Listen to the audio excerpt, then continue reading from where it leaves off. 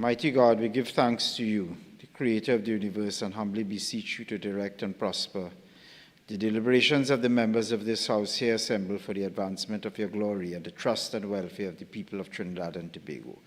Grant that peace and happiness, truth and justice may be established amongst us for all generations.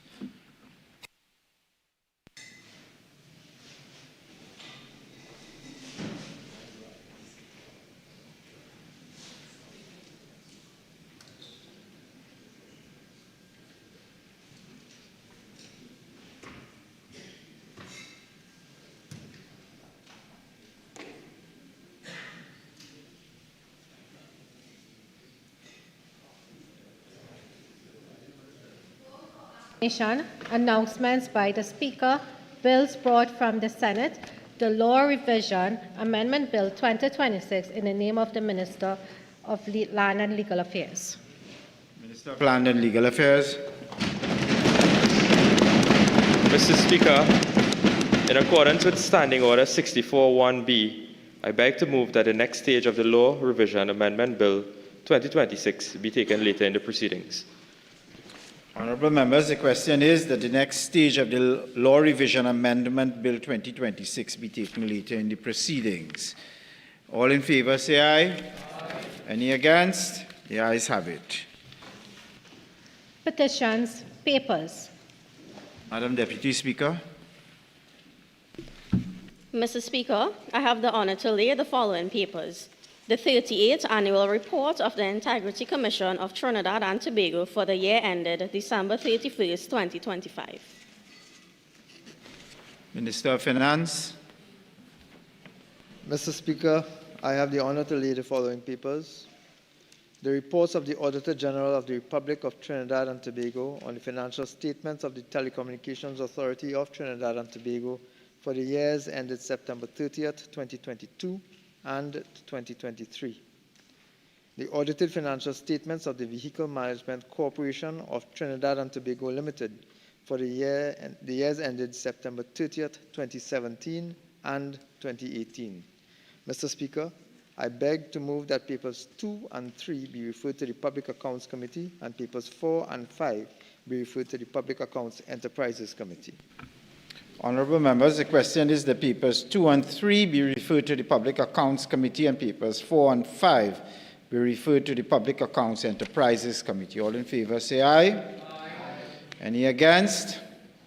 The ayes have it. Reports from committees, Prime Minister's questions. Member for Arima.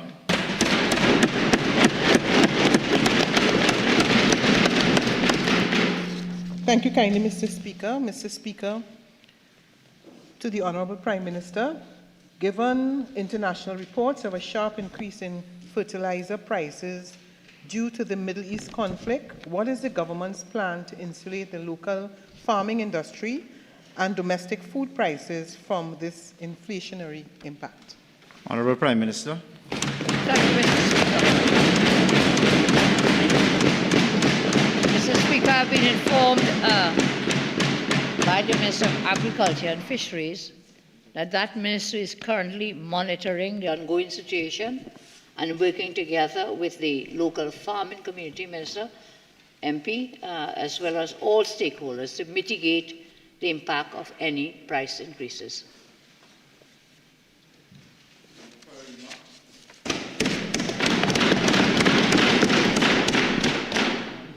Thank you, Mr. Speaker. Again to the Honourable Prime Minister.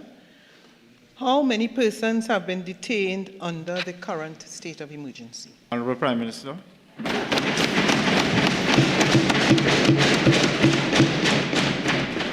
I have been informed, Honourable Speaker, by the Minister of Homeland Security that 373 persons have so far been detained.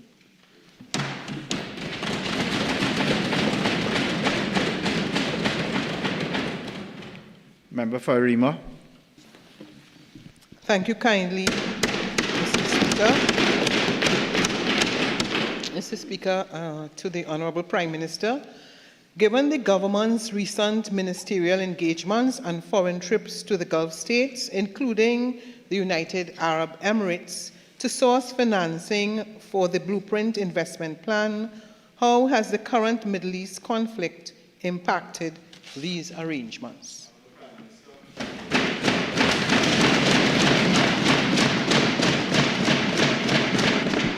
Mr. Speaker, our Blueprint Investment Plan, being rolled out especially by the Minister of Works and Infrastructure, has had a tremendous impact.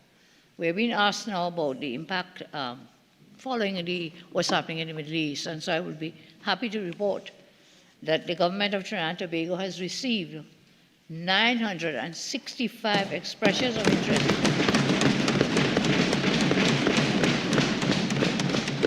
for our Blueprint Investment Plan from across the globe, with one of the requirements being the need for the companies themselves who are expressing interest. They must be able to identify capital financing.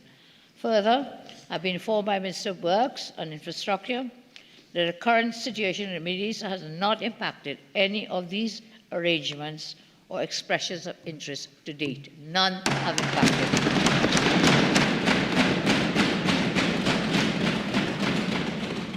Malaba Mausika.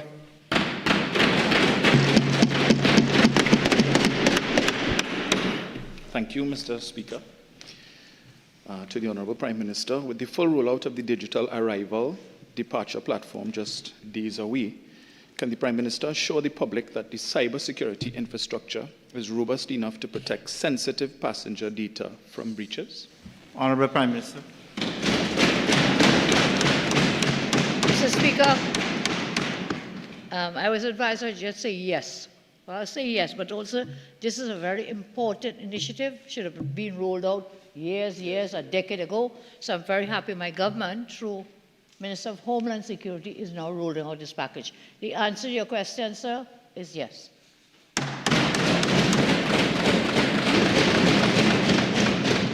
Urgent questions.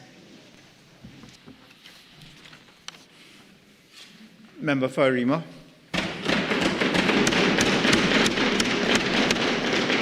Thank you very much, Mr. Speaker. To the Honorable Minister of Education, in the light of the closure of the Arima Boys Government Primary School since Tuesday, March 10, 2026, what immediate action is being taken by the ministry to ensure that the school resumes operations? Thank you. Minister of Education.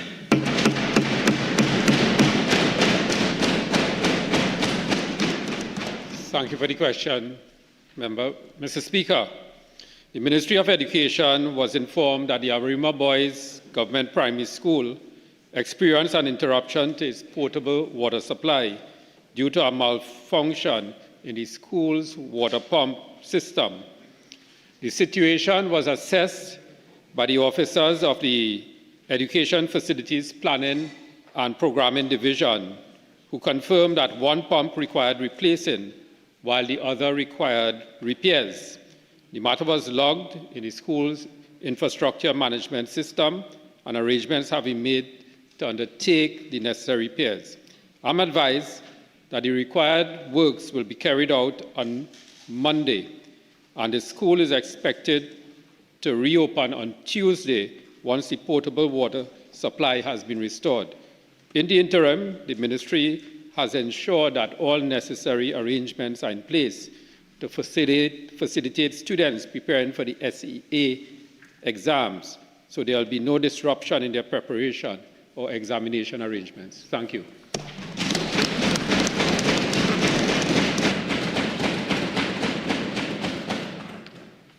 Member of St. Anne's East. Mr. Speaker, to the Minister of Education, in light of recent reports that ammunition was discovered on the compound of the Destiny Secondary School on Wednesday, March 11, 2026, can the Minister advise what immediate steps are being taken to ensure the safety of students, teachers, and other staff at the school? Minister of Education.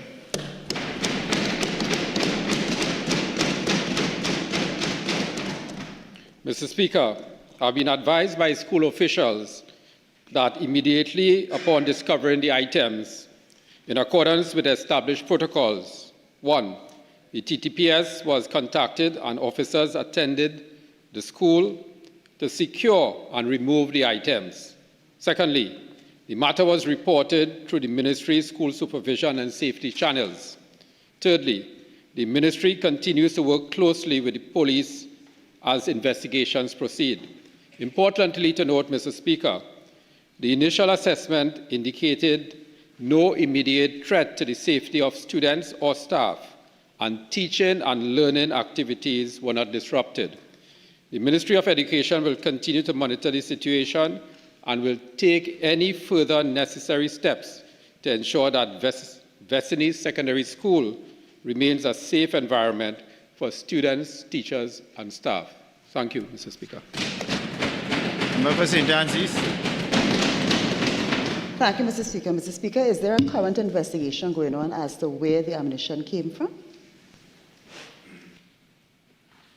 I think if you look at your question, in the light of the recent reports, and the gravamen of the question is, what immediate steps are being taken to ensure the safety of students, teachers, and other staff at the school? You can ask about the investigation in a different forum or in a different way. Thank you. Questions on notice? Questions for oral answer? Leader, Government Business. Thank you kindly. Thank you kindly, Mr. Speaker. Mr. Speaker, the Honourable Minister of Energy has been prepared for weeks to answer these questions. These questions are probably stale dated, but I'm sure the Minister will provide answers. Huh? The Minister is prepared to answer all, weeks now. Questions? Yeah. Member for Port of Spain North, St. Anne's West.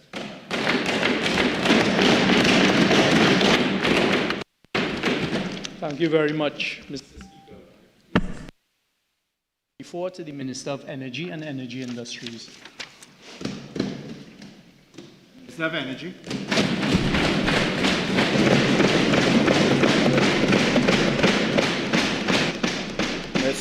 Mr. Speaker, in response to this question, may I advise the member for Port of Spain North, St. Anne's West, that the answer to this question is already in the public domain, indeed on the Hansard record, on March 6, 2026.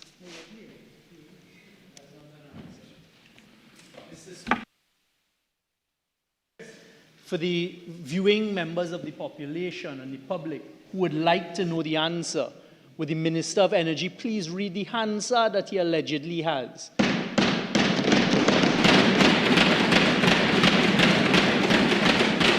Mr. Speaker, may I again advise the honourable member that the viewing public, so to speak, has had about 3 opportunities to view the contribution of last week, Friday, the 6th, 2026. It has been aired repeatedly on the Parliament channel and in the media. Thank you very much.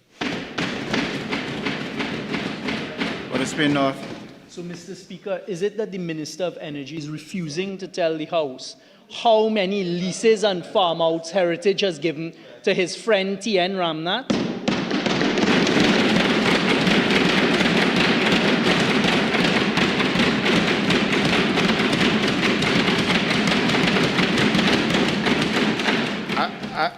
I think we can bring this fast developing. Hang on a second, Orpush. I think we can bring this what threatens to be a fast developing charade to an end, okay? Let's look at the standing order. The standing order says this is a question on notice. Member for Orpush, I'd be very grateful if you could pay some attention to this. I'd be very happy. The problem with adopting the position which you have adopted is you have to remember this is a question on notice. If ministers are free to answer the question on notice prior to the 21 days, what happens is it undermines the ability of the House to receive the answers. I'm merely going to ask you if you could simply, if you are inclined to simply repeat the answer which would be on the public record so that we can get on with it. It's a long day ahead, but you see, I think if you adopt that position, what happens is that it undermines the purpose of the rule in 28 for questions which notice is required. Because if you look at it in any other way, a minister receiving a question on notice can simply avoid answering the questions by putting the questions out, the answer on the public record. That then undermines the purport of the standing order. So can I just ask you, so that we may save some time, if you may simply wish to repeat the answer which you gave on the answer. Thank you very much. Thank you very much, Mr. Speaker. At the risk of repeating what is already in the public domain, I have no difficulty with presenting an answer. The member has asked a question. Mr. Speaker, Heritage Petroleum Company Limited has granted one lease operatorship agreement to TN Ramnath and Company Limited. Originally, no friend of myself or anyone on this side, Mr. Speaker. I intended to deal with that and ask the member for Portisville North to withdraw that part. Originally granted on April 1st, 1996. Originally granted, April 1st, 1996. Mr. Speaker, I just want to repeat what I said last week, since the member is encouraging me to do so. Mr. Speaker, it was on the 6th of May 2021 that the legal department at the Ministry of Energy and Energy Industries presented to the former minister from Portisville North, St. Anne's West, recommendations for the issuance of lease operatorship agreements. I want to repeat, May 6, 2021, 6 entities were recommended. I will list the 6. Touchstone Exploration, Oil Belt Company Limited, Lease Operators Limited. Is that your friend or family?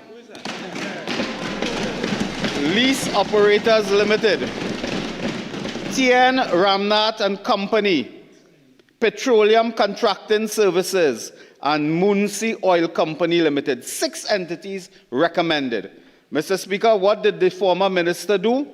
On the 10th, 4 days later, the minister approved 5 out of the 6. Approved 5 out of the 6 4 days later. And stated, and I'm reading from the minute sheet of the Ministry of Energy and Energy Industries, which I have here. I have executed all sublicense but one. This particular sublicense is of concern to me, and I will conduct inquiries first. This is on the 10th of May 2021. Mr. Speaker, 21 finished. Now in 4 days he conducted inquiries on 5. But 1 had inquiries which he has stated he had signed properly. 2021 finished, 2022 finished, 2023 finished, 2024 finished, 2025 began, and the former minister was still conducting inquiries. That is the level of malice and vindictiveness and wickedity. Mr. Speaker, having entered office on the 3rd of May 2025, after 3 months, on the 14th of July 2025, I placed on the minute sheet, I have inquired, approved, Roodal Moonilal. Mr. Speaker, when I asked the legal department whether the minister made any inquiry, raised this matter, the answer was a categorical no. He signed, you had to sign in duplicate. He actually signed one and refused to sign the next one. This is the only sub-license where 2 ministers of energy have signed the same license. And I refused to sign the first one as a brand new print. I said if the minister from Portisville North, St. Anne's West signed one, and that was good enough, then we signed the second one. That is the status of this matter. And the member should really apologize to the House and the country why he possessed such vindictiveness and malice. I think you've sufficiently answered. Portisville North. Thank you very much, Mr. Speaker. Mr. Speaker, is the member for Urupuch aware that he, along with TN Ramnath, are defendants in a corruption matter by... Not allowed. Not allowed.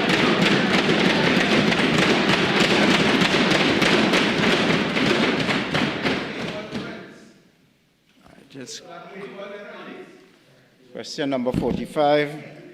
Member for Portisville North, St. Anne's West. Mr. Speaker, question number 45 to the Minister of Energy and Energy Industries. Honourable Minister. Mr. Speaker, we are informed, Mr. Speaker, the total amount of dividends that have been paid since May 1st, 2025 is United States dollars, 50 million United States dollars.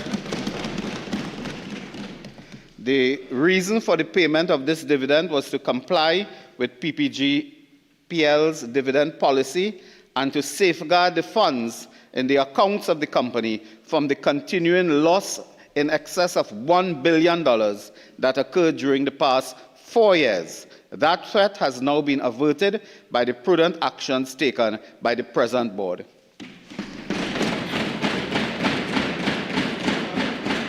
Payment was made in United States dollars. Please be not. Thank you very much, Mr. Speaker.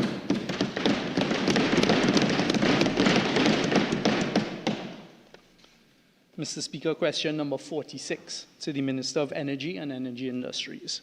Energy. Mr. Speaker, in response to question number 46, the total amount of dividends that have been paid since May 1st, 2025 is Trinidad and Tobago dollars $666,965,900. Payment was made in Trinidad and Tobago dollars. Member for Port of Spain North. Thank you very much. Through you, Mr. Speaker, when were these payments or this payment made? Minister of Energy. Mr. Speaker, if the member would file a question to that effect, we'll be pleased to answer.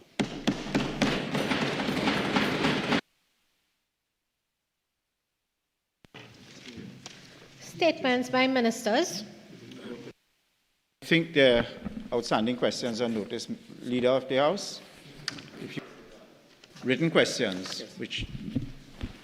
Honourable Speaker, I'm advised that before the end of today's sitting, the answers to those questions will be circulated to members. Very much. Statements by ministers. Leader of the House. Thank you kindly, Mr. Speaker. Mr. Speaker, by consensus, the opposition has agreed for the Prime Minister to make a statement until her completion beyond the 10 minutes allotted. Prime Minister. Thank you very much.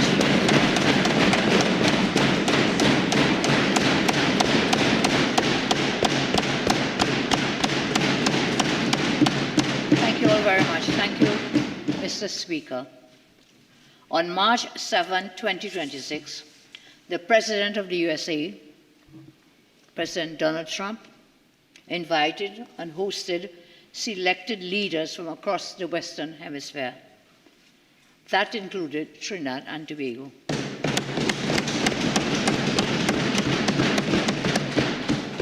On that day,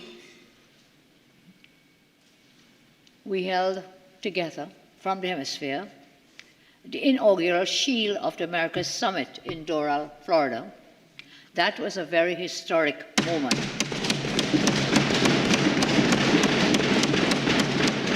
Trinidad and Tobago stands very proud to be part of a new partnership, the Americas Counter-Cartel Coalition, which is a very strategic alliance designed to confront cartel violence through coordinated security, through coordinated intelligence, sharing, and joint operations across the Americas.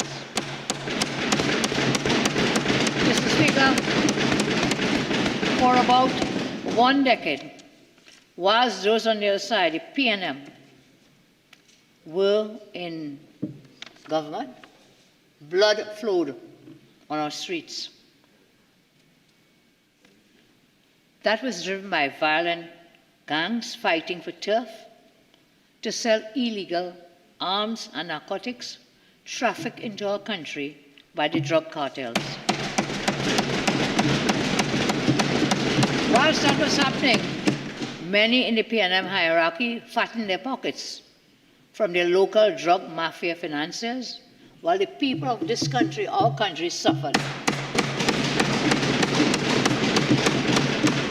I say, Honourable Speaker, a short distance away from this building, the new blood-red Balje House stands as a gravestone to drug money, pedophilia, and theft.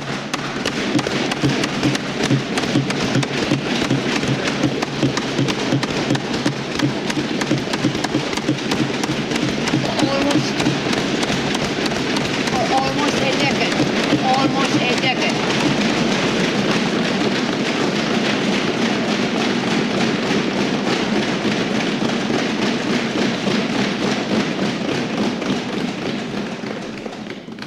Mr. Speaker, Standing Order 48-4, please.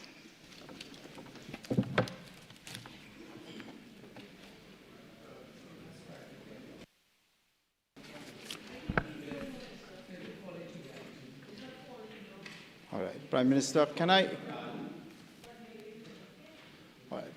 I ask you to use more neutral language as we move on? Okay, Mr. Speaker, I did not name anyone. It's a class of persons. If it falls in your garden, in your front yard, so be it. Between 2010, thank you, Mr. Speaker. She was there, so she would know.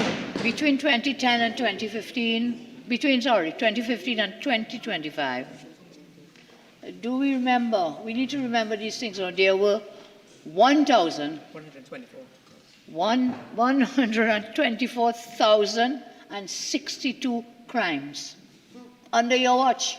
You were there under your watch. This one you could take in your garden. Over 5,000 persons were murdered violently. Over 9,000 were brutally raped or sexually assaulted.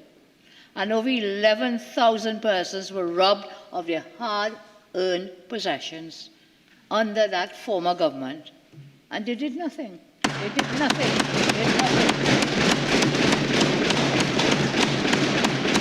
I think sometimes that they seem to take perverse pride in the fact that P&M strongholds have amongst the highest crime rates, the highest unemployment, the lowest educational attainment, the lowest opportunities, and the worst infrastructure in the country under their watch.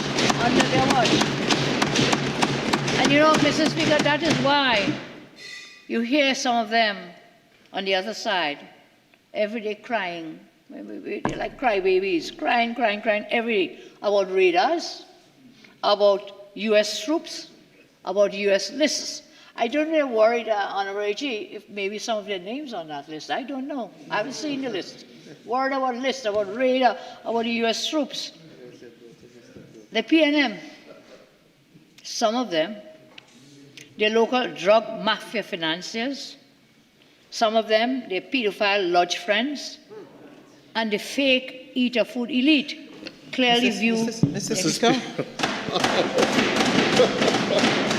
Mr. Speaker.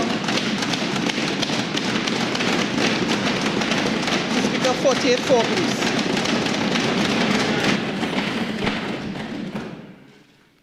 I don't think it's offensive and insulting directed to a member of the House.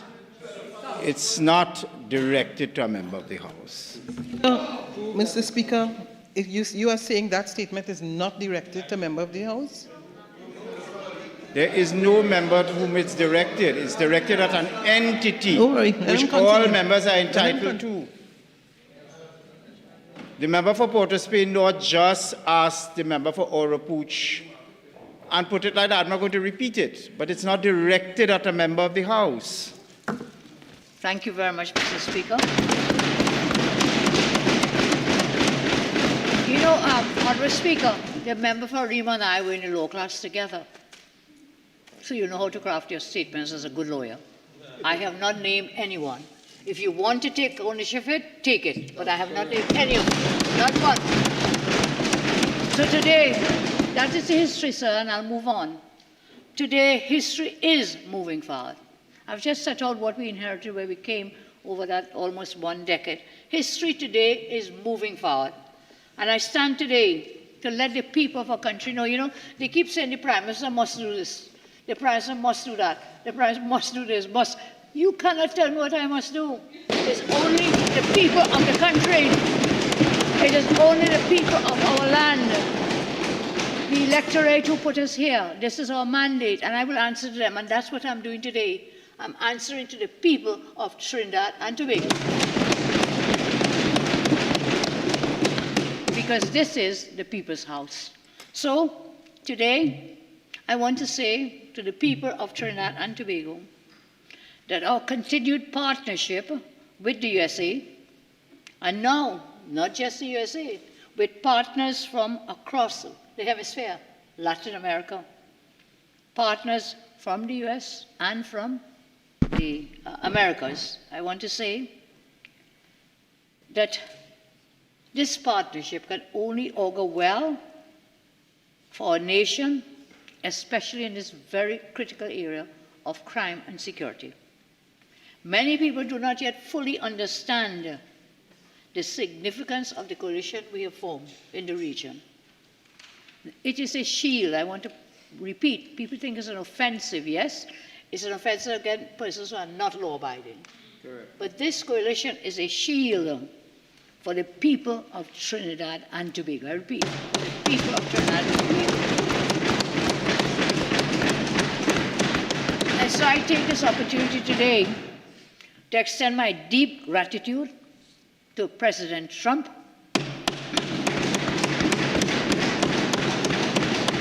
for including TNT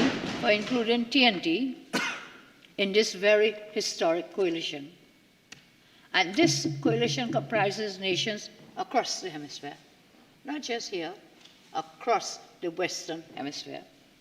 They include, of course, the host, the USA, of course, Trinidad and Tobago, Guyana, Argentina, Bolivia, Chile, Costa Rica, the Dominican Republic, Ecuador, El Salvador, Honduras, Panama, and Paraguay. These were the ones who met as selected invitees to the summit held in Doral, Florida, recently. Now, I want to make it very clear. You know, we have an expression, no man is an island. And therefore, our crime crisis cannot be solved in isolation, cannot be solved alone.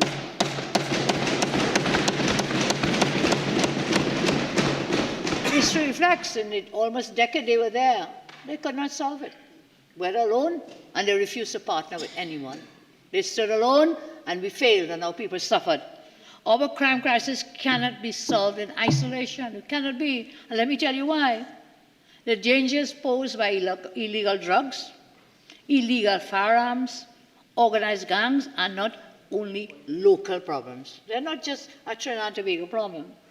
They are part of a transnational criminal system stretching from South America and throughout the Caribbean right up to North America and also into Europe.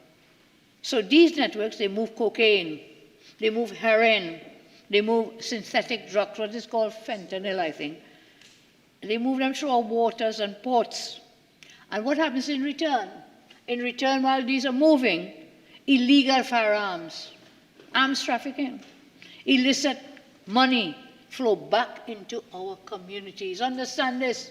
This is not TNT alone. You want crime plan, you want crime plan. Here's part of the crime plan. You could never do it. We will do it, and we are doing it.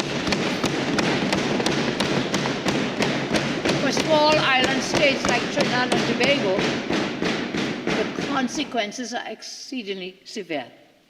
Across the Caribbean, gangs now operate with sophisticated financing, advanced weapons, and international criminal connections. And so I say again, this is not just a local problem. It is a hemispheric challenge requiring a joint effort, an international response. And that is why, upon assuming office, my government made it very clear that TNT would stand firmly with the USA and our regional partners in targeting narcotics traffickers, arms traffickers, all the other illegal things coming down into our land. And so we have to dismantle international, transnational criminal networks. Understand that, Mr. Speaker. I ask those who are listening to us, understand this is not a TNT problem. This is a transnational criminal network problem. For decades, Caribbean nations have complained that they are not heard on the global stage. We're too small. We are not heard. This time, we were heard. This time, we were heard. TNT. This time, we were seen. TNT. This time, we were invited to participate.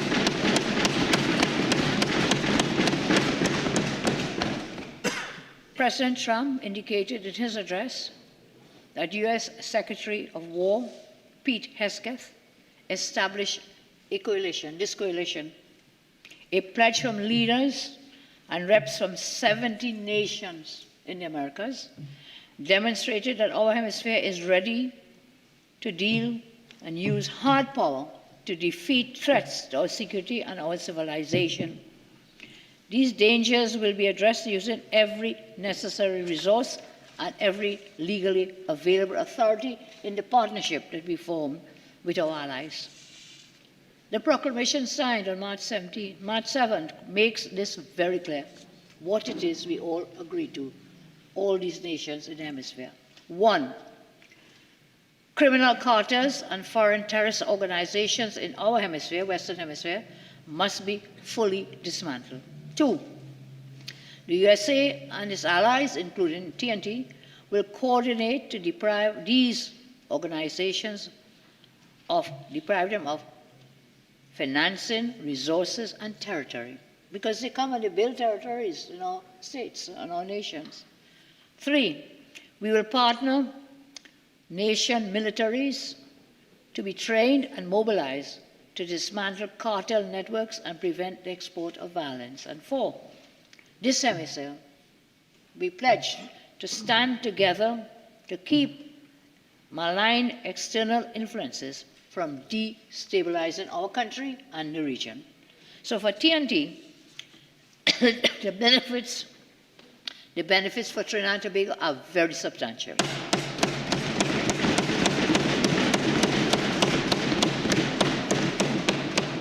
One, stronger intelligence sharing. Cartels operate across borders. They know no borders. They are borderless. And through this coalition that we have formed, law enforcement agencies will share real-time intelligence on trafficking routes, on gang leaders, on financial networks, and weapons shipments. And so with better intelligence sharing, our forces here in security can act faster and more effectively.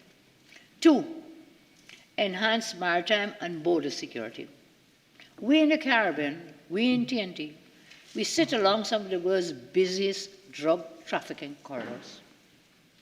Again, I say, I don't know if people understand. We sit along some of the world's busiest drug trafficking corridors. Through joint operations, surveillance support, and coordinated interdiction efforts, coalition partners, all of us who signed on, can disrupt shipments before they reach our shores. 3, direct support in combating illegal firearms trafficking. We don't make guns here, you know. We make no arms in this country. But then you see these photos of people with huge, long, big, small, every size you can think of. I think some people, maybe not in this house, but there's some persons who have one of each. And some persons actually returned one when they found it was illegal to have it. I think that my father was a minister. It was a gift. He had to return it back to law enforcement. I will say no more. That was a very young minister, by the way. So here we go. Direct support in combating firearms trafficking. One of the greatest threats, Mr. Speaker, facing our nations in the Caribbean is the flow of illegal guns. Many firearms used in regional crimes do not come from here. They originate outside the region. Through coordinated enforcement and investigative cooperation, the coalition members, all of us who met and others who want now to join in, they can help stop these weapons before they reach our streets. And 4, training and technology sharing. Training, technology, capacity building. We can help each other in the hemisphere. with these matters. So, Mr. Speaker, our police and defense forces will benefit from joint training, advanced technology, and international cooperation. This certainly will strengthen our ability to dismantle gangs, investigate financial crimes, and prosecute organized criminal networks. And so, the coalition that was formed, America's Counter-Cartel Coalition, now becomes a powerful new instrument in our national security arsenal.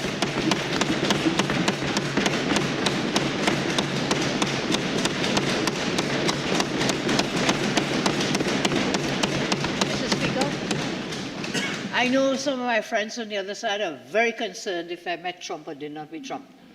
Let me say it very clear. During the summit, I had the honor of speaking directly with President Trump and thanking him for his support of Trinidad and Tobago and the region.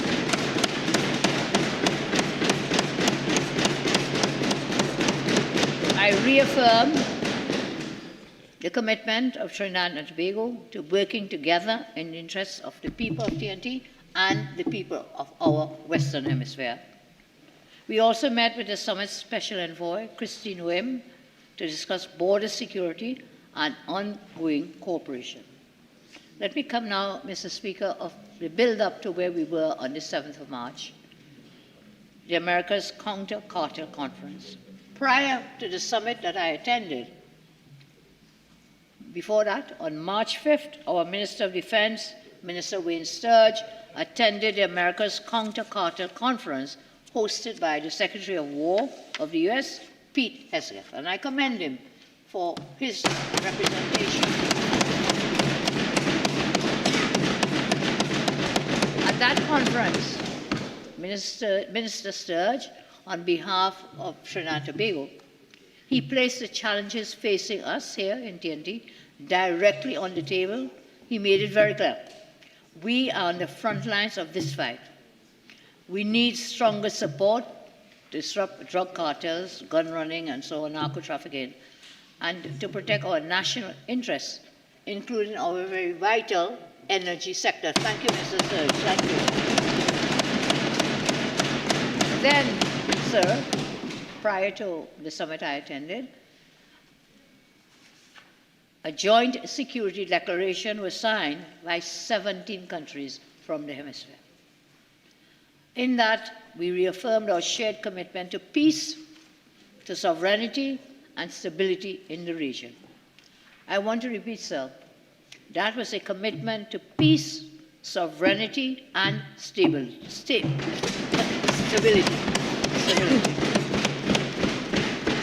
I repeat, and some seem to misunderstand, when we partner with people, they think we are giving up our sovereignty. No, we are partnering. It's a partnership, it's a coalition for joint interests and to protect the people of our land. So I repeat, commitment to peace, sovereignty, and stability. TNT's sovereignty remains strong and firmly intact.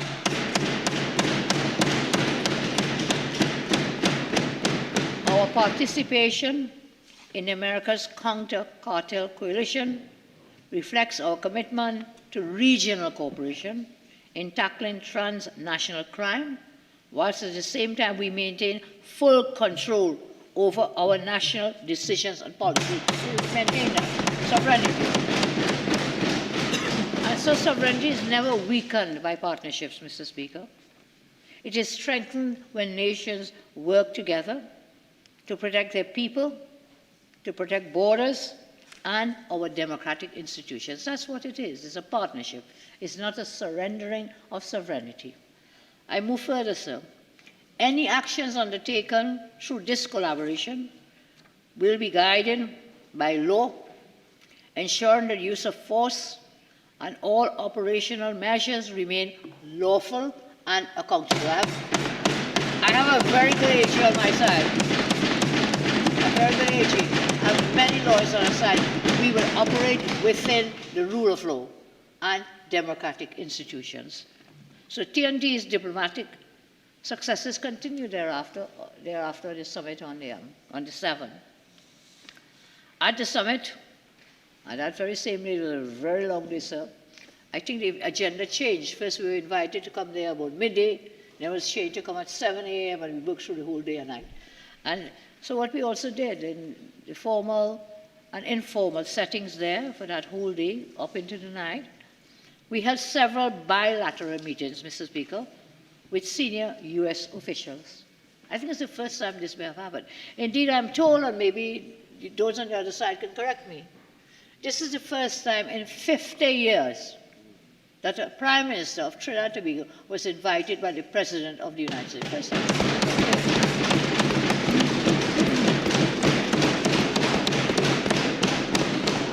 So we held bilaterals. All of us, 12, 13 nations, leaders from the free world in our part of in this part of the world, in this hemisphere, we held these bilaterals. And so we met with the U.S. Secretary of State, Marco Rubio. Always a pleasure to meet him, very bright man, very willing to listen to the problems in the region, our region, and in the hemisphere. We met him.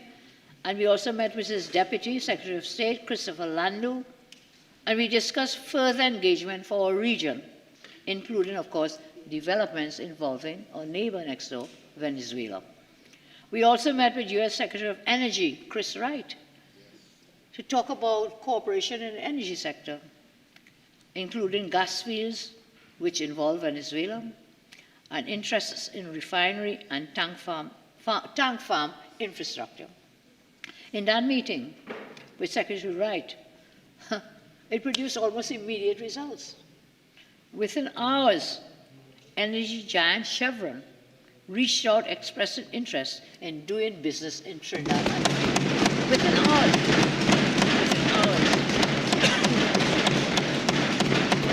We also had very productive talks with U.S. Secretary of Commerce, Howard Lutnick, and we talked about U.S.-based companies interested in here, in Trinidad and Tobago, investment, infrastructure, rehab projects in Trinidad and Tobago. And we also met with the trade representative, Jamie Sinclair, U.S. trade representative. And there we talked about tariffs and their potential impact on energy commodities. Not only did we meet all these American counterparts at the highest level, that's the cabinet of the USA. Most of them we were able to meet when we were there in Florida. But we also used that opportunity to have bilateral discussions with those other leaders from the hemisphere, Latin America from the Americas, from our hemisphere.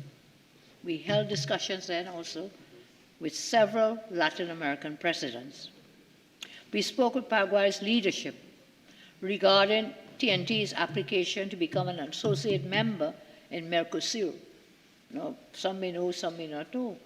Very important, if we become a partner, that's another partnership, another alliance, strategically, that we have asked to join that grouping, Mercosur, which takes up the Latin American countries. We held talks with leaders from Argentina, from Chile, the Dominican Republic, Panama, and others on trade and national security cooperation. So, in all, in that one day, it was, we probably held more meetings than we hold in a week here, and they were very successful. I want to thank all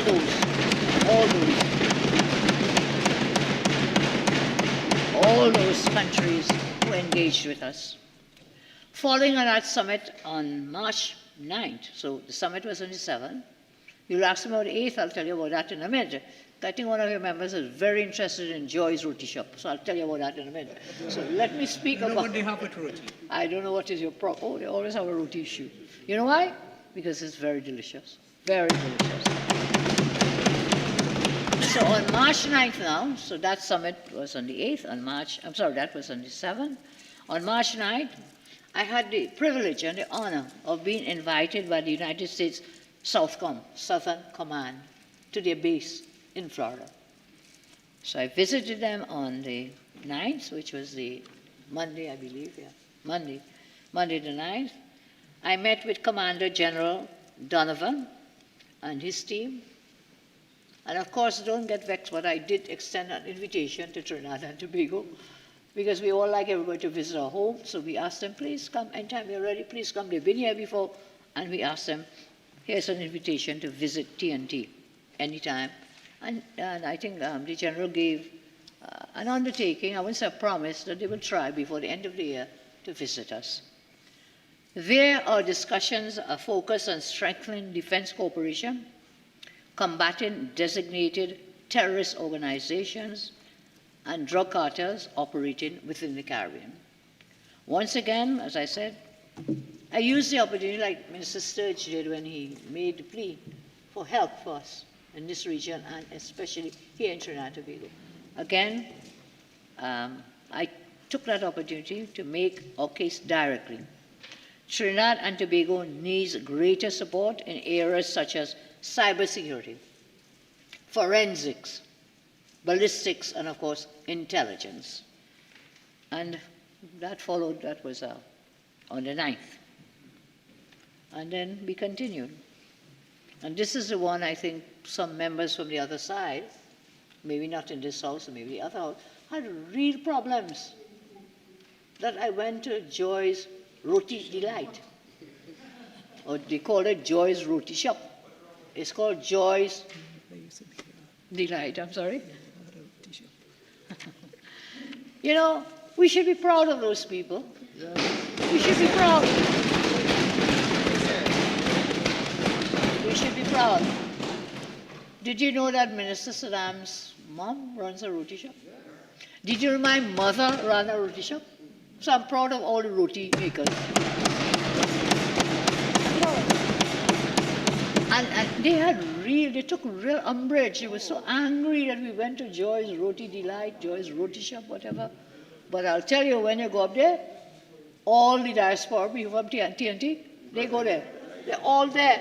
I met hundreds of people there on this diaspora event. And you know, I really didn't intend to spend so much time, but somebody told me last night, and somebody from their side, quarreling that I went by Joy's Roti. But I will urge any trainee that goes in that part of the world, you should go finish it. You should really go visit Joy's Roti Delight. Because it's not only roti, you know, by the way. They don't only have roti, you know. But you all have a problem with roti, but you'll eat it every day.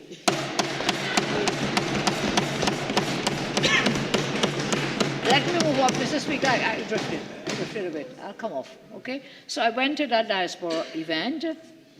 It's in Lauderdale, Florida, and I urge anybody visiting that part of the world, please go to Joy's Roti Delight in Lauderdale, Florida.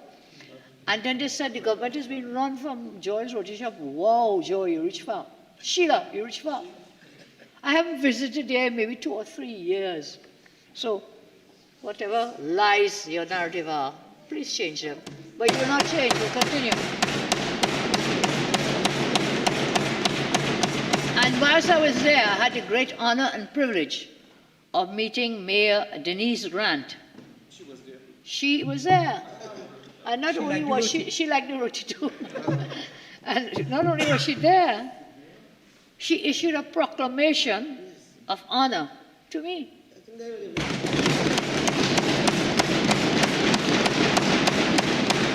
And the proclamation for the mayor there in Lauderdale, whom I've never met before personally, and that proclamation was the name March 8th, Kamla Prasad Bisesa Day. Thank you, Mayor. We might do that later. Thank you, Mayor. Thank you so much, Mayor. And of course, I also want to thank and honor businesswoman. Now, Joy was her husband's name. He has now passed, God rest his soul, and his wife runs the business. Her name is Sheila Sal, and I want to thank her and her family for opening their doors to us and members of our diaspora, our community. You know, I was shocked, Minister Saddam, you're watching me closely because you also go there, don't you, when you get a chance. I was surprised pleasantly at the amount of persons who came for this diaspora event. They played tassa, they played steel pan, they sing, some dance. I didn't, sorry, but Sheila danced, by the way. She did a little something. It was amazing. So I want to thank them all. It was very moving to me and those in the delegation with me to see so many TNT nationals thriving in South Florida there. in Lauderhill. We congratulate them all. They've made a new life, but their hearts are still, the liver string is still buried in Trinidad and Tobago. And they tell me, always, that those who eat a cascadura, the legend says, no matter where you may wander, your home is Trinidad and Tobago. You end your days here. And many of them would like to come home. Many are excited about coming home. And I invited them, come, let us build our nation together. Many had fled. Many had left. Many had left. So, and then on my last day there, on my way, leaving, I also took the opportunity to visit our consulate, to thank our very hard-working staff. Why are you looking so worried, ma'am? Sir Nancy looks very worried. I visited the consulate. You know what, ma'am, can I tell you? Maybe you don't know. They said the last time a prime minister visited the Trinidad and Tobago consulate in Miami was when I visited them in my first incarnation as prime minister. No appreciation. So I expressed, I visited, I thank that very hard-working staff at the consulate. Not one was picked by me or us in this government. They were all picked under your government. But they said, no prime minister. You don't care for people? No prime minister. The last time a prime minister came was when I visited in my first incarnation as prime minister. I thank them for their hard work. They represent our country abroad with dedication and pride, and I thank them on your behalf, on my behalf, and the people of TNT. So as I close, Mr. Speaker, this trip was not just a diplomatic visit.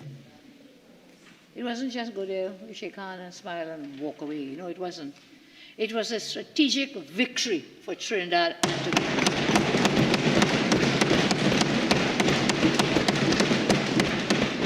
It was a win for security and safety. It was a win for our economy here, because of the partnerships. It was a win for the future of our nation. TNT's government was present. TNT's government was heard. TNT's government will continue to stand strong in defense of law-abiding citizens. When the UNC wins, law-abiding citizens win. I thank you very much.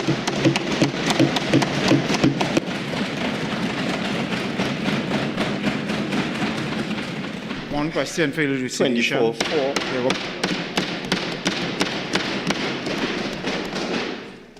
In light of the allegations made, is the Prime Minister aware that the U.S. sought the extradition of 2 UNC operatives because money stolen in the controversial Piarco Airport project was flagged by the DEA as being sent to a drug cartel in Colombia by those UNC operatives?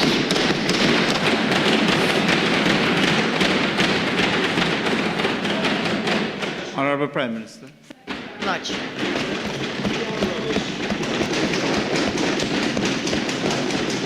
MP, no, I'm not aware. But you know what?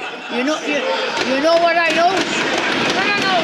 What I am aware of is that drug money, finance ParlView. I am aware. Drug money, finance. Can I speak still? Can I be allowed to speak? Yes, can we get some silence? Stop arguing across the corridors, Diego Martin Northeast. I don't want to see it. You know what I will tell you? I am aware, and we now have lists, remember? Homeland Security have lists. Okay, I'll send you the list. Maybe your name is on the list. What I'm aware of is drug money finance ParlView House.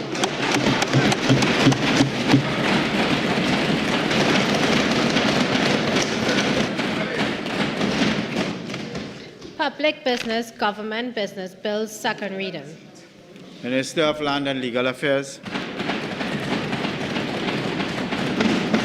Thank you very much, Mr. Speaker. Mr. Speaker, I beg to move that a bill entitled An Act to Amend the Law Revision Act, Chapter 303, be now read a second time. Mr. Speaker, before I begin, it is my honor and my privilege to stand as a member in this House under the leadership of the member for Siparia.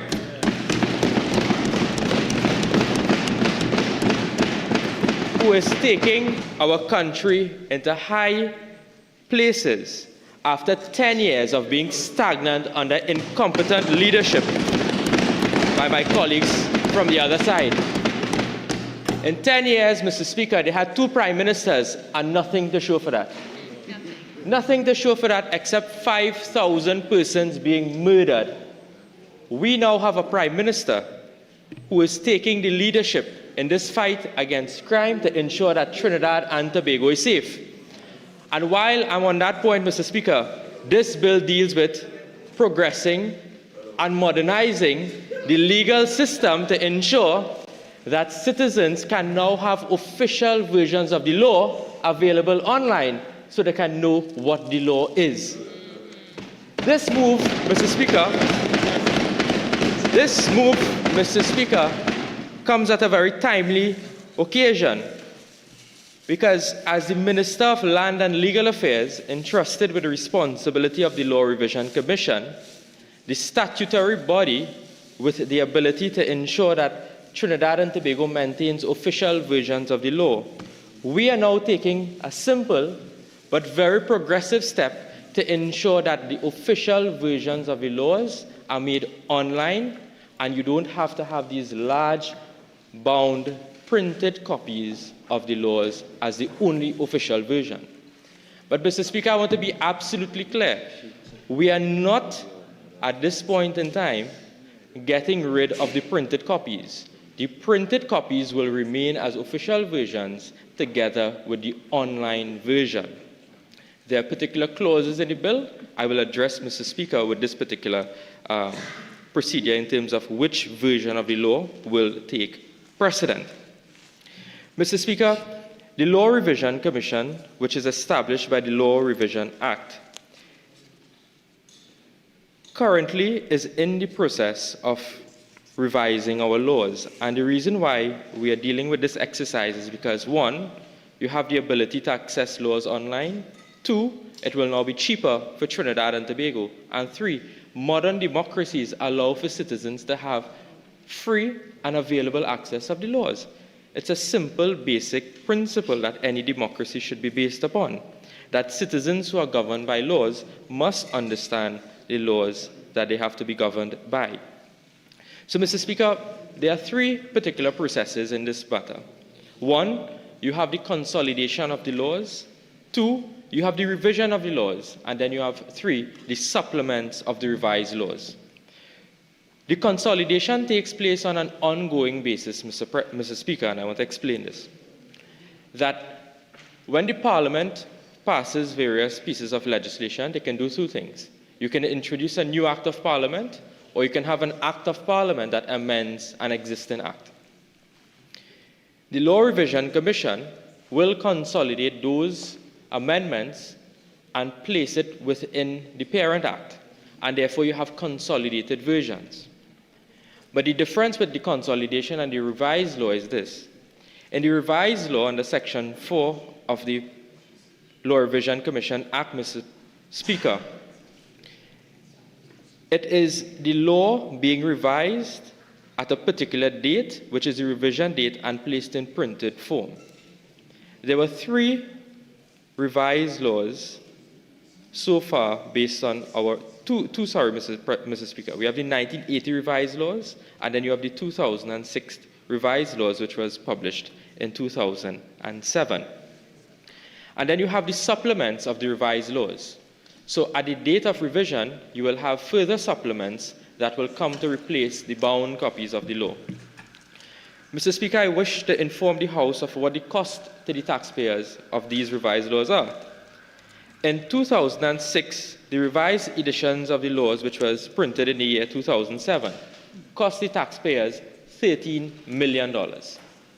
The first supplement to the 2006 revised edition of the law in 2010 cost the taxpayers $2.8 million. In 2012, we had the second supplement to the 2006 revised edition, which cost $3 million. The third supplement to the 2006 revised laws, which was printed in 2014, cost the taxpayers $1.82 million. The fourth supplement to the 2006 revised edition of the laws, printed in 2015, cost the taxpayers $1.85 million. And the fifth supplement to the 2006 revised edition of the laws, printed in the year 2019, cost $1.9 million. And Mr. Speaker, you being a very trained, celebrated practitioner in the legal framework and profession of Trinidad and Tobago, would understand that these printed versions of the law, you often see them in the red binders in lawyers' chambers, that you have to manually update the laws. So when the revised laws are printed and placed in these binders and the supplements come, you have to physically take out the pages of the law and replace them with the new pages of the law, which is, at this point in time, with all of this modern technology, should not be happening. So therefore, this particular piece of legislation, Mr. Speaker, will ensure that that does not happen, because you will now have online versions of the law. But this project, Mr. Speaker, started with a UNC government in the period 2010 to 2015.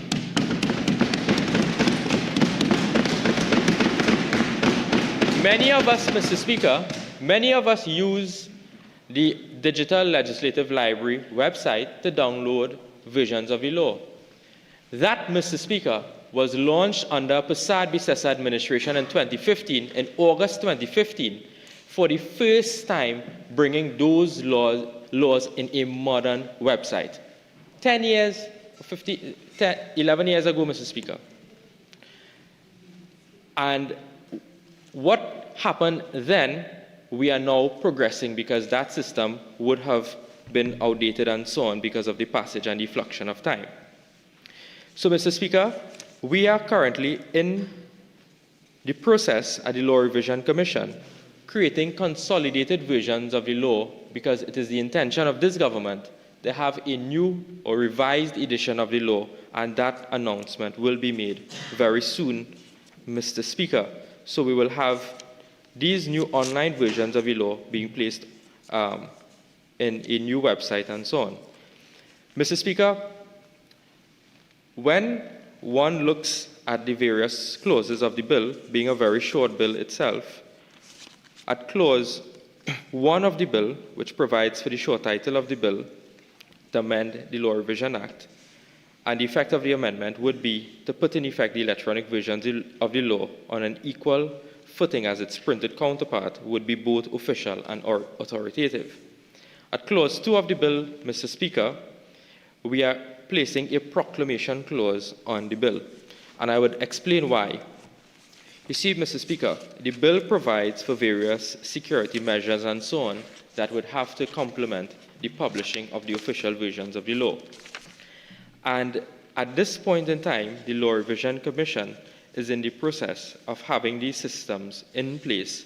So therefore, when these security measures and features are placed and confirmed, therefore, there will be a proclamation of the Act, and at that date, it will be the official publication of the online versions of the law. So what we are creating now, Mr. Speaker, is the legislative environment or the framework to ensure that the law revision can complete this new mandate, because this is a new mandate that the Commission is being given.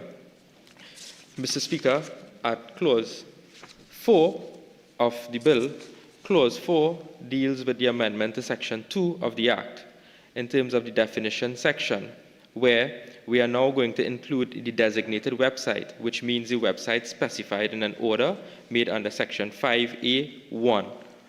And we now have the definition of PDF, as the laws will be published in a PDF format, but when we go on to clause 5, you will see that the minister can create any other format, and this must be done by order.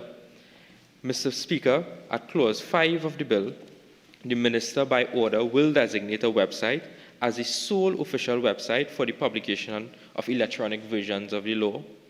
At subsection 2, the electronic version of the law that is published on the designated website shall be in the PDF format, or it will be in a format that can be designated by the minister, but it must be done by order which is approved. Also, the electronic copy or printout of the electronic versions of the law unless the contrary is proven, be deemed to be the official and authoritative. If, 1, the conditions are, if it is accessed or downloaded from the designated website, 2, it is in the PDF format, 3, it meets the prescribed requirements with respect to the manner in which the electronic copy or printout is created, recorded, transmitted, stored, authenticated, received, displayed, or perceived, and 2, any statement, mark, or certification associated with the creation, recording, transmission, storage, authentication, reception, display, or perception of the electronic copy of the printout. All that simply says, Mr. Speaker, there will be a certification mark on the document to determine the printout.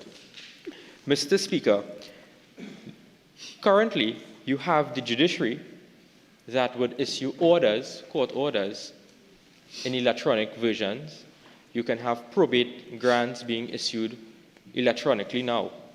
And on the side of the document, on the margins of the document, you would see QR codes, you will see e-verify systems and so on, which will determine the authenticity of that document that is being presented or printed out. And that is a similar model or format which the law revision in this instance and in this particular clause will be empowered to do, to ensure that the laws that are published online will in fact be official and can be authenticated. Because, Mr. Speaker, we all know that there's mischief out there, and we are at this point in time preventing any mischief from occurring. At the new clause 5B, Mr. Speaker, is that this says, on or after coming into operation of the Law Revision Amendment Act 2026, if there's an inconsistency between the laws published under Section 5 and the electronic versions of the law published under 5A, the electronic version of the law shall prevail over the laws published under Section 5 to the extent of the inconsistency. Why, Mr. Speaker? Because the online versions of the law will in fact be a more up-to-date version of the law as compared to the printed counterpart. So therefore, we are using, and the policy direction is that we are using the laws that are more up-to-date as the one that shall prevail. At 5C, Mr. Speaker, the Law Revision Commission has the power to change or correct the law which is already published on the designated website. The Commission shall publish on the designated website a notice of the change or correction. So if any changes or corrections are made to any of the laws, a notice must be placed on the website indicating to the public that this is in fact a correction or an amendment. A change or a correction to the law, Mr. Speaker. Mr. Speaker, those are the relevant sections of the bill. It's a very short bill, a very progressive bill. But what we have done, Mr. Speaker, is we have learned from other jurisdictions in terms of how they would have managed a similar system. For example, we have countries like Singapore, Canada, and Australia that already have their laws online. And Mr. Speaker, the Parliament, you can find acts of Parliament online, but they are not official. You can in fact you can have a court hearing or court sitting online, but the laws are not being made online in terms of an official copy. And Mr. Speaker, all of us in this Parliament rely heavily on the digital legislative library, but we cannot use it as official versions of the law. So, for example, in Canada, under their Legislation Revision and Consolidation Act 1985, it has allowed for official online versions since 2009 via the Justice website. And most provinces have adopted similar legislation, including the Ontario Legislation Act of 2006. The Department of Justice regularly updates consolidated laws on the Justice Law website, and these online versions are legally authoritative for court purposes. Section 31 of the Legislation Revision and Consolidation Act provides that every copy of a consolidated statute or consolidated regulation published by the minister in either print or electronic form is evidence of that statute or regulation and of its content, and every copy purporting to be published by the minister is deemed to be so published unless the contrary is shown. In Singapore, Mr. Speaker, the revised editions of laws 1983 Act by the Electronic Gazette and Legislation Act No. 5 of 2025 gives authoritative status to electronic versions of revised editions, and provides that they are to be judicially recognized. Mr. Speaker, in Australia, the Federal Register of Legislation provides authoritative whole-of-government digital access to Commonwealth laws. Under their Electronic Transactions Act 1999, it ensures that electronic communications and documents are as legally and valid as paper-based versions if the electronic copy is accessed at or downloaded from an approved website in a format prescribed by the rules, that is similar to what we are doing in this bill, and 2, either the website or electronic copy indicates in a way prescribed by the rules that such a copy is an authorized version. This is in Australia. A printed copy of an electronic version of a revised law or compilation of laws is also recognized as an authorized version of the law if the copy indicates in a way prescribed by the rules that is an authorized version, and that is based on their section 15Z. Mr. Speaker, this particular piece of legislation, in order for it to be a success, there are many moving parts. The Parliament alone is not where legislation starts and ends. It starts, Mr. Speaker, at the stage of sometimes consultation. It goes into policy, from policy into the Cabinet, from the Cabinet into the Office of the Attorney General for drafting, from legislative language into the Parliament for passage. After passage here, Mr. Speaker, it goes to the President's office. From the President's office, it goes to the government printery before it can, in fact, be law. So therefore, we have several moving parts that have to move in synergy before this particular piece of legislation can, in fact, be properly enacted. And that is what we are doing, Mr. Speaker. We are, at this point in time, creating the legislative environment to make this piece of legislation work. And in fact, I heard recently one of my colleagues on the other side complained that they have no consolidated versions of the law and so on, and it's difficult to manage, especially when we are dealing with miscellaneous provisions bill. And even when I was in opposition, Mr. Speaker, I complained bitterly that when you have miscellaneous provisions bill amending other miscellaneous provisions bill, you have to now track language, you have to track various pieces of legislation, and it's sometimes very easy for an error to be made. Even the CPC's department sometimes would pick up errors in terms of typos or cross-referencing errors. Many times it came to this Parliament because it's very difficult to track these amendments and so on. So this, Mr. Speaker, will make the job of all parliamentarians much easier. So I think you all should thank the government for that.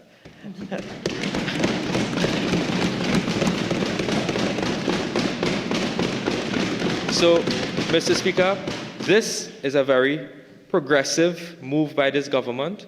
I am happy to report that this bill was passed in the other place, and we received unanimous support for this bill, and I hope that this is, in fact, the intention of this House also, Mr. Speaker, and I thank you very much. I beg to move. For the Spain North.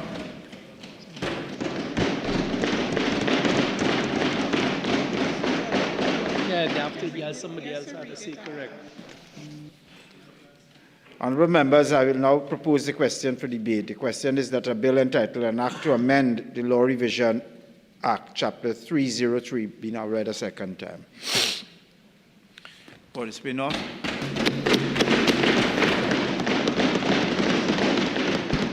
Thank you very much, Mr. Speaker. Mr. Speaker, I sat there and I listened with interest to my friend as he piloted this, and the term that came to mind that is quite a topic right now in the United States is filibustering.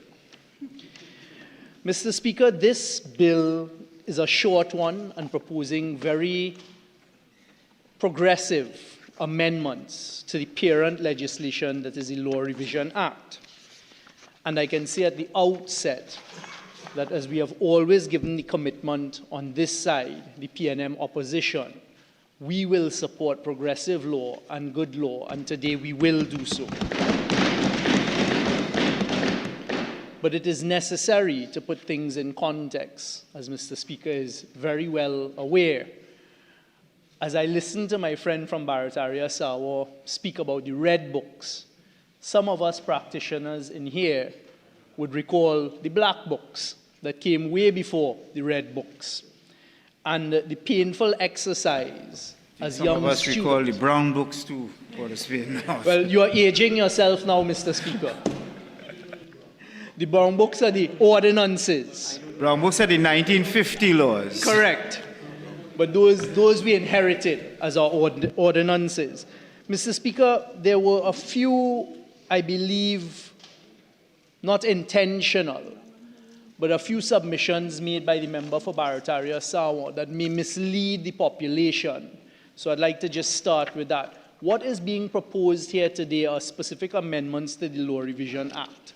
When one looks at the Law Revision Act, and carefully, at the start, it is an act to provide for the revision of laws of Trinidad and Tobago and for matters connected therewith. And in particular, laws carries the definition, and is not being amended here today. Laws means the revised edition of the written laws of Trinidad and Tobago, referred to in Section 4.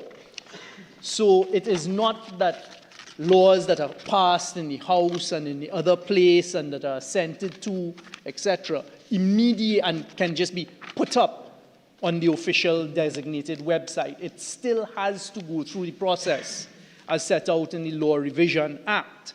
And in particular, when one looks at Section 4 of that parent legislation, it states, and this has to be followed, the Commission shall prepare, publish, and maintain a revised edition of the written laws of Trinidad and Tobago to be called the Laws of Trinidad and Tobago in accordance with the provisions of this Act. And in particular, what this bill, when one looks at it and puts it into its right context, is about is really fulfilling the legal requirements for the use of online printed versions of the law in the courtroom. And that is why it really is, it talks about that laws now published on the official website shall no longer be subject to, shall be subject to judicial notice and no longer require the court to certify it and for you to walk with a certified copy. But I just caution my friend that in implementing this piece of progressive legislation, you still are required to go through and make sure that you have in place first the hard copy published versions of the amended legislation before you can upload it to become the official law. Another area of concern that we will flag is it does provide that the minister may make regulations prescribing any of the matters in the new subsection 3C of the new 5 big A. And those regulations, it would have been particularly useful for us to have had it before us, so we could have looked at it, maybe assisted, especially from a practitioner's point of view, as to some of the safeguards that should be taken into account and put in place. So I'm looking at the new amended 5A, subsection 3. You will see subsection 4 refers to the minister may make regulations prescribing any of the matters in subsection 3C. And 3C is the access to a downloaded from a designated website, that it is in PDF form. I assume that there are other areas of technology, especially that are evolving beyond PDF, but that would suffice for now, and if it needs to be amended in the future, or maybe in considering and drafting the regulations, you can leave it open enough there for other technological advances. Well, correct. So you may do it via order at 5A2. So, Mr. Speaker, another area of concern for us is when one looks at your new proposed 5B. 5B, the new big 5B, on or after coming into operation of the Law Revision Amendment Act 2026, where there's any inconsistency between the laws published under Section 5, which are, of course, the hard print laws, and the electronic version of the laws published under Section 5A, and this is the language that we must be particularly careful about. The electronic version of the laws shall prevail over the laws published under Section 5 to the extent of the inconsistency. And now, Mr. Speaker, in looking at that, I remind of my earlier submission that the laws that will be published online have to have gone through the process to become official law under Section 4 in the first place. So one questions, why is this provision in here in particular? And if it is that there is, in fact, an inconsistency, the dilemma that one will face and can potentially face in litigation before a court. So, for example, if one is relying on the online version on the designated website, and that is incorrect because some error has been made, God forbid it is hacking or whatever it is, but put that aside, that an error is made, as we know happens. Very frequently happens here when we are amending laws, that an error is picked up, and that is published now, and that is now the electronic version of the laws. And one goes to court on the basis of that, because not everyone has the privilege and the benefit of sitting as we do in this house, and some in the other place, to know what is the current state of laws and what is being amended. So a practitioner picks up the law, advises the client on the online version, which is actually incorrect, but on an interpretation, a literal interpretation of this new Section 5B, that electronic version now will prevail over the published law and to the extent of the inconsistency. This has very, very far-reaching and dangerous consequences if such an occurrence takes place, Mr. Speaker.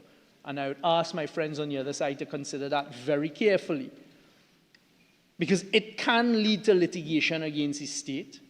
It can also affect in litigation between private parties if a party is relying on an incorrect version of the law that is the electronic version, and it is inconsistent to the correct version, which is the printed version. How does this apply? How does that work? So I understand why a draftsperson may have thought they're foreseeing a potential difficulty where the online version is advanced because the use of technology, they have literally hustled the process and published it electronically online, which is why I started by saying, but hold on, cautiously, that will not be an official law, because you still have to go through the process to qualify under Section 4 of the Act. So I flag that for my friends on the other side. There's another issue that I believe should be looked at, which is take a look at Section 10 of the parent legislation, the Law Revision Act. And Section 10 says, 10.1, the Commission shall cause a copy of every page authorized to appear in the laws to be delivered as soon as practicable after publication to the AG, the Attorney General, to the Clerk of the House of Representatives, the Clerk of the Senate, to the Registrar of the Supreme Court, to the Government Archivist. How does that now sit as well? I assume that obligation will continue. And what we really have to do is make sure, those in my friend's department have to make sure that the process is almost, if not completely, a simultaneous process. So don't put the cart before the horse. Don't jump ahead.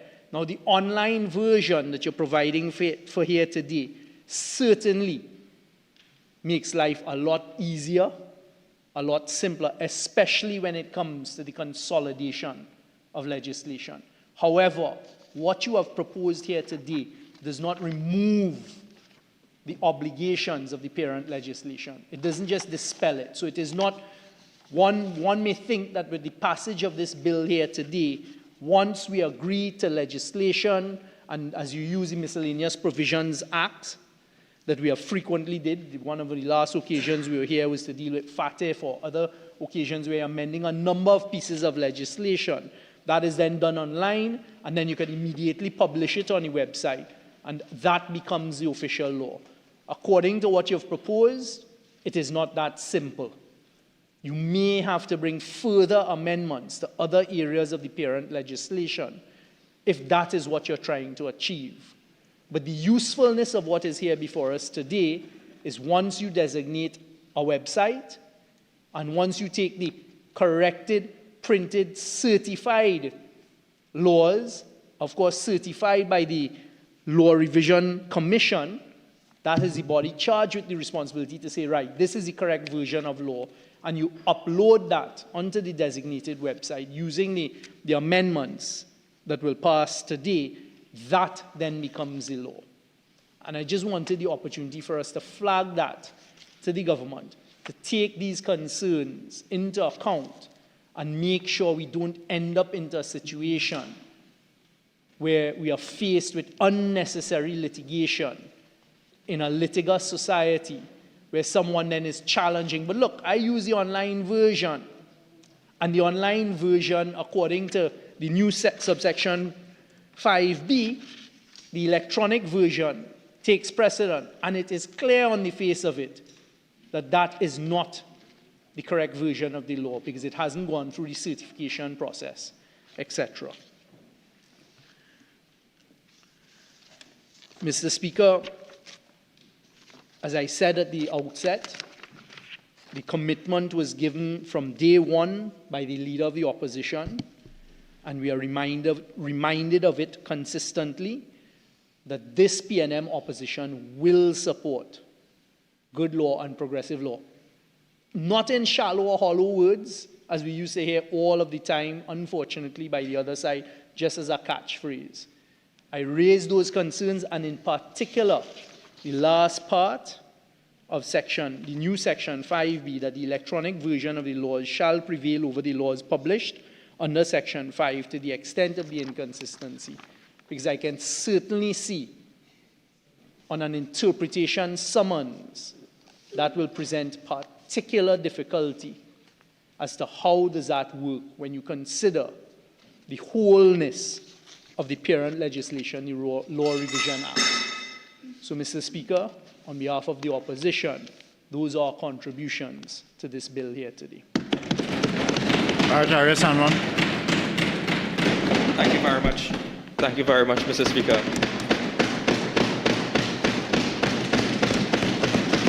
I think this may be our shortest debate. But, Mr. Speaker, I took notice of some of the points my colleague from Port of Spain North, Sentence West would have made.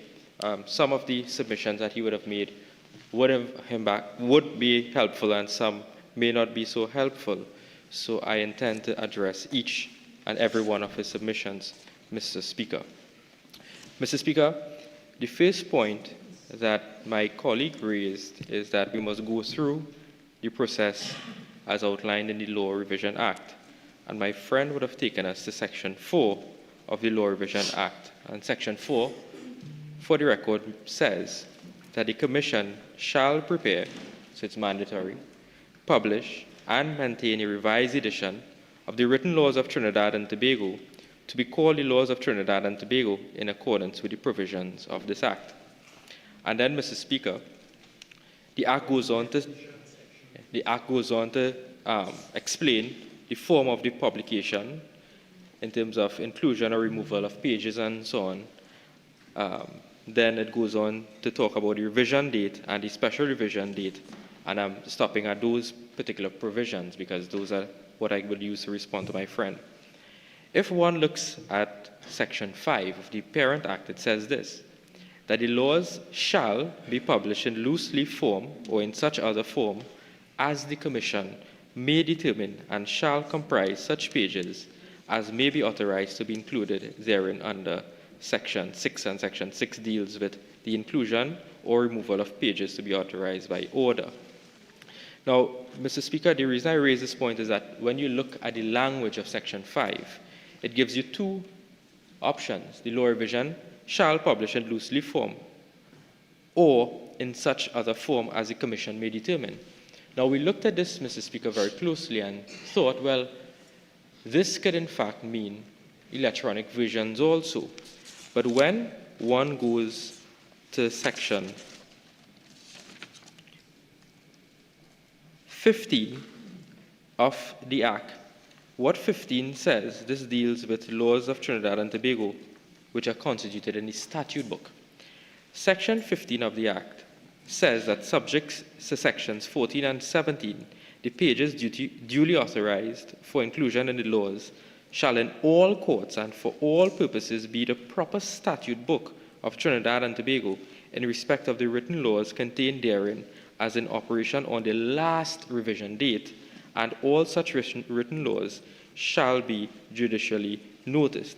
With the use of that language there, Mr. Speaker, we believe that we had to come to this Parliament in order to be very clear in our intention to say that it will be electronic versions of the law. What we are doing, Mr. Speaker, is that it's not a shortcutting of the entire process. If you realize, when you look at the language of the bill, we are keeping all of the existing processes when it comes to the printed law, and the official versions of the law will now be made in another format, which is the online version of the law. So I can tell my friend on his first submission that we will go through all of the processes of the law.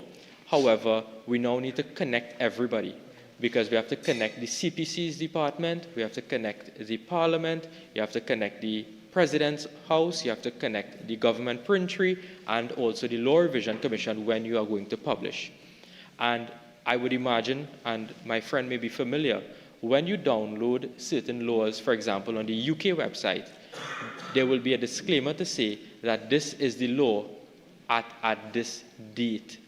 So my friend raised a concern that we can be open to litigation, but with the inclusion of those disclaimers, Mr. Speaker, which will in fact come within the regulations, as my friend outlined, that the minister has the power to make, those particular matters will be addressed then in terms of the disclaimer to prevent the state from any unnecessary litigation.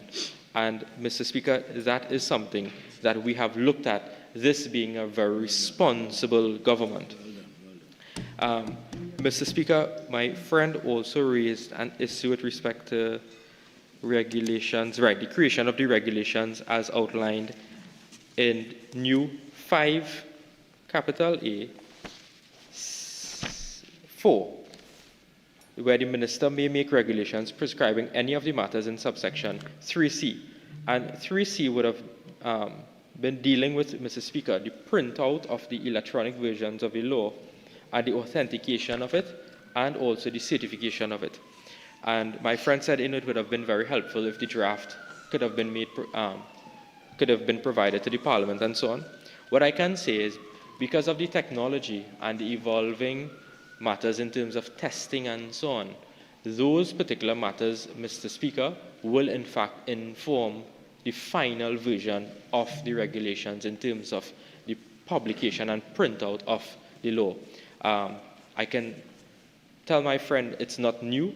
As he's well aware, as I outlined when I was piloting the bill, the judiciary has a way of authenticating their documents. And we have looked at what the judiciary has done, being the Law Revision Commission, and in terms of the testing and so on, of similar type technology. And I have, in fact, received some complaints that maybe the Digital Legislative Library website may not be so user-friendly. We intend to make this new website here very much user-friendly, because we understand that not only practitioners use it, or parliamentarians or researchers, but general members of the public should be able to go onto the website and be guided very easily with respect to the laws. I remember, Mr. Speaker, a proposal came whether or not we should include AI into the website, and I was very hesitant to say that we can incorporate it, because that may open us up to litigation, because some member of the public might just prompt a response and say, what is the law on an assault? And it gives all sorts of answers, or what is the law or what's the process for registering a deed of conveyance or a deed of gift or so on. And if the wrong answer is generated by the official website designated by the minister, it opens up the state to enormous amount of litigation. So we are very hesitant to include an AI component to the new website that we are going to designate as the official website that will house the official versions of the law. Another important point my friend raised, and he described it as a dangerous matter, is with respect to clause 5B, which deals with the official versions of the law and which version shall prevail. Now, we indicated, Mr. Speaker, that the electronic version of the law will prevail over the printed version of the law. We believe that the electronic version will be a more up-to-date version, and let me explain. Because when you deal with the printed version of the law, first you have to go by order and have a new revision date, and then you have to have the supplements before you can have the printed official versions. And the last supplement that was printed would have been made in 2019, the last supplement to the revised laws of 2006. So therefore we will be in a situation where you will now have to continuously be making revised editions of the printed laws, which will increase the cost of printing and so on. And then, as I explained earlier, the manual replacing of the loose leaf of the binders and so on. So I've noted my friend's concern, but we are comfortable on this side, Mr. Speaker, because other jurisdictions would have done similar type law in terms of having the online version, being the more up-to-date version, prevail over the written versions of the law. And the last point my friend made was with respect to Section 10 of the Act. And Section 10 of the Act says that the Commission shall cause a copy of every page authorized to appear in the laws to be delivered as soon as practicably after publication to the Attorney General, to the Clerk of the House, to the Clerk of the Senate, to the Registrar of the Supreme Court, and to the Government Archivist. So, of course, these versions of the law will appear online. They will be made available to all of these offices. That's the first point. And secondly, if we are doing the printed versions of the law to keep up to date with the official online versions of the law, we are mandated by Section 10 to do this. But my friend made an intelligent contribution on this particular point as compared to his counterpart in the Senate. Now, Senator Al-Rawi, we know why. Senator Al-Rawi made a most incredible submission where he said that, Mr. Speaker, if we don't amend this section, that the state will be open to liability and they will file a judicial review action against you and they will get a mandamus against the Law Revision Commission to ensure that we do this. No, Mr. Speaker, I was appalled at that submission, and I'm happy my friend from Port of Spain North, who is a much better attorney than the former member of Parliament for San Fernando West is, to make a much more intelligent submission on this point, Mr. Speaker. And he took 45 minutes to say absolutely nothing, Mr. Speaker. When I heard the submission of my friend, that I thought he changed his mind in terms of supporting the legislation. But I am very comforted, Mr. Speaker, that in fact, as I said before, that whatever is the existing obligations as according with the written law as is will remain, but now the electronic version will operate in a concurrent manner with the printed versions of the law. So it's a very simple matter that we are dealing with here today, Mr. Speaker. Mr. Speaker, I want to thank the Cabinet for approving this particular matter and for having this particular piece of law drafted in a very expeditious manner by the Office of the Attorney General and brought here for the attention of this House and passage. I beg to move, Mr. Speaker.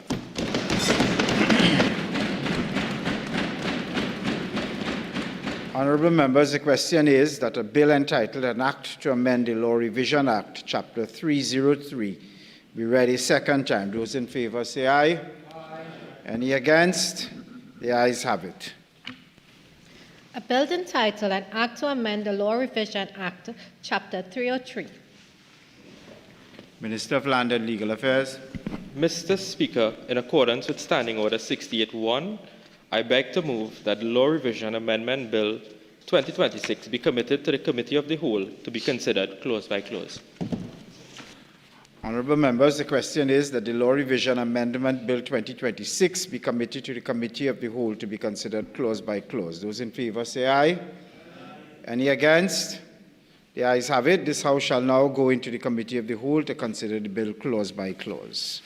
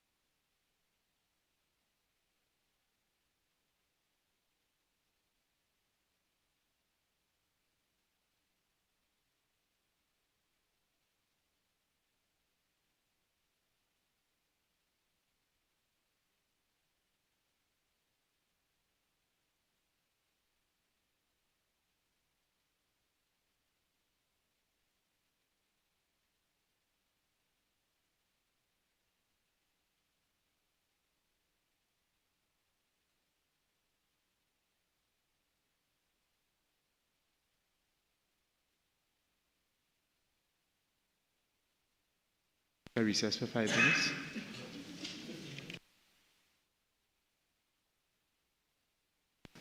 I understand that there are proposed amendments which have not been circulated.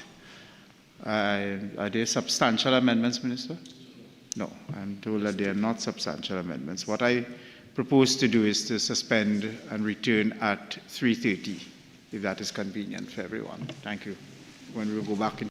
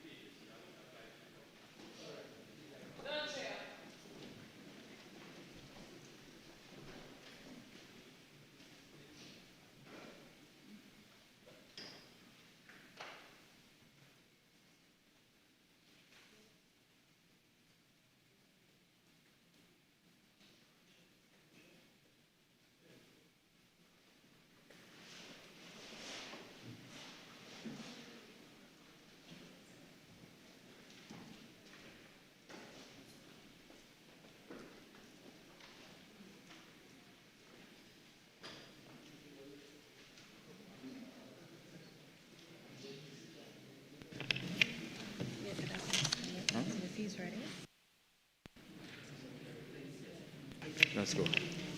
Clauses 1 to 3. The question is that clauses 1 to 3 stand part of the bill. The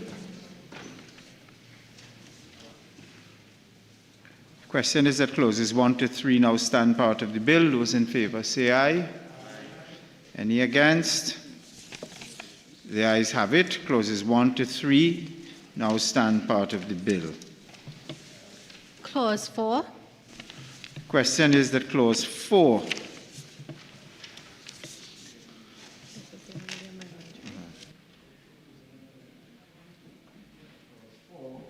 as amended? Stand part of the bill. Minister. Thank you very much, Mr. Chair. Mr. Chair, we have a simple amendment here, and it's just to create a definition of what electronic versions of the law mean. And for the record, the amendment is that electronic version of the law means a written law that is published in accordance with Section 5A, subsection 2. Mr. Speaker, we had a very brief opportunity to take a look at the proposed amendments and to have some brief discussions with the government side. And this particular proposed amendment actually tidies up the point that was being made during the debate, where there's a specific definition of laws that would not have included the electronic version. Yes. So I'm happy to see this.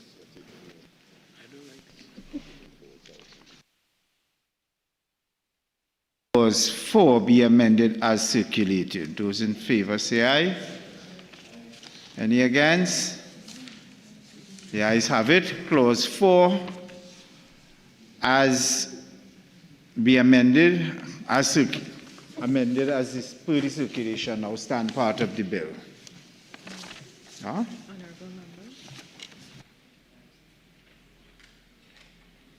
Members, the question is that clause 4 as amended now stand part of the bill. Those in favor say aye. Those against, no. The ayes have it. Clause 4 as amended now stands part of the bill. Clause 5. The question is that clause 5 stand part of the bill. Minister? Mr. Chair, we have two amendments to clause 5. The first amendment being that at clause 5A, subsection 3, subsection B, insert after the word PDF the words or such other approved format, and that would also be consistent with the amendment as being proposed in 5A2, because the minister can have the power by order to approve any other format other than PDF. So when we looked at 5A3, we also included it to be any other format after the word PDF. Mr. Chair, again, if one were following the debate, this is something that we drew reference to, so I'm quite pleased to see this. By the addition of the words or such other approved format, what it does is, without even the need for the order, it gives the minister the opportunity to cover the bases as technology becomes more available. So we're in agreement with that. And Mr. Chair, the second amendment is 5C. 5C deals with the change or correction. What we have done is that we have removed the word change because of the editorial changes that can be made. It would mean that every single time where the powers of law, if they exercise a power for minor changes and so on, which they're allowed to do, it has to be published. So we are suggesting that it only be restricted to corrections of the actual law, and we have removed the word written law and included electronic versions of a law, as this subsection deals specifically with only the electronic versions of a law. Mr. Speaker, how does this address the issue of an error in the published version? In the published version, you mean written or? The electronically published version. The issue of you are saying that what is published shall prevail, and suppose there's an error in what is published electronically. Right. So what happens, Minister, there will be, every time a correction is made, there will be a notice being published.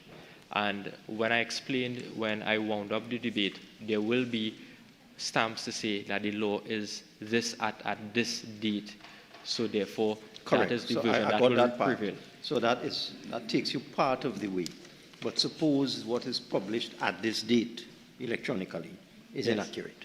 Well, what happens is that the Commission, before they even reach at that stage, even if there's a correction, they will have to publish a notice. So the notice will be made public to show the change. No, I am only, sorry, I'm taking the opportunity in terms of amendments to deal with an issue in 5, where you say that what is published electronically will prevail. Okay? What if happens? I may, sorry, the minister for the the member for the Gomartin Northeast is actually referring to clause 5B as proposed. The electronic version of the laws shall prevail over the laws. That's what he's referring to. What I'm saying is that there's a mistake in that. how does this deal with that? Because this is post facto. So, Minister, even in the written versions, right, if you look at Section 21 of the Parent Act also, in the written version, that can also happen. Correct. The printed version, not written, let me say printed version, can have errors. Correct. And those notices are done ex post facto Correct. also. Correct. So Correct. it's just a consistency here with respect to that. Because the official version of the law currently, even with an error, is the printed version. And the corrections comes ex post facto, which is the same thing that we're proposing here in terms of a consistency.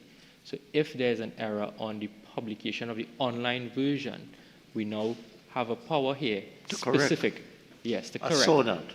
But Just I got that. But before it is corrected, someone may avail themselves of what is electronically published and use that in litigation. Yeah. Well, what we're doing here is no change in terms of the current law as it appears for printed versions of the law.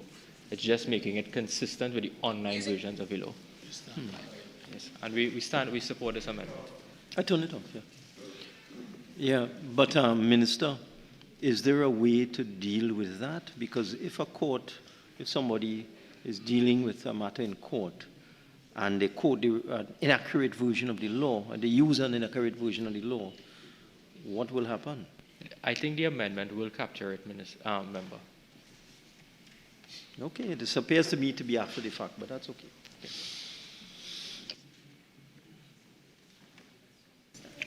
Clause 5 be amended as circulated. The question is that Clause 5 be amended as circulated. Those in favor say aye. Those against, no. The ayes have it. Question is that Clause 5 as amended. Honourable members, the question is that Clause 5 as amended now stand part of the bill. Those in favor say aye. Those against, no. The ayes have it. Clause 5 as amended now stand part of the bill. No amendments to Clause 6. Clause 6.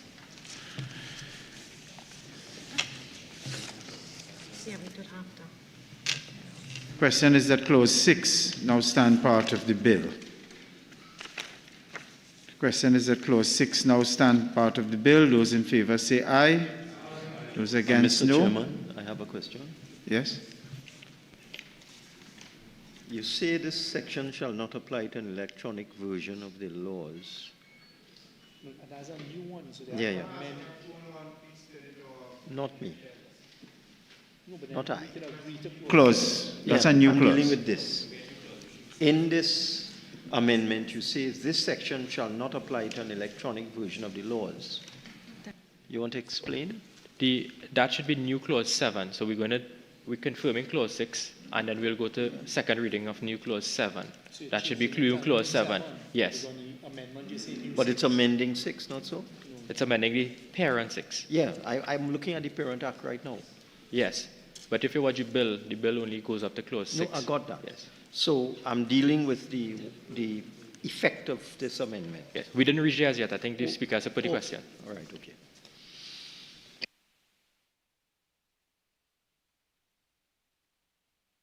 The question is that Clause 6 now stand part of the bill. Those in favor say aye. Any against? The ayes have it. Clause 6 now stands part of the bill. Very new clause here. Huh? Section 6 amended. This is it. Which one? New clause 6. New clause 6? Yeah, section 6 amended. The question is that new clause, shall we say 7? The question is that new clause 7 be read a second time. Those in favor say aye. Any against? The ayes have it. The clause will now be read a second time. Just for the record, Mr. Speaker, I'll read the amendments into the record. The Act is amended in Section 6 by inserting after subsection 3 the following subsection. Subsection 4. This section shall not apply to an electronic version of the laws. What this amendment simply does, Mr. Speaker, is because of the archaic existing Parent Act, it actually talks about the inclusion and removal of physical pages from the laws. So what we're doing here, Mr. Speaker, is that we make it explicitly clear that this section does not apply to the online versions because it simply doesn't. Yeah, but I have a question on that. Sure. Yes, in 6.3, it speaks about overleaf. So it, clearly it's talking about a paper thing. But in 1, it's not clear. Wouldn't a PDF has electronic pages in it? Yes, but you remember, Minister, based on clause 5A, B, the new ones in the bill, 5A, B, C, the new laws will be published electronically on a website. The other powers of the Commission in terms of what we just dealt with in terms of corrections, in terms of any amendments, as in the existing law, will appear electronically. This section talks about actually removing the physical pages from the binders to make it the official version of the law, and that cannot apply to the electronic version. I got that. But it's in PDF form, and a PDF is comprised of pages. So are you saying that this, which speaks to pages and does not in every subsection speak to physical pages, will not apply to the pages in the PDF? The 5C that we just passed will cover that issue that you're talking about. All right. Okay, if you say so.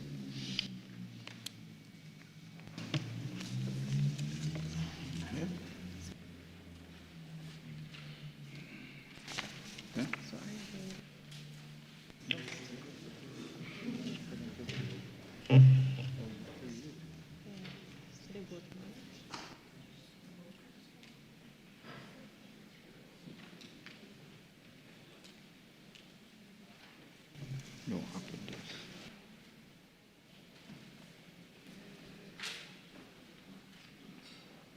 Yeah. For the question?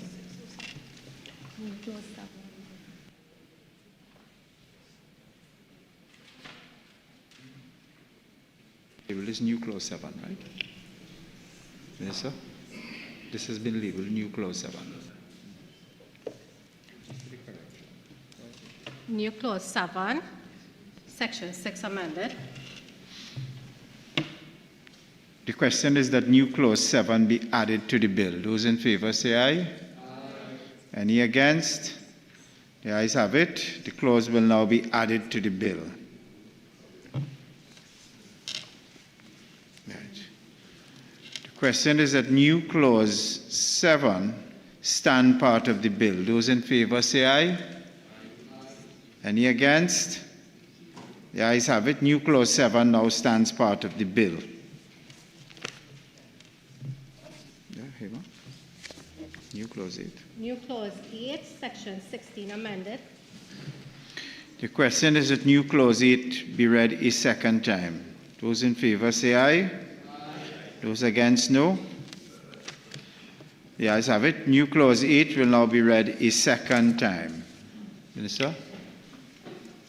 Mr. Chair, what we're doing here for the record is that Section 16 is now being amended to say Section 16 of the Act is amended in the chapeau by inserting after the word 9 the words or the preparation of an electronic version of the laws.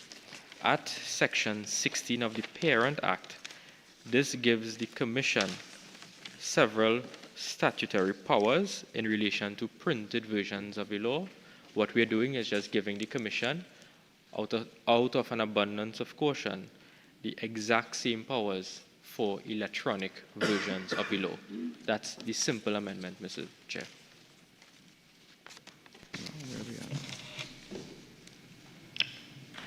New clause 8, section 16 amended. The question is that new clause 8 be added to the bill. Those in favor say aye. Aye. Those against, no. The ayes have it. New clause 8 will be now added to the bill. The question is that new clause 8 stand part of the bill. Those in favor say aye. Aye. Any against? The ayes have it. New clause 8 now stand part of the bill. Right.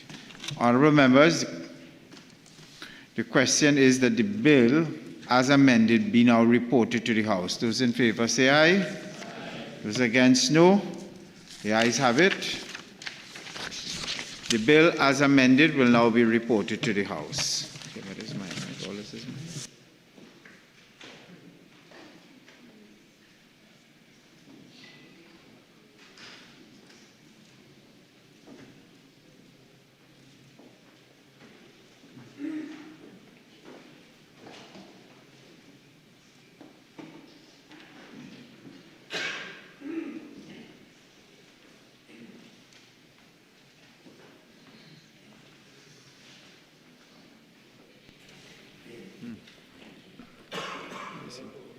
Minister of Land and Legal Affairs.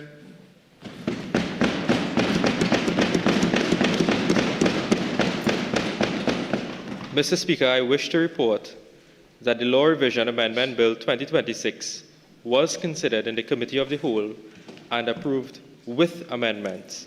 I now beg to move that the House agree with the committee's report. Honourable members, the question is that this House agree with the committee's report on the Law Revision Amendment Bill 2026. Those in favour say aye. Aye. Those against, no. The ayes have it.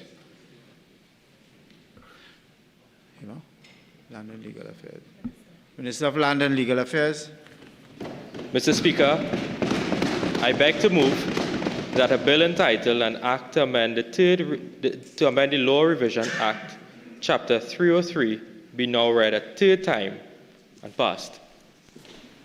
Honourable members, the question is that a bill entitled An Act to Amend the Law Revision Act, Chapter 303, be now read a third time and passed. Those in favour say aye. Aye. Any against?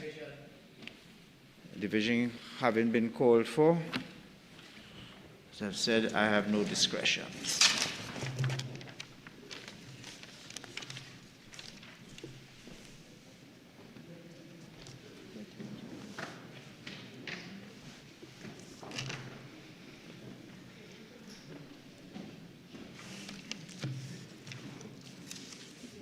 Mr. Padarat, Yes. Mrs. Prasad Bisasa SC, Yes. Mr. Tanko, Yes. Ms. John, Yes. Dr. Moonilal, Yes. Mr. Lee, Yes. Mr. Hosein, Yes. Ms. Amin, Yes. Mr. Alexander, Yes. Mr. Maharaj, Yes. Ms. Mohit, Yes. Mr. Sturge, Yes. Dr. Bodo, Yes. Dr. Dowlat, Yes. Dr. Ali, Yes. Mr. Morris, Yes. Mr. Watts, Yes. Dr. Sitcharan, Yes. Mr. Kesar, Yes. Mr. Elder, Yes. Ms. Sam, Yes. Mr. Narang Singh, Yes. Dr. Rup Narang, Yes. Dr. Gosain, Yes. Mr. Thomas, Yes. Mr. Sampson, Yes. Mr. Gonzales, Yes. Mrs. Beckles Robinson, Yes. Mr. Imbert, Yeah. Dr. Gatsby Dolly, Yes. Mr. Young, Yes. Mr. Scotland, Aye. Mrs. Robinson Regis, Aye. Mr. Dino Brega, Aye. Mr. Manning, Yes. Mr. Marcel, Aye. Mr. Devines, Yes. Mr. Birchwood, Yes. Mr. Romain, Yes.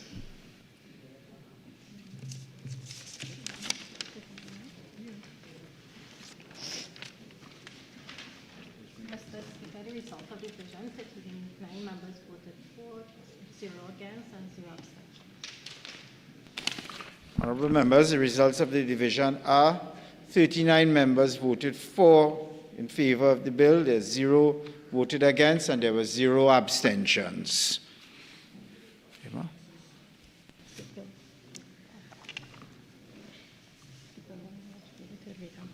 A bill entitled An Act to Amend the Law Revision Act, Chapter 303.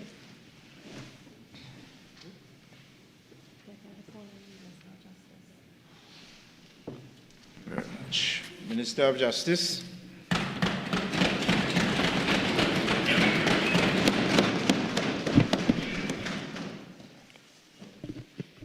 Thank you, Mr. Speaker. It is my privilege to pilot the Civil Division Bill 2026 before this Honorable House. Mr. Speaker, this bill was debated and passed in the Senate with amendments on February 10th, 2026. And it is indeed a good time for this House, for this country, Mr. Speaker. The Honorable Prime Minister gave a review and a report on her travels to the United States of America and has brought back hope and optimism for this country, Mr. Speaker.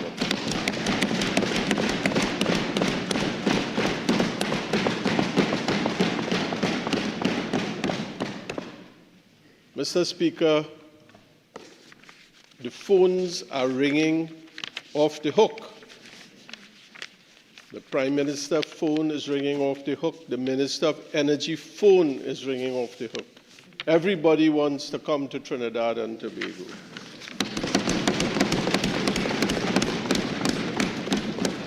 Everybody wants to participate in this new initiative, and everybody wants to be here. It is indeed a glorious time for Trinidad and Tobago.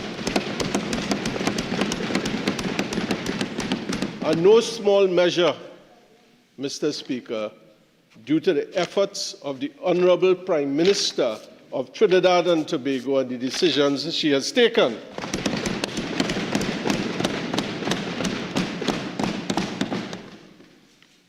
We have help on all fronts, help in the energy sector, help in national security, and generally help all over. It is indeed a beautiful, buoyant time, and I hope the opposition recognizes that and give praise where praise is due. Mr. Speaker, point of order, 48-1. I think the member might be on the wrong bill.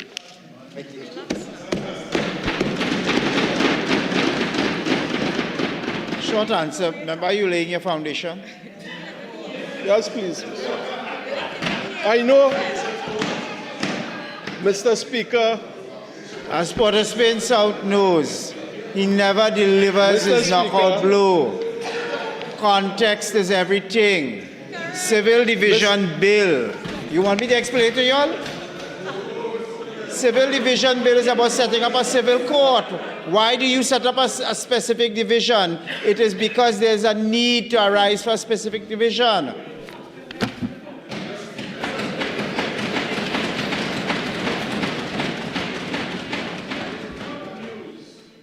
Them. Good news troubles them.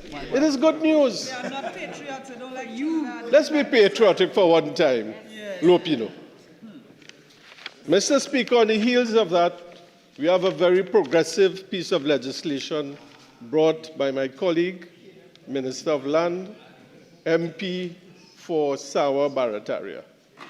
And today, another piece of progressive legislation is being brought, Mr. Speaker.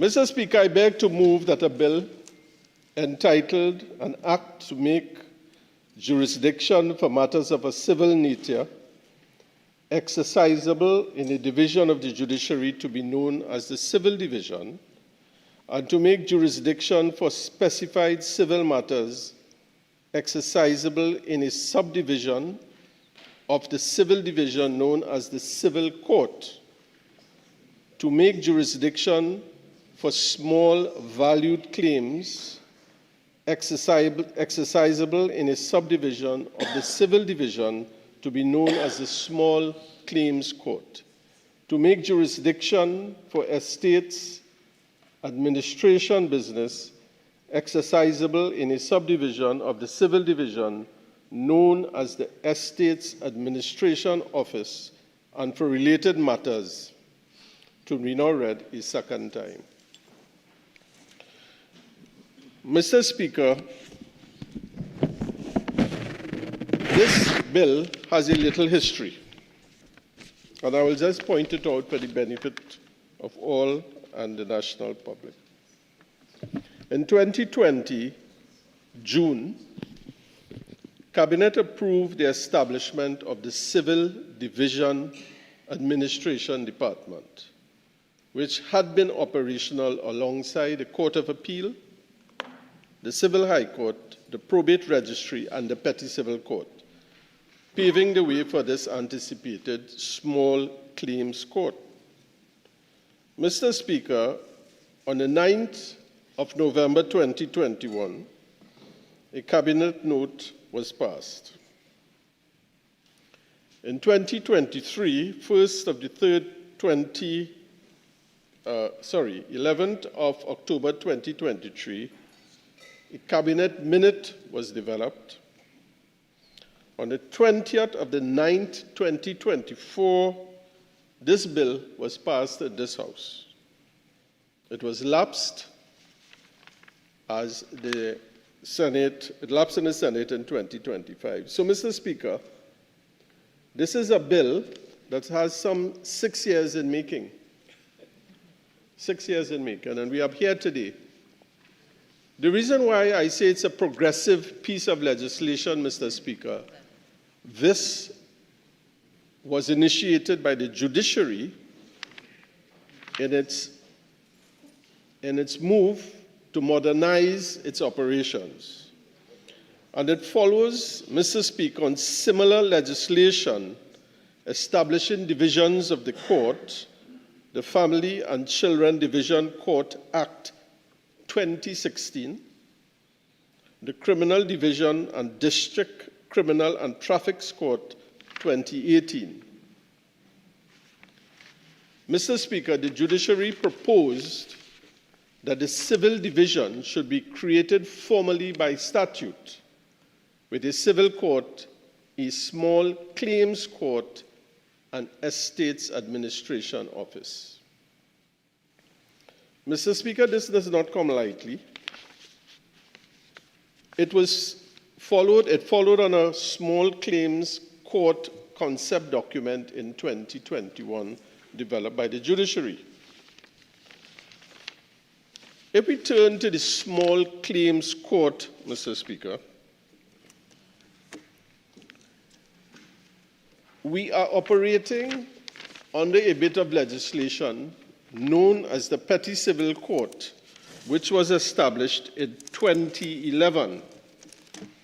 That's how far back we go, Mr. Speaker, 2011, and operating in a system which is archaic, which is not suited for purpose, and it's not delivering justice to the people of Trinidad and Tobago. The Petty Civil Court, Mr. Speaker, deals with matters such as debts, damages, breach of contract, negligence, recovery of the land. Mr. Speaker, when the judiciary did a review of this Petty Civil Court, what they found, Mr. Speaker, was that the average time for disposition of cases took upwards of 2 years. And you have matters under 50,000, people with claims of 10,000, 20,000, 25,000, and you're taking upwards of 2 years. A large part of the problem, Mr. Speaker, which the judiciary found, was that service of process and issues experienced with performing this function contributed to a significant bottleneck. Those of us who started practice many years ago, I know my friend from St. Anne's West, Port of Spain South. Well, I mean, these guys deal with big cases, so maybe they didn't start in a small area. I started at, Mr. Speaker. San Fernando, petty civil court, you would go to the court and you have long lines, you have to wait in time. I know Port of Spain South deals with very, very heavy matters, Mr. Speaker.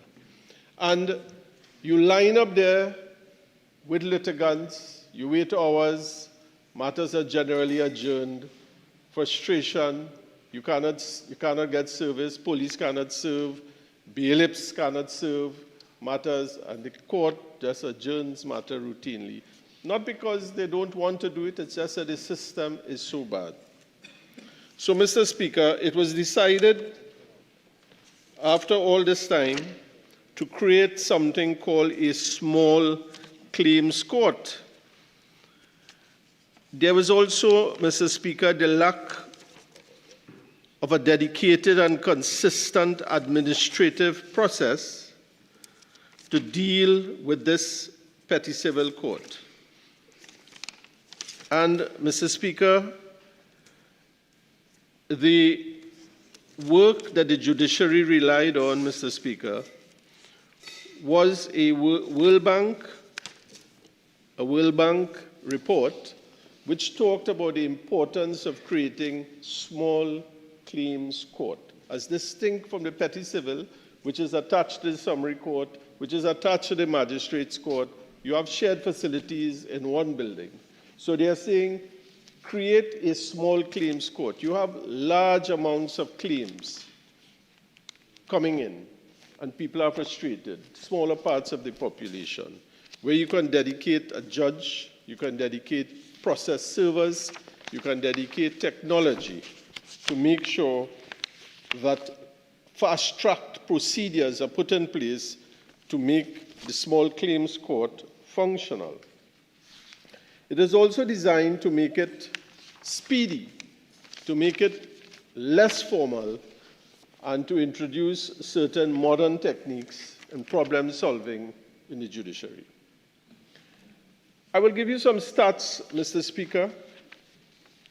For example, during the law term 2023 to 2024, a total of 901 new matters were filed, petty civil court. 830 matters were determined with a clearance rate of 92. But, Mr. Speaker, 5,847 matters remain pending. Mr. Speaker, the judiciary is of the view that this time has come to modernize the system with this enactment of this legislation. They did not take their job, they took their job, I should put it another way, very seriously. They had stakeholder consultation. So that when we reached here with this bit of legislation, Mr. Speaker, it was not fly-by-night legislation. During the period December 2020 to February 2021, the judiciary had their stakeholder engagement exercise, and it was conducted even through the COVID-19 pandemic. The following stakeholders, Mr. Speaker, were engaged: the Law Association of Trinidad and Tobago, the Attorney General and Legal Affairs, Legal Aid and Advisory Committee. In terms of academia, the Homeland Law School, Faculty of Law, and other institutions who provide degrees or facilities to get degrees outside of Homeland Law School. You had mediators. You had the National Mediation Board, the Conflict Resolution and Mediation Center of Trinidad, Dispute Resolution Center, Ministry of Sport, Mediate It Limited, and other mediation agencies. You had discussions with the Bankers Association, ATIC, Credit Bureau, Agricultural Development Bank, other banks, ANSA Merchant Bank, and others. Large business entities were engaged, AmCham, TTMA, and many chambers of commerce throughout Trinidad and Tobago. State agencies from Ministry of Labor, Ministry of Trade, Ministry of Finance, Division of Finance and Micro Enterprise Tobago, NETCO, and others, Small Business Owners Trinidad Contractors Association. So they all came together and they said, listen, how do we progress our small claims? How do we get it moving faster? Based on those stakeholder engagements, this bill came to fruition. Mr. Speaker, the bill contains certain modern approaches to dealing with litigation. For example, you have technological solutions including virtual courts, e-filing, e-payments, and an online dispute resolution platform. Now, Mr. Speaker, why is this important? This is important, Mr. Speaker, when you have an online dispute resolution system. It means that the parties do not necessarily have to be there in person. They can talk to each other, and I think it's called synchronous, where all the parties together are talking at the same time and in a shared space, trying to resolve their matters. Or it can be done asynchronous, where post the event they can communicate with each other, and it is the hope that dispute over small claims may be dispensed with quickly, fairly, and affordably. That is not present right now within the petty civil court system. Petty civil court system, Mr. Speaker, is a very formal system. You have attorneys present on both sides. You have a judge, petty civil court judge, and the matter is very formal. This online system will allow a more innovative tribunal integrated into our justice system. That, Mr. Speaker, is a very forward-thinking part of this. Now, you can also participate by video link and other technological measures, which is not available right now, so that people in far-off parts of Trinidad and Tobago who may not necessarily have the resources to get to the court can participate in this. Now, Mr. Speaker, one of the recommendations of that World Bank report was to ensure the availability of legal aid and the provision of fee waivers for small litigants. It was my honor and privilege this morning, Mr. Speaker, to participate in an exercise with the Legal Aid and Advisory Committee, where the Legal Aid and Advisory Committee, for the first time, under this government, under the jurisdiction of the Ministry of Justice, created mobile units, first time in the history of Trinidad and Tobago.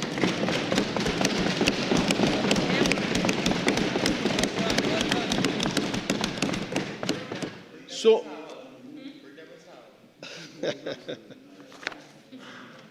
the purpose of this mobile units, Mr. Speaker, is that we are taking legal services to the far-flung corners of Trinidad and Tobago.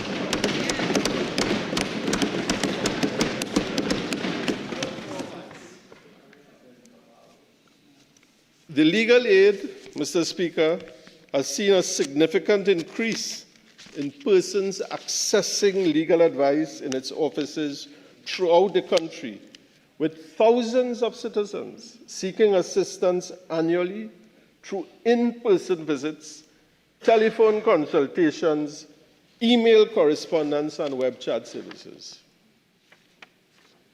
During the reporting period, September last year, hundreds of individuals accessed assistance digitally, including over 700 email inquiries and more than 2,000 web chat interactions, demonstrating the public's reliance on multiple channels to seek legal advice. So not only, Mr. Speaker, are we modernizing the law revision, we are modernizing and we are creating a small claims court, and we are ensuring access to justice, access to courts for all the citizens of Trinidad and Tobago.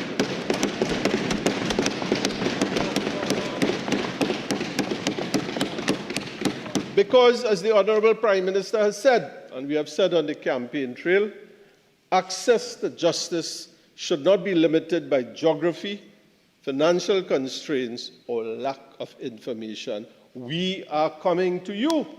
And Mr. Speaker, I want to tell the residents of a place, Mr. Speaker, called Cedrus. Cedrus. It will be the first place where this mobile unit will be moving into next week.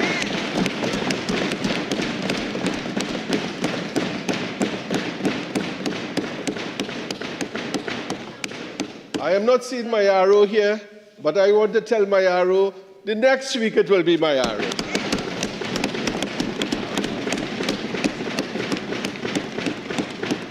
And I see my colleague, Mr. Sturge, smiling because he knows the gift is coming to him on the following week, Mr. Speaker.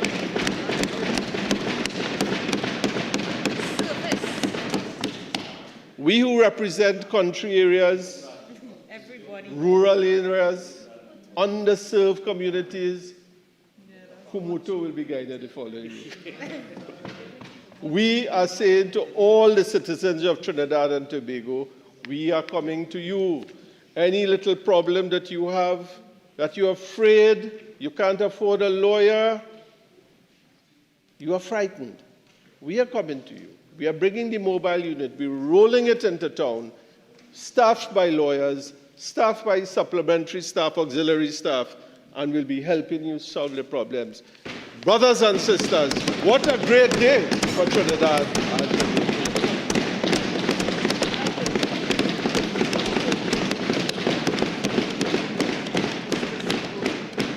I'm offering my friends on the other side if you are interested. No, please reach out to the legal aid. We would most happily help all of you. I don't know why Port of Spain South is available too for Port of Spain South. You don't have to look so serious.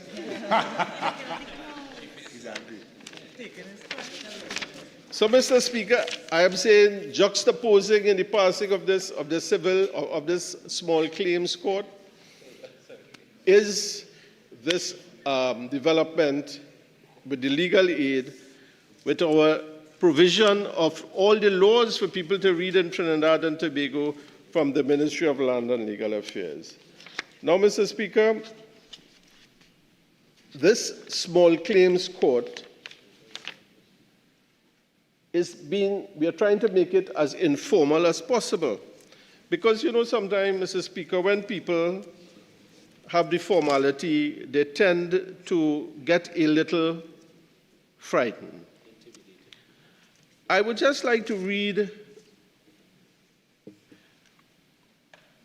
from the judiciary document, Mr. Speaker, that we must rethink what constitutes a court and what modern-day delivery of justice demands that are required. It is recognized that the courtroom itself and the hearing are no longer the focal points of a dispute, and instead dispute resolution should be prioritized at an early stage, and only the most complex and difficult cases should end up in trial. We who are in the profession, Mr. Speaker, we know about that. So it is inbuilt into the Act itself, that Section 25, that the matters can and should be referred to mediation at a very early stage. When you put matters into the mediation, the heat cools down, parties are able to think rationally, And sometimes you might not get 100% of what you want, but generally parties come together, they put their head together, and matters are taken off the list. And that is what we want to do. It clears the judicial system, it clears the smaller claims court, and when disputes are resolved, Mr. Speaker, people in the country are happier. They go about their business, they patch their differences, neighbors get back together, people start talking again, and you don't have this long time friction developing between a community. So this government, Mr. Speaker, is geared to making people happy.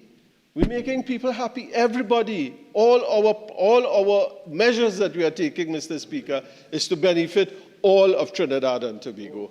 Everybody in Trinidad and Tobago.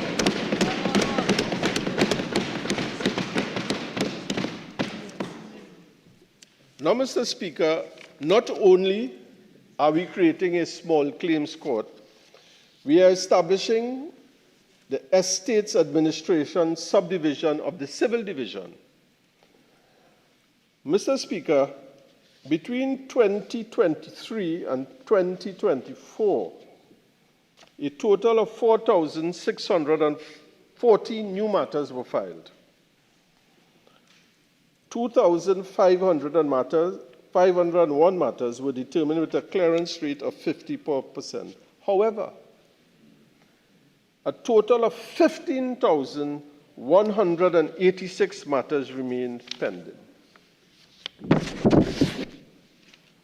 The Honorable Chief Justice Ivor Archie, in his speech on the 2025-2026 term, of the opening of the term, he reported that the probate registry, the Estates Administration Office, formerly known as the probate registry, as a result of the backlog reduction project undertaken in the last quarter of 2024, dispatched 5,370 grants, more than double the 2012 issued in 2023. Reflecting a 105.6% increase in clearance rates.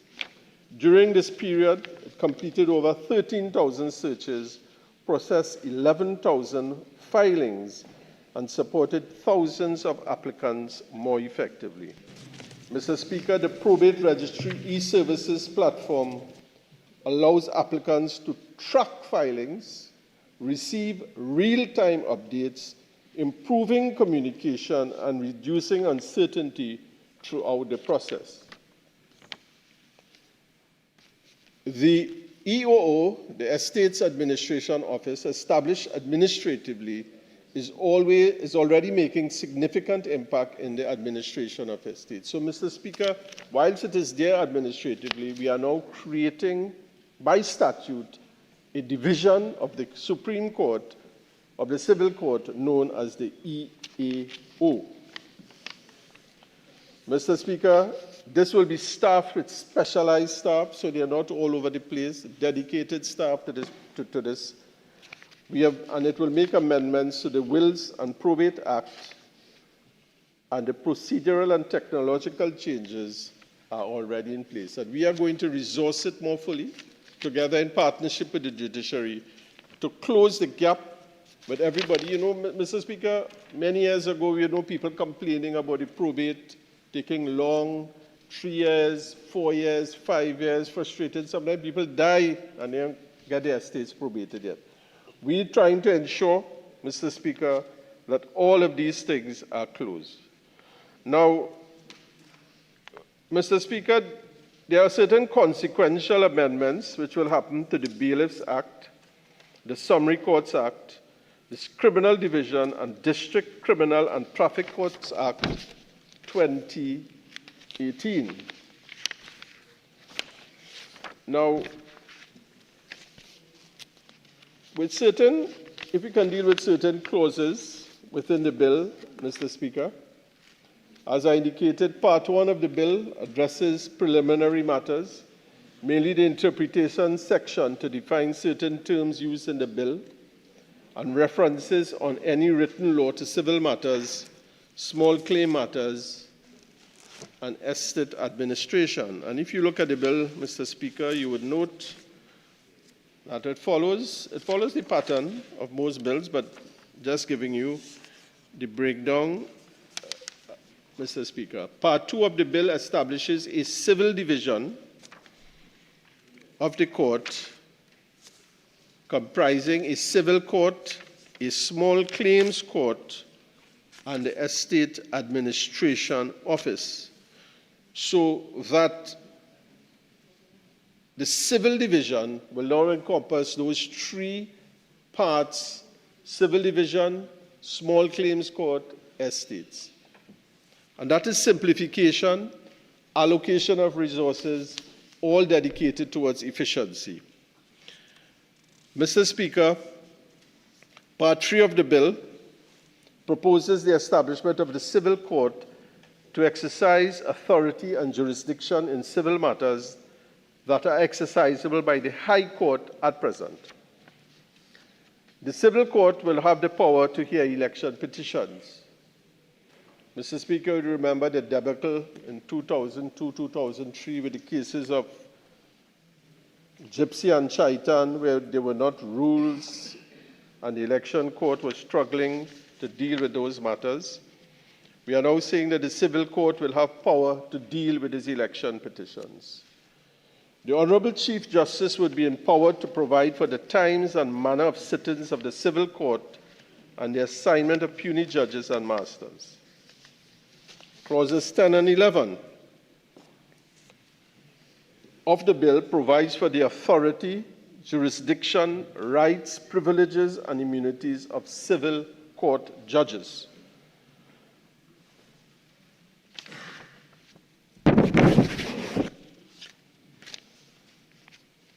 Part 4 of the bill seeks to establish the Small Claims Court to have jurisdiction in the respect of small claims and small claims matter that do not exceed the pecuniary jurisdiction of the court.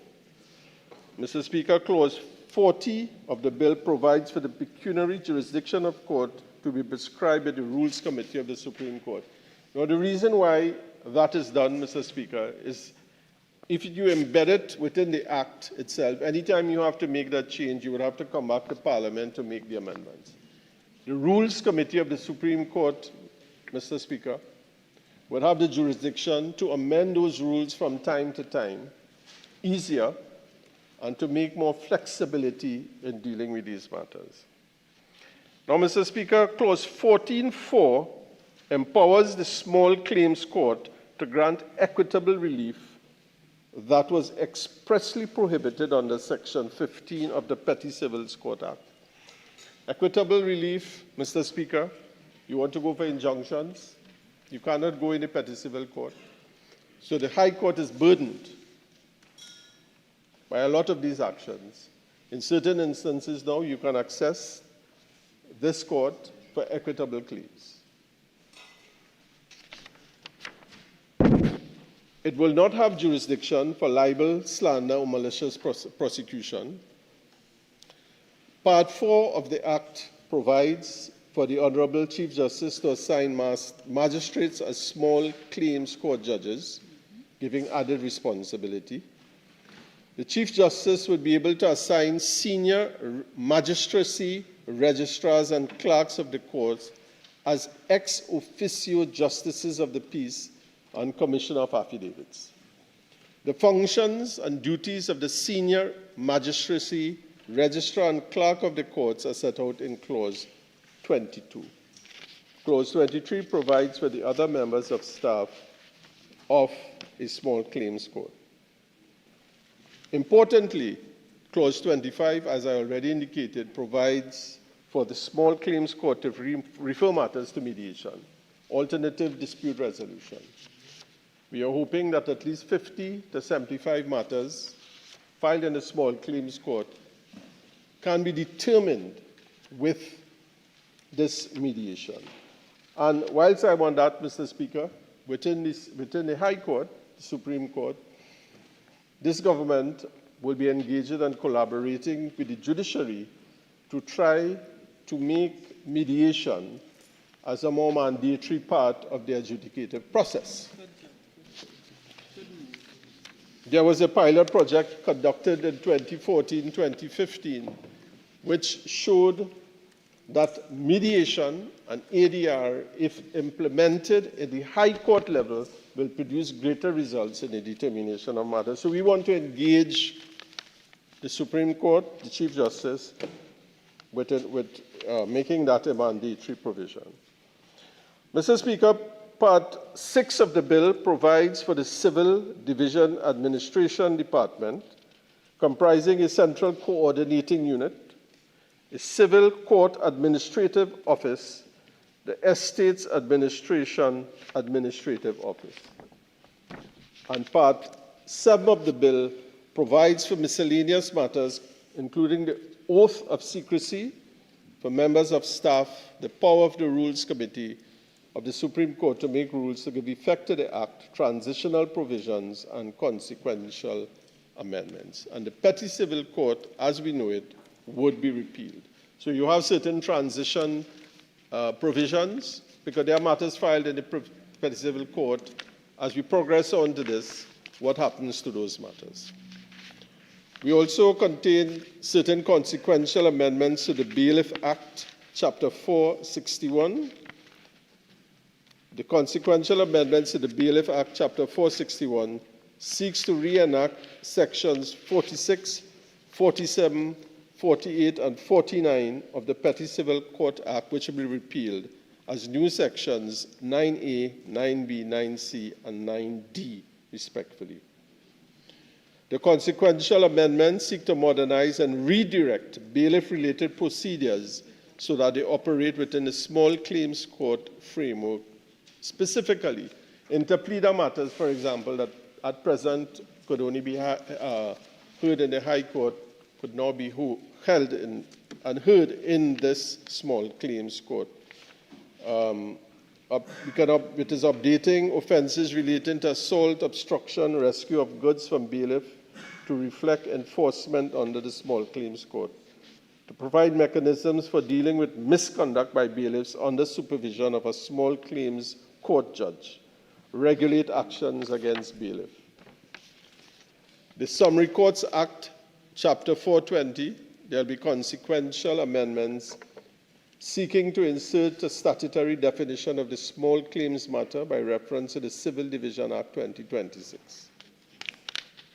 And the Criminal Division and District Criminal and Traffic Courts Act 2018 will expand the Chief Justice administrative powers. Mr. Speaker, the Civil Division Bill 2026 is a critical step in the justice sector reform and improvement of service delivery in the administration of justice in Trinidad and Tobago. This modernization process and push by this government, Mr. Speaker, does not end there. I would give you a bit of disturbing news when we assumed office. I had conversations with the Forensic Science Center, with the director of the Forensic Science Center, Mr. Speaker. And when we assumed office, I was horrified to learn. 3,000 autopsies reports were not completed. Mr. Speaker, you had a stellar career in the Criminal Justice Department, as my learned friend Porter Spins out. When you do not have these autopsy reports, what happens to the criminal justice system? It grinds to a halt. Judges might be prepared. Defense counsel might be prepared. You don't have your report. The case can't go on. It gets adjourned indefinitely. One aspect, one cog in the wheel of the criminal justice system. You have bailiffs, you have police, you have prisons, you have forensic science center, availability of judges, availability of defense counsel. But that important function, 3,000 reports. Immediately, Mr. Speaker, we recruited 4 House officers to work with the forensic pathologists at the Forensic Science Center. Within a few months, we were able to remove 300 reports from that list, Mr. Speaker.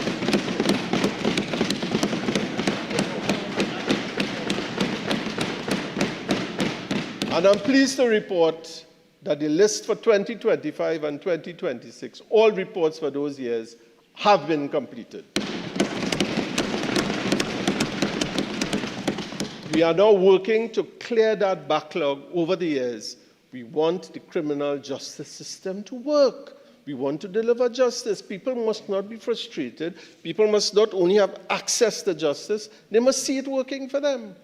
We have also included in the biology department, we have recruited 6 DNA persons with DNA experience to work in the labs to help us upgrade our DNA, which is a huge backlog as well, Mr. Speaker. So, Mr. Speaker, on all fronts, whether it's forensic, reform of laws, reform of our small claims court, mobile units in the legal aid, Mr. Speaker, everything is being refreshed. Everything is being modernized. Everything is being brought up to date. What a great time for Trinidad and Tobago.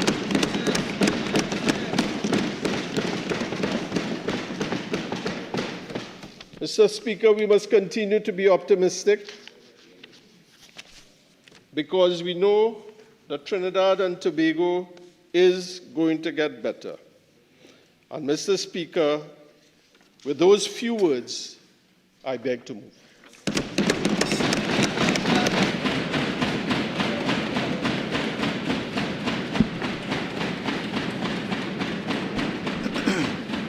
Honourable members, we are just 3 minutes beyond the tea break, but the honourable member had 3 more minutes of his time. But what I propose to do is read the question for debate, and then we take the tea break.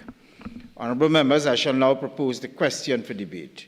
The question is that a bill entitled An Act to Make Jurisdiction for Matters of a Civil Nature exercisable in a division of the judiciary to be known as the Civil Division, and to make jurisdiction for specified civil matters exercisable in a subdivision of the Civil Division known as the Civil Court, to make jurisdiction for small valued claims exercisable in a subdivision of the Civil Division to be known as the Small Claims Courts, and to make jurisdictions for estate administration business exercisable in a subdivision of the Civil Division known as the Estate Administration Office, and for related matters be now read a second time.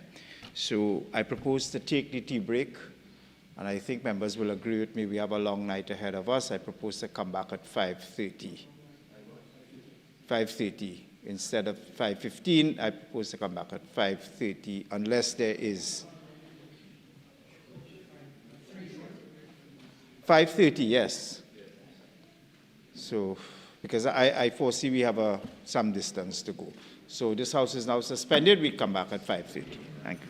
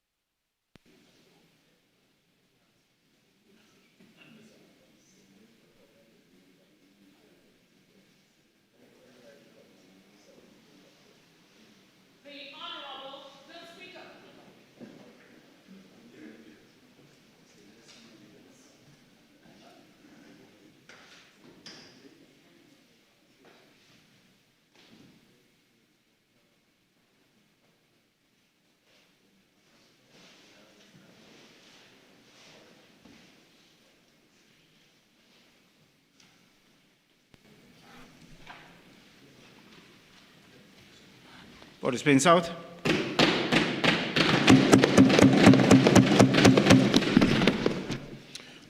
Mr. Speaker, this is a febrile debate, because how could we not support what is our brainchild? But it is with some seriousness that I want to address some issues raised by the Honourable Member, the former Speaker, because as the government thumps their desks and beat their chests in their echo chamber, I want to put the PNM position on the record. This may be a great and happy time for you all, but it's not a great and happy time for the CPEP workers who were fired, you know.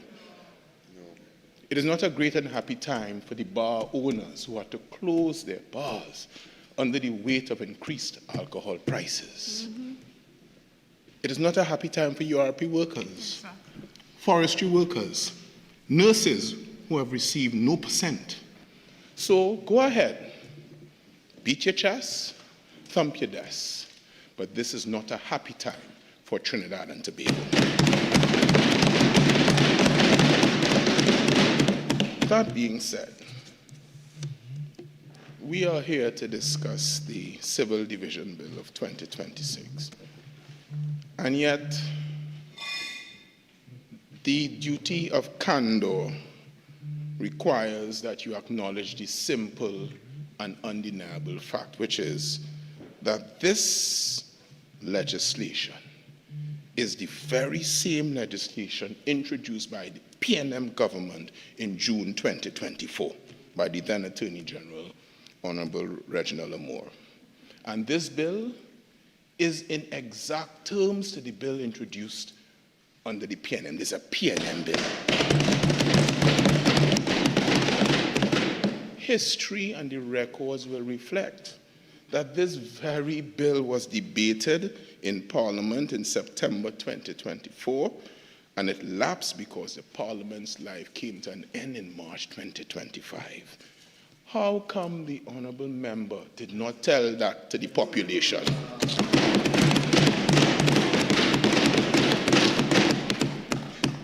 Why is he rising? I don't take my seat. The records will reveal, I did say that. I said it was brought to the House.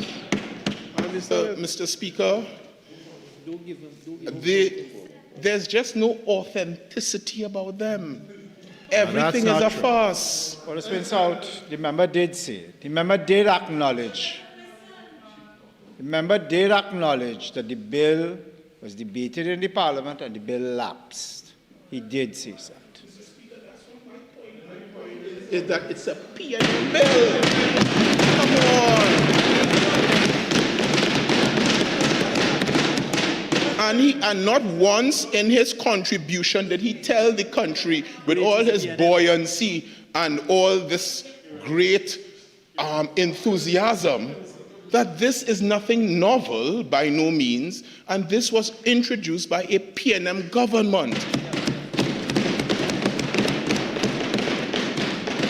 And to drive home my point of lack of authenticity, if you turn, Mr. Speaker, respectfully to the provisions that were made in the Estimate Development Program of 2025 at page 67, you will see that we even allocated $770,000 for the civil division. That is giving them performance.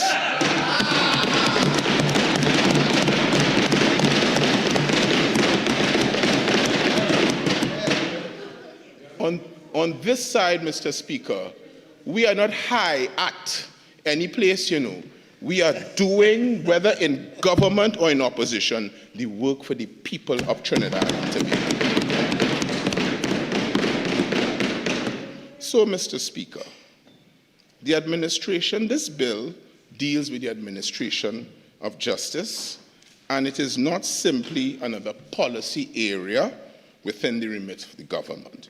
It is one of the central pillars upon which our constitutional democracy rests, and the rule of law, we say, depends not merely upon the existence of the courts, but upon how the courts function, and it must function effectively, efficiently, and with accessibility to all citizens who wish to access the court. And that is why under People's National Movement government, this bill was introduced and debated in this parliament. We say that when justice is delayed, when procedural bottlenecks are allowed to frustrate litigants, when ordinary citizens find themselves caught in a system which moves at a pace that is incompatible with the results that they want, that as a government then and as an opposition, we will support legislation that drives and tries to eradicate that problem. So the short of the long is that we will be supporting the legislation that we introduced to this parliament. And, Mr. Speaker, stated plainly, all the intellectual capacity and all the intellectual architecture of this piece of legislation is PNM, you know. It is the PNM DNA that is in this bill. And I wanted to commend to the public and to Trinidad and Tobago that the concept, the creation of the civil division within the judiciary, the establishment of the civil court, small claims court, and estate administration offices were all conceived and developed by the People's National Movement. There was a lot of beating of the chest. Thank you. I never, Mr. Speaker, I never like to see my friend go astray. So I have in the past risen to assist him from not going astray.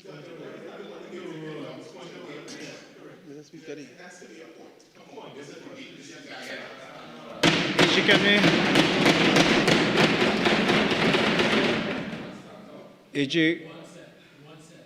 Yes. The bill came from the judiciary, not from the PNM.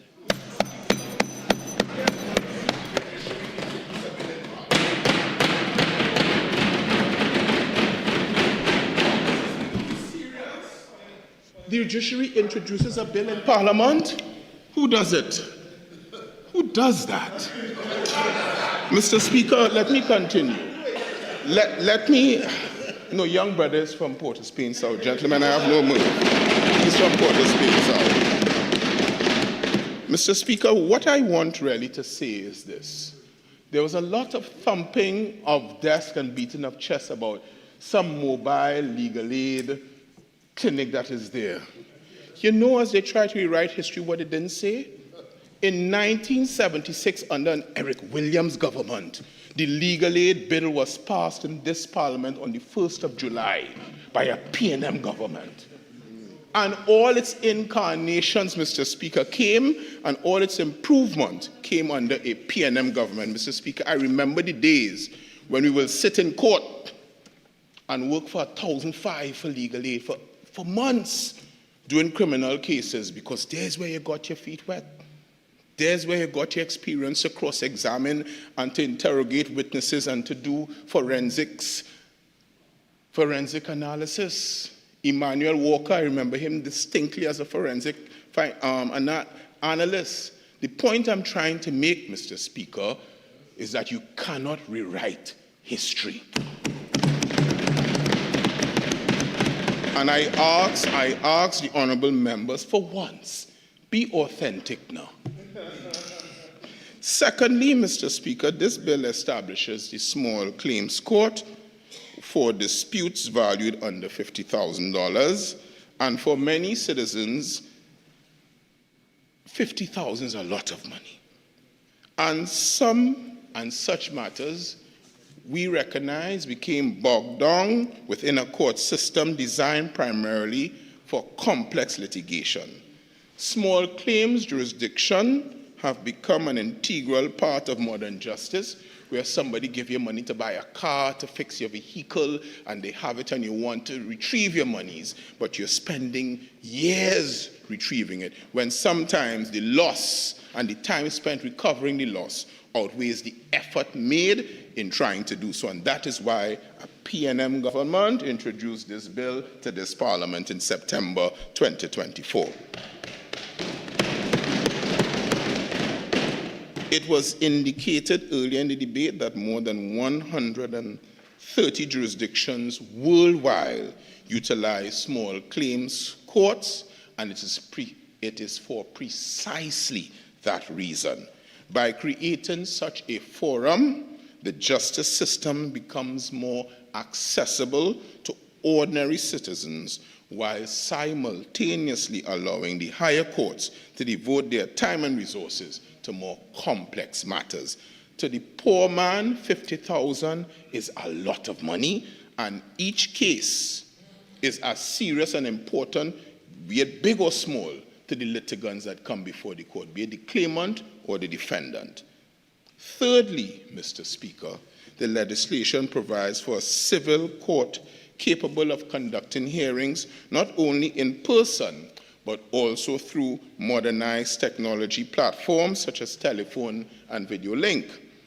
Mr. Speaker, you recall the case of MISIC, which deals with forum and the ability of a court to deal with a matter remotely, and whether a non-traditional courtroom represents a court.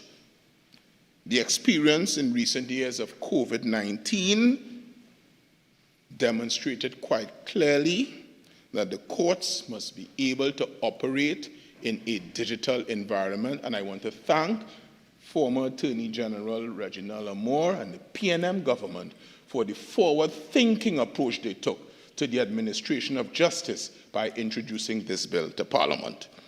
The integration of technology in civil proceedings is therefore not a mere convenience, but it's essential, and it is an essential feature of the modern justice system. Fourthly, Mr. Speaker, this bill establishes the Estates Administration Office to address one of the most persistent and frustrating issues faced by citizens: delays associated with probate and estate administration. Mr. Speaker, you would know that the learning is that a will is ambulatory, and when someone dies, one will expect that the probate, if they died leaving a will, or the letters of administration, if they died intestate, will be done in a timely fashion. History has taught us that that is not so, and delays have long plagued that system and has caused extra hardships on persons trying to deal with the business of their deceased loved ones. And this bill tries to provide some mechanism of relief. At the time the original bill was introduced, it was acknowledged that the probate registry was completing only approximately 35% of large estate matters, and those were the matters filed per year. The consequence was that families would have to wait until, or have an inordinate wait in order to have the assets of the deceased persons settled. These delays would have occurred, Mr. Speaker, when families were already dealing with the grief of having lost their loved ones and the uncertainty of having the financial and other matters of the deceased settled in a timely way.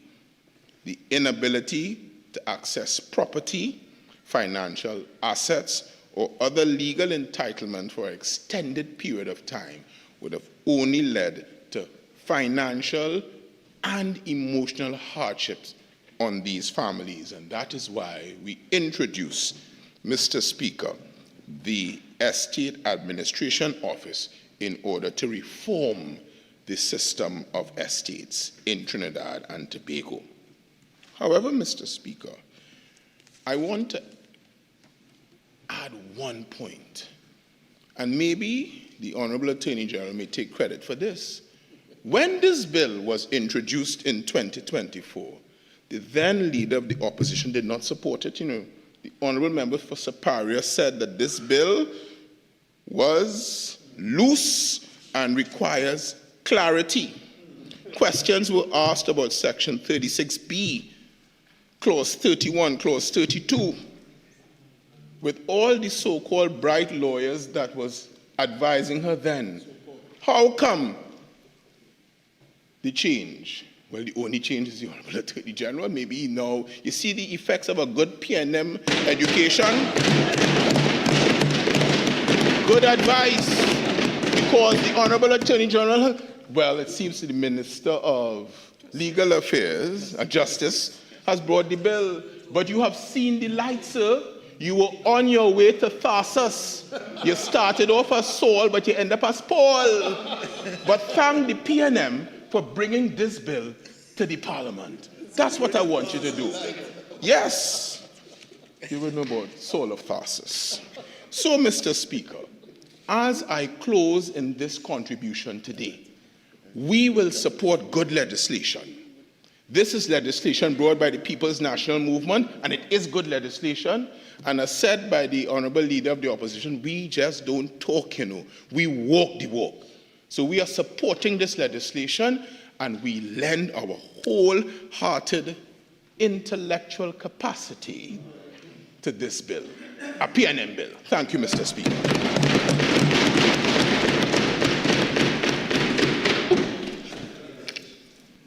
Thank you, Mr. Speaker.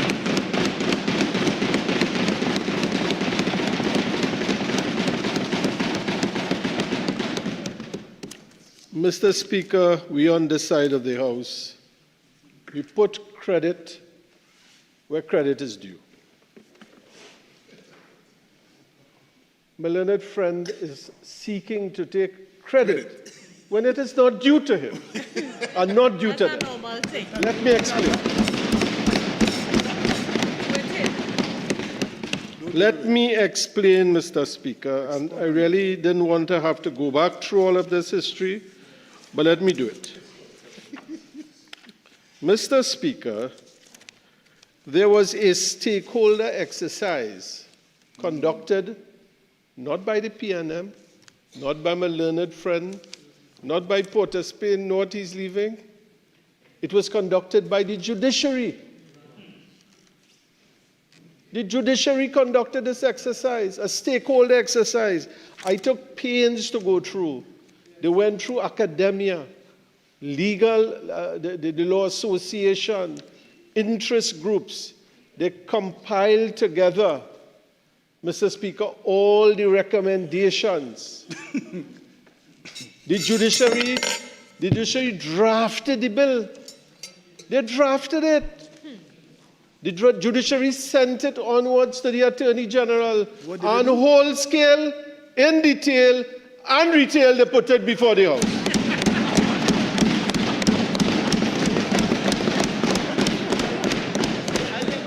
Bright lawyer. They were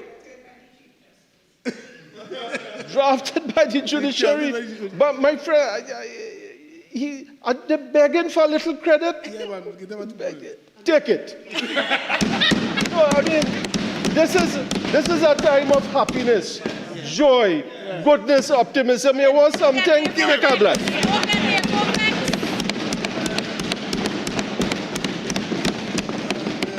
I mean, I didn't want to go back into it, but let me read the note that came. Read it. Note for Cabinet. The Attorney General, etc., submits conveying the recommendations of the Honorable Chief Justice. What? 149. Cabinet Note 1757. They drafted it. They brought it. You want credit? I'm a good friend.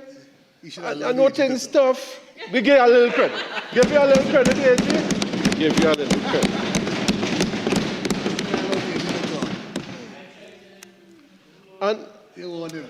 And the Attorney General, intellectual Attorney General that we have, competent, he stood up to try to correct my learned friend. You shoot him down. Why you shoot down the AG for? And then want to claim the AG for himself too.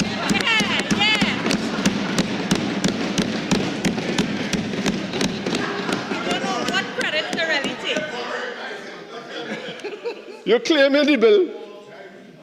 And Mr. Speaker, you know, if if you really wanted, if you really wanted to claim credit for this, right? The policy started in 2020, a cabinet note in 2021. You come back again in 2023. Point in 2024 in your house, lapse in 2025, and you're claiming credit for that?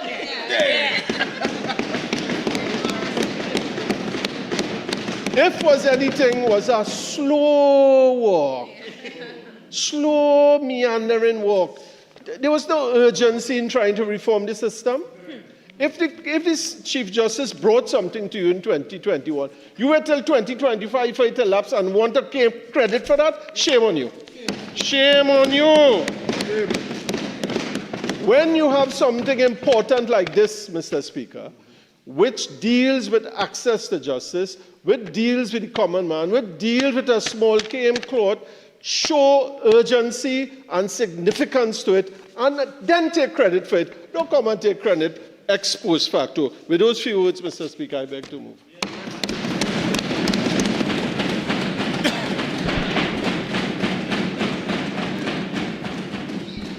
Honourable members, the question is that a bill entitled An Act to Make Jurisdiction for Matters of a Civil Nature exercisable in a division of the judiciary to be known as the Civil Division, and to make jurisdiction for specified civil matters exercisable in a subdivision of the Civil Division known as the Civil Court, to make jurisdiction for small valued claims exercisable in a subdivision of the Civil Division to be known as the Small Claims Court, to make jurisdiction for estates administration business exercisable in a subdivision of the Civil Division known as the Estates Administration Office, and for related matters be now read a second time. Those in favor say aye. Aye.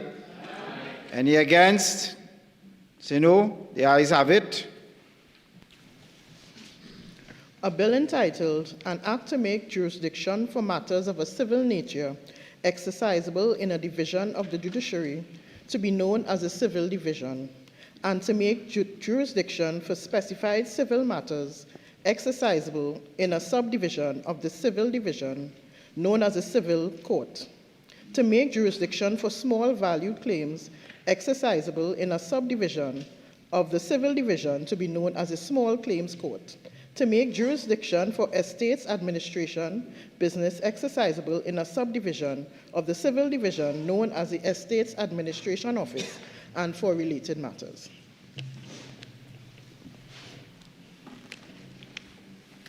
Minister of Justice.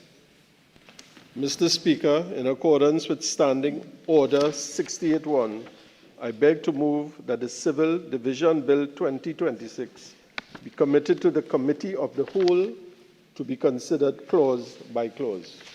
Honourable members, the question is that the Civil Division Bill 2026 be committed to the Committee of the Whole to be considered clause by clause. Those in favour say aye. Aye.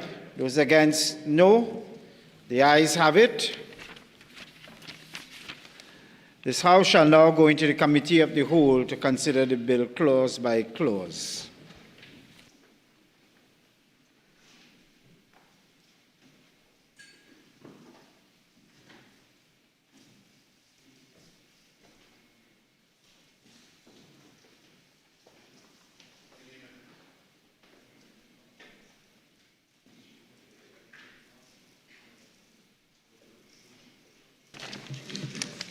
Clauses 1, 2.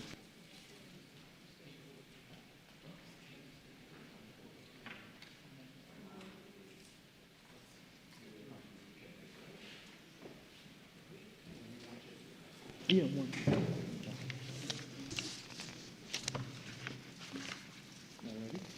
Yeah. Clauses 1 to 43. Question is that clauses 1 to 43. The schedule attached there too. No, the schedule separate. Yeah, put it. The bill. The question is that clauses 1 to 43 now stand part of the bill. Those in favour say aye. Aye. Any against? The ayes have it. Clauses 1 to 43 now stand part of the bill. The schedule.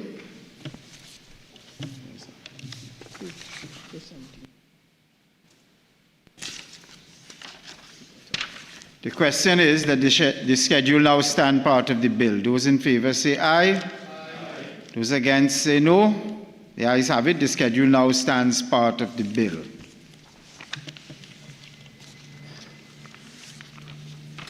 Honourable members, all the clauses and the schedule having been dealt with, the question is that the bill, together with the schedule, now be reported to the House. Those in favour say aye. Aye.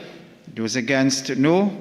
The ayes have it. The bill, together with the schedule, will now be reported to the House.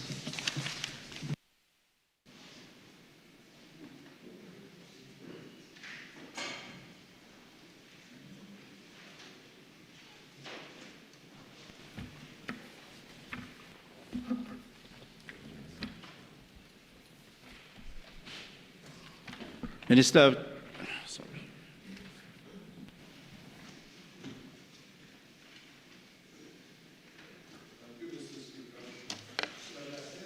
Thank you, Mr. Speaker. Mr. Speaker, I wish to report that the Civil Division Bill 2026 was considered in the Committee of the Whole and approved without amendments. I now beg to move that the House agree with the committee's report. The question is that this House agree with the committee's report on the Civil Division Bill 2026. Those in favour say aye. Aye. Any against? The ayes have it. Minister of Justice. Mr. Speaker, I beg to move that a bill entitled An Act to Make Jurisdiction for Matters of a Civil Nature exercisable in a division of the judiciary to be known as the Civil Division, and to make jurisdiction for specified civil matters exercisable in a subdivision of the Civil Division known as the Civil Court, to make jurisdiction for small valued claims exercisable in a subdivision of the Civil Division to be known as the Small Claims Court, to make jurisdiction for estates administration business exercisable in a subdivision of the Civil Division known as the Estates Administration Office, and for related matters, be now read a third time and passed. Honourable members, the question is that a bill entitled An Act to Make Jurisdiction for Matters of a Civil Nature exercisable in a division of the judiciary to be known as the Civil Division, and to make jurisdiction for specified civil matters exercisable in a subdivision of the Civil Division known as the Civil Court, to make jurisdiction for small valued claims exercisable in a subdivision of the Civil Division to be known as the Small Claims Court. To make jurisdiction for estates administration business exercisable in a subdivision of the Civil Division known as the Estates Administration Office, and for related matters, be now read a third time and passed. Those in favour say aye. Aye. Those against, no. The ayes have it. A bill entitled An Act to Make Jurisdiction for Matters of a Civil Nature exercisable in a division of the judiciary to be known as the Civil Division, and to make jurisdiction for specified civil matters exercisable in a subdivision of the Civil Division known as the Civil Division Court, to make jurisdiction for small valued claims exercisable in a subdivision of the Civil Division to be known as the Small Claims Courts, to make jurisdiction for estates administration business exercisable in a subdivision of the Civil Division known as the Estates Administration Office, and for related matters. Motions. Honourable Attorney General.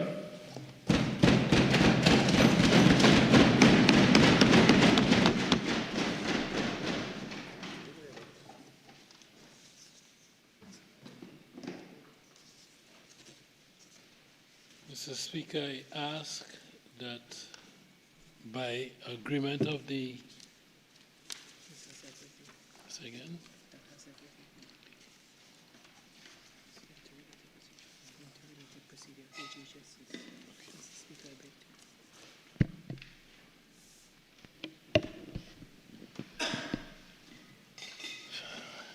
Mr. Speaker,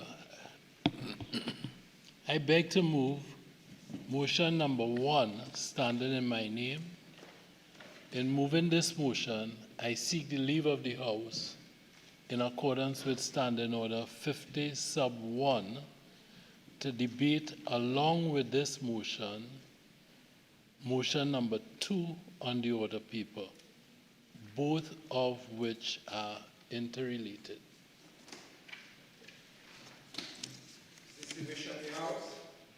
Yes. Honourable members, leave has been granted for motions 1 and 2 on the order paper to be debated interrelatedly. Honourable Attorney General.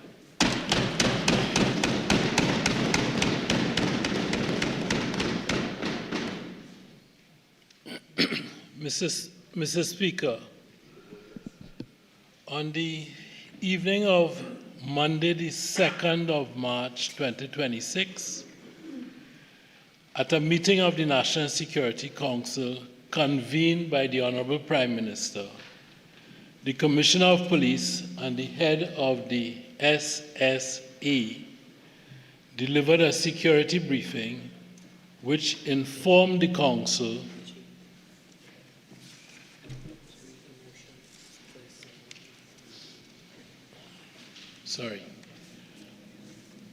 Mr. Speaker, I'm told that I should read the motions first. They are slightly different in the sense that one asks that we note the statement of the President. The other asks that we extend the period of emergency.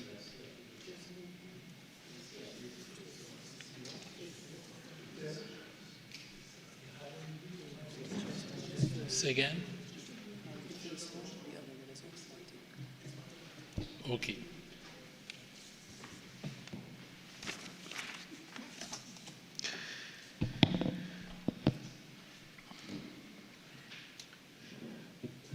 Okay, so I'm following advice, the advice of the experts. Attorney General, I am following the... I see we have wed ourselves to an anachronistic procedure, but it is what it is, so let's follow it. Whereas it is enacted by Section 8(1) of the Constitution of the Republic of Trinidad and Tobago that the President may from time to time make a proclamation. Mr. Speaker, I wonder if I might be allowed to make my contribution in silence? Respect that. I'm always extremely well behaved, as all members would know.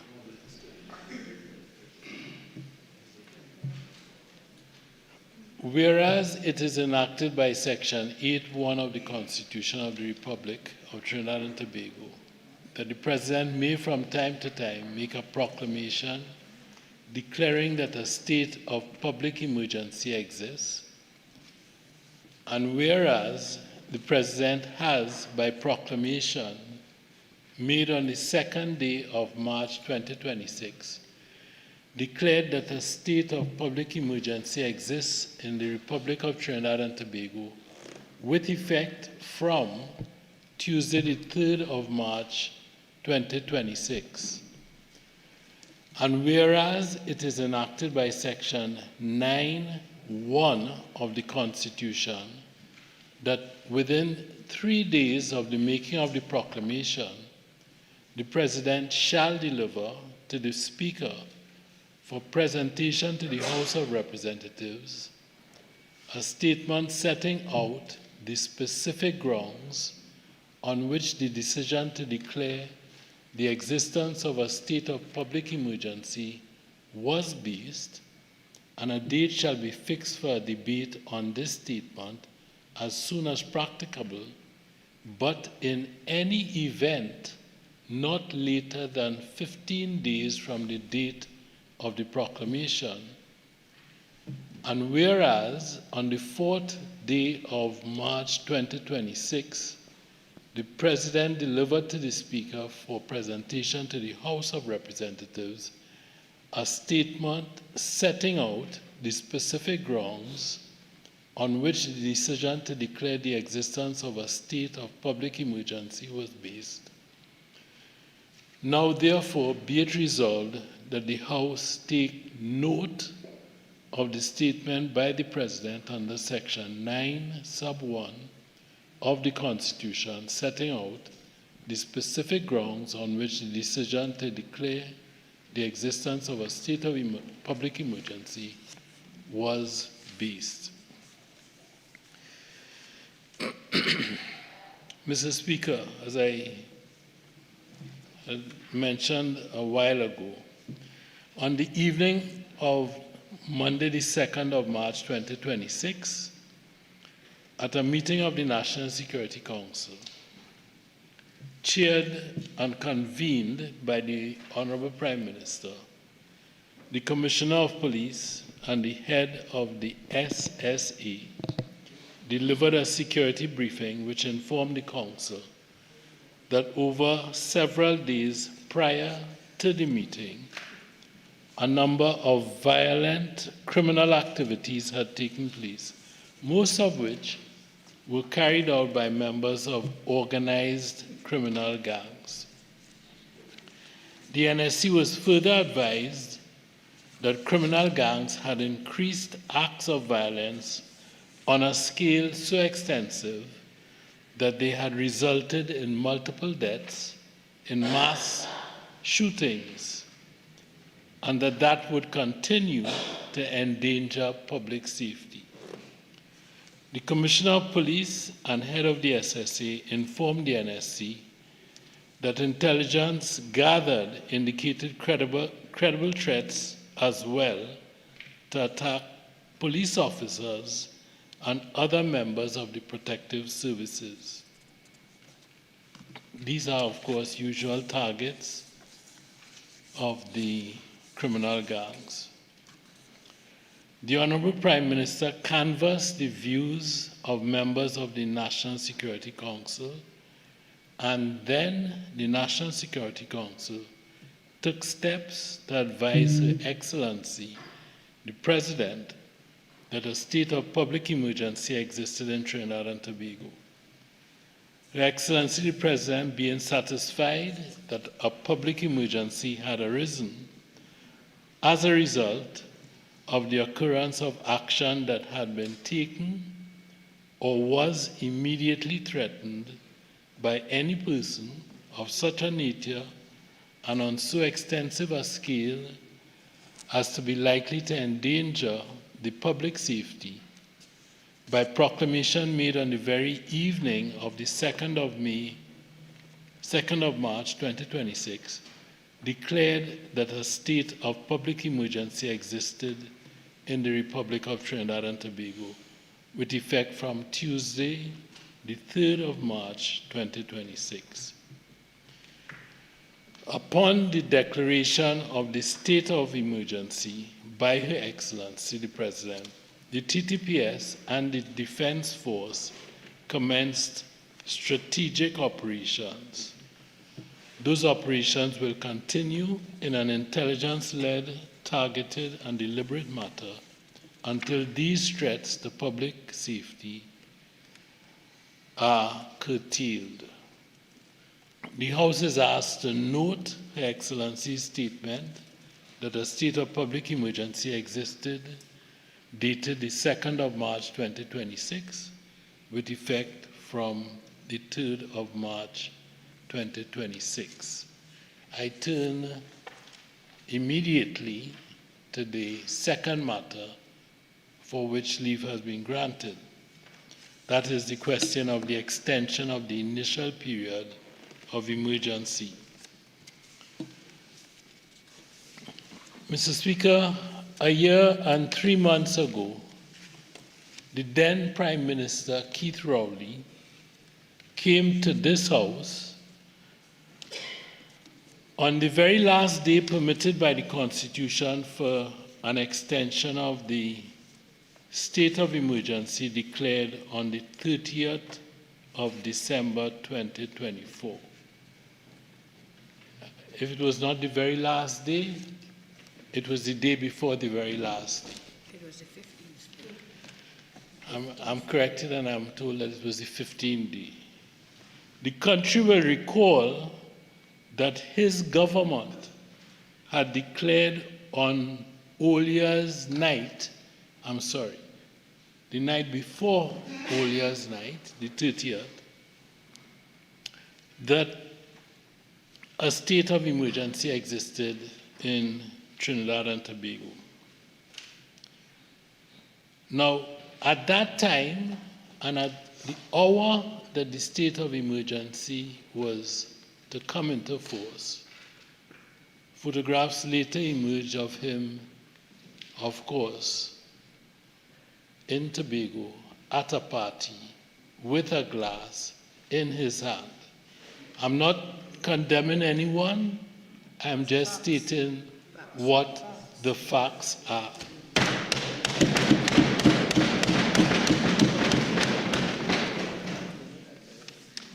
Now, it is not easy to listen to some of the words uttered by Dr. Rowley, as he now is, but I fear that this evening I have to carry you to precisely those words. Now, his words are recorded for all time, and they are not just recorded, they are recorded in the Hansard of this house for all time. And this is some of what he said when he surfaced from Tobago to extend the state of emergency, which is what we are about this evening. So, in his normal style, he is perhaps thinking aloud. There's some sort of stream of consciousness. He says, I think that was 2011, where 350 odd persons were killed. And it has continued and continued to the point where in 2023, over 600 persons were murdered in this society. Under his watch. We thought, that's him speaking, that was a record-breaking arrangement, which to contemplate a repeat was too much, given the amount of effort, resources, dollars, policemen, security services, information gatherers, promotions around, and of course the concerns of the citizen for safety and security. End of quote. I want to be fair to him. That's his quote. End of quote for now. I pause to say something. I wanted to know the focus on resources. It's all about money, dollars, policemen, security services, information gatherers. The last thing he mentions is citizen safety and security, there, in that bit. I go on. And I quote, we thought that all the effort that, now this is for him, we thought that all the effort that we would have put out would have seen some reduction. Madam Speaker, well, it was Madam Speaker at the time. Come 2024, and it is as if the violent criminal element decided that if you want, we will show you what we can do. I pause there again, end of quote. So at that time, the criminals seem to be dictating what is going on, not the other way around. I quote again, he goes on, Madam Speaker, it is not uncommon in this society to wake up and be informed of a new kind of crime, a new way of hurt, a new way of killing people, and you ask, What were these people thinking? And I mean, end of quote. My comment on that is sense of hopelessness. I and all feeling sorry for it at this stage. And then he goes on, what respect do they have for human life? Whether it is a pensioner whose home was invaded to be killed by some person who is able-bodied, and who would expect in a normal society would go out and look for a job and feed himself or a child or a person to work? Now, this is what stunned me, Mr. Speaker. I mean, it's on record in the Hansard for all of us to see. I want my colleagues to listen to this because I think it's important. This is what Dr. Rowley then says.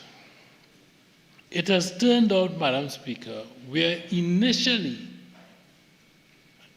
this word is important, we thought that this was a Lavantil thing because the crimes were committed in Lavantil.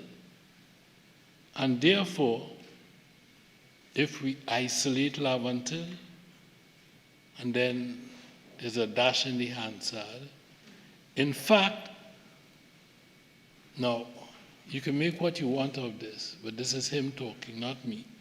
One member of this House, he doesn't say who, if it was a member on this side, I guarantee you what I'm about to say, he would have mentioned that person.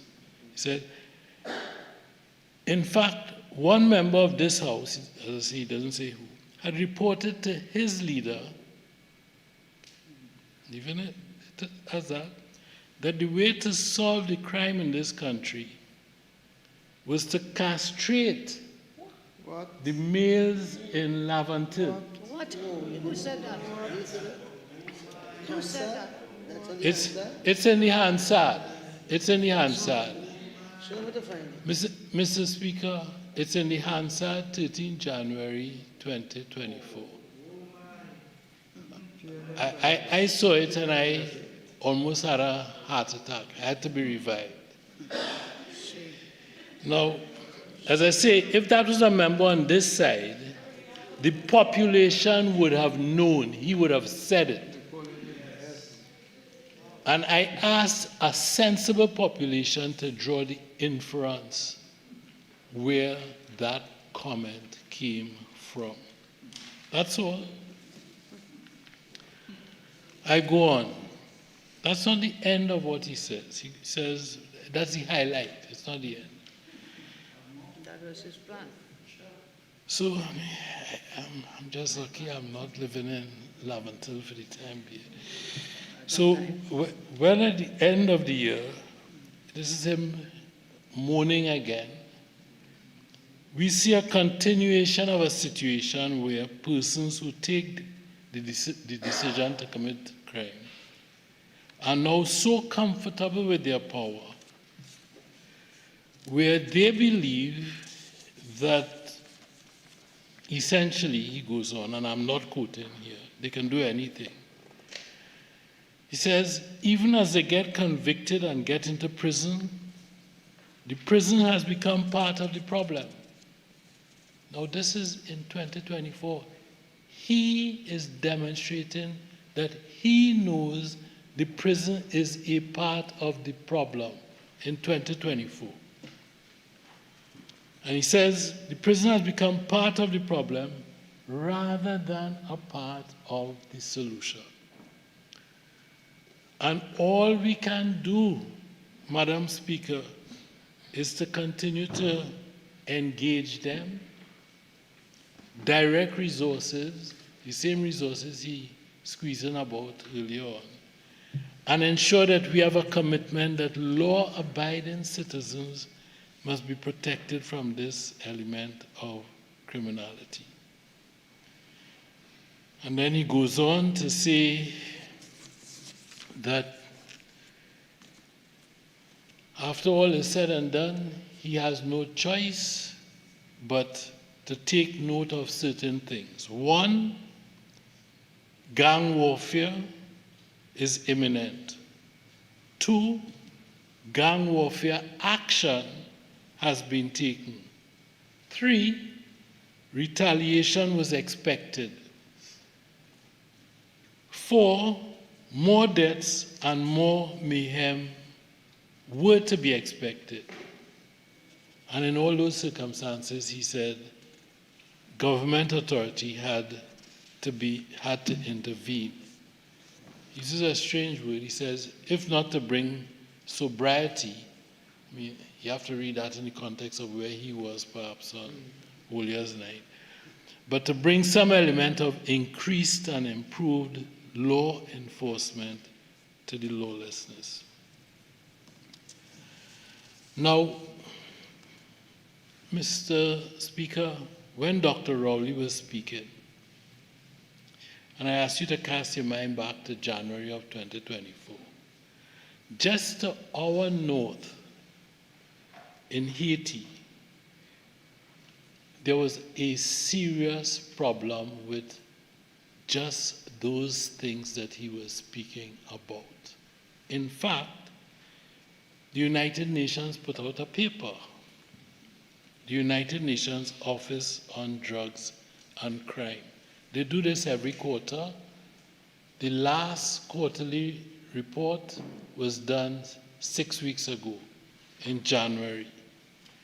And this is what that report says. Haiti is facing multiple overlapping humanitarian, political, economic, and security crises with dire consequences for the local population.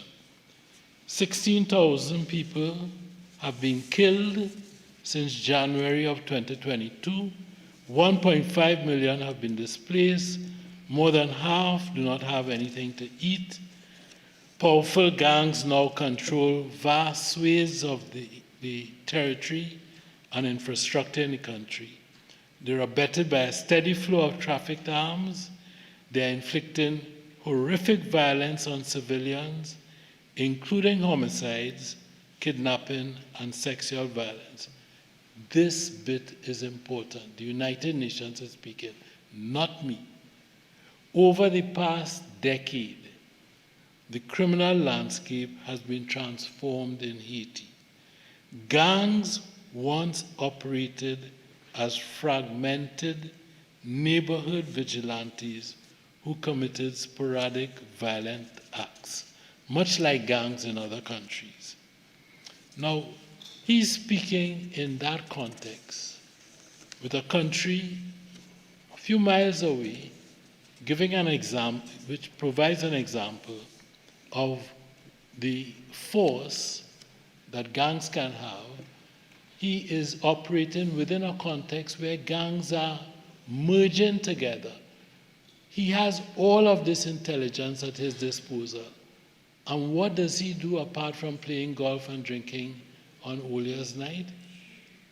He declares a state of emergency, he throws up his hands, and he walks away.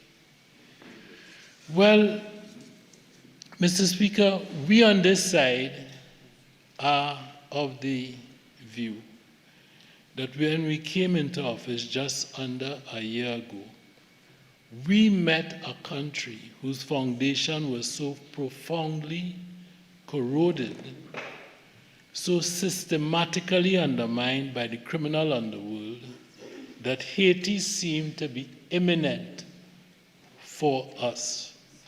The looming danger of societal collapse seemed to have been obscured from a population that had become desensitized by the daily litany of gruesome murders, kidnappings, rape, home invasions, and multiple homicides. Why do I say that? Because their complexity, rather, Dr. Rowley's complicity is recorded in the Hansard. And it's recorded there for all time. He did nothing. by his own admission on that day, he said in the Hansard of this House that they had spent billions allegedly on securing ourselves. And yes, we agree.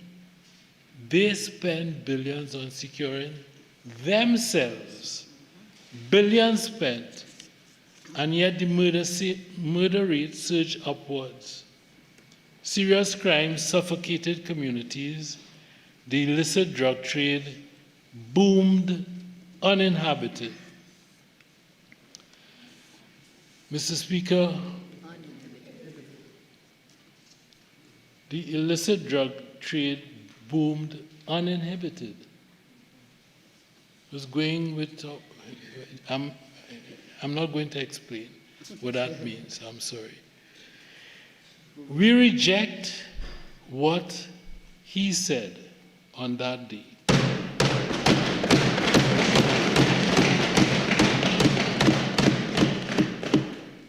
We reject in the strongest terms that castrating black men in Laventille is an option.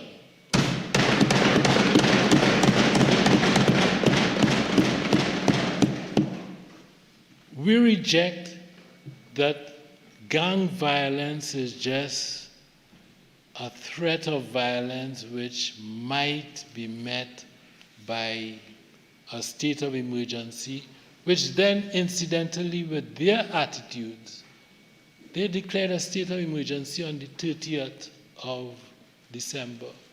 Do you know what happened on the 31st of December? The day after they declared the state of emergency, a state prosecutor involved in the trial of one of those people that my Prime Minister put in Tetron, who was boasting about the murder of that state prosecutor. A state prosecutor was murdered in front of his family and children. That was the answer of the gangs to their declaration of a state of emergency on the 30th of December. We are not prepared to tolerate that.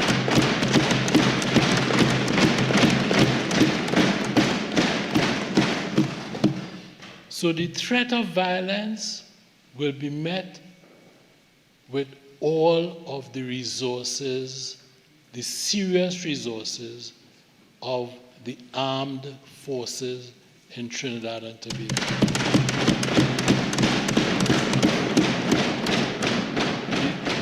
The threat of reprisal killings will be met with every single intelligence resource, every single resource that we have at our disposal.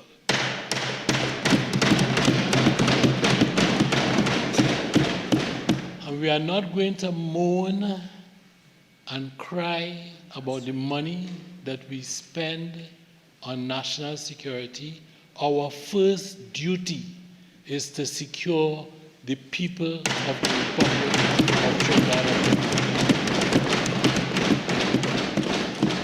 The Prime Minister has made that clear before. She made it clear this afternoon when she discussed what is in fact a revolutionary approach to dealing with crime in Trinidad and Tobago.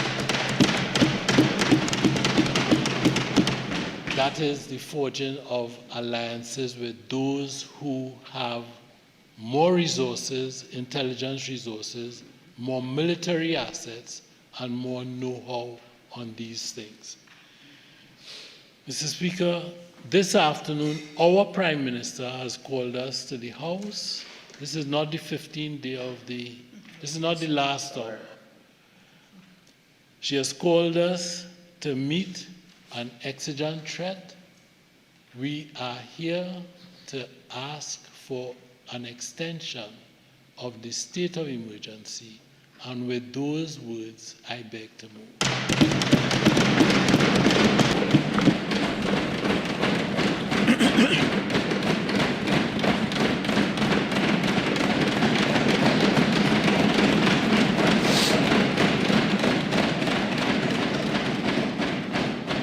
Honourable members, I shall now propose the question for debate. Now, therefore, be it resolved that the House take note of the statement by the President under Section 9(1) of the Constitution, setting out the specific grounds on which the decision to declare the existence of a state of public emergency was based.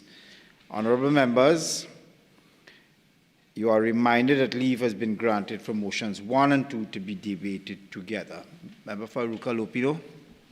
Thank you very much.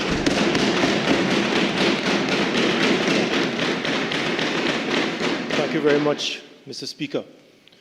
Mr. Speaker, having listened to the Honourable Attorney General in his presentation, it felt as though the Honourable Attorney General read from his last presentation when this government came to Parliament and asked for an extension of the state of emergency. The statement and the proclamation by the President reads almost similar to the last proclamation that caused us to be here at an extraordinary sitting of the Parliament to debate the President's proclamation and an extension of the state of emergency. And having listened to the Attorney General, Mr. Speaker, I am not surprised. As a matter of fact, it feels like an encore, a state of emergency encore. But, Mr. Speaker, there was absolutely no performance on this regard. None whatsoever.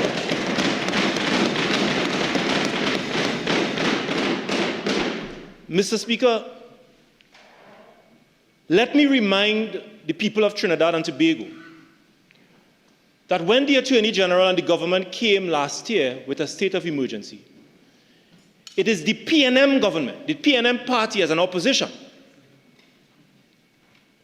We supported that state of emergency because the allegations contained, the intelligence that reached the National Security Council, as was stated in the President's proclamation, Mr. Speaker, very serious allegations where certain actors within the prison, according to the President's proclamation and the intelligence reaching the National Security Council, that certain actors within the prison pose a serious and immediate threat against certain senior officials of the state, the DPP's office, the judiciary, and senior law enforcement officers.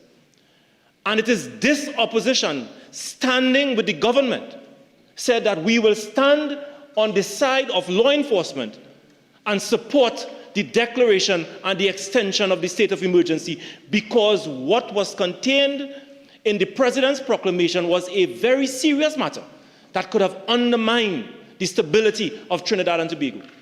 So when the Attorney General could come here today, Mr. Speaker, and give the impression that this opposition was never in support of the government or never in support of law enforcement, it must be rejected out of hand. It must be rejected, Mr. Speaker.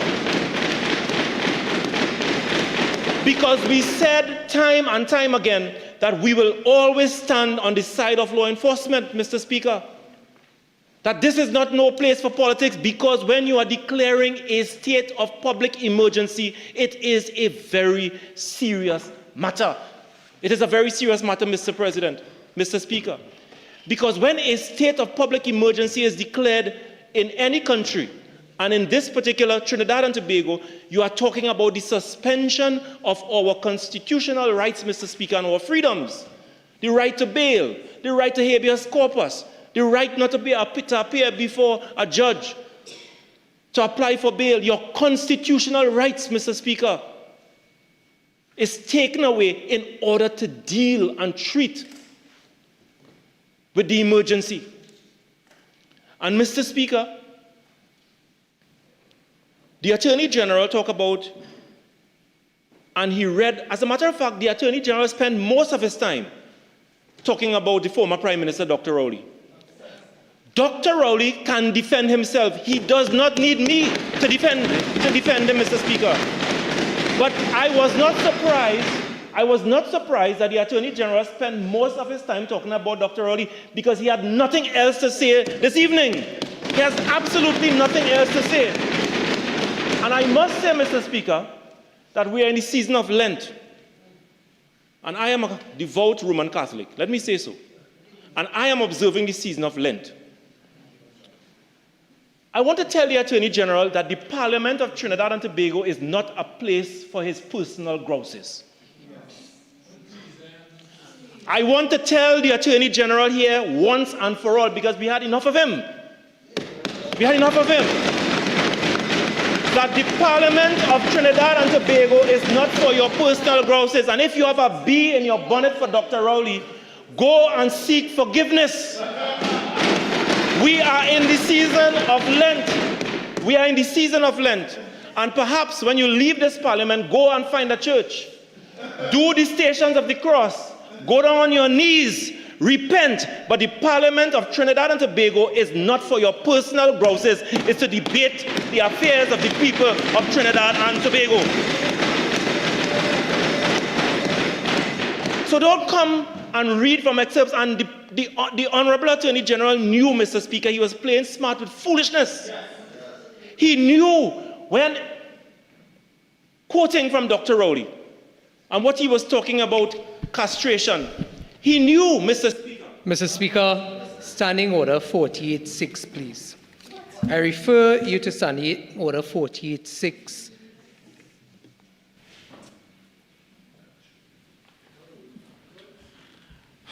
I don't think it's an imputation of an improper motive, but I think that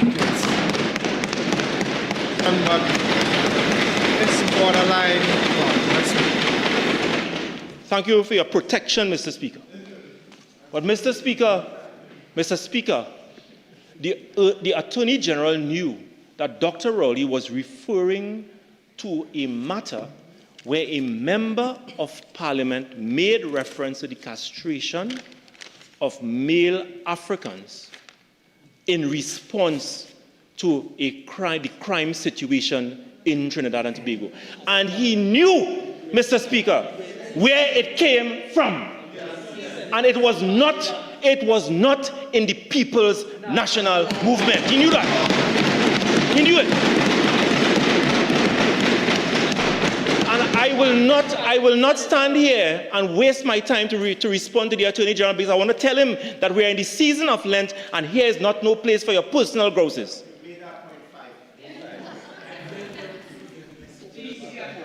Here's not for it. Thank you very much, Mr. Speaker. We're also in Ramadan, so let's move on.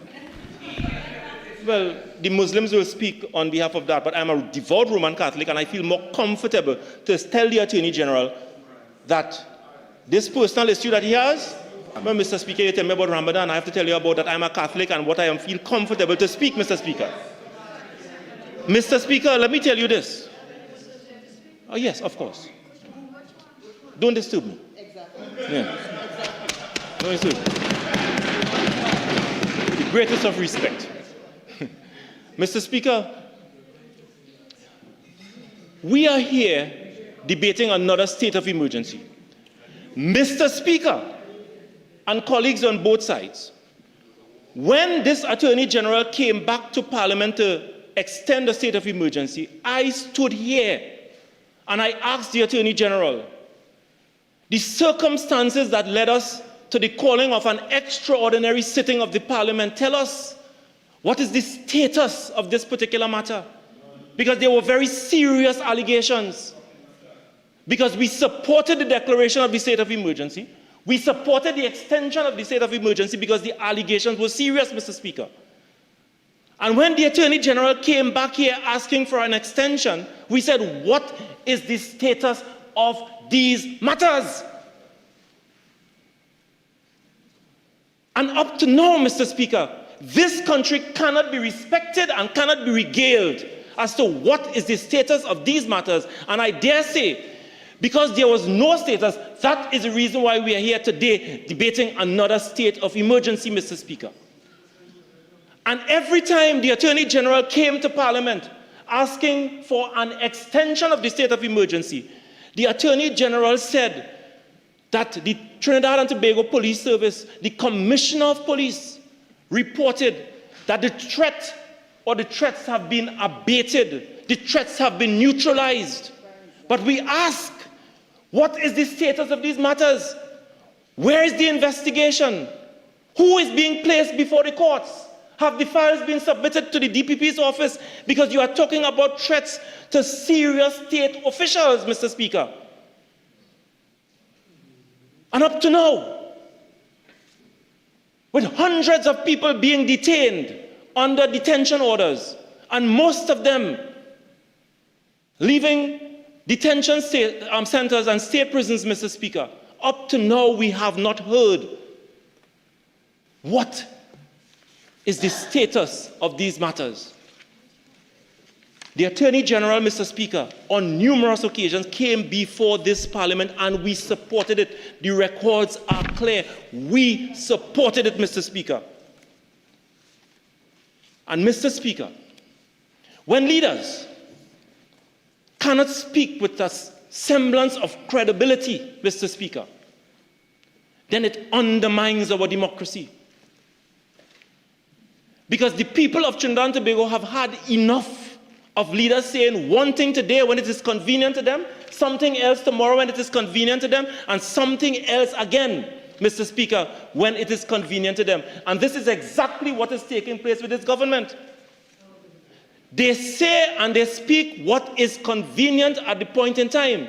It is governance by VOPs, VAPs, and VIKI-VI, Mr. Speaker. Make it up as you go along, Mr. Speaker, and hope for the best. Make it up as you go along and hope for the best. And when the best cannot continue, blow in a plastic bag.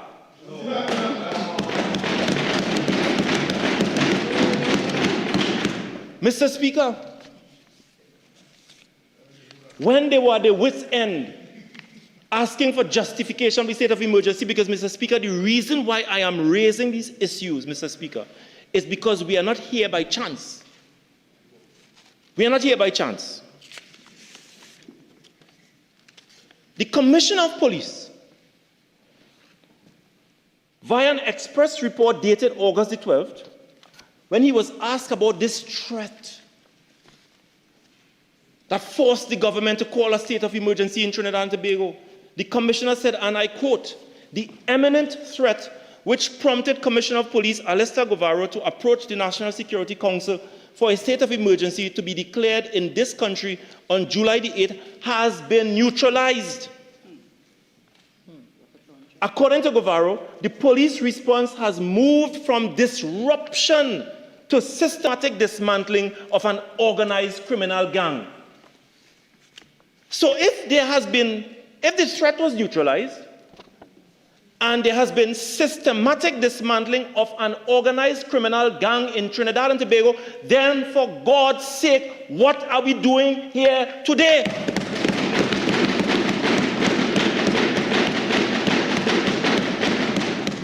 Because the President's declaration that we are debating here today, Mr. Speaker, is talking about gangs. It was neutralized by this August report.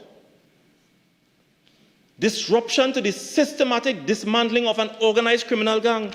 But on this presidential proclamation or statement, the President is saying that I was informed by Cabinet that within the last days, a number of violent criminal activities had taken place with mass shootings and multiple victims, most of which have been carried forward by members of organized criminal gangs which have endangered public safety. Cabinet further informed that there have also been credible threats to attack police officers, prison officers, and other members of the protective services.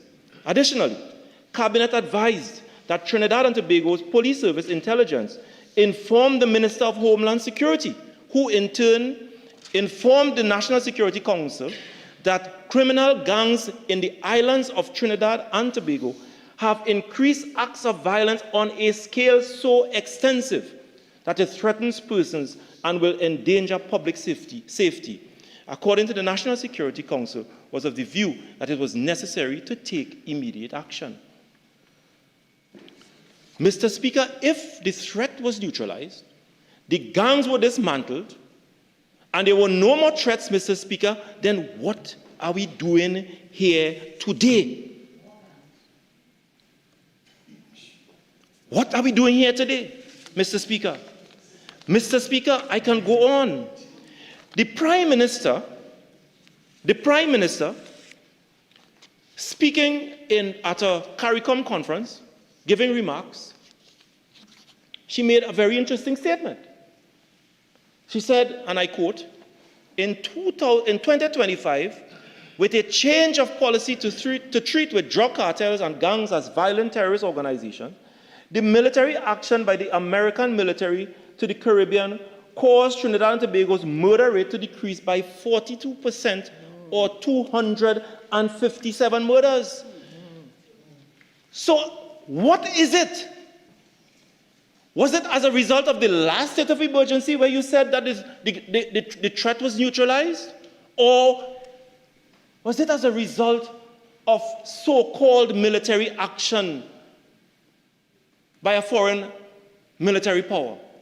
What is it, Mr. Speaker? Because you were boasting not too long ago that the crime situation was falling precipitously, as though we had no more problems in Trinidad and Tobago, and less than 1 week after you were boasting to regional governments, you came back in Trinidad to declare a state of emergency. Mr. Speaker, they are speaking from all sides of their mouths, Mr. Speaker. All sides of their mouths, Mr. Speaker. Because how could it be so good when you were boasting to regional leaders, and 1 week after, you return to Trinidad and Tobago and the thing's so bad that you have to call for another state of emergency? Mr. Speaker, it is leadership that is lacking in credibility, Mr. Speaker.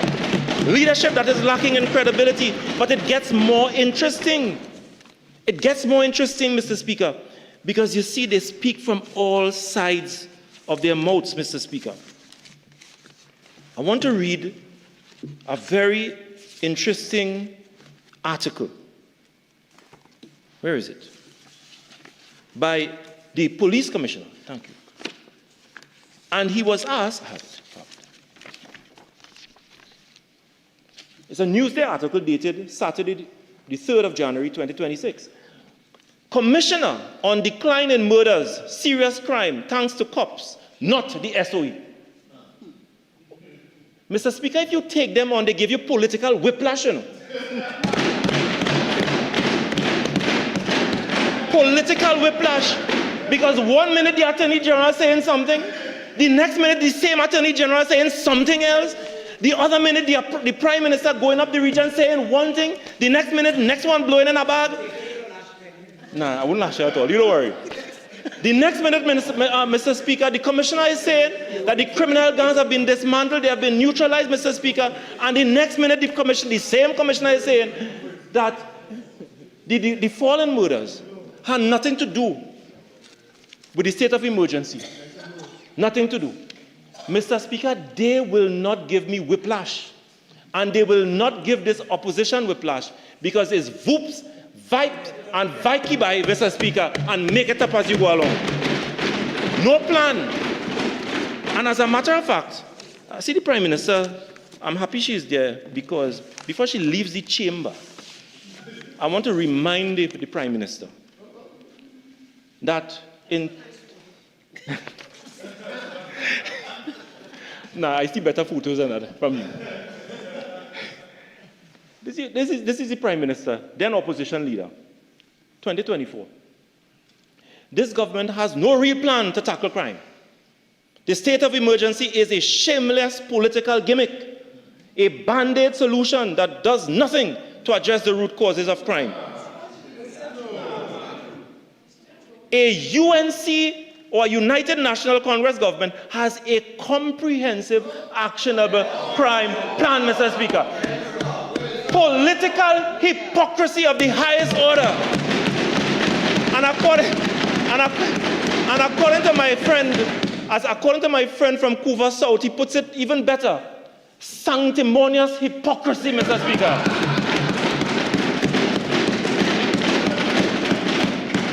Mr. Speaker, let me not be distracted by the Prime Minister, because the country is very much aware of what she said. But I want to read what the Commissioner said from that Newsday article.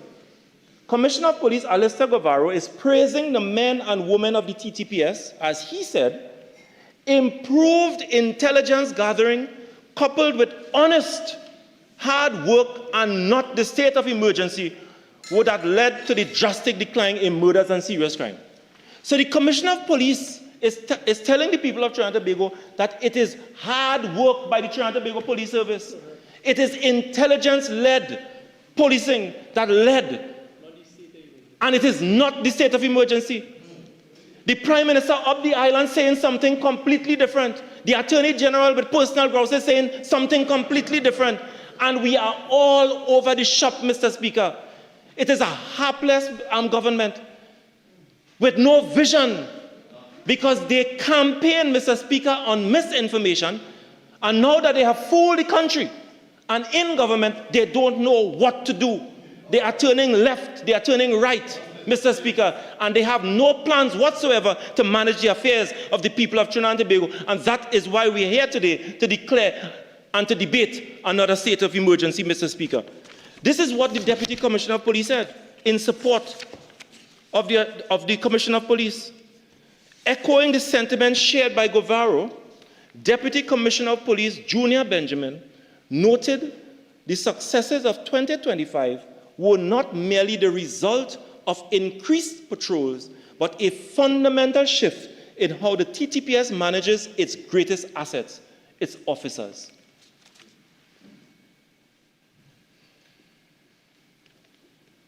That's where we are. And we hear from the Attorney General saying, according to him, the Commissioner of Police and the SSA now reporting that the situation is so bad with respect to gangs and their operations in Trinidad and Tobago that they want another state of emergency. What about improved intelligence gathering? What about all of the lovely things and the management of the human resource of the police service? What about all of these things? 1 month ago, Mr. Speaker, it was not the SOE we could manage. We were able to reduce murders. We were able to reduce and to disrupt gang activities because of intelligence-led policing, Mr. Speaker. And today, the Attorney General will want to have us believe that we are here today to call another state of emergency, or rather to extend another state of emergency, because traditional policing cannot help. Traditional policing cannot help. Mr. Speaker, let me remind this country that on January the 31st, when the previous state of emergency came to an end, and there was a spectacular collapse of the Zozo bill, and serious allegations being made against senators by none other than the Prime Minister, this is what the Prime Minister said on her X platform and also carried on the Facebook page. And she's talking to criminals, according to her. Behave yourself, or another state of emergency will be called. Prime Minister Kamala Persad-Bissessar warned criminals that they must behave or another state of emergency can be imposed, stating, behave yourself or another state of emergency will be called. She further warned that the government will use every lawful means to confront criminals. Mr. Speaker, who does tell criminals behave themselves?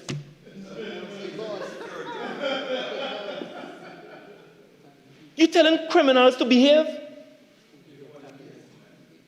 And if you don't behave, you will call another state of emergency? Mr. Speaker, let me remind the Prime Minister that the declaration of a state of emergency is for an emergency, Mr. Speaker. And it is not a crime-fighting tool. And I will refer the Honorable Prime Minister, Senior Counsel and the Attorney General of a Jamaican court decision in 2025, which said that a state of emergency is not a constitutional tool to fight crime in any democratic country, Mr. Speaker. And let me remind the Prime Minister that it is Section 8 of the Constitution that speaks about the declaration of a state of emergency. Subject to this section, and allow me, Mr. Speaker, for the listening and viewing audience, I'm not talking to the Prime Minister, I'm talking to the people of Trinidad and Tobago, Mr. Speaker. I'm talking to them. For the purposes of this chapter, the President may from time to time make a proclamation declaring that a state of public emergency exists. A proclamation made by the President, which we are debating here today, a proclamation made by the President under subsection 1 shall not be effective unless it contains a declaration that the President is satisfied, A, that a public emergency has arisen as a result of the imminence of a state of war between Trinidad and Tobago and a foreign state. B, that a public emergency has arisen as a result of the occurrence of any earthquake, hurricane, flood, fire, outbreak of pestilence, or other infectious disease or other calamity, whether similar to the foregoing or not, or that action has been taken or is immediately threatened by any person of such a nature and on so extensive a scale as to be likely to endanger the public safety or deprive the community of any substantial portion of the community of supplies or services essential to life, Mr. Speaker. Mr. Speaker, when you read Section 9 of the Constitution, Mr. Speaker, with respect to a threat, it must be immediate. But when you take into consideration, Mr. Speaker, the collective words of the Attorney General, the Honorable Prime Minister, the Commissioner of Police, and the Deputy Commissioner of Police, and the Prime Minister saying that if you don't behave yourself, I will call another state of emergency, Mr. Speaker. Mr. Speaker, it is unconstitutional, and it is wrong, and it is an undermining and an infringement of the rights of the citizens of Trinidad and Tobago to call a premeditated state of emergency because things simply not working your way. That is the reason why we are here. There is no immediate threat in Trinidad and Tobago. There is absolutely no, and the Attorney General has said absolutely nothing, Mr. Speaker, that demonstrates that there is an immediate threat in Trinidad and Tobago that warrants the calling of a state of public emergency in Trinidad and Tobago. Absolutely nothing, Mr. Speaker. Because it is the Prime Minister that said just a month ago that if you don't behave yourself, I will call another state of emergency. Murders taking place, triple murders, quadruple murders, gun violence taking place all over Trinidad and Tobago. And that is the reason why we have asked the Attorney General, tell us what is the status of the investigation that brought us here via an extraordinary sitting. What is the prosecution? What is the state of these matters? Because if these matters cannot be addressed, Mr. Speaker, we will continuously find ourselves here again debating state of emergency, because we are not dealing with the root cause of the problem that exists in Trinidad and Tobago. And that is not what a state of emergency is called for. It is the wrong and it is unconstitutional, Mr. Speaker. Mr. Speaker, may I ask you how much time do we have again? You have 3 minutes more. Thank you very much, Mr. Speaker. I will take my extension as well, Mr. Speaker. Thank you very much. Mr. Speaker, let me ask the Attorney General, or let me tell the country, I'm not speaking to the Attorney General anymore. I'm talking to the people of Trinidad and Tobago.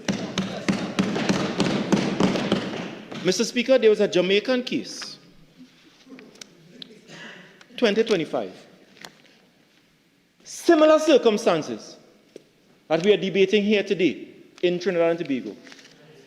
Because in Jamaica, there was a habit by the government to declare states of emergency to address their gang and other criminal activities, Mr. Speaker.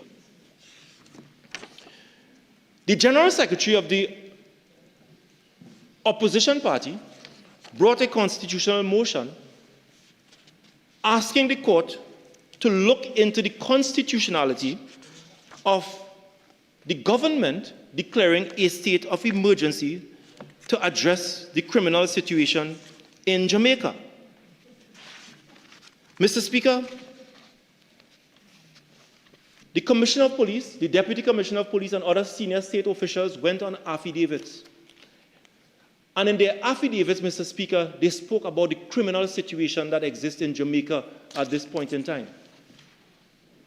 And that having regard to the information that the only way in which the police can treat with the issue of gangs and criminal activities is via the declaration of a state of emergency. And allow me to read, or rather, excerpts of the judgment.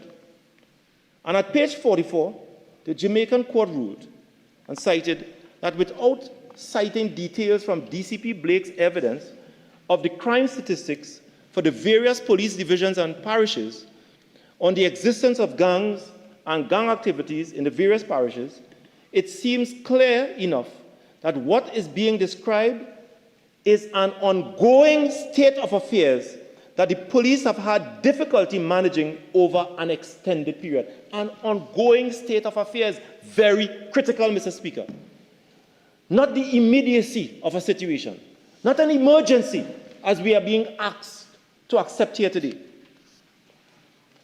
And it continues that there is logic and good sense in the assertion that a state of affairs which persists over a period of years cannot properly be described as an emergency. I repeat, there is logic and good sense in the assertion that a state of affairs which persists over a period of years cannot properly be described as an emergency. Mr. Speaker, this is at the heart of what we are doing here today, because gangs and gang activities have been our state of affairs in Trinidad and Tobago for a very long time. And the court is saying that if you are using that to declare a state of emergency, then it is contrary to the Constitution, and it is wrong, it is unconstitutional, and it is illegal, Mr. Speaker. It continues.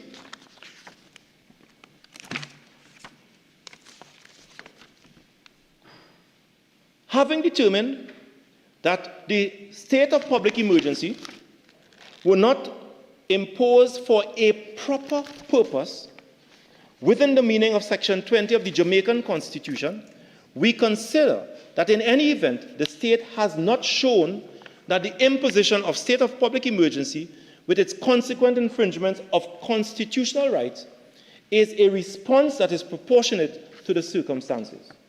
We consider that the specific provisions of the emergency power regulations addressed by King's Counsel may well be reasonable limitations on constitutional rights during a period of public emergency. And the separation of powers doctrine extends to the relationship between the executive and the legislature. The present constitutional arrangements require the participation of the executive as well as the legislature in order to properly secure an extension of a public state of emergency. And therefore, the declaration of a state of emergency within days of the expiration of one in the circumstances where it could not be said that a new emergency arose is a method of circumventing the constitutional provisions and its process. The court is saying that what the government of Jamaica was doing was finding ways to circumvent the constitutional process, and that the state of affairs with respect to crime is one that exists for a very long period of time, and therefore a state of public emergency was not the way to treat with those matters, Mr. Speaker. And I dare say, Mr. Speaker, that where we are today is very much similar, and therefore this state of emergency and the extension of the state of emergency is unconstitutional, and is one that should be challenged in our constitutional courts, Mr. Speaker, because it is a misuse of state of emergency, especially, Mr. Speaker, especially when one takes into consideration the utterances of the Prime Minister, the Attorney General, the Commissioner of Police, and the Deputy Commissioner of Police saying that we can achieve law and order in Trinidad and Tobago, that we can disrupt the criminal gangs by intelligence-led policing and not a state of emergency, Mr. Speaker. And that is what we stand for. And we say that our principle here on this side, that if there is a genuine emergency, we will support the police and we will support the government. But this is not no genuine emergency. It is premeditated because it is the Prime Minister herself who said on January 31st that if you don't behave yourself, I will call another state of emergency. It is wrong, Mr. Speaker, and it is unconstitutional. Mr. Speaker, the Attorney General spoke for a very long period of time, not on the President's proclamation, not on justifying the state of emergency, but on dealing with all kinds of things. I don't want to repeat, correct. I don't want to repeat. But I want, and I hope, that the Attorney General would have told us. And perhaps in the discussion or in this debate, maybe we might be surprised if the Minister of Homeland Security would finally speak in a SOE debate. But I want to ask the Attorney General and the government and perhaps the Prime Minister, what is wrong with the Anti-Crime Act, the Anti-Gang Act?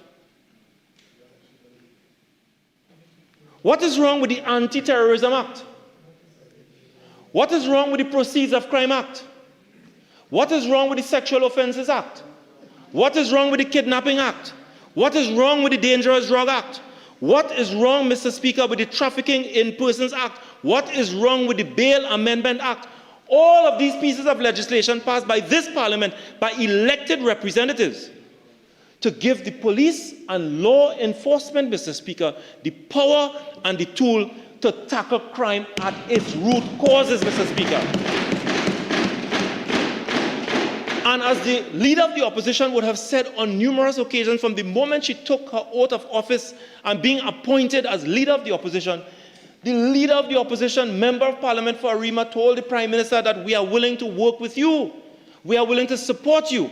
We are willing to collaborate with you on any piece of legislation or policy that will address the crime situation in Trinidad and Tobago.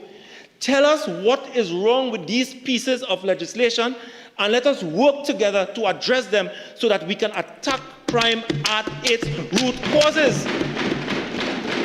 But a state of emergency, Mr. Speaker, according to the Prime Minister and according to some members of the government, is just putting a plaster on a sore and not dealing with the problem, Mr. Speaker. They said it when they were in opposition, and they are running away from it because they are in government, because they cannot and they have not advanced one policy to treat with the issue of crime and criminality. As a matter of fact, Mr. Speaker, the plans and programs that we in the PNM put in place to address crime at its root causes, they have dismantled all of it, Mr. Speaker, all of it.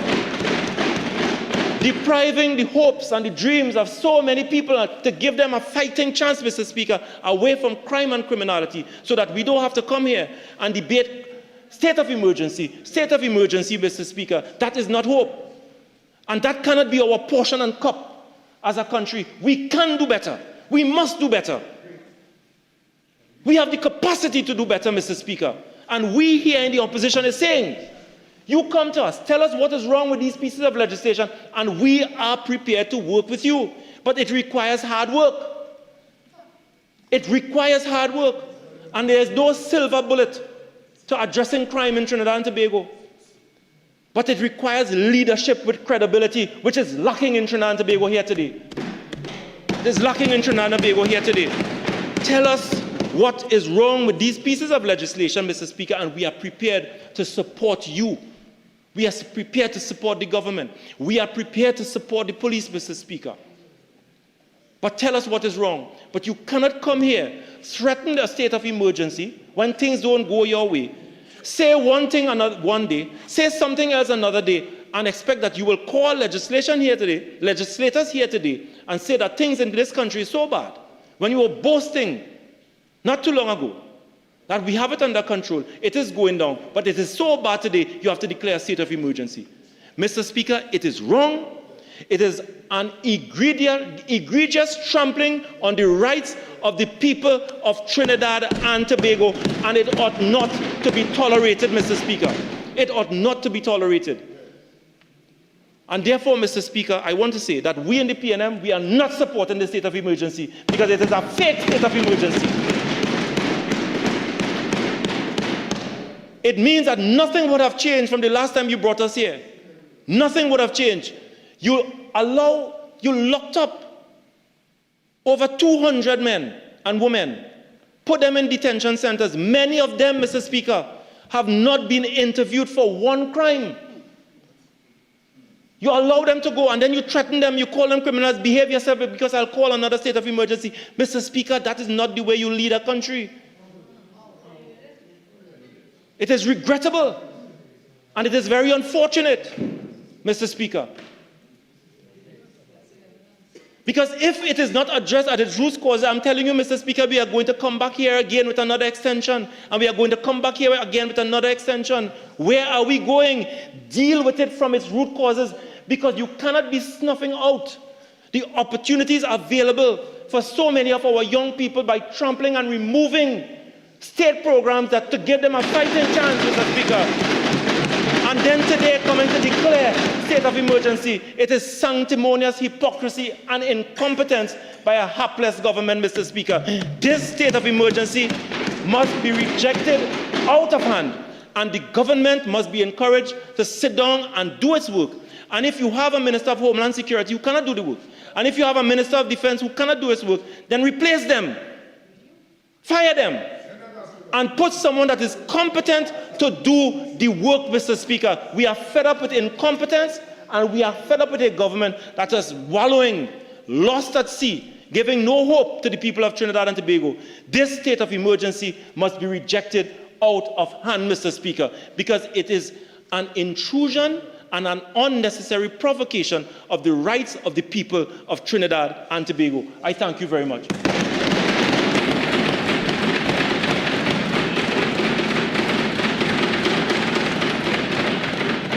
Randy.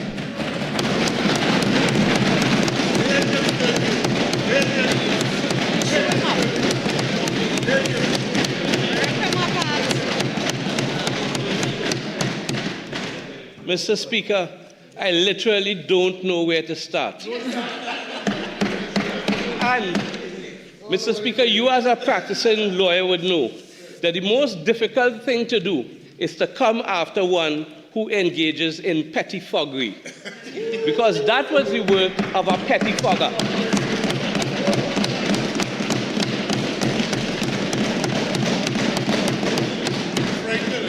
Let me, before I go to their crime plan, let me deal with something the last speaker just made reference to ad nauseum.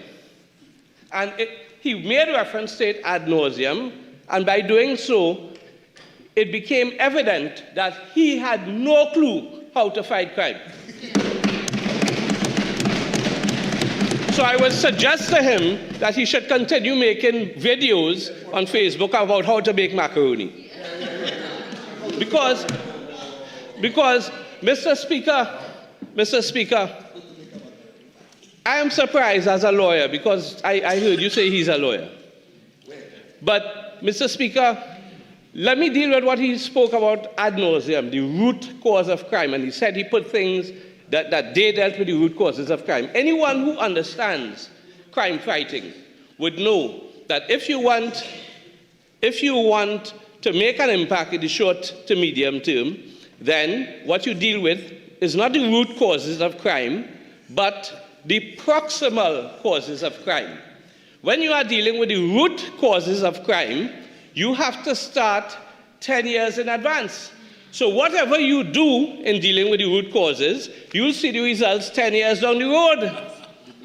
Any social scientist would tell you that. So let me tell you about what they did 10 years ago and why we are feeling the results of what they did 10 years ago. 10 years ago, they claimed to have the answer to crime. They came with a 10-point crime plan, and I have it here. Permit me to read it out. Yes. Here's their 10-point crime plan to deal with root causes from 10 years ago. Here's their 10-point crime plan. Appoint a police commissioner. We all know how that went. They manipulated the merit list to get the choice they wanted, and then when they didn't... Mr. Speaker, standing order 48-6, please. No one here manipulated any merit list. Yes. Manipulated merit list, and when they couldn't control the commissioner they got, then they fired him and intercepted the merit list. So that's point one. We didn't do that. We worked with the system. We worked with who the independent JSC got, and we are working with him, and it turns out that he is the best choice. Point two of their 10-point crime plan, police manpower audit. Point three, establish municipal police units. Point four, give greater powers to the PCA, including the power to prosecute. Yeah, that's a crime plan, eh? Number five, I'll see this one. Parliamentary oversight of crime suppression plan. Number six, create an offense of witness tampering. Number seven, create an offense of unlawful eviction. That's a crime plan, eh? Because they were running out of ideas, quite clearly. Number eight, urban renewal plan. For God's sake, what does that have to do with crime? You're clearly running out of ideas. Number nine, to bring more effective anti-gang legislation. And number 10, make the CCJ the final appellate court.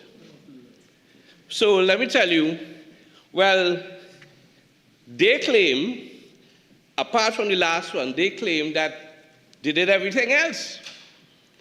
So you achieved 9 out of 10, and 10 years later, let me tell you what the result is. The result is that they have the gold medal in murders, the most murders ever, 625. They have the silver medal in murders, 605. So 2025, 625. 2024, 605. That is the result of 10 years after their crime plan. So the crime plan, which was the answer, they said they had the answer to crime. 10 years later, the crime worsened. They doubled. Murders doubled. They also happen to have the bronze medal with respect to crime, 577. If you're running in lane 4, they also claim lane 4 at 550, lane 5 at 539 in 2019, lane 6, 518 in 2018, lane 7, lane 7, 2009, they had 509, and lane 8, 497 in 2017. You know what else? They also stole the award for, drum roll, most murderous months. They got more awards. First across 300 murders a year, first across 400 murders a year, first across 500 murders a year, and first across 600 murders a year, and first to beat that 600 murders a year consecutively. So that's their crime plan. So when they stand up here today, and I noticed that the man who likes to make videos about macaroni had no ideas. Since he said the one who's leaving, who's running away. He had nothing by way of suggestion. Not one thing. All he could do is talk and talk and talk. You want me to tell you why he has to run away? You know why? He was there. for a Kobo sweat. Also, the Kobo sweat, his Kobo sweat was only shorter than the other Kobo sweat, which was Port of Spain South. So 2 lawyers, 2 Kobo sweat, followed by the Rastafarian, who had the longest Kobo sweat, and all the lawyers, 4 lawyers in a row in national security, and crime just got worse and worse and worse. So they have nothing, they cannot be heard on what is a crime plan, but they come in here to say that a state of emergency is not a crime plan. It isn't. We are not suggesting that it is. And he's coming here to say that, what did he say? I want to quote him. Coming here to wonder what happened with all of the information we had. Well, if he was a real lawyer, he would have known. If the police were picking up chatter that things were being planned, then the government has one out of 2 choices. Leave them, let them plan, wait until they carry out the plan, wait until they kill who they had to kill, and then try to get evidence to arrest them. Or, where's that? Poor thing. That's why you are over there. So, the alternative of a responsive government who cares about life and the right to life of citizens who are law-abiding, and even those who are not law-abiding but who should be presumed innocent, any responsible government would choose to preserve life. And if calling a state of emergency preserves life, then so be it. So be it. And you see, the thing is, that's why he had to run away, and I'm being told he's outside watching on the TV. Because he can't take the heat inside of here. If he had an ounce of common sense, he would know. Any lawyer would tell you that the minute you institute a PDO, which is what you get during the state of emergency, preventative detention order, in that term, the very first word is preventative. It is to prevent something from happening. So if you get a PDO in keeping with the powers of the SOE, how do you expect, for God's sake, to collect evidence thereafter? You get the PDO, and in the context of the last SOE and this one, the purpose of the PDO is to keep you inside, and not just keep you inside the people's jail where you could continue to communicate over Minecraft, Call of Duty, Roblox, and all that. The purpose of the PDO is to take, since you are so dangerous, to take you out of the system and put you down Tetron and Stobels where you cannot communicate. And because they were not able to communicate, they could not carry out their plans. So it is not inconsistent when the Commissioner of Police said that the threat was neutralized. It was neutralized because you couldn't communicate any longer. You couldn't carry it out. That's common sense. That seemed to fly over the head of Aruka Lopino. In fact, it was chasing him, and he ran faster until he ran out of here. So he seems to always be running away from common sense. And the thing is, with that PDO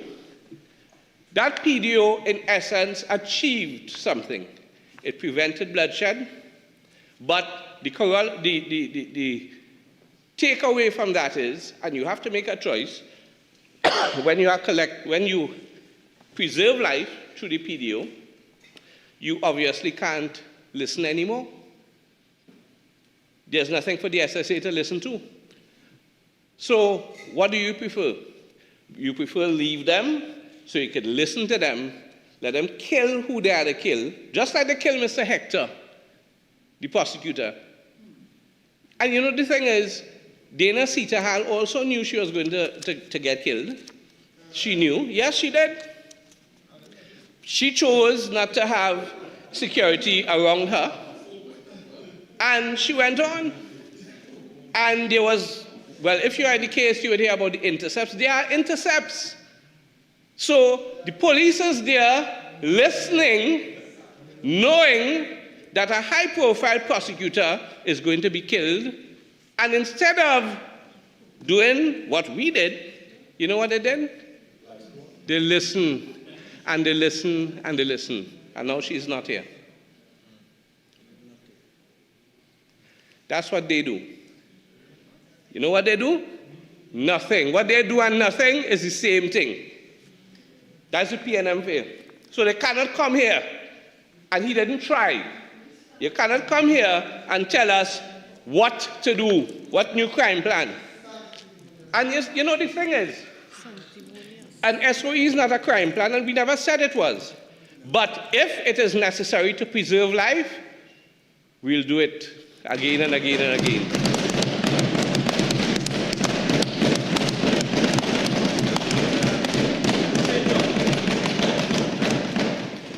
Who vex, they vex. Tell the boss he lost, and I don't know who's the boss on that side.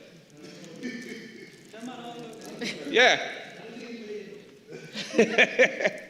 It's not a crime plan, but we do have a crime plan which we were implementing in stages. And a critical part of that crime plan, a critical part of that jigsaw puzzle was ZOSO. And you see, the thing is, and there are conflicting reports as to how ZOSO died in the PNM. And the hypocrisy that goes with what happened with ZOSO here. Imagine you have a ZOSO act in Jamaica that worked and continues to work. They copied the identical thing, tried to bring it in the parliament. If we are to believe Faris Al-Rawi, the rejected man who was rejected by San Fernando West, he said it died because he wrote a letter to the then opposition and they didn't respond. So his crime-fighting plans is based on whether the opposition chooses to respond to a letter. You know what the member for Laventille West told us on the last occasion? That is not why ZOSO died. It died in the cabinet of the PNM because the leader and others in that cabinet felt that ZOSO would have targeted PNM supporters. So who was speaking the truth? Yeah? Who was speaking the truth? And now you have ZOSO, which works in Jamaica. They were going to use it, didn't use it. Now that we are using it, and they know fully well it would work, you know what they do? They say we can't support that. Because they know that the number one concern of law-abiding citizens in this country is crime.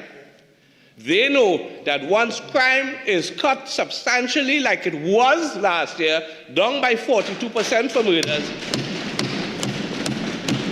they know once crime goes down, the cuckoo cook.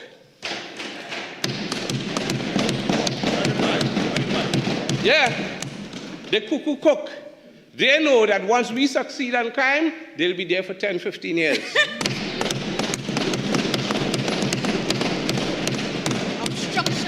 So you know what they do? They obstruct. And when it went to the Senate, master obstructionist. Here's a man who could speak for 45 minutes and say nothing.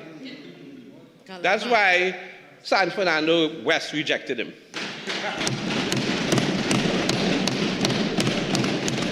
That is an amazing talent, and on that alone, he deserves silk.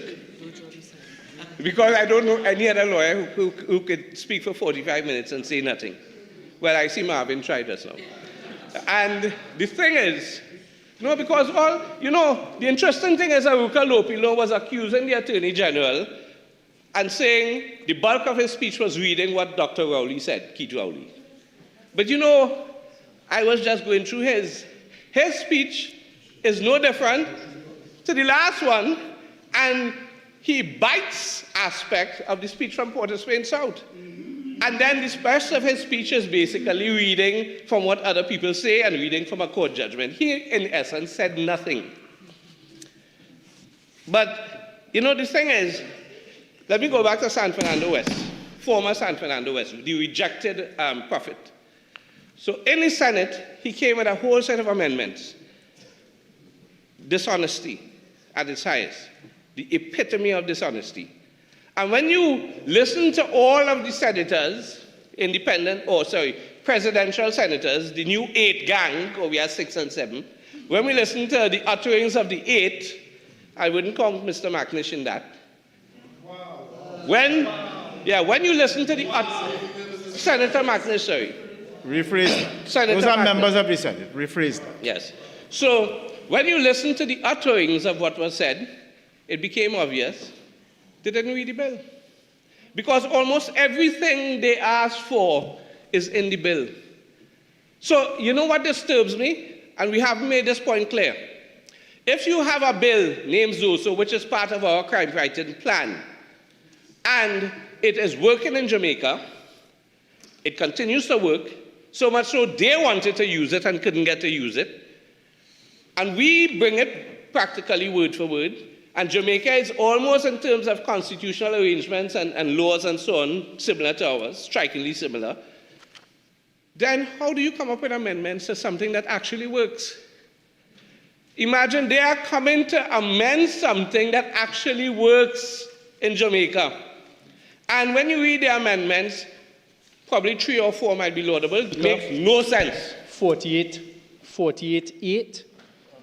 Most of the last 5 minutes have been referring to members of the Senate and their conduct, which is not permitted. 48.8.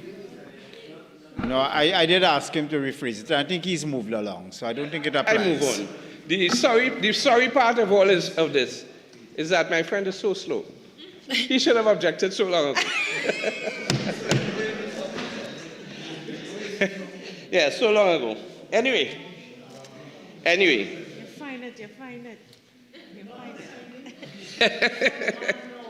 Now, I want to deal with Superman. You want to wear my Superman drawers, Mr. Young? I'll buy a pair for you. Now, Mr. Speaker. Come on, stop shouting across the corridor. And Toko Sangre Grande, address me, please. No. You're way too experienced for that. Sorry. I wouldn't do it again.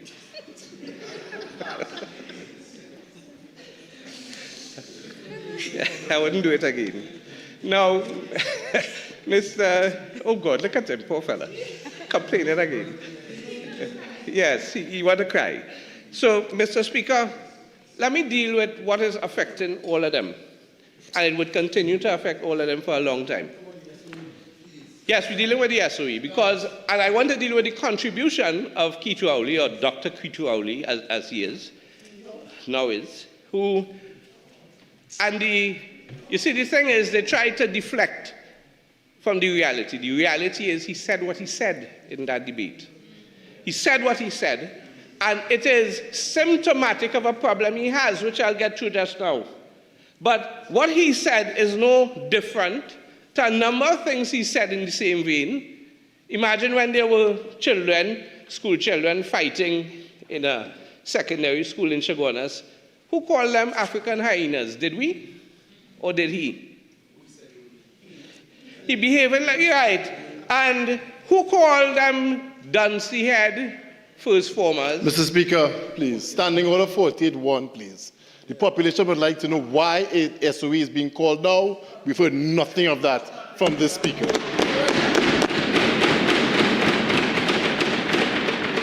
I hear you on that, but if you reflect on the speech of Aruka Lopino, you will see who let slip the dogs of war. All of it. The member for Lopino. Have a seat. That is not relevant. The member for Aruka Lopino, and I have all of it written down, because it's context, and it's fairness and proportionality. The member is entitled to respond to those allegations. Thank you. Continue, member. Yes, and let me not... Thank you, Mr. Speaker. Let me try to come up for that quick. I just have 2 more, because those 2 things always disturb me about that particular gentleman. Cotton picking and then the rest of us have to wait by the table for crumbs to fall off it. That his job is to get the rich richer, and then we, the poor, go wait for some crumbs. That is indicative of his mindset. That is indicative of his self-hatred for who he is. And that, so the Attorney General here, and I don't need to defend the Attorney General, don't need to defend him, but the Attorney General was right. It's self-hatred, and that is what is affecting all of them on that side. And until they get over their self-hatred, just like him, you know what? If Keith Rowley was alive 300 years ago, he would have been in the house talking about them on the field. That's who Keith Rowley is. Mr. Speaker, 48-1. That's enough now, Topo. That's enough.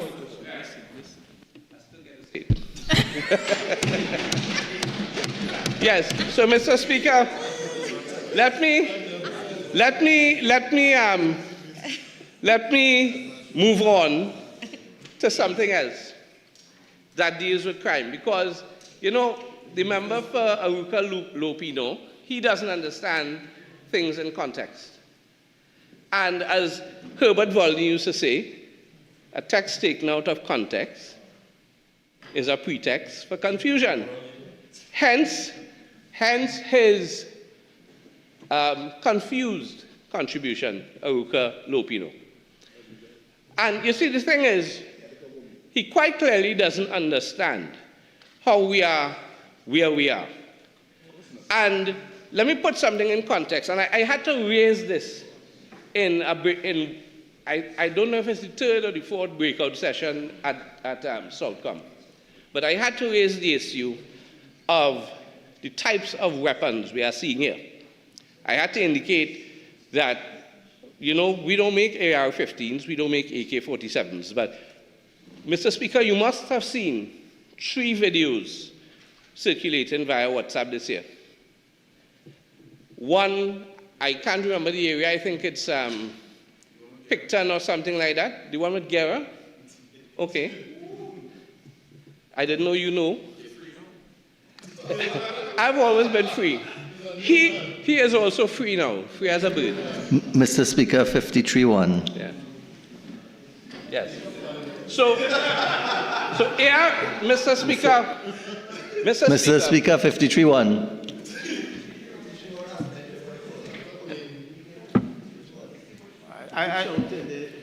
Continue, member. I know you can defend yourself. We have seen, I don't know if you recall, Mr. Speaker, a shooting in Laventil, and you are seeing on the video the men basically walking away from the crime scene with an AR-15 in their hand. AR-15 again used in Diego Martin. AR-15 again used by Grand Bazaar.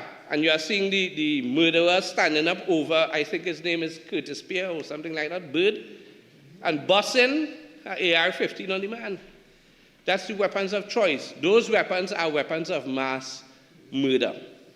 And what we've heard through the intercepts and all of this, through what was said at the National Security Council, and what we know now to be true, and what we've seen circulated on WhatsApp about someone whose relative died on Juve morning, and that to avenge his death, if he had 64 stabs, he's going to kill 64 people.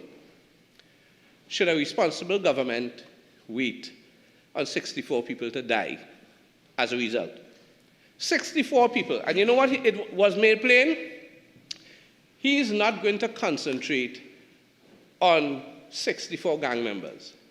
64 people from that area he's going to kill. If you're in the wrong place at the wrong time, as one man in Bagatelle found out, you're dead. What does a responsible government do when you are hearing things and when you are faced with intercepts suggesting that we are going to kill police officers? And you see, you have to take all of that in context. This year, how many police officers were shot at? This year, I don't know if you recall, Mr. Speaker, about an incident. I don't know, I can't remember if it's Santa Cruz, but when the police went in search of someone who shot at them, they torched up the vehicle. So you have information telling you that that similar type of behavior which has happened this year is going to continue. What do? You asked for ZOSO. You already made sure that we're not getting ZOSO. That's what you all did. So if you don't want ZOSO, you're going to get SOE. And guess what? ZOSO coming back. ZOSO coming back.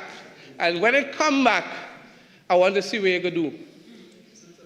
I want to see what you're going to do. No amendment. Don't bother with that, Mr. Romain. Don't bother with that. Don't bother with that. I want to see what they will do. I know they don't care.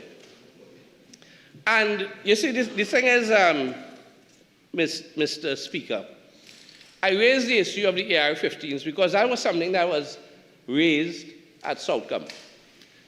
And, you know, they are talking about, I watch their narratives regularly, and they are talking about it's wrong to kill these men on the boats who are carrying drugs because these men deserve a trial, these men deserve a presumption of innocence, right?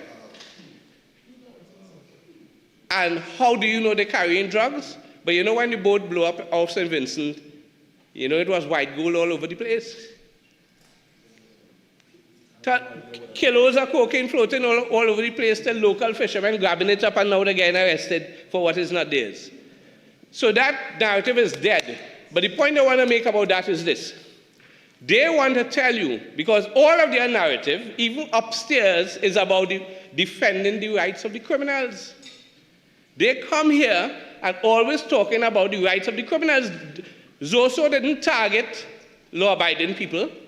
This SOE doesn't target law-abiding people. The last SOE did not target law-abiding people, but they come in here to complain. Because you know what? The SOE gives the same powers as ZOSO. Arrest without warrant. We can detain you. We can search your place, or as my friend here would say, we could search your place. 15 minutes. I would like my 15. Thank you. Not all of it. We could.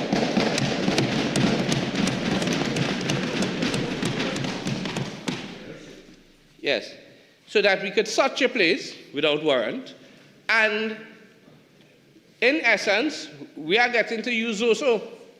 But you know, the thing about it is, whilst they are arguing for the criminal class, innocent people are dying. Innocent people are dying. A man who went by a mechanic who has nothing to do with what happened Juve morning on the avenue, he is now dead. Because they don't want ZOSO. All right? Well, now you'll get the alternative to ZOSO. And we wouldn't have to call our next SOE because ZOSO is going to pass whether you like it or not next time. So, sorry? Listen, you put that in your pipe and smoke it and roll down San Fernando Hill. Roll down San Fernando Hill. Yes. So, they wanted to make that point about presumption of innocence. There was talk that Curtis Bird Pierre, that he may have been involved, but a man stood over him with an AR-15 and killed him. What about his presumption of innocence if he was in fact involved? What about the children he would leave behind? And all of this is because of you. Let me tell you further how it's because of you. Because we don't produce AR-15s here. We don't produce cocaine here. We don't produce fentanyl here. We don't produce AK-47s here. Right? Hear this? So here what? We don't produce any of that here, but that is the weapon. Those are the weapons of choice. We are not consumers of cocaine, but cocaine is transshipped from here. The cartels are using us to move their goods. And when transactions don't go smoothly, then people die. People sometimes die here and they know that. People sometimes die. Sorry. Oh, sorry. Mr. Speaker, in accordance with Standing Order 15.5, I beg to move that the House continue to sit until the completion of the business before it. Honourable members, the question is that this House do continue to sit until the completion of the business before us. Those in favour say aye. Aye. Any against say no. The ayes have it. The business of the House will continue as specified. Member, continue. Yes, please. Thank you. Yes. So, because we are a transshipment point, and because as a result of when these transactions do not go as smoothly as they should, people die, and some of the people who happen to die have nothing to do with the transaction. Sometimes they kill your family who have nothing to do with it. So you have innocent people dying. And all of a sudden, you know what their narrative is? For the last 10 months, how we basically caught in a war with Venezuela. They don't want radar here. They don't want the Americans here. They don't want no help from the Americans. They don't want the Americans at Grafton and Tobago. They just seem to have a problem with the Americans. I don't know why the Americans didn't take the visa from all of them. Them fellas need to get a visa for Caracas. Go there. And let me tell you why I have to say go there. Because when you look at their behavior, well, not just set down here, they're innocent. No. Now, there was only rubber talk. Let me tell you, how is them to blame for what's going on now? Because from 2017 coming up, let me roll back. 2015, we got vessels from Damen. Government changed in 2015. They didn't like the fact that we canceled the OPV from the company they chose, and I don't know what went on. They was vexed. Who ain't get what they're supposed to get? They get Damen. Right? So Damen come now, and Damen tell them, you have to use you have to put on shore electrical shore supply so that these vehicles could work properly, these vessels, and you'll get longevity out of them. You know what they did? They did not install any electrical shore supply. The very thing that the Dutch manufacturers told them not to do is what they did. They told them, do not run it without installing and using the electrical shore supply. Do not use the generators on board only. You know what they did? They did exactly that, use generators only. And so that they could say that the Damen vessels that the UNC procured was no good. Look how quick it mashed up. That's the game they just played. They played our game so they could go and get things from Hostal. So they could like themselves. And then they're taking care of the Hostal vessels, but they're not taking care of the Damen because they want to go and tell the country the Damen not good. Right? You know, we had to come in 10 years later, and it's only in the last few months under who Marvin saying not good, the Minister of Defense? Well, he was there. Mr. Speaker, 48.5.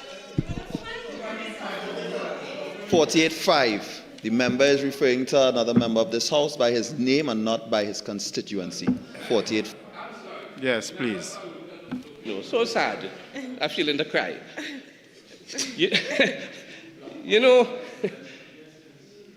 both him and someone who does stir a cool pot and ride a bike, everybody had a chance to install electrical shore supply, and for 10 years, they did not. We had to come and do it. The end result of what they did meant that when we came in, only 3 vessels out of our 16 vessels were working. Only 3 vessels. I had to go down. I personally went to every single Coast Guard base, Army base, whatever, and spoke with the people on the ground. And you know what they say? They never see Hines, they never see this one, they never see that one, they never see the other one. No former. Them too big to go down on the ground. So I went down on the ground, and you know why I found out when I went down on the ground in Cedros? I went down on the ground and find out that the boat the Coast Guard was using in Cedros was an actual court exhibit waiting to be tendered as evidence in a drug case, and that is what the Coast Guard was using. Shame. Let me not say they. Some very expensive communication handsets were acquired, but I think it needed something called a receptor or something like that to make it work. Some walkie-talkies now. And you know what? They didn't bother to get that. So they left the Coast Guard in Cedros literally in the dark. They had no vehicles. All of that I find out because I went down and fixed it. No vehicles, no light, no communication devices. And you know what? When the radar center had to contact the Coast Guard in Cedros to say, look, something heading Calibe way, you know how they had to call? By cell phone. And hope that when they call and answer. And by the time he answer, and it's time to respond, the boat done reach ashore, empty the load, and coming back and going the way. And that started 2015 onward. In fact, it got real bad in 2017. And then 2019, when they had the migrant crisis, they basically left the borders open. Yeah.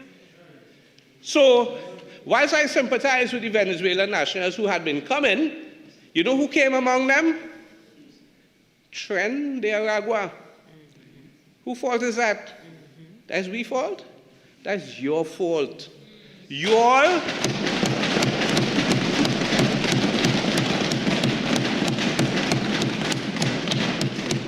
So whilst they were busy dancing conga line, and you know the Americans asked a question, and they referenced 2017, and I was embarrassed because I couldn't answer it. You know what the Americans asked? Why did they shut down the refinery in 2017?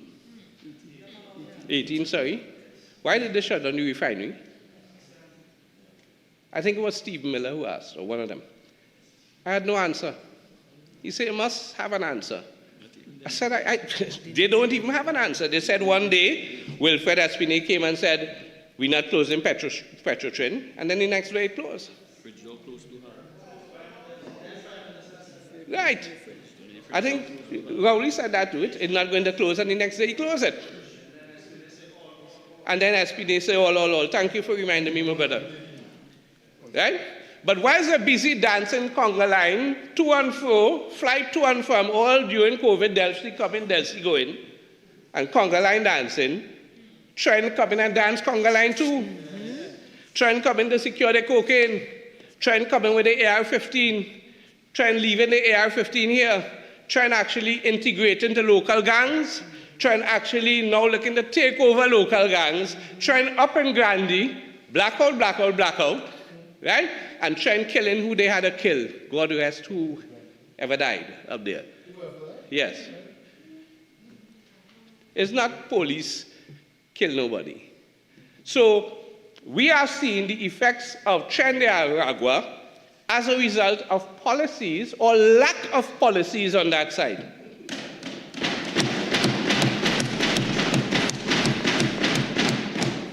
So what does our government do?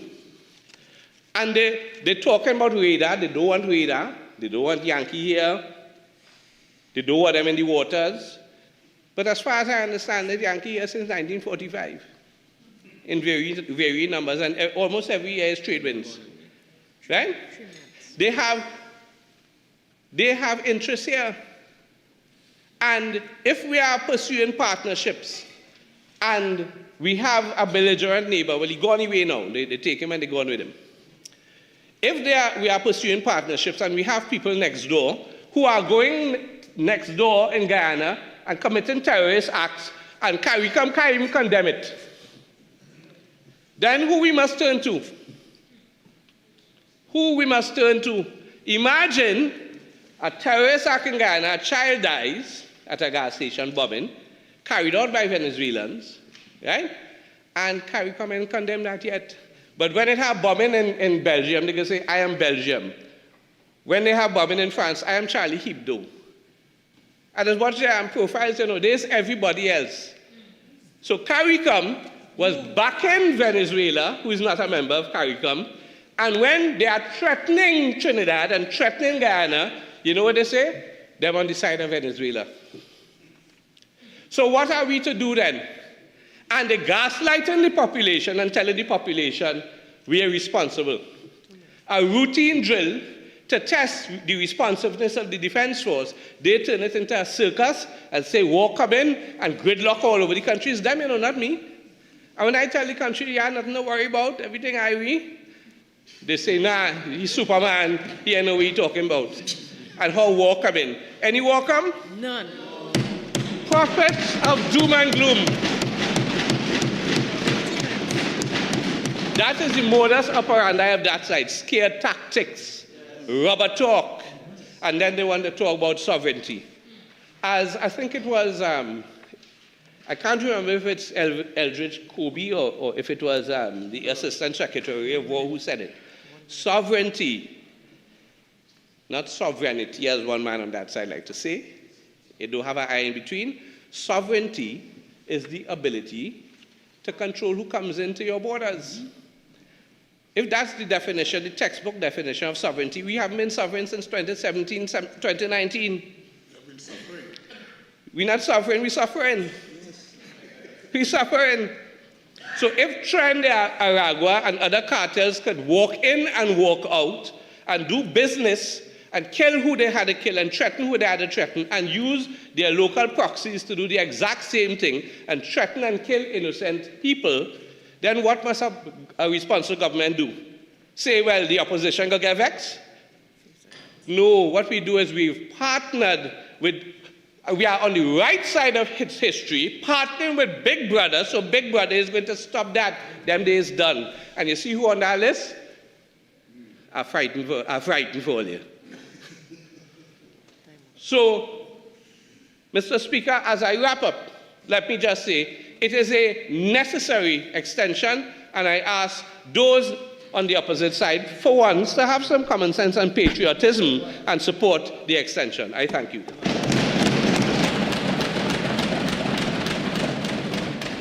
Order Spain North.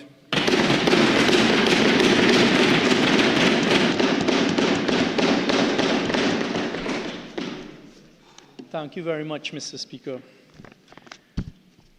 Mr. Speaker, we are here today, at this hour of the night, to deal with the constitutional rights of citizens of Trinidad and Tobago. And it is not only a sad and disturbing day for me as elected member for Port of Spain North, St. Anne's West, having listened to the two previous speakers on the other side, but having listened in particular to the previous speaker who, after chastising the member for Aruka Lopino, is making his way out and now turning back to come back. I am now frightened for the state of Trinidad and Tobago.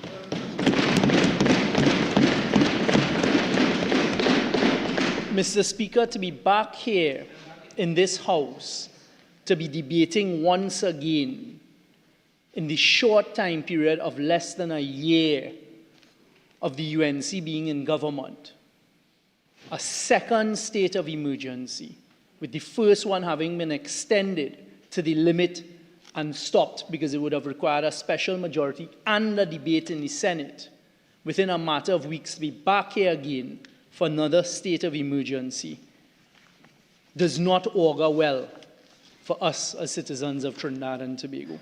And what we have just heard from the previous speaker, amongst all of the grandeur, all of the gusto that he seems to have found in the last couple of hours, something that in his last few contributions has been missing, but all of a sudden he seems a man with a lighter spirit. What we have heard there is the clearest admission by the UNC that their sole plan for crime is to call state of emergency after state of emergency. And in fact, the member has now put on the Hansard that you ain't want Zozo, you will get states of emergency. we have heard absolutely no constitutional justification. And that's where we have to go back to, Mr. Speaker.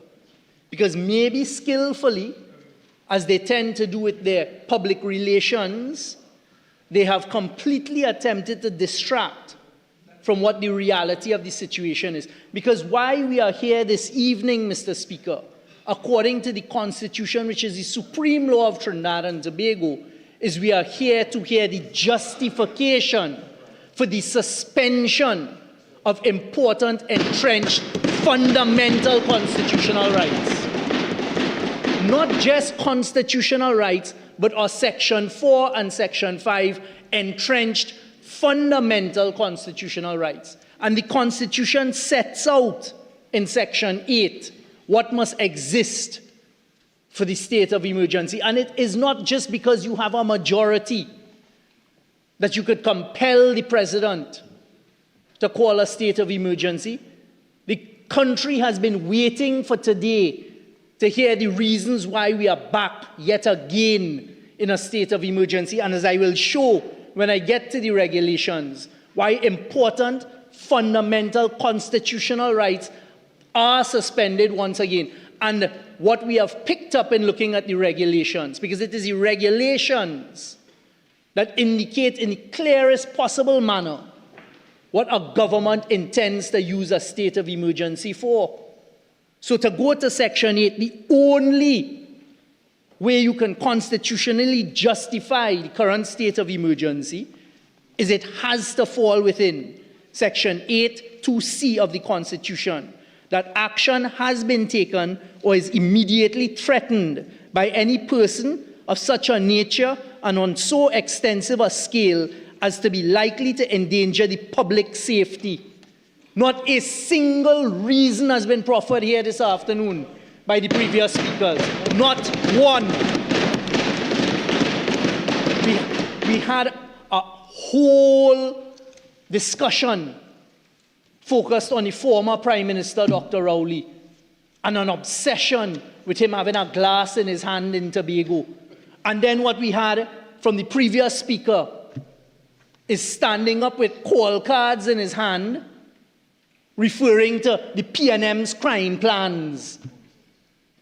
They are in charge, and they are suspending once again, in the less than a year that they're in power, our constitutional rights and the constitutional rights of citizens. And let me immediately debunk this falsehood that they're putting forward, that we have come here to protect any criminals and any criminal rights.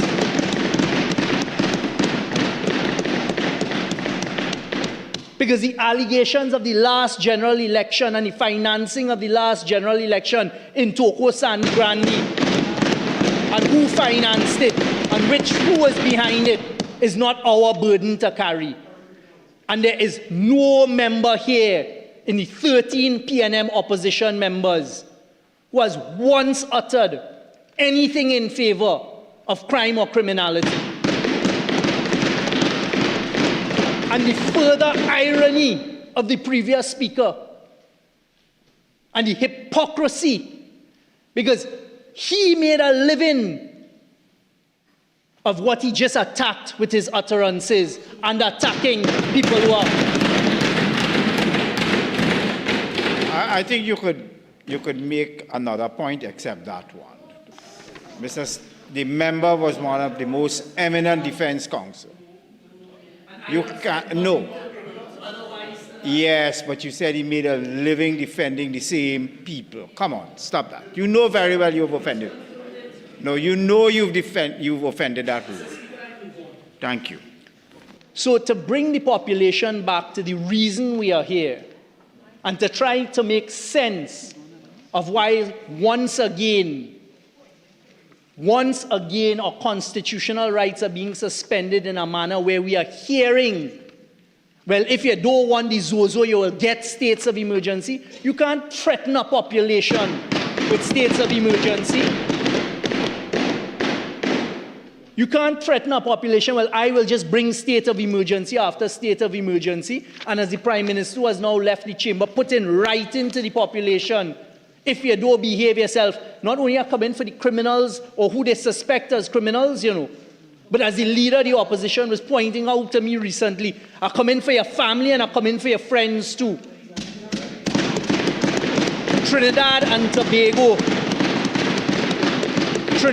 Tobago, on the last 2 occasions, we cautioned, and today the caution will run cold. Do not allow yourselves to become numb by state of emergency after state of emergency. Do not accept your constitutional rights being brushed aside in the crass manner that we've heard here this evening.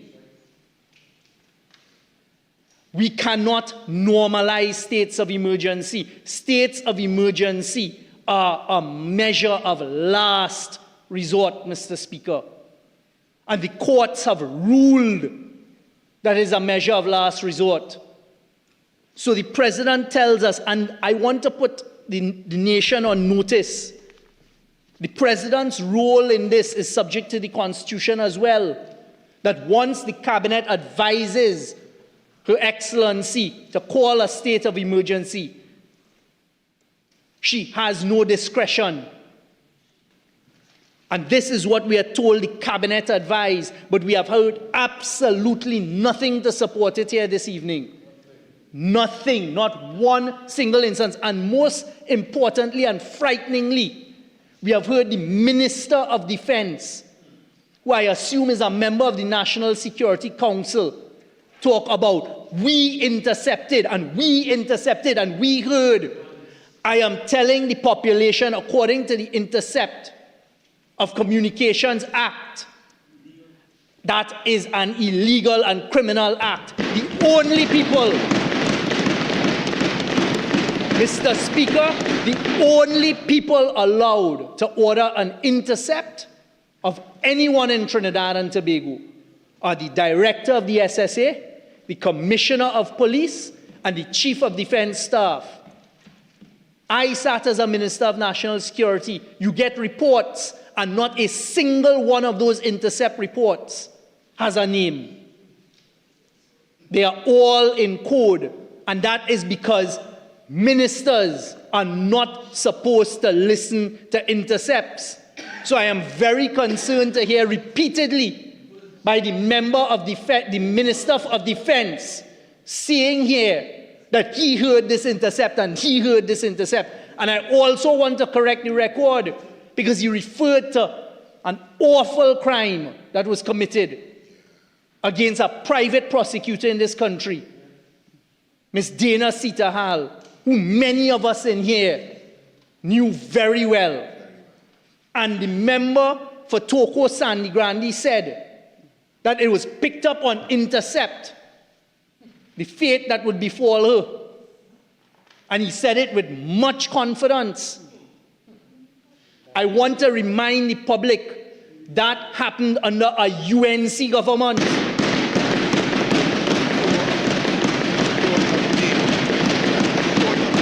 That happened in 2014. And the suggestion that was made by the Speaker that if you had intervened, because he said if the PNM had intervened, they had no intervention. He said that, Mr. Speaker. The police had intervened. I think you should check the record. I don't think he actually said that. He said the police. And if you intervene, we can check the answer after, Mr. Speaker. I will move on. But the point is that ministers do not get involved in intercept. And when we get to the regulations that have been passed that empower and that are being used to implement the powers of this state of emergency, there is even more cause for concern here this evening. It is clear today to the whole of Trinidad and Tobago that the only plan that the UNC has for fighting crime and criminality is states of emergency. And I will remind the population, I thought I had to come here to remind the population what the member for Siparia said in January 2024. But her Minister of Defense said it in even clearer terms here today. He said, the member for Toko Sandigrani, because we did not get the Zozo, you will get state of emergency after state of emergency. That is not how people are supposed to govern a democratic country of Trinidad and Tobago. And I am telling the population of Trinidad and Tobago here tonight at 8:10 p.m., you could count on the People's National Movement to stand in defense of your rights. Not in defense of the crime or the criminality, you know. They came here a few months ago and begged for stand your ground legislation to pass, to stop home invasions, again selling a panacea. It has failed miserably, unfortunately for the country. But we are not going to stand here now and accept that people cannot go and protest, people cannot gather as we're being asked if they can.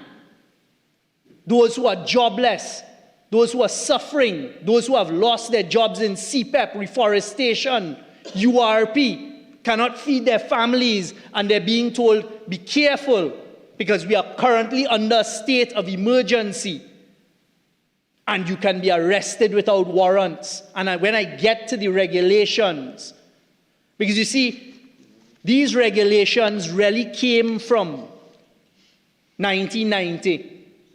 And they were then utilized in 2011. We then utilized it in December 2024.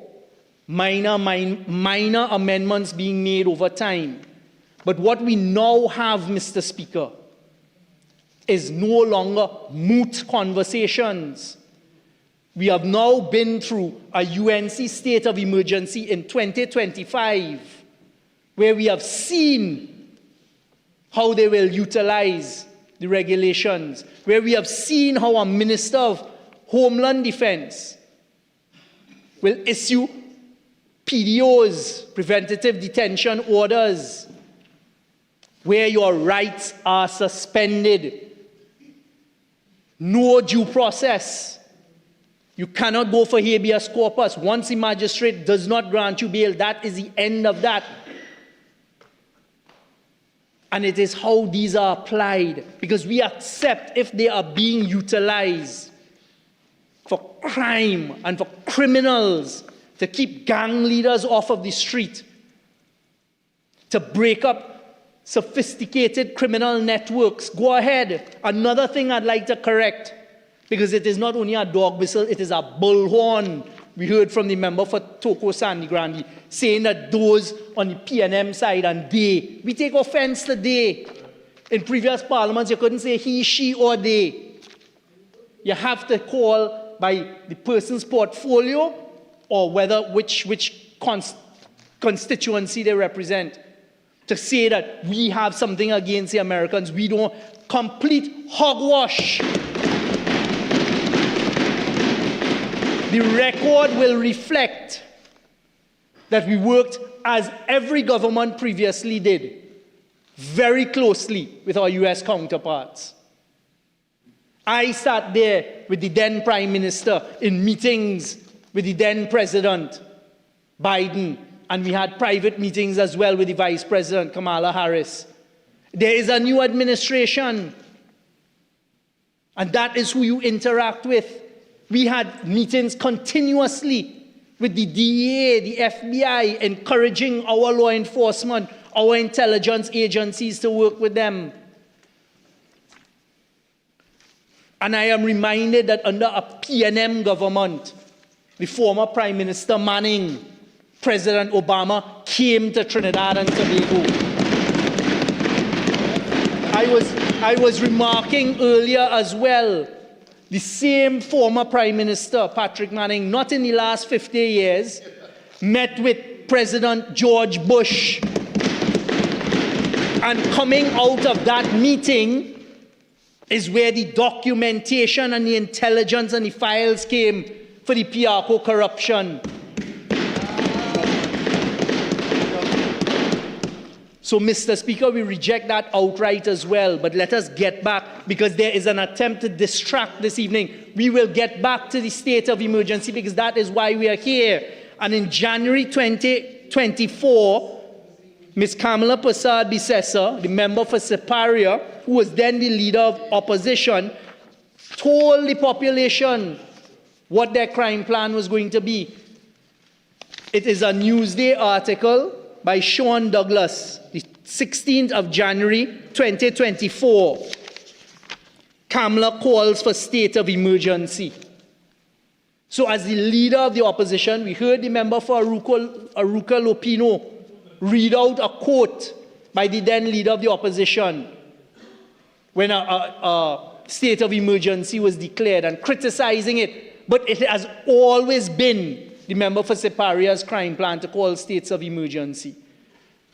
That is not how, yes, a state of emergency will temporarily suppress crime. It is supposed to, but it is not a crime plan because all of our constitutional rights are trampled. Out of the hundreds of persons who were detained in the last state of emergency, hundreds, how many were charged? Because that is the test. So if the police use it to break up and to disrupt, fine. But where are the investigations? Where are the criminal charges? Where is the anti-gang legislation? The then leader of the opposition, she endorsed an earlier call by political scientist Dr. Indira Rampasad for a state of emergency. Prasad Bisesa said, quote, "I want to categorically agree with you to state that what is needed now, amongst all the other suggestions, is a state of emergency in Trinidad and Tobago." I thought we would have to come here this afternoon and remind the population that was the crime plan. But it was done for us by the previous speaker who over and repeatedly, for an attorney, and he likes to criticize, and he was attacking the member for Aruca Lopino. Oh, he's supposed to be a lawyer, but all of that is on the Hansard now. So if a constitutional challenge comes, that now is first-hand evidence of the lack of justification under Section 8 of the Constitution.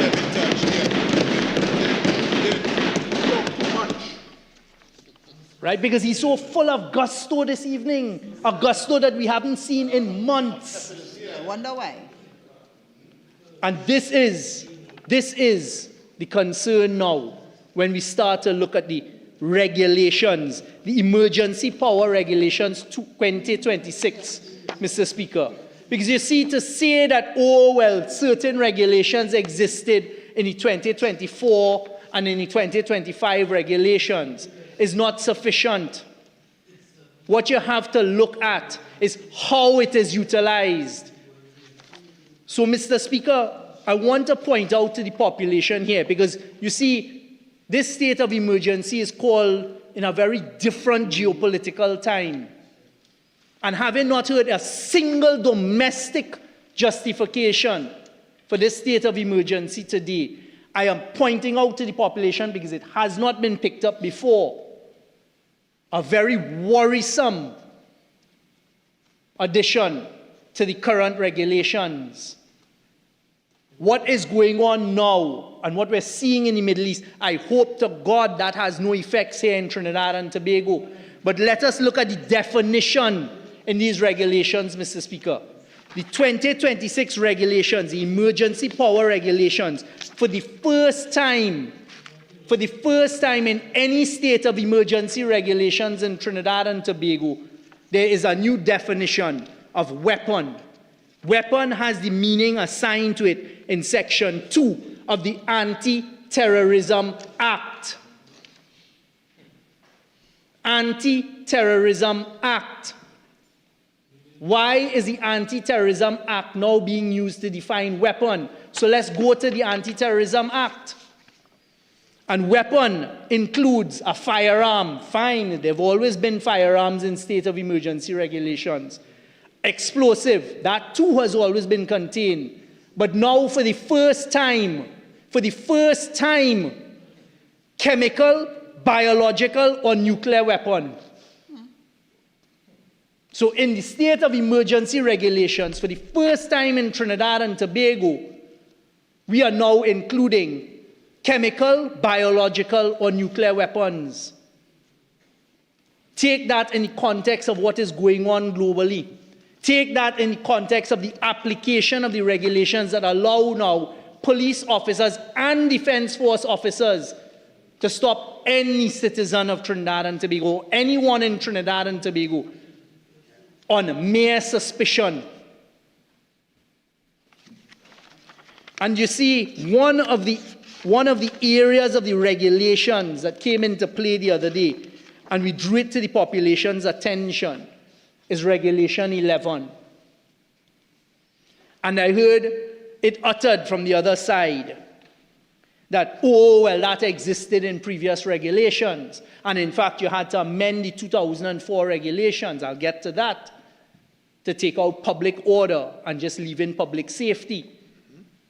But you see, Mr. Speaker, as I said, these regulations find their genesis in the 1990 post-coup state of emergency regulations. And what happened in every occasion, they were just reproduced. What you have to look at is how were they applied in the last state of emergency, because that is the best indication of what a government intends to do and how they intend to use it. And this particular one, Regulation 11, no person shall A, endeavor, whether orally or otherwise, to influence public opinion in a manner likely to be prejudicial to public safety. Seems innocuous enough, seems that it is possible to have an interpretation, but what we saw in the last state of emergency is it actually being utilized in a manner we all feared, but never thought would happen. And what you do is you marry that Regulation 11 to Regulation 12, which governs searches. And Regulation 12 says, notwithstanding any rule of law to the contrary, a police officer may, without a warrant, and with or without assistance, and with use of force if necessary, A, enter and search any premises, your home, your place of business, any premises. Stop and search any vehicle, vessel, or individual, whether in a public place or not. And this is the part. If he suspects that any evidence of the commission of an offense against Regulations 8 or 11 is likely to be found on such premises, vehicle, vessel, or individual, and may seize any evidence so found. That was not utilized, that Regulation 11, which was under 2024 regulations, Regulation 12, was not utilized. Because when you look at it, and we actually took out, when drafting the 2024 regulation, took out the criminality aspect of it. Because in having discussion with senior counsel when we were settling it, we took a decision, you know what, that could have wide-reaching powers, you know. Because when you read it, no person shall endeavor, whether orally or otherwise, to influence public opinion in any manner likely to be prejudicial to public safety. And this is the provision that has people nervous, that if you go and stand up outside in Woodford Square and you criticize the government, can it be used? Or worse yet, if you're on your cell phone or you're on a device, because this is covered here. And as lawyers, we figured, okay, well, that could be a broad interpretation, but you know what? That is not what the state of emergency is about. The last time we were called here, in 2005 calling of a state of emergency, we were hearing about RPGs into buildings. We were hearing about problems in the prison and threats to the judiciary and threats to the police. So, okay, being responsible, we agreed. You should have the powers of the state of emergency. We looked at the regulation. We said, well, that will only be applied against hardened criminals. But you know what's the reality, Mr. Speaker? And Trinidad and Tobago, this is how it was applied. A woman by the name of Olive Green Jack, a social media blogger, Looking at the social media posts, one can immediately discern it is very unlikely that the individual would have the ability to carry out any threat of the magnitude that would disturb public safety. But a preventative detention order was utilized against her under the same Regulation 11. And fine, you bring her in because you can't go threatening a prime minister. But what happens next? No charge. Leave Olive Green Jack in preventative detention order until the expiry. And the irony is that we have someone else who committed the identical behavior, was brought before the court, was charged, was fined, granted bail or whatever, and then after being convicted, paid the fine and goes about life. A state of emergency and its regulations suspend constitutional rights. And what we saw with the government's utilization of the SOE regulations against a 55-year-old woman social media blogger has only one connotation: to intimidate, to put fear into the citizens, and to abuse our constitutional rights. So you see, Madam Deputy Speaker, welcome to the chair. We are not speaking here of possibilities. We are not speaking here as though it is a moot. We are not speaking here of imagination. It is the reality, what we saw with the last one. And today, we expected to come here as citizens of Trinidad and Tobago and to be told, out of the hundreds of persons who were detained under PDOs on the last occasion, X number were charged under the anti-gang legislation. Not a single statistic. We cannot sit down here and normalize the use of states of emergency. The courts have ruled. We also had the Commissioner of Police at the end of the last state of emergency on the 31st of January telling the population that the 6-month-long state of emergency, which expires at midnight, was 100% effective. Asked yesterday if the SOE had achieved the desired results, Guevara said, quote, "I would say we have achieved a great percentage of the results we had hoped.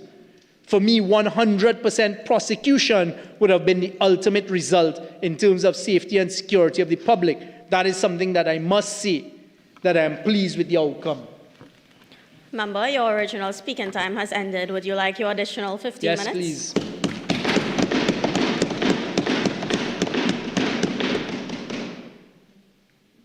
A government has to take a conscious decision to use this measure of last resort. You take the advice, you take the intelligence of the intelligence services, of the Defense Force, of the Commissioner of Police, and maybe of other people. But ultimately, you take the decision. And to listen to the ridiculous submissions of the previous speaker on another issue, accusing the previous PNM cabinet of not bringing the Zozo legislation, just to digress, but I must correct the record, because the cabinet was concerned that it would affect our supporters. Complete hogwash. It is because a PNM government was responsible for the Constitution of Trinidad and Tobago. And it is the PNM founder, Dr. Eric Williams, who is responsible for the Constitution. And we respect the constitutional rights of Trinidad and Tobago citizens. So when we looked at that legislation, we did not think it could be justified because it is not right. And you cannot say that Zozo legislation would only affect criminals because it doesn't work that way. When you declare a zone, not everybody in the zone is a criminal. When you come into Belmont, you come into Eastport of Spain, you go anywhere, Siparia, Oropuch, Caroni Central, and you say, this area, there are law-abiding citizens in there whose rights are going to be infringed and affected. All this intercept, all this intelligence, target the criminals. What we are seeing here today is an admission of failure once again by the UNC government because they cannot target the criminals. You had a 6-month state of emergency on the back end of a previous one. It is the same police service that is there. It is the same SSA that is there. It is not that criminal gang heads are springing up after every state of emergency. So tell us what you have done. But you cannot just come and suspend constitutional rights as the regulations do. They allow searches without warrants, no bail, no habeas corpus. They could stop motor vehicles. Defense force officers have the same powers as police. That is not how the law works, Madam Deputy Speaker. The damen vessels, and again, the hypocrisy, but I know it is out of a position of ignorance and not knowing and just having a sudden lightness to talk here this evening.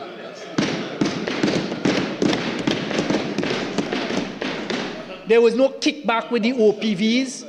A decision was taken by a UNC government to stop the OPVs that affected our borders. It was on the eve as they were about to be voted out of office, they ordered the damen vessels. Don't try to fool the population that you tried to get the vessels before. It was literally a few months before the elections with no financing in place.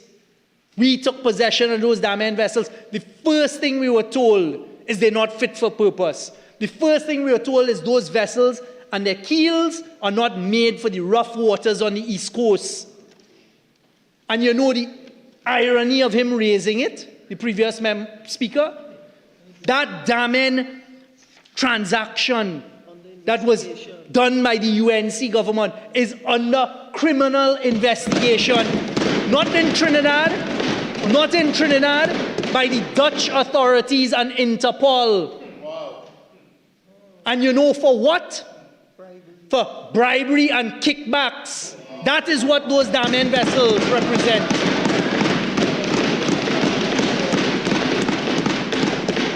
And for the record, the hostile vessels that were procured by the PNM government were procured through the government of Australia directly. Through the Australian Exim Bank that disbursed the funds directly to hostile under an Australian government program for naval assets.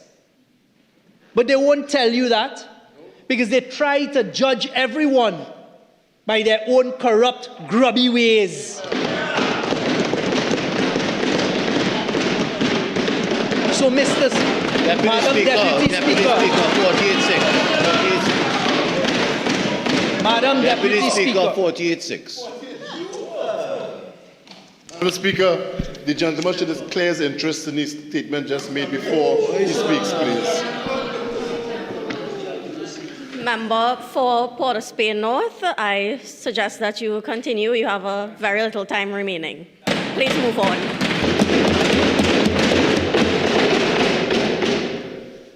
Madam Deputy Speaker, I'll wrap up where I began. States of emergency are measures of last resort. States of emergency are all about suspending important constitutional rights, fundamental rights, the right of freedom of movement, the right of freedom of speech, the right to due process. It is the same judgment that my friend from Aruca Lopino referred to out of Jamaica. This was said by the Jamaican court. States of public emergency, by their very nature, involve infringement of citizens' rights. And what that case went on to hold, Madam Deputy Speaker, is as follows.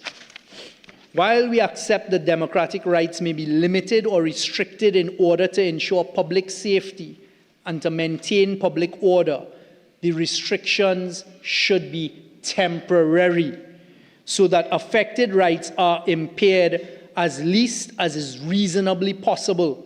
It is unquestionable that the constitutional rights of members of certain marginalized communities will be disproportionately affected as there is an increased policing of such communities. There is likely to be an erosion of public trust in government, and that is happening right here in Trinidad and Tobago. There will be negative implications for social and economic stability. That is a caution that is applicable here as it was in Jamaica. And the last thing I will end by saying, Madam Deputy Speaker, is they come here on every single occasion and attack PNM constituents and constituencies. We reject that outright. And Madam Deputy Speaker, all 13 of us are proud of every constituent who is a law-abiding constituent that we represent. And we will continue to represent not only our constituencies, but all of the law-abiding citizens of Trinidad and Tobago whose rights are being trampled on by the UNC government. And you could take that to the bank and you could bank it like gold. With those few words, Madam Deputy Speaker, I thank you. Member for Oropouche East.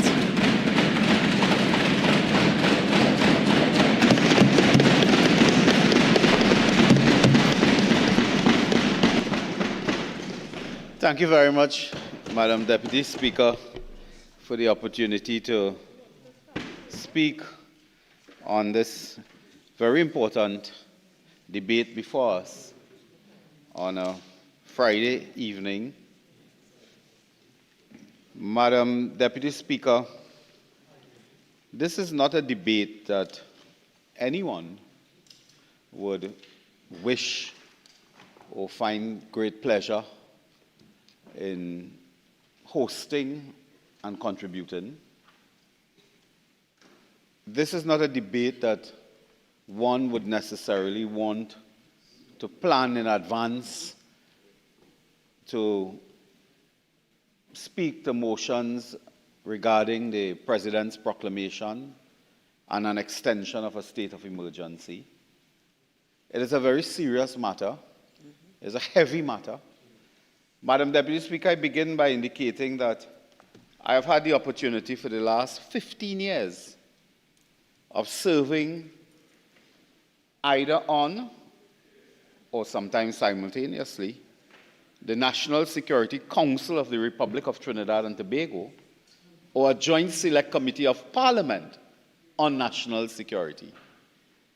In those 15 years, Madam Deputy Speaker, I have accepted and understood some of the issues before us and the gravity, the weight of these issues. Madam Deputy Speaker, when I first participated in the matter of a state of emergency many years ago, and not in this current administration, I remember giving my support, but I also remember feeling heavier, feeling, a seriousness, almost a sadness, that it was something that was necessary but had to be done in the circumstances. So this is the point at which we are. The member who spoke before me served this country, as did the member for Aruka Lopino, I believe, briefly, but the member before us served, well, I'll not use the word serve, he had the office of Minister of National Security between 2018, thereabout, August or so, and 2021, 22, around there. And would have been in that office, a critical office, and understood somewhat, or should have understood, some of the issues before us. But Madam Deputy Speaker, it pains me to take note that today, at this time, the member for Police North St. Anne's West, the only unelected Prime Minister this country has ever seen, lecturing us today on democracy.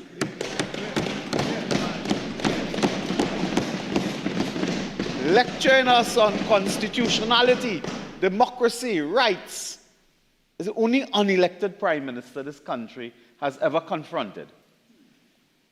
And, gratefully, for a short period of time. Madam Deputy Speaker, the member, as I said, was in the Office of National Security, an unelected Prime Minister. And today tells us that he is frightened by the state that Trinidad and Tobago has reached. He wasn't frightened when Fitzgerald Hines served as Minister of National Security, presided over the highest murder rate in this country's history. That wasn't frightening enough. But it's frightened when the year before us, the murder rate went down in a bewildering matter by 42%. I have the figures before me. Mr. Speaker, even as a member of government, when I look at the figure, I am, I'm almost, surprised. I'm taken back. When I saw the murder rate for 2025, and I knew it before, it's just I didn't memorize it, I saw 369. And I asked my colleague from Caroni Central, I said, you sure that wasn't for part of the year? This figure that we have here, that was what, for the first 2 quarters or 3 quarters? Said, no, that's the entire year. You know what is amazing? No member opposite recognize or acknowledge that 42% decline in murder in 2025, and their constituencies, I'll come to that, may have had persons whose lives were saved in 2025 because of a UNC government.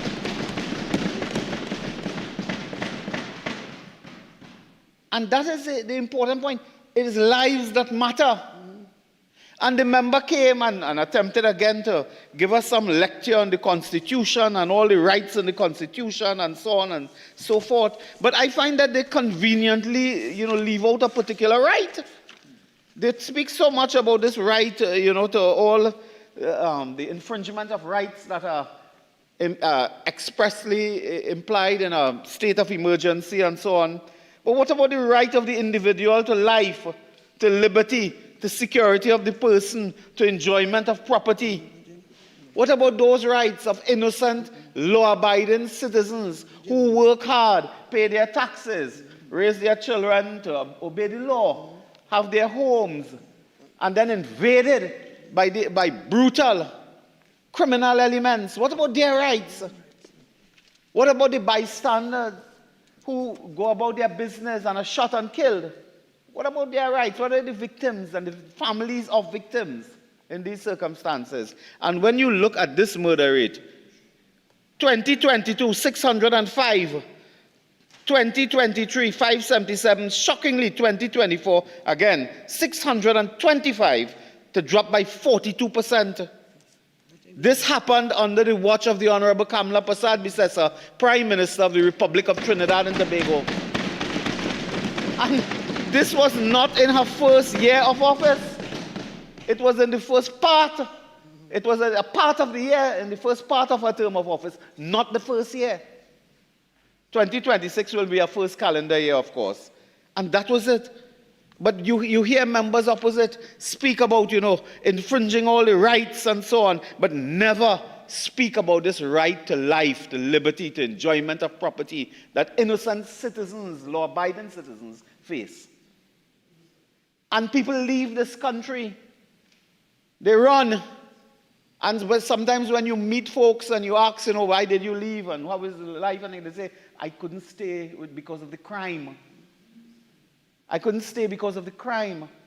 You have to protect your family. That is a basic, tenet, to protect your property and protect your family, your loved ones.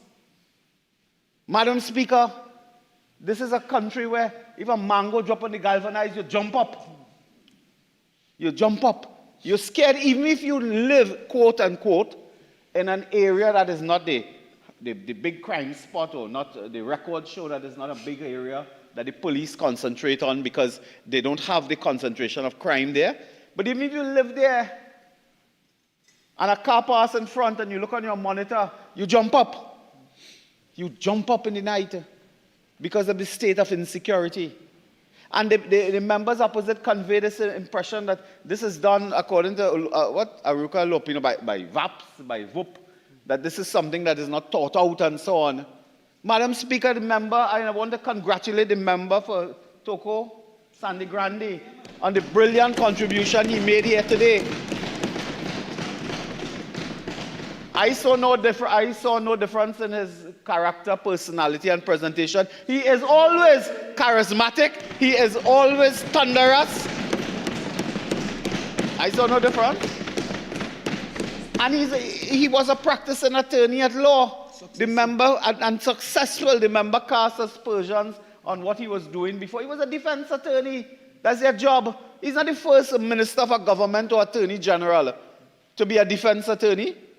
A former minister from Cuba, Attorney General Cuba South, Mr. Ramesh Lawrence Maharaj as well, was a defense attorney and represented clients. The member who spoke before, the Honorable Minister, was a defense attorney, represented clients. That is their job. That is their duty. So you cannot focus on them and make that type of attack. It's very sad. It's very sad. The member himself is an attorney. We don't say anything that his client was called a heart. We don't make nothing out of that.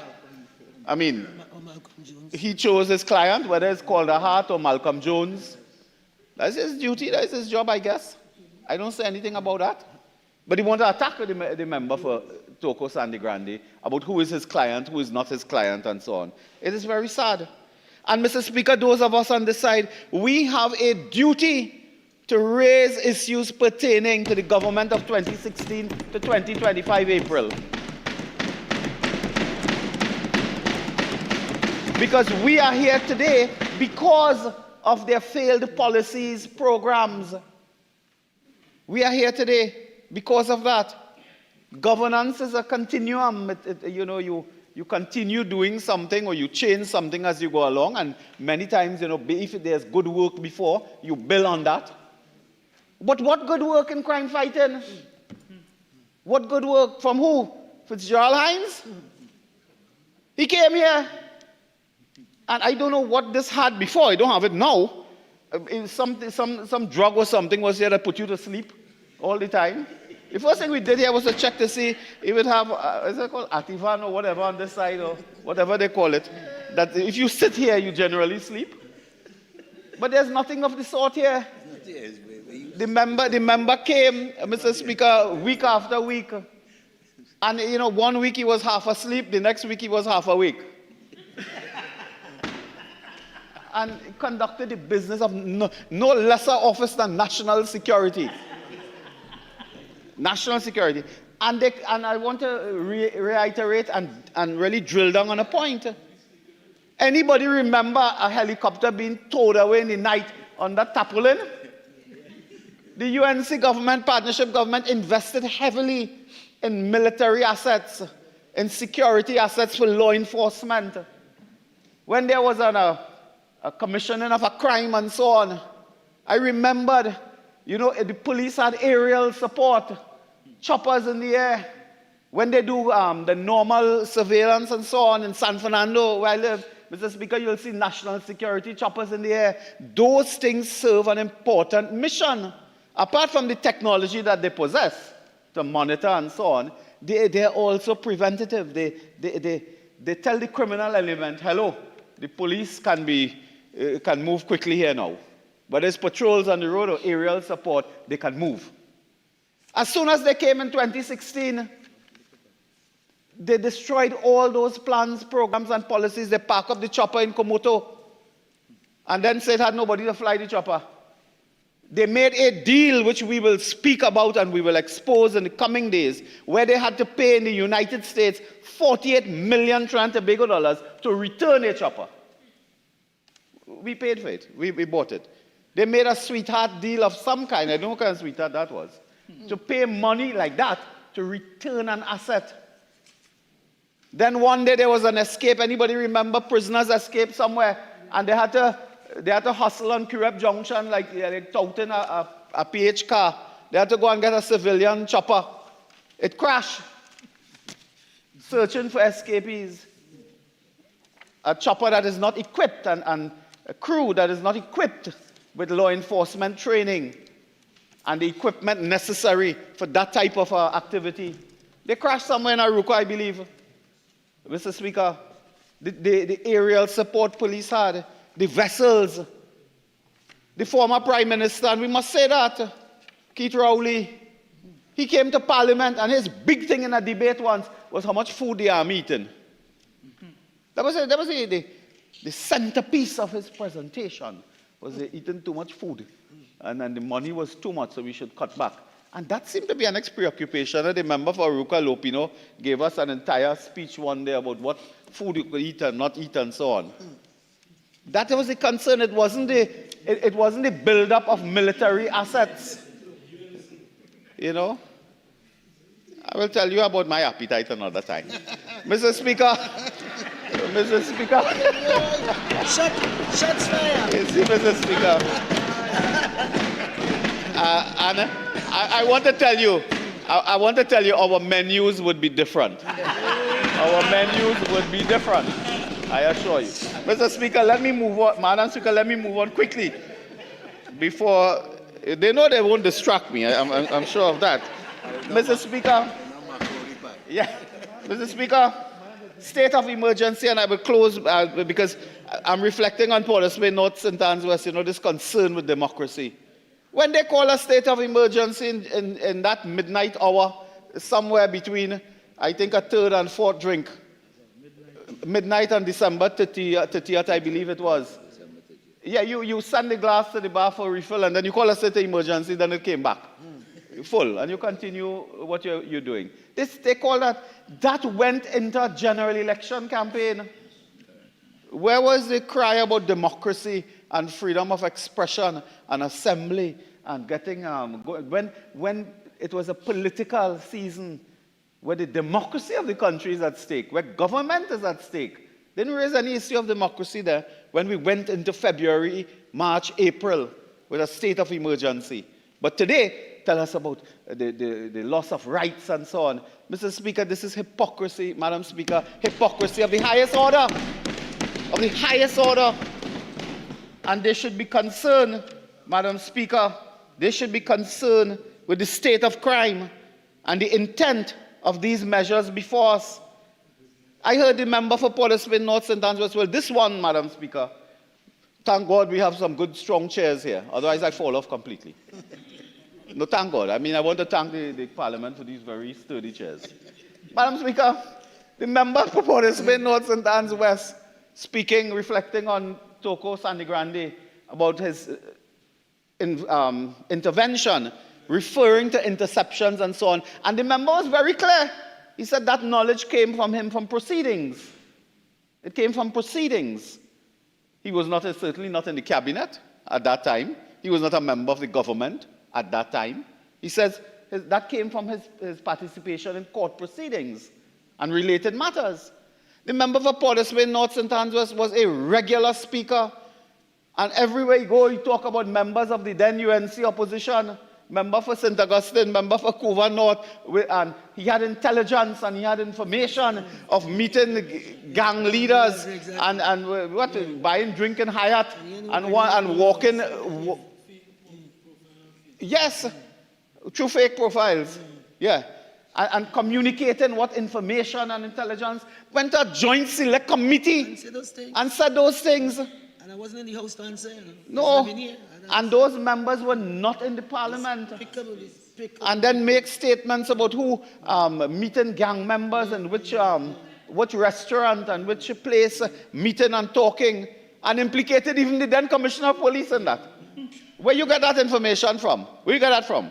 By the cashier at Massey? No, we got that from? He didn't matter. Yeah.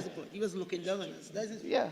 We got that information. He did not matter. That was where you get that? In the Tanapuna market? He felt we didn't matter. But they went to the country and they put on record That's something we will have to review as well, Madam Speaker. And today to tell us about the member and interception. We know the law. In fact, the Interception of Communication Act was done by a People's Partnership UNC government. Anybody remember that one? When the former administration in 2010 had been recording, spying on the political leadership of the country, including their own members, including the Chief Justice. It was the partnership government that dealt with that matter through legislation, Madam Speaker. Madam Speaker, the President was very clear in her statement, which I have on my hand, which is the subject of our business today. And the statement read, I just quote a piece, on March 2nd, 2026, I was informed by Cabinet that within the last several days, a number of violent criminal activities had taken place with mass shootings and multiple victims. I realize that, I recognize that. Mass shootings, multiple victims, most of which had been carried forward by members of organized criminal gangs, which have endangered the public safety. She further stated that there has also been credible threats to attack police officers, prison officers, and other members of the protective services. What again you want to hear? You want to hear what? The eulogy when you go to church at the funeral? That's what it's either you listen to this or you go to the church and deliver the eulogy. The fellow from the goodly gentleman from Diego Martin Central may have, good words on those matters. But we cannot wait for that. This is to protect life. This is to protect life. The eulogizer. Mr. Speaker, so the National Security Council, based on this report, intelligence, which I will not go further in, because we cannot go further in these matters, took a decision. Madam Speaker, Madam Deputy Speaker, and here we are. And the member opposite, conveniently will forget, Madam Speaker, that this business, I couldn't help again when I heard the member talk about bullhorn and somebody blowing a bullhorn. Madam Speaker, his claim to fame was standing up by the Oval with a bullhorn shouting to Venezuelans. That's what he was up to. And he spoke in English. Madam Speaker, he spoke in English to Venezuelans. Then he negotiated in Spanish agreements, which he signed to, and then don't speak Spanish. All those agreements with Venezuela in Spanish, there's no English translation. The Minister of Energy at that time could not speak Spanish or write Spanish. What you signing? Spanish. Yeah. Madam Speaker, let me just remind our viewers and the public, Madam Speaker, that we declare a state of emergency to treat with this threat. Madam Deputy Speaker, and among those matters, in the last period here, we must reflect about a couple being gunned down in broad daylight in front of their baby and other children in a community playground. 2 men from Bagatelle murdered in drive-by shooting. Did the member for Diego Martin, who represent these areas, make any comment on that? 3 men shot dead in 2 separate incidents in Valsain and El Dorado in under 4 hours. The murder toll increases by 3 after separate shootings in Piti Valley, Tanapuna, and Bonaire. I could read in depth all of the associated report, but it's not necessary. Teen killed by bullet meant for father. 2 shot, 1 murdered during Juve. Triple murder in Laventille. Madam Speaker, this is what we confront today. When we brought the legislation, zones of special operations, now called ZOSO, Madam Speaker, I like to say zones of special operations, to adopt that legislation in Trinidad to meet and treat with it, Madam Speaker, they did not support. They did not support the stand your ground legislation either, did they? Right. Did not support stand your ground legislation, did not support ZOSO, did not support anything like that, will not support state of emergency. And when I read here, it is your constituents, and then the member raised this matter coming down to the end, that we have something against their constituents. Your constituents are dying. When will you wake up? When will you wake up?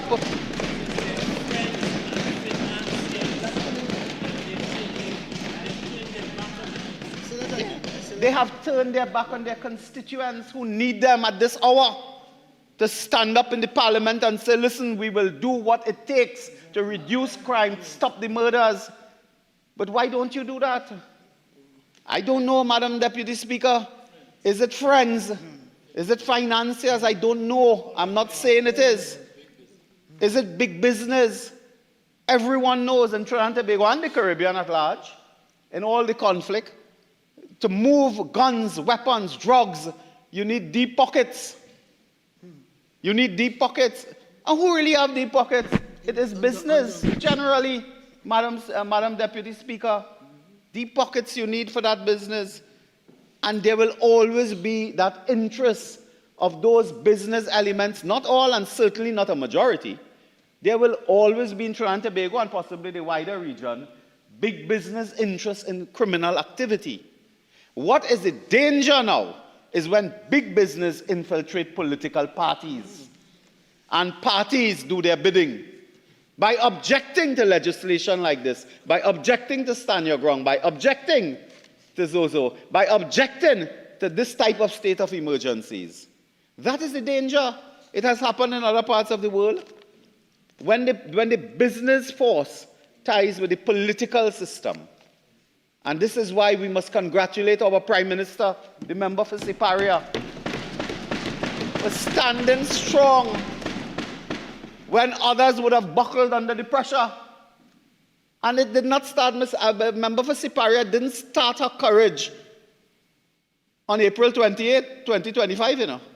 She didn't. She led a struggle, a courageous struggle. Why? As opposition leader. Anybody remember the statement, what Trump could do we? If we had taken them on, you watch Snow on TV, yeah?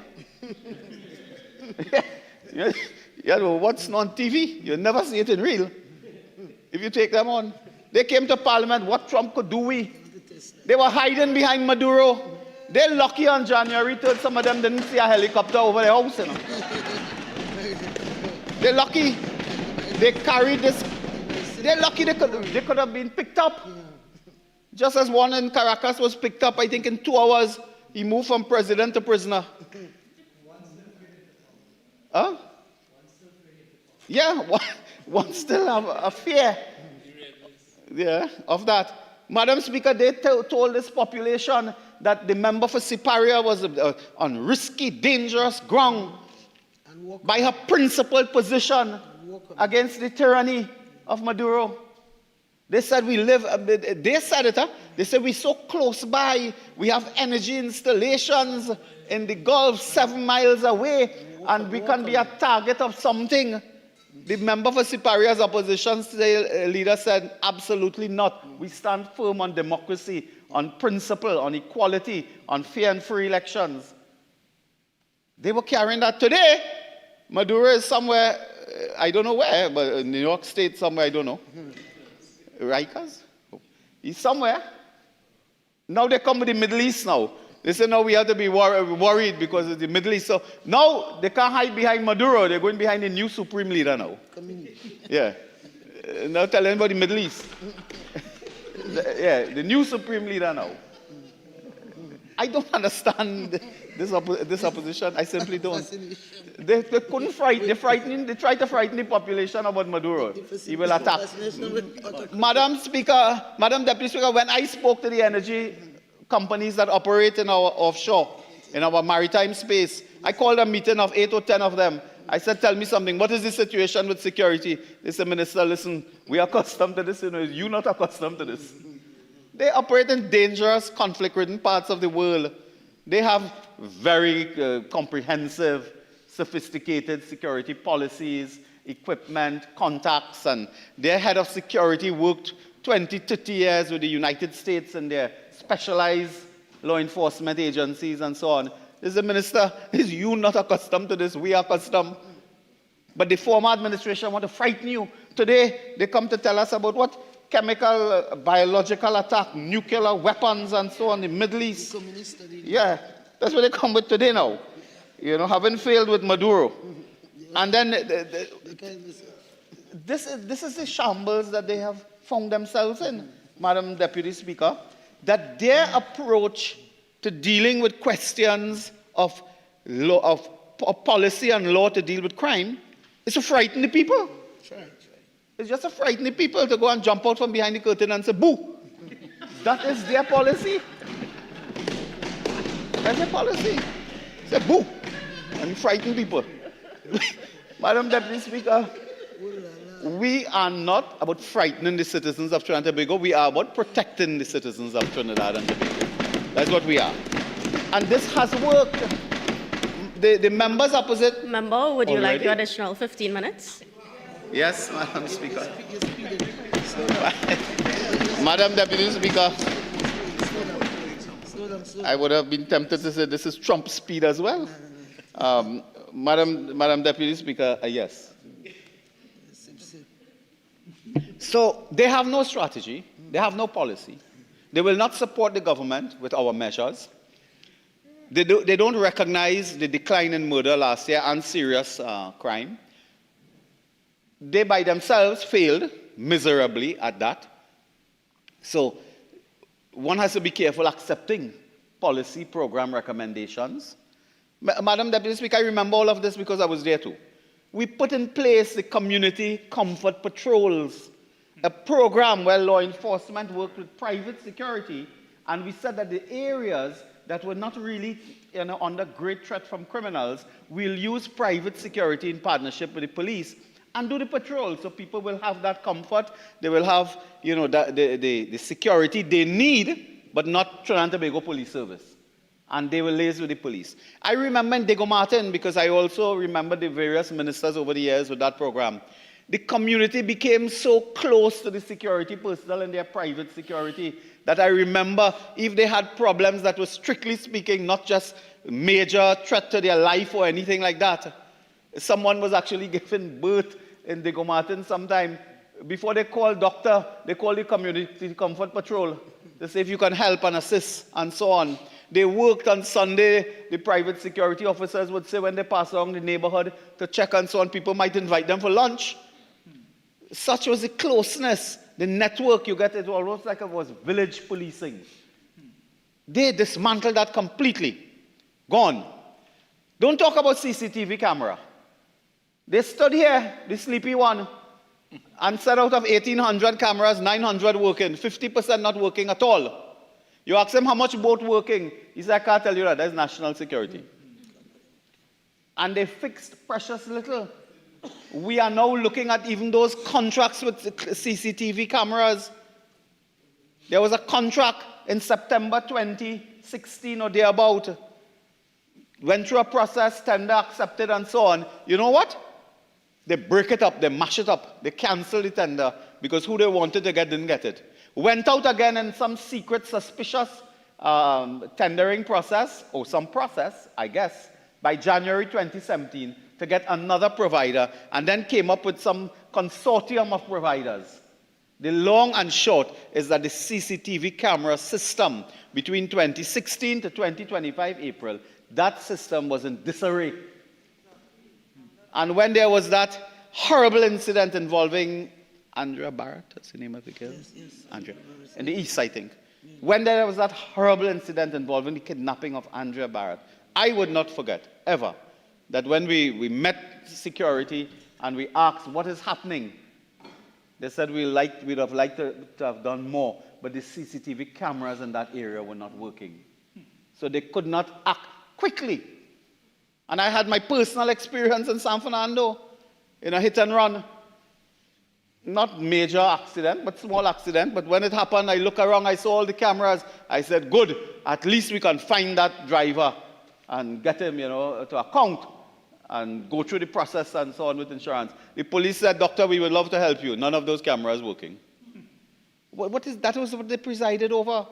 And today lecturing us about democracy and rights and so on, when you presided over the highest murder rate in the land ever, Madam Deputy Speaker.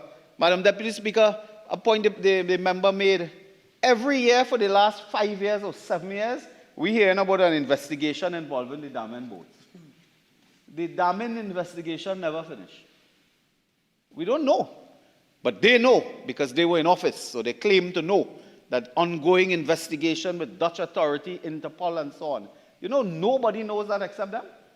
And every year they come with this thing. That investigation never finished. About 7 years now.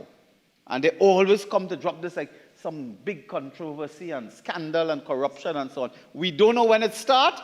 We don't know when it finished. We don't even know if it exists. Those of us who have had some exposure to national security don't know. But what we know is that we presented this country with the assets that are needed. Assets in the modern fight against crime involve technology. There's a technology which is now commercial, so you can say it, of tracing bullets to a point of origin. There's technology if bandits, killers are on the loose. I mean, forget the killer, you could see an ant on the ground. You could go up in the sky and look down on the ground and see an ant moving. You have technology like that now. We sought to obtain that technology. Yes, it's expensive. It must be expensive. Huh? It's not a Kodak camera. It must be expensive. So you have to purchase and invest because you want to save lives. When we gave them that, they disrupted everything. As if, you know, I can say, as if it was deliberate, Madam Speaker, Deputy Speaker, as if it was a deliberate ploy that they embarked upon. So today, Madam Speaker, as we are at this critical juncture, we ask the population to reflect. And the population has been speaking. Madam Deputy Speaker, when the state of emergency, again, nobody on the opposite side raised the issue, you know. The business community, I was a bit taken aback because I know business community sometimes, you know, they talk a lot and they're very concerned with, you know, the police action and so on. The business community welcomed the state of emergency. The chambers of commerce, they welcome that. They said they welcome that because that can reduce the fear in the society, the criminal activity. They said, of course, it needed much more, as we know. You need much more. So we agree with that, but the business community supported it. Citizens on the ground, ordinary citizens, those of us on this side and your side, because we see in the press and social media and so on, welcome a state of emergency. I could not believe the amount of people when interviewed in, you know, social media, newspaper and so on, who said they welcome this. They said it worked before, it can work again. They know of the issue of rights. People are not stupid. They know that they have to give up some of their constitutional rights, but it has not been abused. The member came with one alleged abuse of somebody ill-speaking the Prime Minister or something like that, and wanted to shoot the Prime Minister. Law enforcement acted, and that was a big abuse. That was a big abuse. When somebody went, I think, on social media for the former member for Diego Martin West, and they were nabbed the same day. There was a Canadian blogger, I think, who went to meet alleged elements in Lavantil and so on. They pick him up for treason. What is his name? Christmas? Yeah. Christmas list. Yeah, the Christmas list. They pick him up for treason, you know, because what he was doing there was they felt, yeah, what he was doing was what they should have been doing, picking intelligence and understanding what's happening there, so you can act on it. So we have no reference. The population knew that in the states of emergency declared by UNC government, there was absolutely no allegation of abuse of power, of police brutality. I mean, is there any newspaper clipping anybody could find where somebody alleged that under emergency powers they kicked down their door and grabbed them in the middle of the night, throw them in detention and so on? The police has had, and they continue to have, a targeted approach to this matter. Madam Deputy Speaker, the police had a targeted approach to the matter because of the seriousness of gang violence. Madam Speaker, may I ask how much more minutes I may have? Great. Thank you very much. Madam Deputy Speaker, in those few minutes, I just want to put the population on notice that this matter involving gang violence is a serious matter. I will not repeat the member for Toko Sani Grande, who spoke about the infiltration of foreign gang members into the domestic gang network. He spoke about that, and the Venezuelan in particular situation. Don't want to repeat that. But I'll add to you, Madam Speaker, that in a report at the United Nations Security Council recently, January 2026, which I have in my hand, they dealt with the issue of gang violence in Haiti and gave a report. And Madam Speaker, we can't read at length the entire report, certainly not. But what we can say, Madam Deputy Speaker, is this matter before the United Nations Security Council, reflecting on gang violence, spoke about the escalation of criminal networks, gang activity in a much more structured form, not just territorial control, but integration into transnational illicit markets, armed gangs that consolidate into federated coalitions that exercise control and influence over significant parts of a national territory. If we don't watch it and if we don't take action like this, you could end up where parts of a country is outside the control of the state. That happens in other countries. I don't know if they know that, you know. There are countries in this world where they have a government in the capital, but the government cannot send the army in another province in the same country, you know. They can't. Recently, we saw some images emerging from Mexico. When that fighting took place over, I think the killing of an alleged drug leader, if it's alleged or real. But, Madam Speaker, you didn't know who was police and who was gang. You couldn't tell because unlike the movies, they didn't have different colors.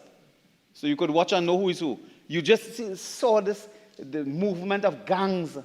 And Madam Speaker, in reflecting on Haiti, they spoke of that you can lose national territory when gangs take root this way and they are involved in arms, drug trafficking, fuel smuggling, migration, exploitation, extortion, unlawful activities. They deploy, you know, for people like this in gangs, they have enormous strategy, Madam Deputy Speaker.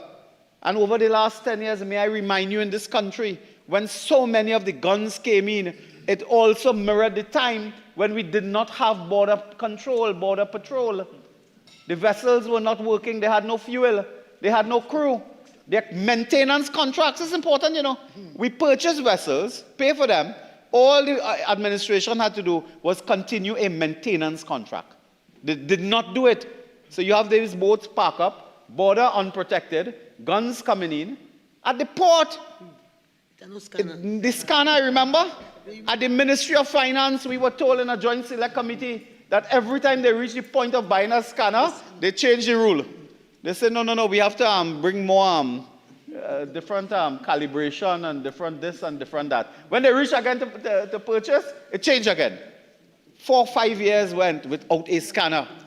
That was where we were. So you had no scanner working. One scanner in the port of Port of Spain, we went on a tour, I remember. It broke down. They said a forklift it reversed and bounced it. So the scanner not working. No patrols out in the coast, scanner not working, and we're surprised that all these guns came in, illegal guns. Madam Deputy Speaker, that is what we face today. That is the result. And Madam Speaker, regional trafficking and financial networks are now linked to gangs in Haiti and the wider Caribbean. Gangs are consolidating, criminal networks are sophisticating themselves to expand rapidly. This is the reality, according to the United Nations Security Council report on Haiti. If we do not watch it and we don't take action like this, Madam Speaker, Haiti could be our future. And we will not have that. We will not have it at all. We will not have a country that is ungovernable, uncontrollable. We will not concede space to the criminal elements. And the member for Siparia has said this with her tough stance and her courageous leadership, not only in Trinidad and Tobago now, but in the Caribbean. In the Caribbean, when she stood firm, I don't want to get into foreign affairs as the business of the member for Tabakit, Madam Speaker. I don't get into that. But when the Prime Minister stood firm and courageous on those matters, very few regional leaders jumped to support, to stand with her publicly. They may have done so privately, I don't know, but not publicly. Today, when we see what is happening, where the Prime Minister has brought pride, dignity, and strength to Trinidad and Tobago once more in the region when she stood at the summit, the Shield of the Americas summit. And I remember for the way North St. Anne's was talking about a former US president came when the PNM was in power. My good friend, the Attorney General, has a memory of that time, a good memory. But Mr. Obama came because the country hosted a summit of the Americas. He did not come to visit Trinidad and Tobago. We were the host. They didn't invite nobody. Yeah. And then somebody in the airport grabbed him and almost choke him, I think. What's her name? Gopi Spoon? Gopi Spoon or Schoon? Yeah. I think the U.S. authorities were looking for her 6 months later. Madam Deputy Speaker, Mr. Obama came here because we hosted the Summit of the Americas. He did not come to, per se, on a state visit to Trinidad and Tobago. It was a United States Vice President that was here. It was a United States Vice President, Mr. Biden, came here before, and of course, Secretary of State Warren Christopher came under the UNC before, and other, of course, American leaders. Janet Reno was here at that time, and recently, other leaders have been here. But to say that the President of the United States came, because a PNM government in place, we hosted a Summit of the Americas, and he had to attend. I think it was his first foreign visit, actually, to attend the Summit of the Americas. So, Madam Speaker, the tenet of my argument today is that we have reached this historic juncture. We either take a decision today. We let go the wheel and say, look, whatever happens, happens. Haiti is there. Other countries across the world have lost it to the criminal elements. We have that. That's a choice that they would make. Madam Speaker, on this side, we will hold on to that wheel.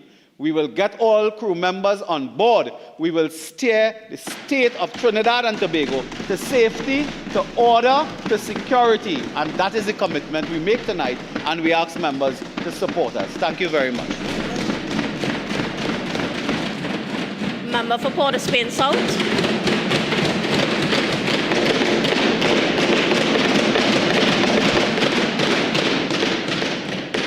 Madam Speaker, what has been made pellucidly clear by all the contributions from the honourable members from the other side is that the only way they can hold on to the wheel is by declaring state of emergency after state of emergency after state of emergency.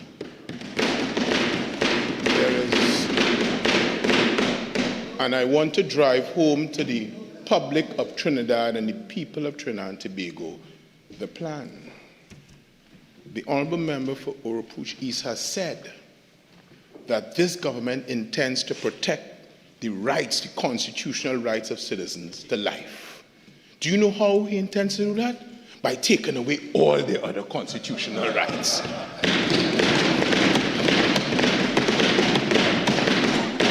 That is the irony of ironies. But more importantly, Madam Speaker, I have sat here today in this Parliament and I have learned not what to do. The contribution from the Honourable Member for Toko Sandy Grande was at once shameful and shameless. And for that to be commended by the Honourable Member for Oropouche East, who has so much experience in this Parliament, is a worrisome state for Trinidad and Tobago and its governments. The blame game must stop. You are in charge now. Fix it without infringing our constitutional rights. That is what we have to say. And more importantly, Madam Deputy Speaker, to show the lack and the abject ignorance coming from the other side, and particularly the contribution from Toko Sandy Grande, who said and displayed his ignorance by his inability to appreciate that urban renewal projects and plans is used worldwide as a crime-fighting tool. How could he then come to mock Plan number 8 of the PNM's plan for fighting crime to say that urban renewal is not a crime-fighting measure? That is ignorance at its highest. More importantly, to say And I don't want to be tediously repetitious, but it is something that is close to me, that Dana Sitahal, to imply that she was killed under the PNM watch, Madam Deputy Speaker, that is the unkindest cut of all.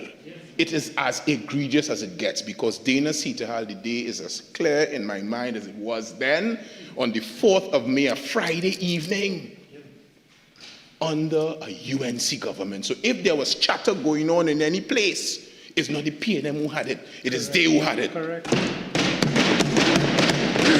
It means, if we take the word of the Honourable Member for Toko Sandigrandi, the blood of Dana Sitahal is on your hands.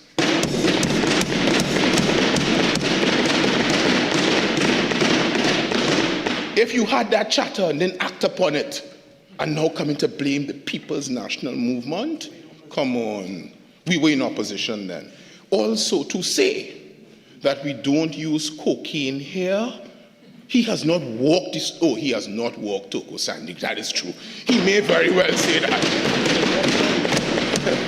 Things may change tomorrow, I'm not sure. But I assure you, Madam Deputy Speaker, that for someone to say that we don't use cocaine here is someone who is totally removed from the reality of Trinidad and Tobago.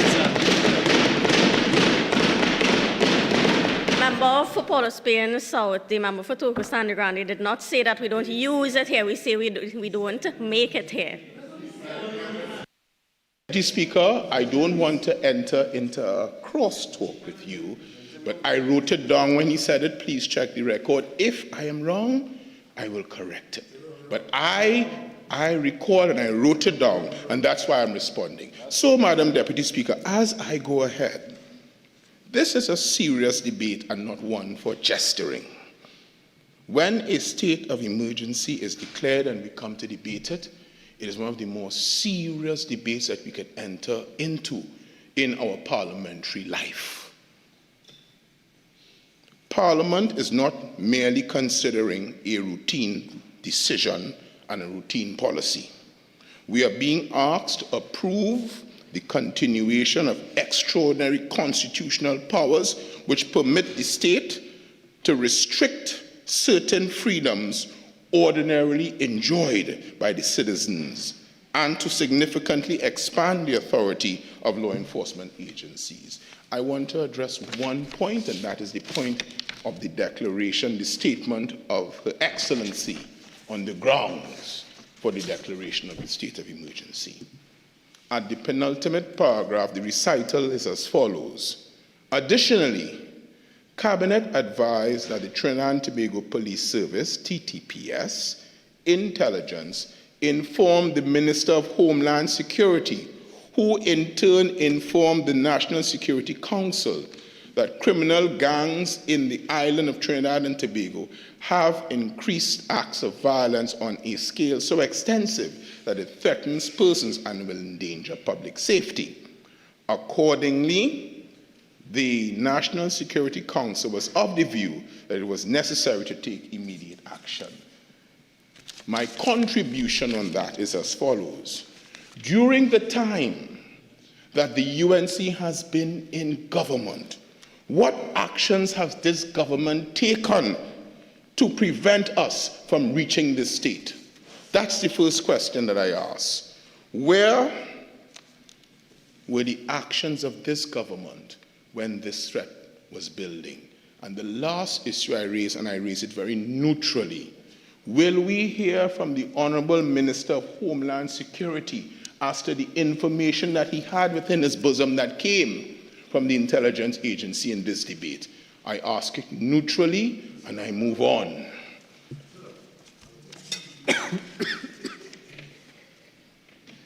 I want to now move, Madam Deputy Speaker, to put on record that the regulations utilized by the People's National Movement in 2024 are almost identical to the regulations that we utilize now.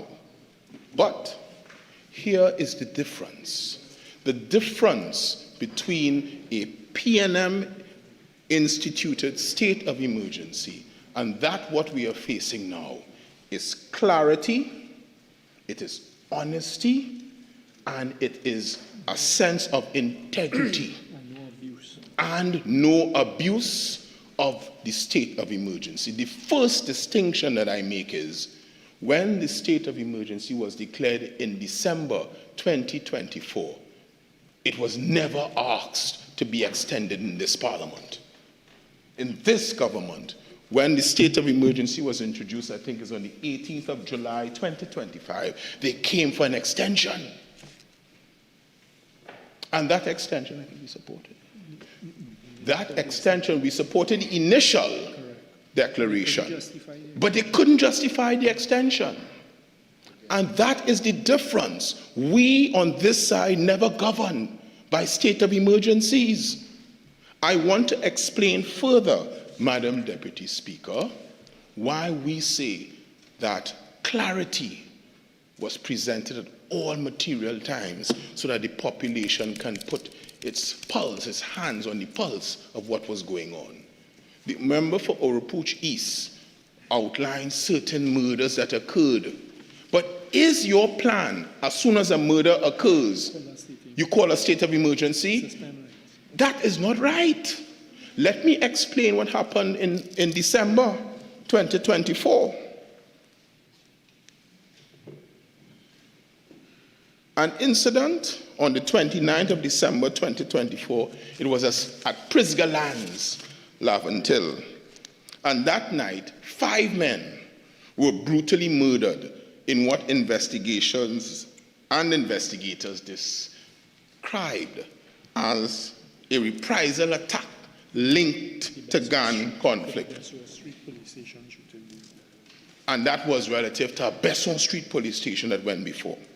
The victims were Ryan Lessie, Darren Calise, Cleon Lugan, Kamba Omawale, and Garrett Smart. Those men were gathered outside an establishment. The tragic events occurred only hours after an incident at the Besson Street police station where Trevor Williams had been shot and killed. And intelligence suggested, based on that confluence of activity, that there would be reprisals, particularly brazenness of the shooting outside of a station in the heart of the city, and the 5 men who were killed in one incident. Acting upon that information and against that backdrop of credible intelligence, the government at the time declared a state of emergency based on advice.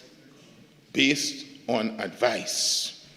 Members of the government benches now may disagree with that decision, but we presented the population with data, with statistics, and with a trajectory which showed an escalation. What has been presented here seems to be murders occurring, and the government have no answer, and they say, well, Zozo did not succeed.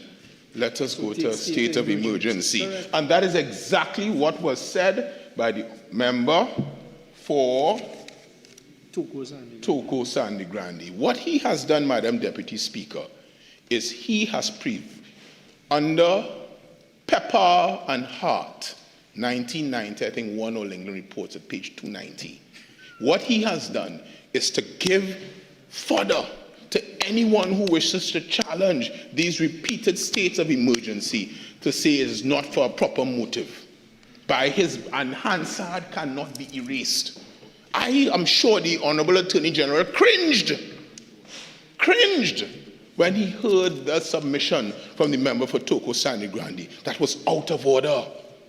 What you are telling the population, you didn't support Zozo, so take state of emergency. That's a serious submission in this country, and that is to be applauded. Madam Deputy Speaker,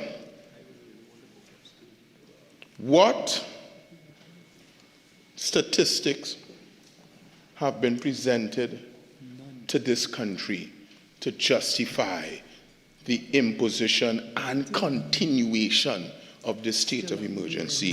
Where is that evidence as we stand in this debate today? It is not sufficient to say, well, X was gunned down in Diego Martin, Y was stabbed, somebody further posted something. That is not sufficient, because murders are, it's a phenomenon that as a government you are responsible to deal with in a proportionate manner. That is what you were elected to do. Not suspend the Constitution and say, well, they have murders. Remember, I started by giving you the comparison, Madam Deputy Speaker, as to the escalation that occurred in December 2024. So that's the second point I want to make. The first was the continuous rolling over. The second was the clarity, the transparency that was presented by the People's National Movement in December 2024. And the third is what I call, and I want to use neutral language, because hearing the contributions made, I understand what I must never do in this parliament. So I want to use neutral language. The hypocrisy that is now emanating. What did the government say then when the People's National Movement presented its state of emergency in this parliament? The members who occupy the government benches were among the most vocal critics, particularly the member for Oropouche East of the state of emergency. They argue that the emergency power should not be used as a crime-fighting strategy. They argue that the declaration of such powers demonstrated a failure of leadership and an absence of a coherent national security strategy.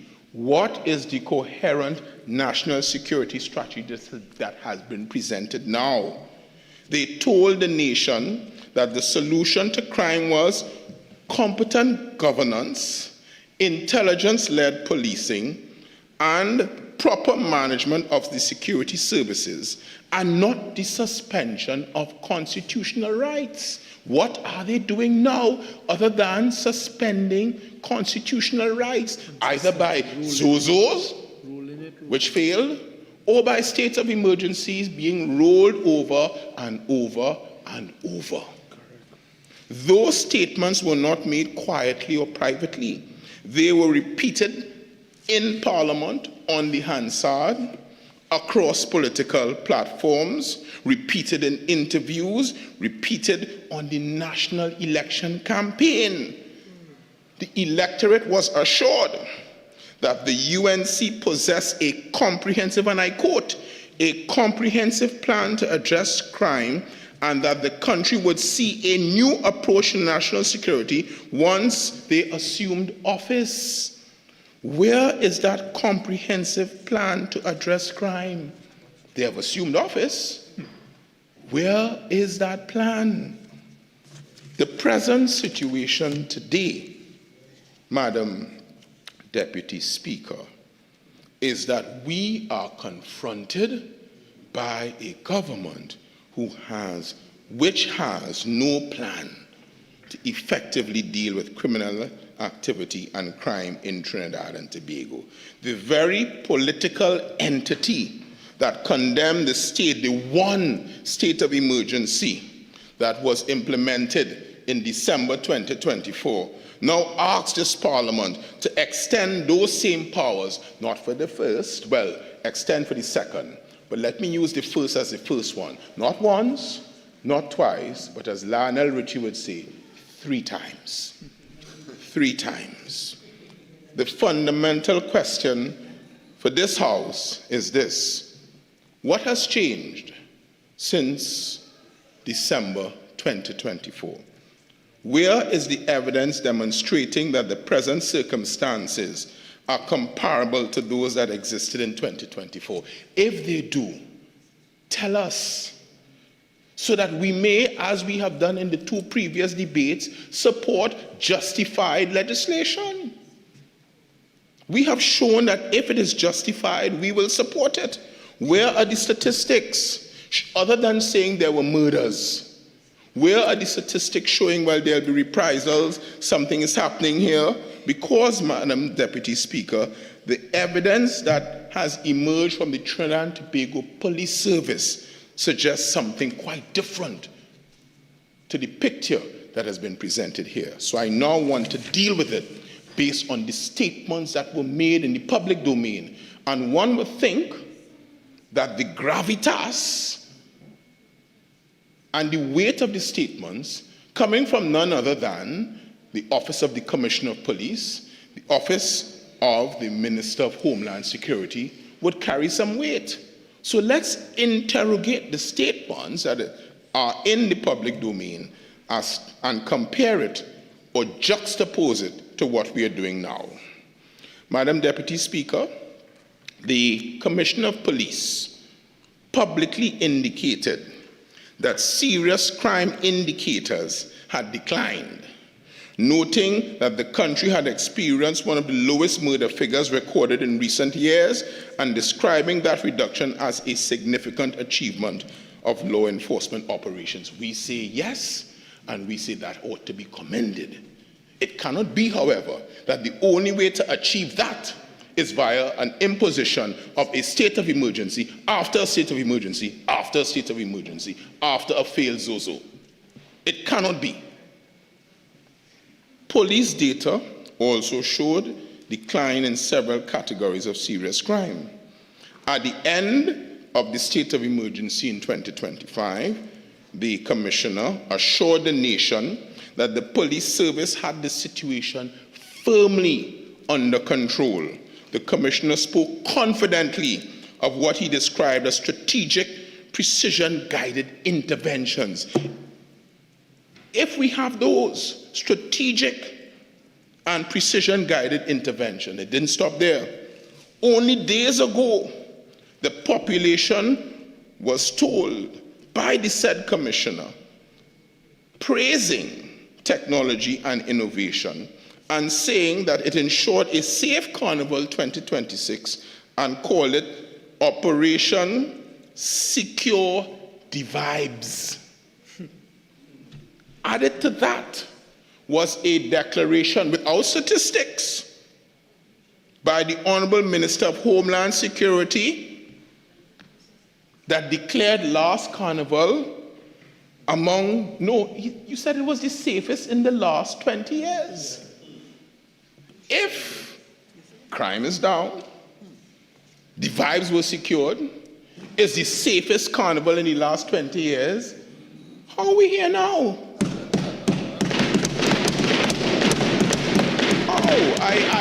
I ask it to drive home the point of the lack of justification, because both cannot coexist.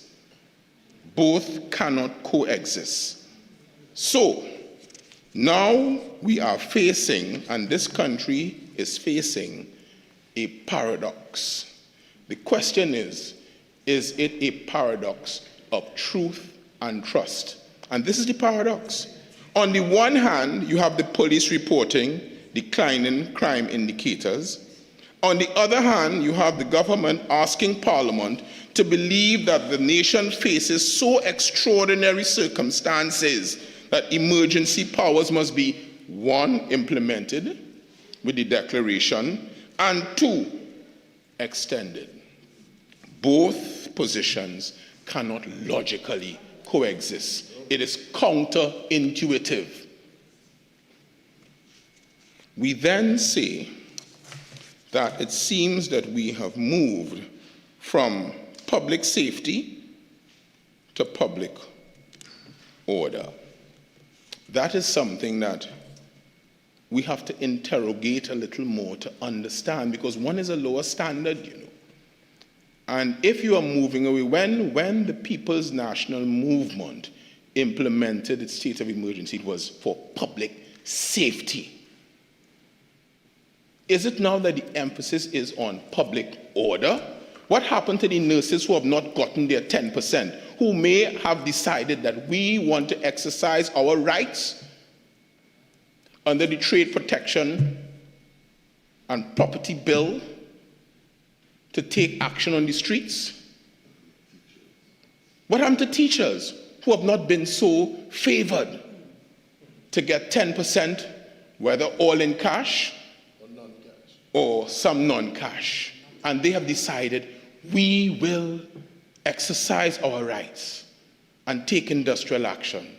What happened to the members of the CWU? What happened to members of the CWU who may say to ourselves, to say to the country, we want to advocate so that we could be in parity with the others? Is it now that they will say it's a threat to public order as opposed to public safety? That is a question, Madam Deputy Speaker, that must be answered. But this is where I want now to come down to nuts and bolts. And the nuts and bolts of this, and Madam Deputy Speaker, I don't want to take more than half an hour, I want to make my point and take my seat. But let's do nuts and bolts. Let's do nuts and bolts, Madam Deputy.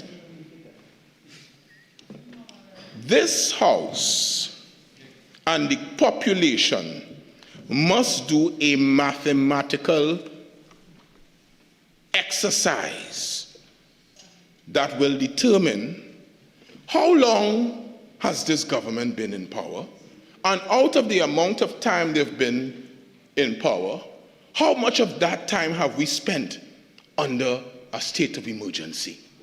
That's the exercise that I intend to do. If I miss it, math was not my forte, so forgive me.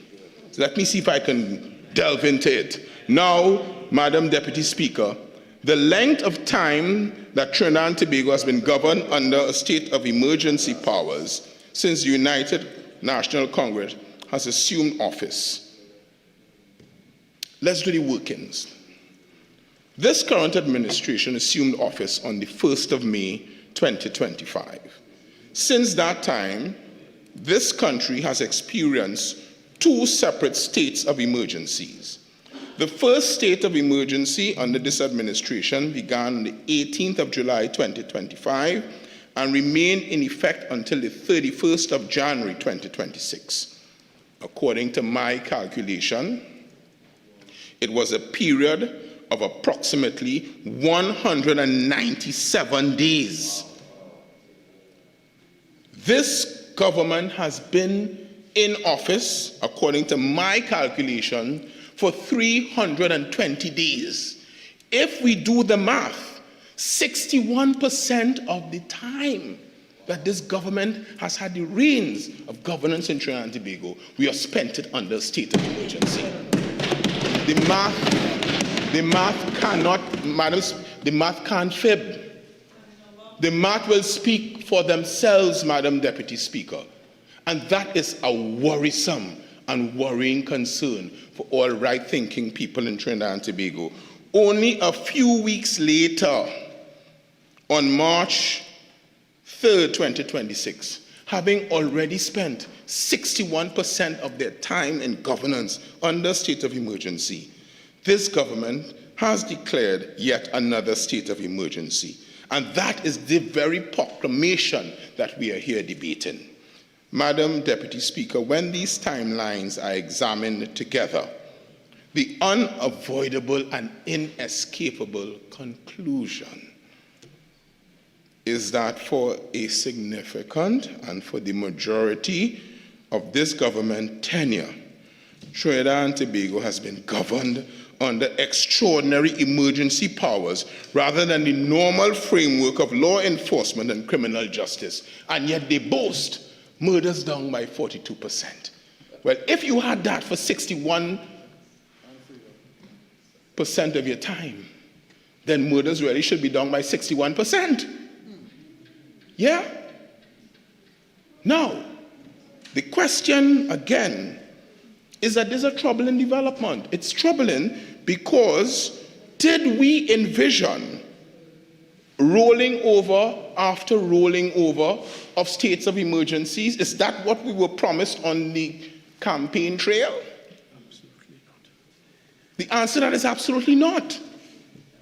It's antithetical to the promises that were made. We were promised a comprehensive crime plan. What did we get? Toko Sandy Grande.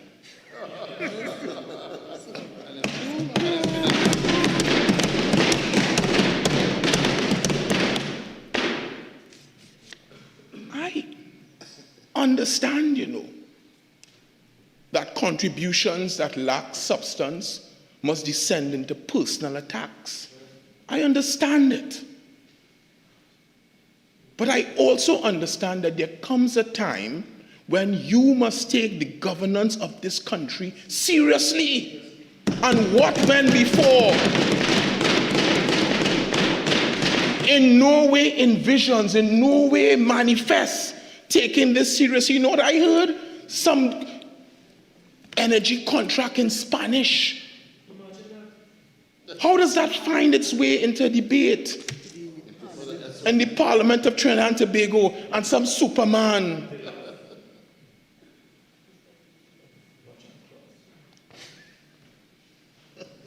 I embrace coal pot, so that just doesn't affect me. But what about the people and Marvin still eats his macaroni pie? What we will not eat is what they're trying to shove down our throats here.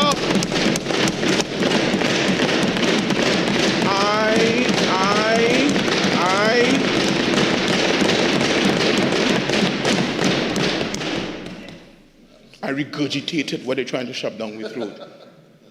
I rebuke it. Give us a plan.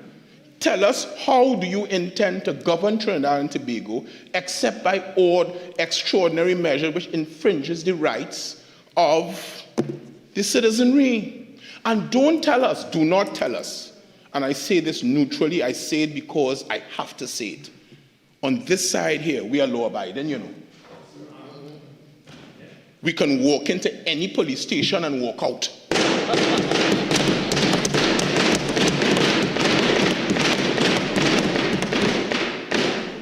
I move on. The Constitution of Trinidad and Tobago envisages a state of emergency in exceptional circumstances and as a temporary response to exceptional circumstances. Are you telling us that over the past 10 months, that's all we have had?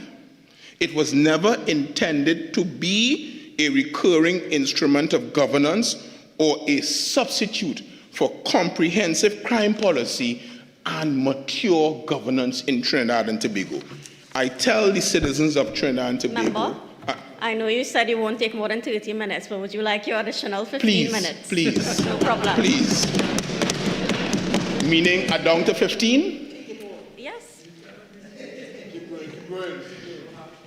Emergency powers invoked repeatedly for extended periods raises legitimate concerns as whether the state is relying on extraordinary constitutional measures rather than addressing root causes of crime.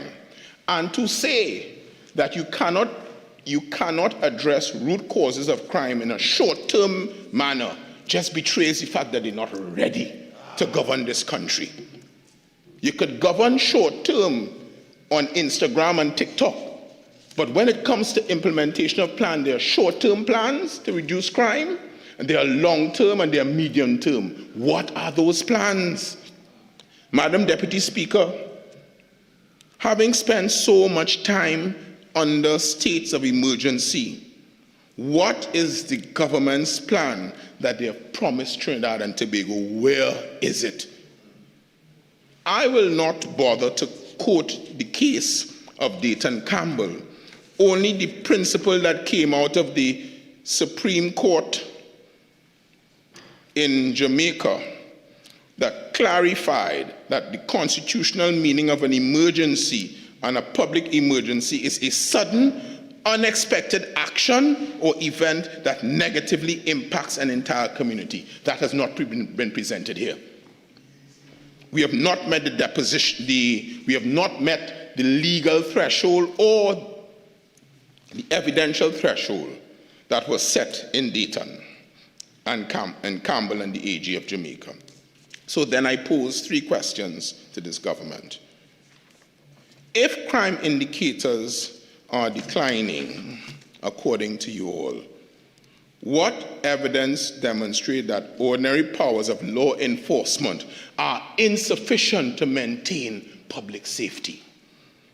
2, if this government promised a comprehensive crime strategy, why is the principal response today another state of emergency? And 3, if emergency powers were previously condemned as unnecessary under People's National Movement, what makes it now and what facts justify not their first, not their second, but their third, in fact, not their third, because one failed, but their fourth incarnation of these emergency powers?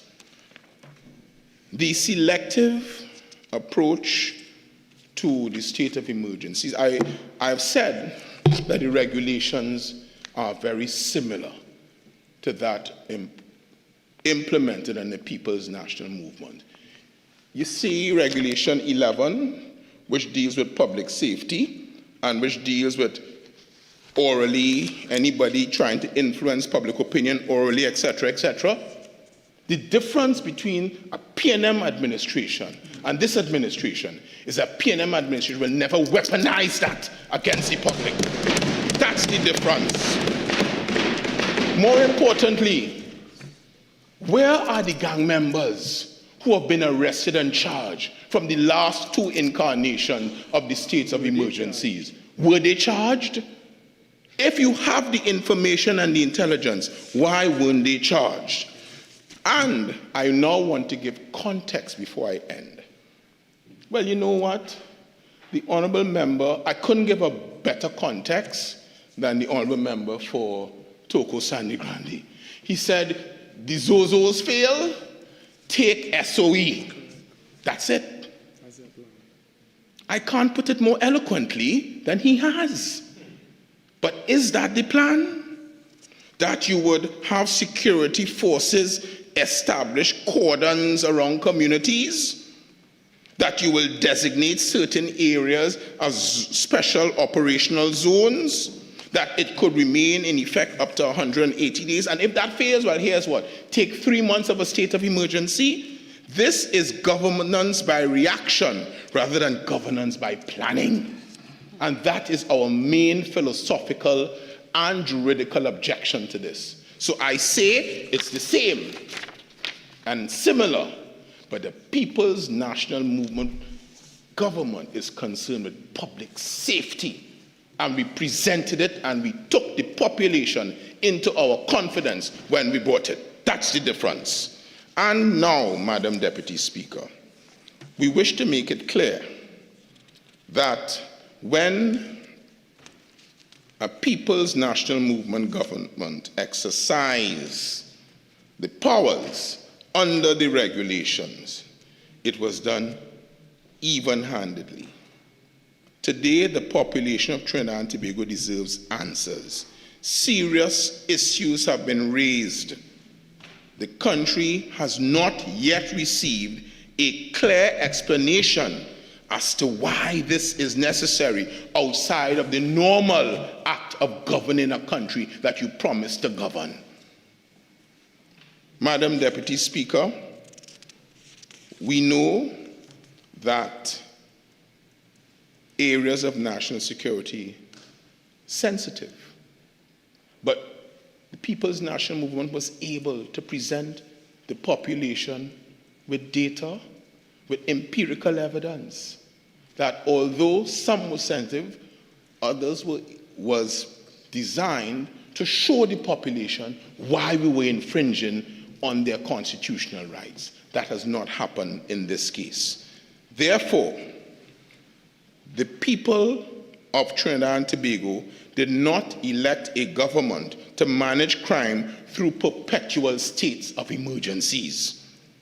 They elected a government that promised competence, leadership, and solutions. The rolling over and over of emergencies powers cannot replace sound policy. Emergency powers cannot be substituted for effective leadership. We say that emergency powers cannot compensate for the absence of planning and the absence of strategy. The citizens of this country, Madam Deputy Speaker, expect leadership that is deliberate and thoughtful. They expect when we come to Parliament that we show the respect for the chair, not disregard a rule and then say, oh, I said it already. Correct. I can't believe that happened and the Speaker countenanced that.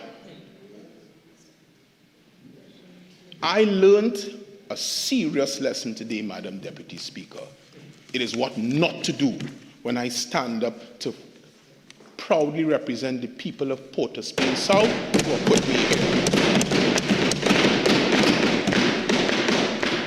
The people of Port of Spain South, from Beverly Hills to East Dry River, Woodbrook, St. James, Sea Lots 1, 2, and 3, Pioneer Production, and Katanga. We deserve better than what has been presented here to us.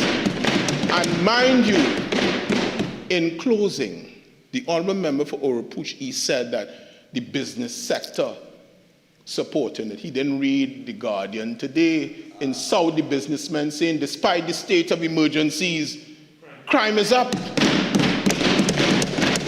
And they want comprehensive action outside states of emergencies that would address the root cause of crime. With those few words, and going out with what I promised, these are my contributions to this very important debate. Member for Tunapuna.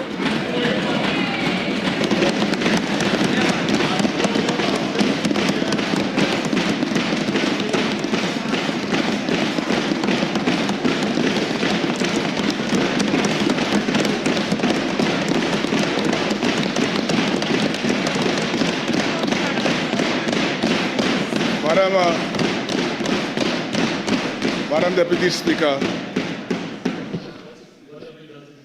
I rise on this occasion to lend my support to my team on this also important discussion.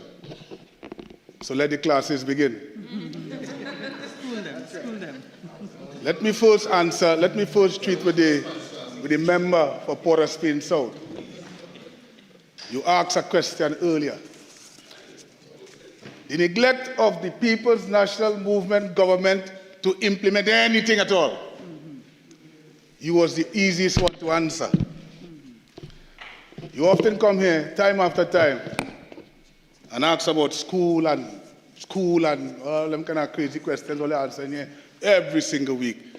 Madam Speaker, Deputy Speaker, yesterday, the Ministry of Homeland Security held a symposium, a multi-sectorial approach to the early identification, prevention, and treatment of emotional and behavioral issues among vulnerable youths in Trinidad and Tobago. Step one. Madam Deputy Speaker, as I stand here, some words immediately came to mind listening to those on the other side. Ironic, hypocritical, and to some extent, moronic.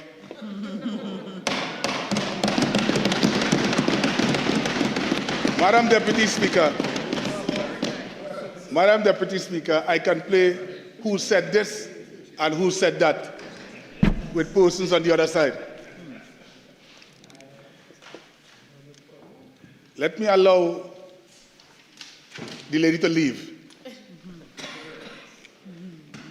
I will speak after she goes. Have respect.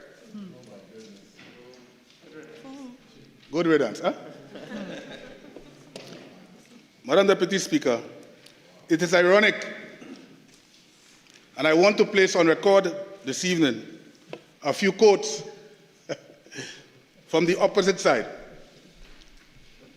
Not too long ago, someone on that side said this: Defense Force will become a de facto police officer and are both allowed to conduct searches without warrants, bail will be suspended and those suspected of committing crime will be held for 48 hours without charge. Guess who said that? Who? Port of Spain, North, St. Anne's, West, on December 30th, 2024. Is that over? Guess who said this? But we're talking about the rights of human rights and constitutional rights and all of that. But they forget what they said. Who said this? There is no doubt in my mind that we are dealing with an epidemic.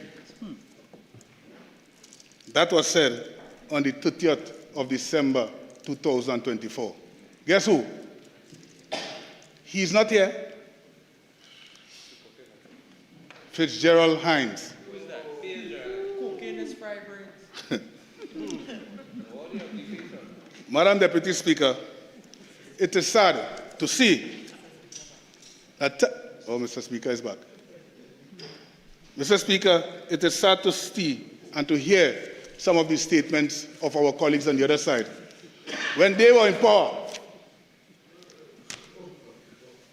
they would have suspended the rights of citizens in the same manner, but 1 minute it's good, and on the another time it is bad. This is the bad time.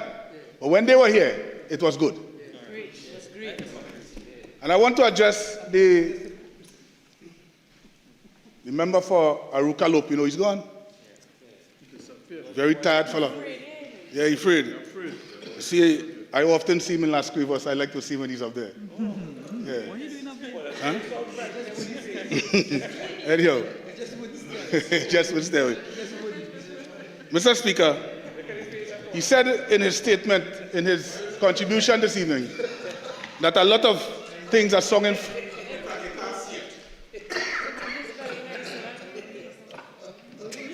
What's going on in here? Ignore him. Mr. Speaker, Aruka Lopino, in his contribution, said that he was hearing the same thing from the last occasion as it relates to the state of emergency. But, Mr. Speaker, what else he had to say? He was right here when they brought the state of emergency, and because of the lack of governance and the inability to treat the crime and the criminal element, we are stuck with this for a number of years. Mr. Speaker, if you understand, and this is, I wish he was here because he was not a good police to start with. So I would have taught him something this evening. Yeah. Mr. Speaker, when you engage the criminal element, and after a while they are released, the work continues. And in order to get the effect that you're looking for, the investigation must continue. Some of the investigations cannot continue when persons are incarcerated. They have to be released again on the nation streets, and you continue to build and build and build and build until you have sufficient evidence, and the lawyers should know that. When you have sufficient evidence, then you can take persons before a court to be dealt with according to law. Also, Mr. Speaker, tell me, if you left the police service, the intelligence agencies of the police service, under strength, unresourced, lack of equipment, technology, and otherwise, we should have entered into government and immediately take charge of this crime situation. But we couldn't. You know why? Because for years, 10 years, they sat here, sitting on the dock of the bay, wasting time.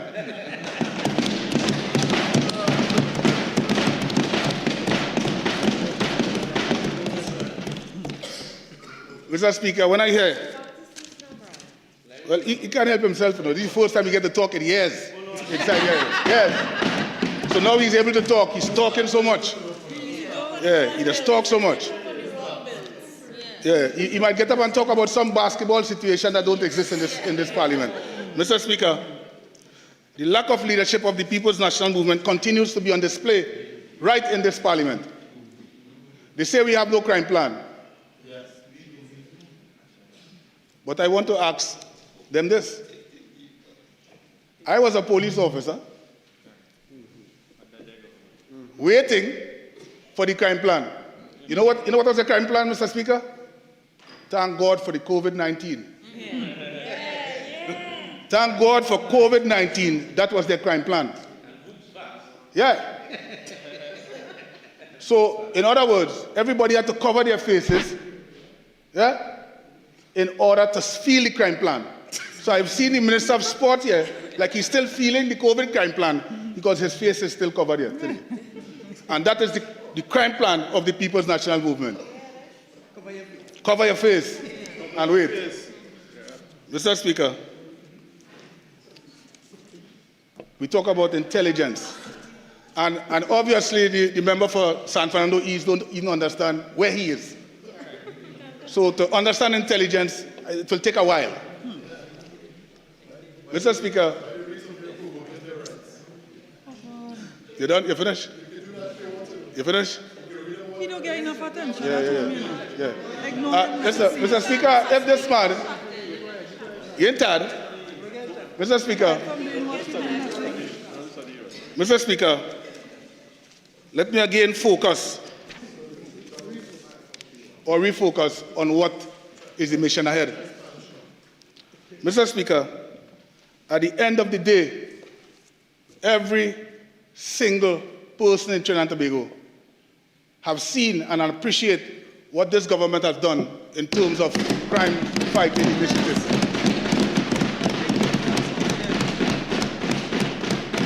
And since San Fernando East is here, San Fernando East, let us bring it to your reality. And you're not sure, but you'll figure it out just now. Mr. Speaker, I want to find out from San Fernando East, what is his reality? Do you have to wait, San Fernando East, until you have some children or child or mother or father who was shot and killed and lying on the nation's streets? When does reality step in? Does reality step in when you see the persons on the ground bleeding? Can I ask you to look at 53(1)(e)? The member for San Fernando West continues in his excessive crosstalk.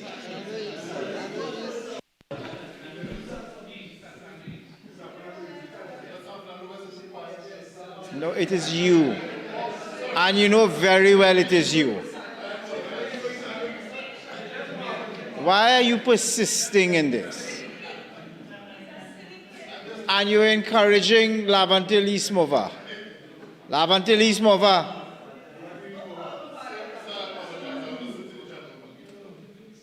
Let me employ a colloquialism to tell you about this. Friend is carrier, friend will bring you. Stop all of that.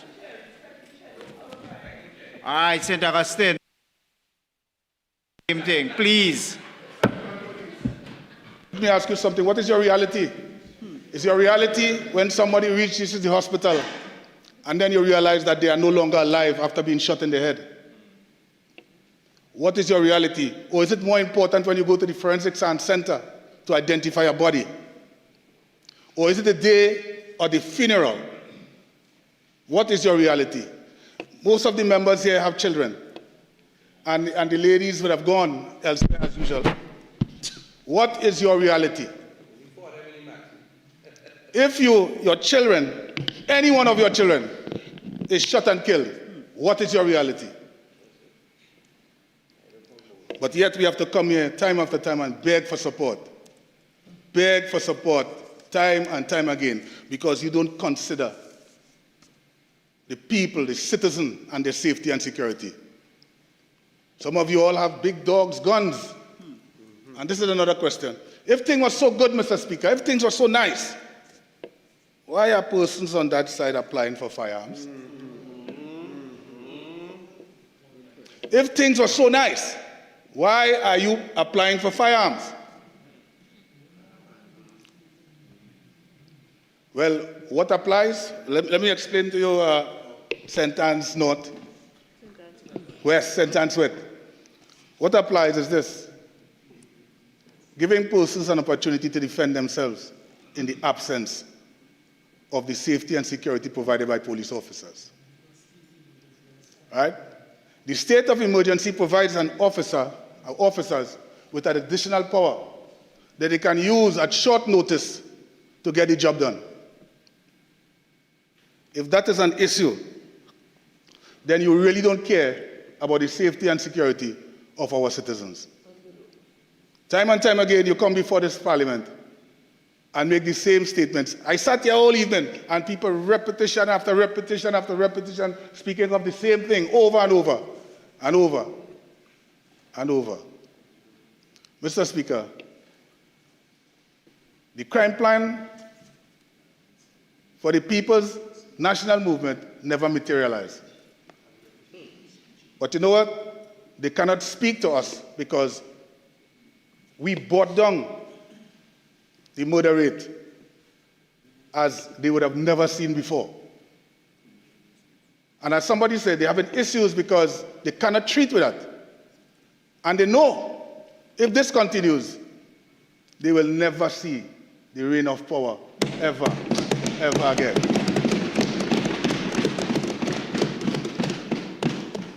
Mr. Speaker, the sentence East, the lady, every week she comes here and talk about school, school, school. I was a police officer back then. When we told them, listen, let us put police officers in school, the no was loud, loud no.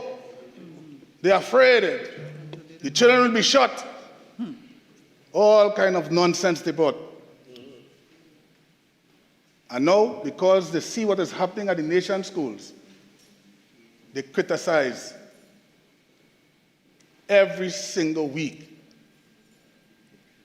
And then my friend from Center, I don't have to leave them guys alone because they just came. They have a real reality too, Mr. Speaker, because they are MPs in constituency where the crime rate is up. Now I can say this openly, Mr. Speaker. Between Port of Spain South,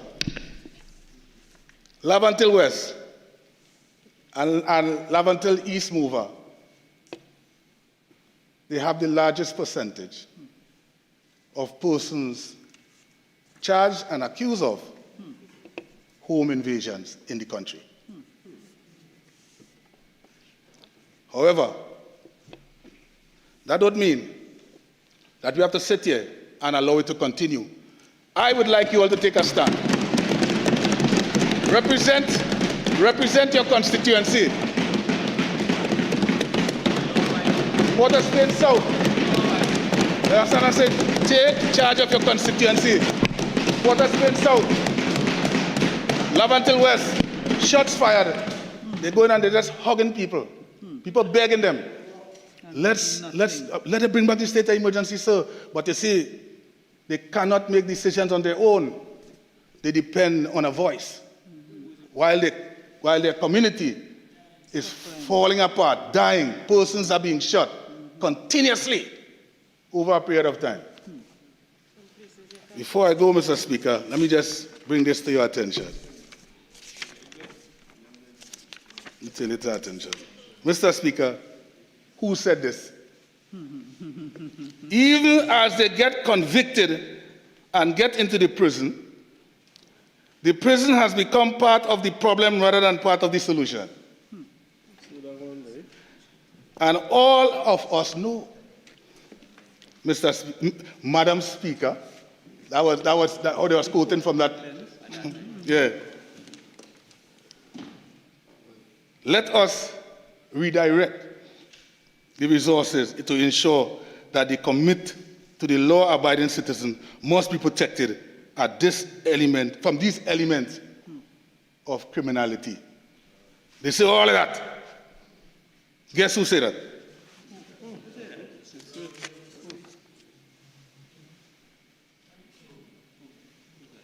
Diego Martin West, back in the day. Yeah, him. Mr. Rowley. Yeah. Mr. Speaker, we could sit here all day and criticize each other and talk about statistics. It wouldn't matter. What we need, and talk about the goat, what we need is a collaborated approach to this crime-fighting issue. Total collaboration. Partisan politics, both sides must be able to work together and stop this craziness, because you're getting nowhere fast while persons continue to die. If I was living in any one of your constituency, I would have voted you out. Mr. Speaker. Yeah. Mr. Speaker, I would not beg. I will just sit. Thank you. Martin Northeast. Mr. Speaker, I had not planned to speak, but since the government has 4 speakers, I will be the 4th speaker on the opposition side. I was told that the Minister of Homeland Security would speak for a short while. He spoke for a little longer than expected. I certainly will not speak for a very long time. Now, Mr. Speaker, I would not get into the tit-for-tat that has found itself on the government benches. I would not get into name-calling and so on. I think we need to look at this thing in a very serious way.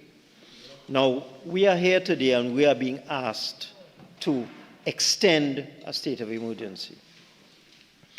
The Attorney General, in his introduction of this matter, really did not give us any justification in any real sense.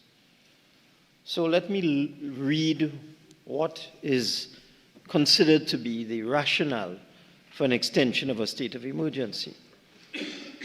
The extension of a state of emergency is justified when the initial exceptional threat to national security, public safety, or public order, such as violent crime, armed insurrection, or natural disaster, persists beyond the initial period, requiring continued extraordinary measures to be effectively managed. From none of the members of the other side have we heard any of this. No description, no elucidation, nothing with respect to the fact that these issues persist and require extraordinary measures to be effectively managed. What are the threats that we are supposed to learn about in this debate that we have not heard from the government? That violent criminal activity, gang retaliation, or threats to essential services remain high after the initial state of emergency. The need for law enforcement and military forces to complete operations such as dismantling criminal networks. We've heard none of this. And I want to go now to what happened on a previous occasion, Mr. Speaker. And I will go to a news report, The Guardian, about a year ago. And this was a report on the outcome of legal action taken during the state of emergency at that time. And I'm reading from the article. And the article is entitled, Government to Remove Vague State of Emergency Provisions. And it goes on to say, the government is making good on its pledge to make amendments to regulations for the ongoing state of emergency related to public order. shortly after the state of emergency was proclaimed, and this is a year ago, and the associated regulations published late last year, lawyers representing Vishal Prasad, who is the administrator of the blog Millennials for Change, filed a lawsuit alleging that aspects of the regulations dealing with public order were unconstitutional.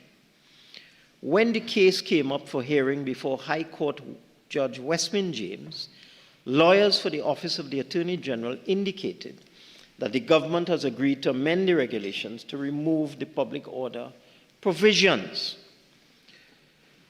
In the lawsuit, Prasad's lawyers, Kiel Taklal Singh, I think that's a name some of us might know well as a UNC operative, and Kiran Ramkelawan specifically challenged Regulations 12 and 14 and a schedule that deals with public order. The regulations prohibit persons from influencing public opinion in a manner likely to be prejudicial to public safety and order, and empower the police to arrest, detain, and charge alleged offenders. So that was 1 year ago. What's happening now? I go now to a news story in the Express, March 4th, sweeping powers in new regulations. And one of the powers is very, very, very similar to the power that found itself the subject of that court action. And the regulations make it an offense to influence public opinion in a manner likely to be prejudicial to public safety. So what's the difference? Over a year ago, the regulations made it an offense to influence public opinion in a manner likely to be prejudicial to public safety and public order. The public order part come out. The public safety remains. So let's look at what happened in this court case. It said, after it recited the fact that the regulations prohibit persons from influencing public opinion in a matter likely to be prejudicial to public safety and order, that if convicted, offenders faced a maximum penalty of $100,000 fine and 5 years imprisonment. I am reasonably confident that the regulations that are now in effect are similar. It would be wrong for the executive to regard the regulations as giving it unchecked ability to target and detain individuals for mere trivial acts having regard to the context of the term public order as used in the regulations. This is what Prasad's attorney said. They went on to say, there is no material before to evidence a real risk of violent assembly or wide-scale riot to justify the specific powers giving to arrest persons in relation to endangering public order. They claimed that the regulations were not carefully tailored based on the situation identified by the president. They further contended that the impugned regulations are unconstitutional on the basis that they are not rationally connected to the purpose described by the president in her statement to justify the proclamation declaring that a state of public emergency exists. And very importantly, and I heard nothing of this from the last speaker, they also pointed out that the regulations did not clearly define the parameters of the offenses, and no training was provided to police officers. There is no evidence that the ordinary police officer is aware of the nuances of the principle of legality, nor is there any promulgation of policy by the police service on the restrictions, guidance in interpreting this power, using specific examples of instances in which this should not be used. Citizens were not given legal certainty over what conduct may be prohibited.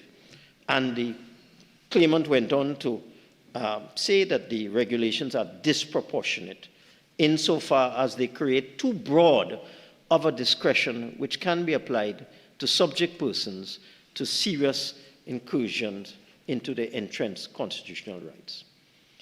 As far as I'm concerned, we are in exactly the same place. Which police officer can determine whether a person has done something which would influence public opinion to endanger public safety. You cannot. There's no proper definition of this. And I am certain as well that if someone were to take this matter to court, the result and the outcome would be the same. The same. So let's see if that is going to happen.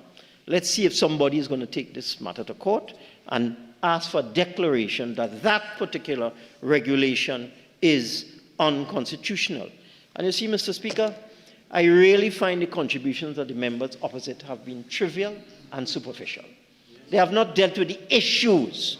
They have not explained why this is necessary. And if I go now to the proclamation of the President to draw a comparison to a parallel to what occurred in this particular matter, what did the President say in her proclamation, in Her Excellency's proclamation, dated March the 4th, 2026? She said this: on March the 2nd, 2026, I was informed by Cabinet that within the last several days, a number of violent criminal activities had taken place with mass shootings and multiple victims, most of which have been carried forward by members of organized criminal gangs which have endangered public safety. Now, I could see if there is some sort of huge set of criminal gangs endangering public safety, that there might be some kind of rationale here, but we haven't moved anything about that. Cabinet further informed that there had also been credible threats to attack police officers, we may hear about that, prison officers, and other members of the protective services. Additionally, Cabinet advised that the Trinidad and Tobago Police Service Intelligence informed the Minister of Homeland Security, who in turn informed the National Security Council that criminal gangs in the islands of Trinidad and Tobago have increased acts of violence on a scale so extensive that it threatens persons and will endanger public safety.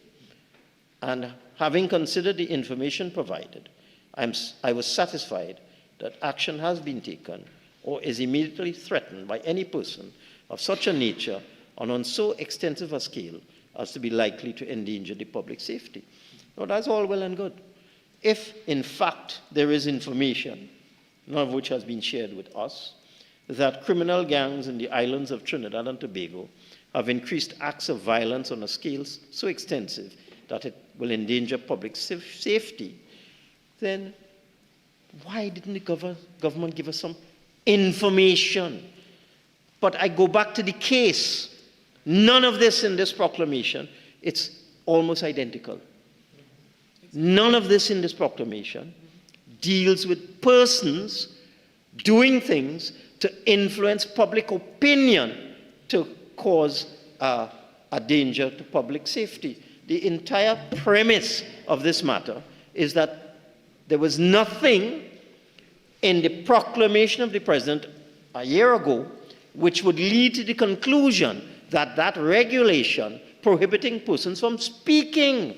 Because what this does is prohibits anybody from saying anything which, in the opinion of a police officer, an untrained police officer who has no guidance, has no information, from saying, oh, that sounds like that thing you say just now. That sounds like you are endangering public safety. Or that post you put on Facebook, that looked like it endangering public safety. Or that article you're right there, that looked like it endangering public safety.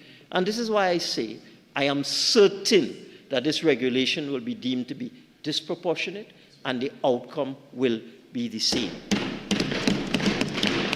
I heard the Minister of Homeland Security say, we brought down the murder rate as never seen before. Okay. I see it before, no? I saw it in every time there was a state of emergency.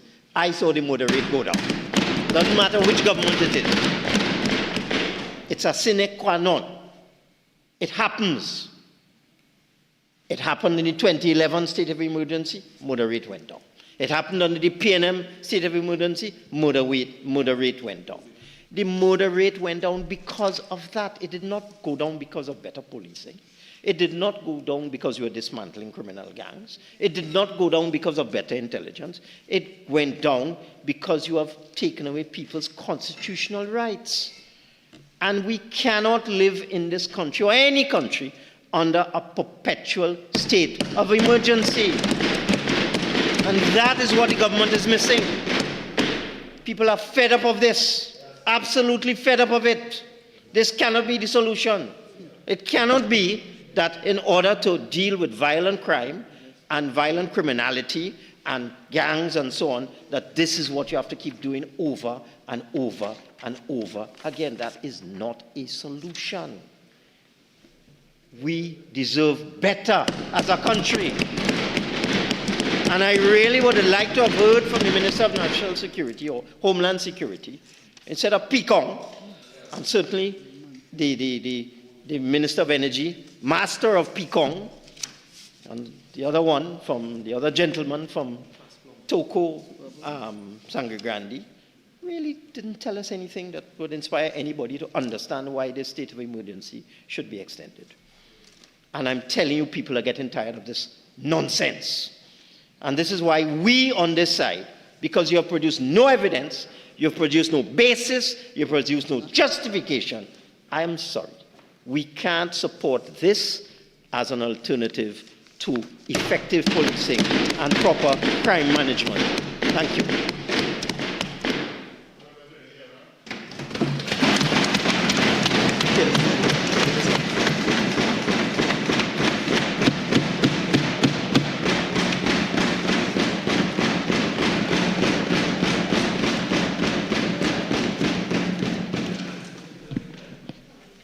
Mr. Speaker, I will not be long at 25 to 11 in the night, but permit me to address just some of the criticisms that have been made by my colleagues opposite. I'm beginning with Diego Martin, Northeast. He ended, that's a good place to begin because I remember. I'm coming to you, don't worry. So, Diego Martin Northeast says that the murder rate went down in every state of emergency. Obviously, during COVID, nobody was moving around. And I imagine that the rate, logically speaking, might have gone down. But the fact of the matter is that the Minister of Homeland Security is on record as saying, and the Commissioner of Police as well, that the murder rate and the rate in respect of serious violent crime is the lowest this year than it has been in 20 years. Very good. Now,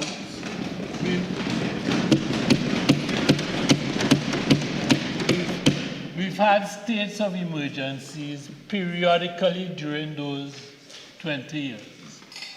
One, as I've said this evening, as I've said before, I say it all the time.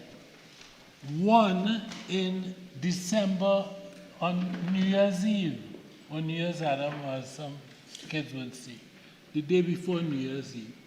And the criminals had absolutely no respect for them. What did they do? They shot a prosecutor on the very next day.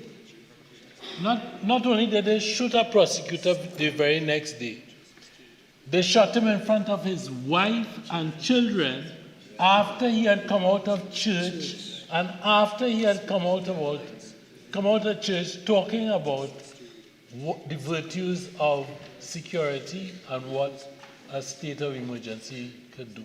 That is a state of emergency, PNM style. Now, I spent a lot of time reading from the Hansard this afternoon. And the Hansard, I want to tell my friend from Aruka, has absolutely nothing to do with personal business.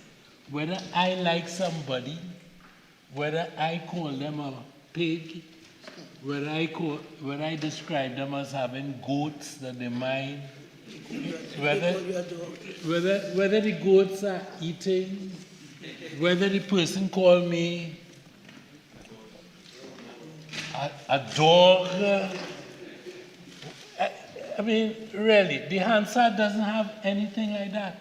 My comments were on the Hansard, but the member permitted himself to jump up here, shout, and carry on about, if I have a personal issue with X, take it outside. Well, I want to tell him something. I have a personal issue with him. But you know what? I have shut up because I have discipline. My mouth has a lid. His mouth has no lid. So every time he has an opportunity to speak, whether it is in his, I'm not sure if his house is his office or his office is his house, but every time he has an opportunity to speak, he speaks of me. He used to speak of other people inside here too, and other families inside here. He boasted of giving people strokes and carrying people to Le Coteau. And this gentleman is a piece of work. What has my response been to him? Colleagues, you know me. I'm a man of peace. I'm a man of love. What have I said to him? Absolutely nothing. He is irrelevant. That's what he is to me. I dealt with the Hansard, I stick to the Hansard, and I stand by the statements which he made in the Hansard, which revealed that he took crime flippantly. And he has carried that party down a dangerous slope. To the point today where, I mean, I've been around that party for a long time. I've never seen it in the state it is in now. And I want to tell you all something. That party there is in danger of complete and utter destruction.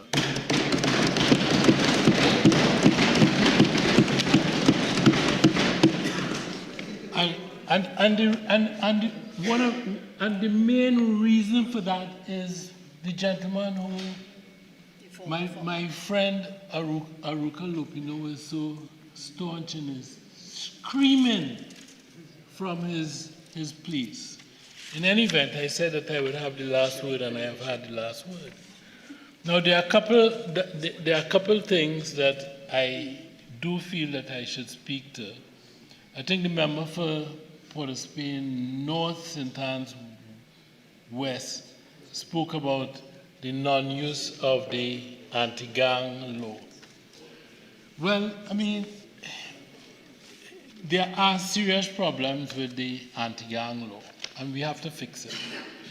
There are definitions which are circular, tautologous, and it is impossible to use. Gang member, gang leader, all of those things are premised on one concept, and our advice is that unless those concepts are intertwined, unless you find a way to target gang activity with different triggers, the act is a dead letter. It's been used once or twice, never successfully. That's it. So much for the anti-gang law. Now, there's a fundamental philosophical question on the rights of the individuals and the rights of us in society. The Constitution, which you love to cite, well, it has a preamble. There's a preamble to the Constitution, which Mr. Robinson used to use at length. And if you look at C, this is what we, the people of Trinidad and Tobago, are saying is our compact, one with the other. So it begins, whereas the people of Trinidad and Tobago, and in C, it says, have asserted their belief in a democratic society in which all persons may, to the extent of their capacity, play some part in the institutions of the national life, and thus develop and maintain due respect for lawfully constituted authority. The criminal gangs in our midst do not have respect for the lawfully constituted authority. And if I could say one thing about good, well, I'm not sure if it's good, about Dr. Rowley, is that he recognized in his dying moments in politics. He said, maybe I have failed. That's what he said. That's good. Confession is good for the soul. So he said, maybe I have failed. I've waited too long. You know, there were all these things about states of emergencies. They were so tough. People kept on advising us not to do it, and so on. But you know what he did? He did declare a state of emergency. It was too late. It was ineffective. But do you know something? On paper, it was no different from the state of emergency that my colleagues on the other side have spent the entire evening here criticizing. No different, because that state of emergency declared by him with a glass in his hand in Tobago, by the pool, that state of emergency told Her Excellency the President about criminal gangs in Trinidad and Tobago and reprisal, the fear of reprisal killings. Do you know something? That's what gangs do. If you kill X, they kill Y. If you kill X plus A, they go and kill Y plus B. So it was no different. As a matter of fact, having drafted the note, the Honorable Prime Minister will be my witness on this, having drafted the cabinet note to Her Excellency the President, I will tell you what I looked at. I looked at that cabinet note. So it was my precedent. No different. A word here, a word there, no different. But they spent the entire evening criticizing it. And do you know what else? It comes here. The gentleman came, the Prime Minister came here, having sent his minions, the younger ones, his minions out to face the press. Like, let me be here. Having sent them out to be murdered by the press, because they were murdered by the press. He finds himself here to extend the state of emergency, which is all that we are doing here this evening. We spent however many hours arguing the same thing that he did when he was Prime Minister. And they have the effrontery, the hypocrisy to sit there and make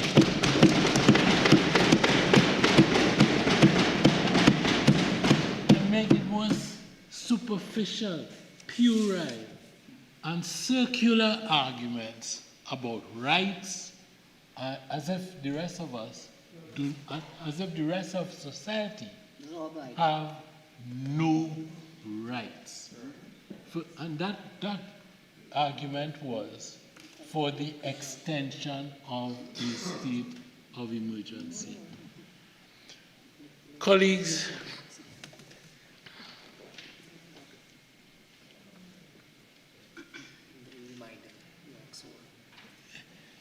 the regulations that they make so much fuss. I mean, this is almost funny. Do you think, I just want the way these things operate, I've done a few of them this time, by now. And the Honorable Prime Minister has done a few of them as well.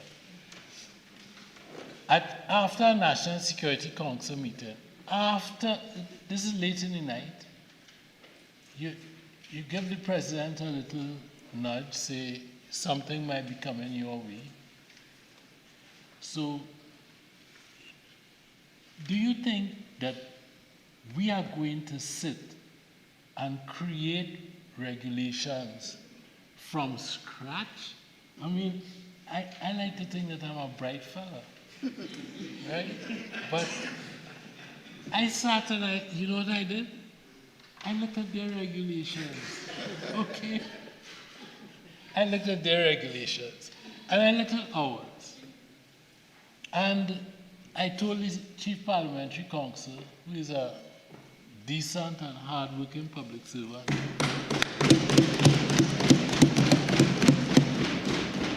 get me some regulations which are fit for purpose. He put the regulations to me, I took a look at them, I saw that there was nothing offensive in the regulations. What do I mean by that? They use the regulations. I use the regulations.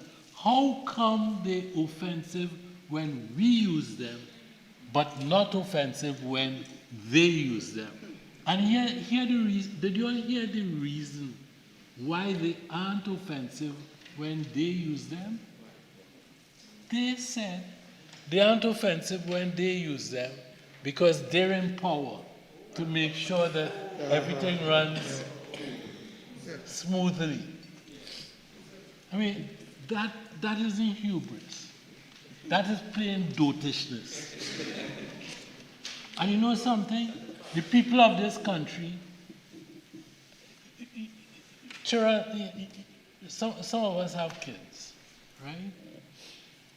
When we have children, you know, okay, a child makes a mistake, you correct the child once, you say, well, okay, go in the naughty corner. I punish you. You know what I cannot understand about this PNM 2026? They got their behinds, because I know that I can't use the other word, Mr. Speaker. Roasted just a few months ago. And they have learned absolutely nothing. They come here, the member for Ruka Lopino has not changed his style. He stands up, he takes a little bit of this, a little bit of, I don't know what he does during the day, but he grabs the Hansard, he takes a little bit of this, a little bit of this, a little bit of whatever, and hey presto, a contribution. I don't want to say too much about my friend from Diego Martin, Northeast. I've been told, give him a blight. I'll give him a blight. Port of Spain, North, St. Anne's West, well, there are limitations in terms of his legal background. I mean, this is a man who called me a dunce. But he was my junior, and I used to correct his work with a reading pen. But the fellow from Port of Spain South, he's a lawyer. He's a lawyer. And he acquits himself here mostly well. I have nothing to say about San Fernando East. I always say that. If you behave badly, you see, the thing with me, if you behave badly, you might encourage something else. But I know why I have nothing to say for San Fernando East. And it has nothing to do with you. Okay? It has absolutely nothing to do with you. Is that a voice I'm hearing there? Is that a voice? Because I expect silence, total silence. Okay. Now, there's a regulation inside there which I found offensive. Not the regulation, but I'm not on Facebook and wherever and so on and so forth. But if at a time of heightened tensions with Venezuela, any of us who describe ourselves to be Trinidadians, patriotic Trinidadians, whoever we are led by, you have a citizen of Trinidad and Tobago out on Facebook or whatever the member for Diego Martin Northeast populace, saying to a foreign state, listen, target the leader. This is where she is. And that's okay. That's okay. In some territories, you go to jail for that. In other territories, you are shot for that. Now, what happened in Trinidad and Tobago is that we had a state of emergency. This would have been not just a banana republic, we would have been a silly country if we did not take action on that.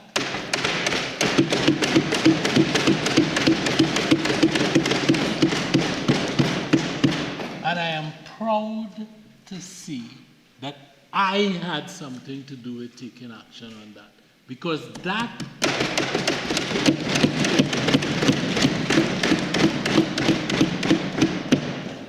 is behavior that is not permissible, and that as long as I have life in me, I will not permit.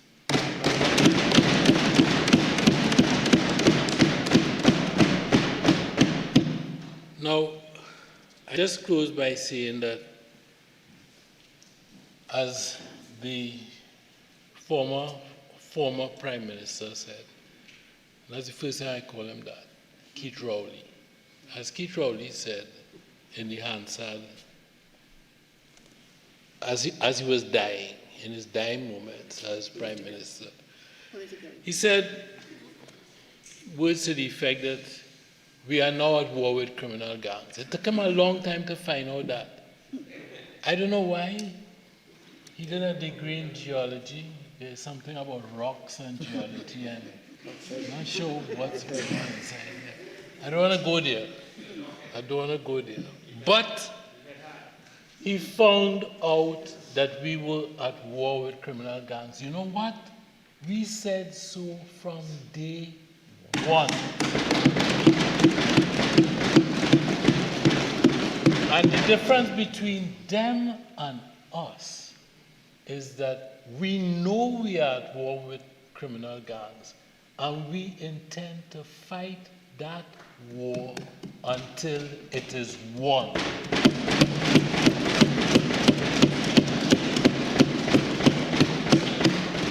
I just want to say two things.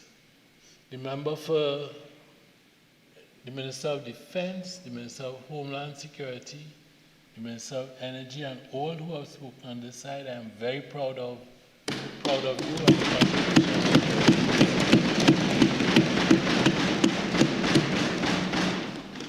And as a citizen, I want to say that all of those who have spoken on the other side, I am ashamed of you this evening.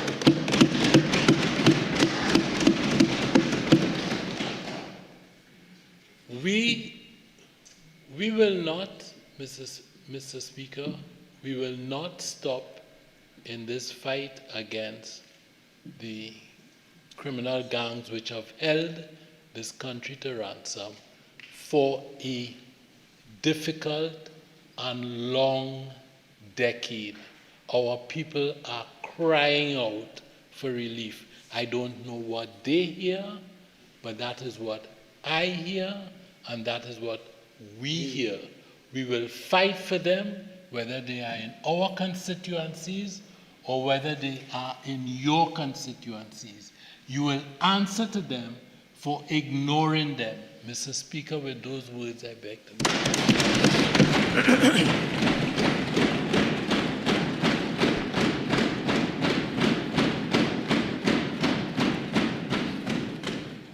Honourable members, the question is, now therefore be it resolved that the House take note of the statement by the President under Section 9, subsection 1 of the Constitution, setting out the specific grounds on which the decision to declare the existence of a state of public emergency was based.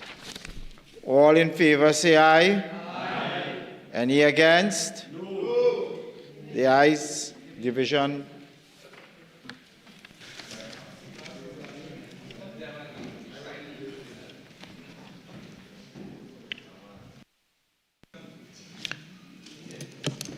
Mr. Penard? Yes.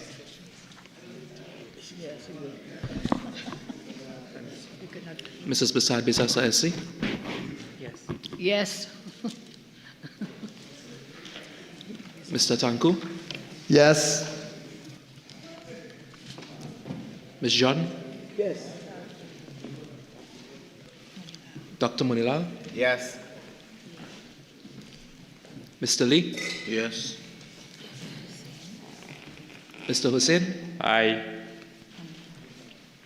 Ms. Amin? Yes. Mr. Alexander? Yes. Mr. Maharaj? Yes. Ms. Mohit? Yes. Mr. Sturge? Yes. Dr. Bodo? Yes. Dr. Daulat? Yes. Dr. Ali? Yes. Mr. Morris? Yes. Mr. Watts? Yes. Dr. Sicharan? Yes. Mr. Kiza? Yes. Mr. Elder? Yes. Mrs. Sam? Yes. Mr. Narayan Singh? Yes. Dr. Rupnarayan? Yes. Dr. Hosein? Yes. Mr. Thomas? Yes. Mr. Sampson? Yes. Mr. Gonzales? No. Mrs. Beckles? No. Mr. Imbert? As I said, no. Dr. Katsbidali? No.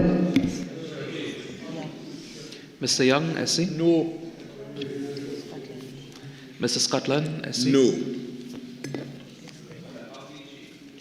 Mr. Dunberger? No. Mr. Manning? No. Mr. Marcel? No. Mr. Devines? No. Mr. Birchwood? No. Mr. Remain? No.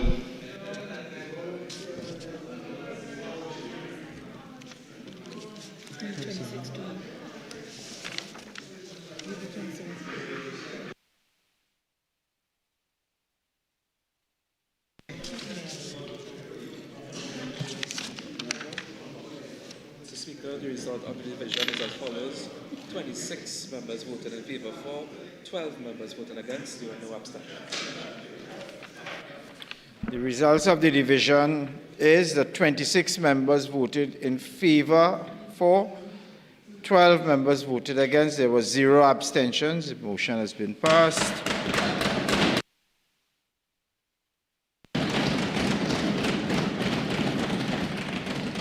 Honourable Attorney General, can I invite you now to move the second motion?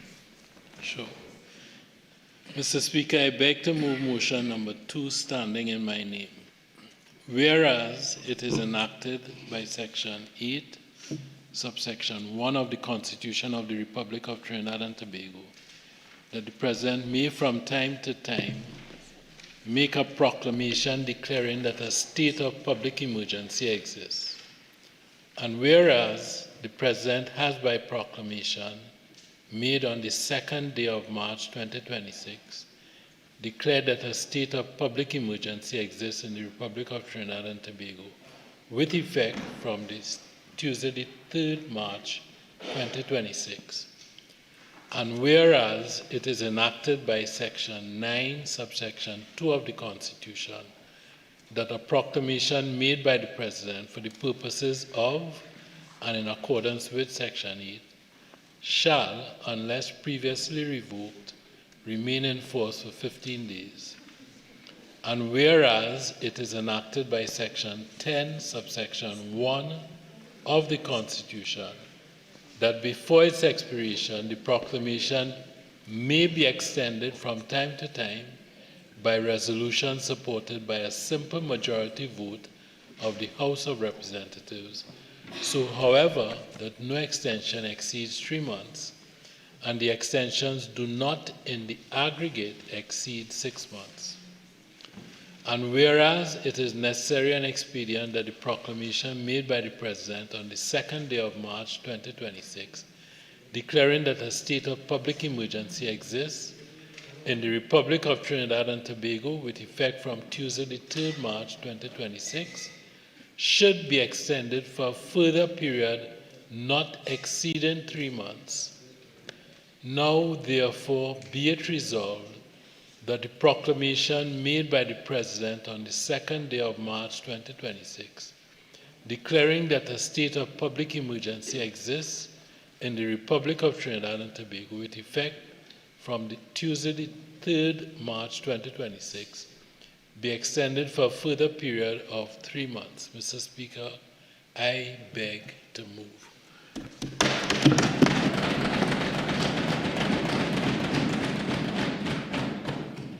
Honourable members, the question is, now therefore be it resolved that the proclamation made by the President on the 2nd of March 2026, declaring that a state of public emergency exists in the Republic of Trinidad and Tobago, with effect from Tuesday, 3rd March 2026, be extended for a further period of 3 months. All in favour say aye. Aye. Any against? No. Division. Mr. Padar? Yes. Mrs. Basalvi Sasa, SC? Yes. Mr. Tanku? Yes. Ms. John? Yes. Dr. Moonilal? Yes. Mr. Lee? Yes. Mr. Hosein? Aye. Ms. Amin? Yes. Mr. Alexander? Yes. Mr. Maharaj? Yes. Ms. Mohit? Yes. Mr. Sturge? Yes. Dr. Bodo? Yes. Dr. Daulat? Yes. Dr. Ali? Yes. Mr. Morris? Yes. Mr. Watts? Yes. Dr. Sicharan? Yes. Mr. Keza? Aye. Mr. Elder? Yes. Mrs. Sam? Yes. Mr. Narayan Singh? Yes. Dr. Rupnarayan? Yes. Dr. Hosein? Yes. Mr. Thomas? Yes. Mr. Sampson? Yes. Mr. Gonzales? No. Ms. Beckers? No. Mr. Imbert? As I said, no.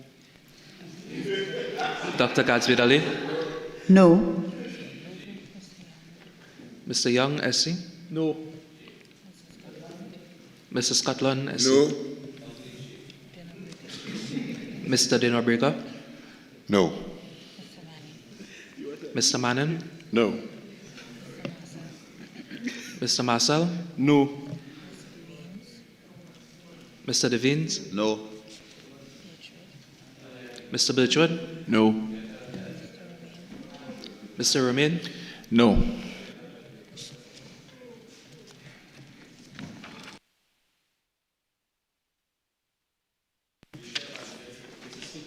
The result of the division is as follows.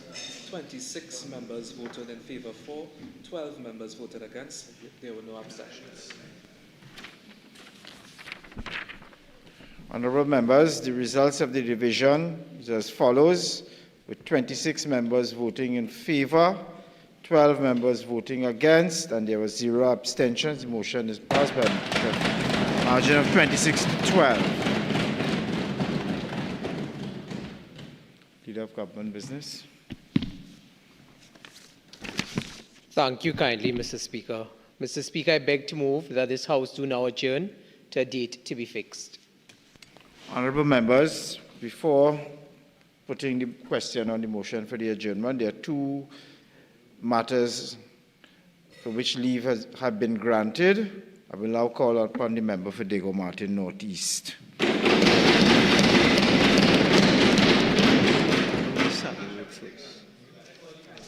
Mr. Speaker, I will do, if it is okay, number 4 first and then number 3. Is that okay, or should I do them? Sure. Thank you. Thank you very much, Mr. Speaker. The matter to be raised is, sorry, number 3 first, not number 3 and then number 4. The matter to be raised is the need for the Minister to address the unacceptable condition of Saddle Road from Bossier Village to Mocha. Now, for those who do not know, and I suspect there would be some members opposite. Mr. Speaker, who is that? Yes, please, let's have some silence. For those who don't know, and there will be some obviously on that side who don't know, Saddle Road in Maraval is a severely congested single-lane artery. It is the primary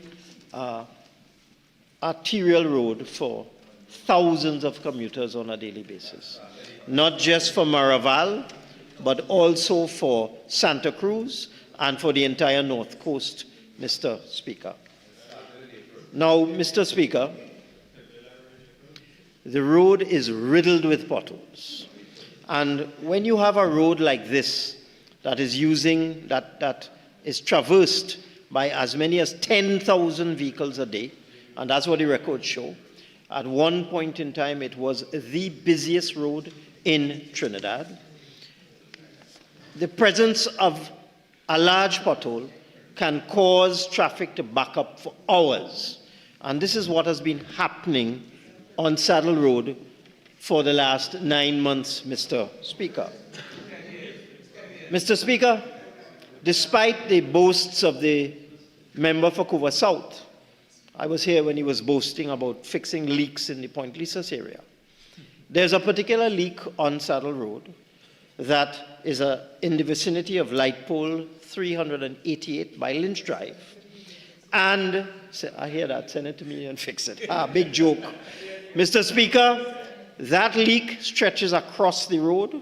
It's about 10 feet by 10 feet. It was reported to the Water and Sewerage Authority on July 3rd, 2025, July 7th, 2025, July 9th, 2025, July 11th, 2025, July 12th, 2020. And all of this time, Mr. Speaker, you had a cavern across the road, backing up traffic for hours and miles. We got tired, Mr. Speaker, on July 12th. So we just endured the traffic congestion, and we reported it again on September the 19th, 2025. Then we got tired again, and we reported it again on December the 2nd.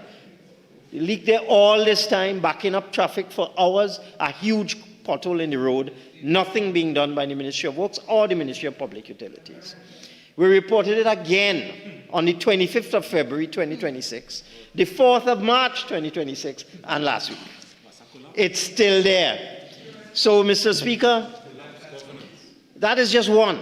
There's another hole higher up in the village by an electrical supply store called MEPCO, a cavern across the road for the last 9 months, reported on at least 20 occasions to both the Ministry of Public Utilities and the Ministry of Works. A cavern!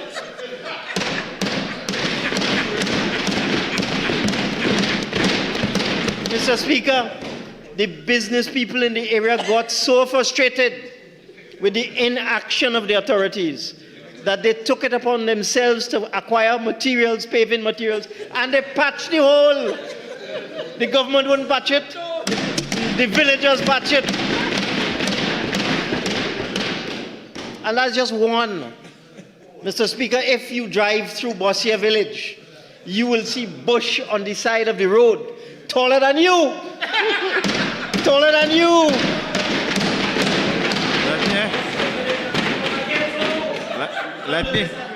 Let me assure you, I drive through there every single day. You see the bush?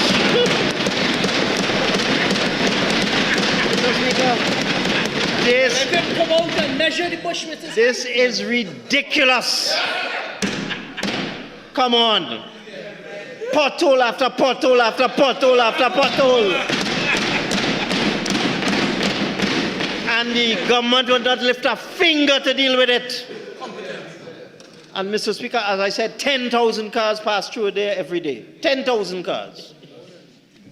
I mean, enough is enough. These roads, like any other main road, like any other arterial road in the country, Mr. Speaker, these roads need continuous maintenance. That is the issue. Continuous maintenance, Mr. Speaker. That road has never been like that before. I was the MP. I have been the MP for 34 years. And under the Pandey administration, they fixed the road.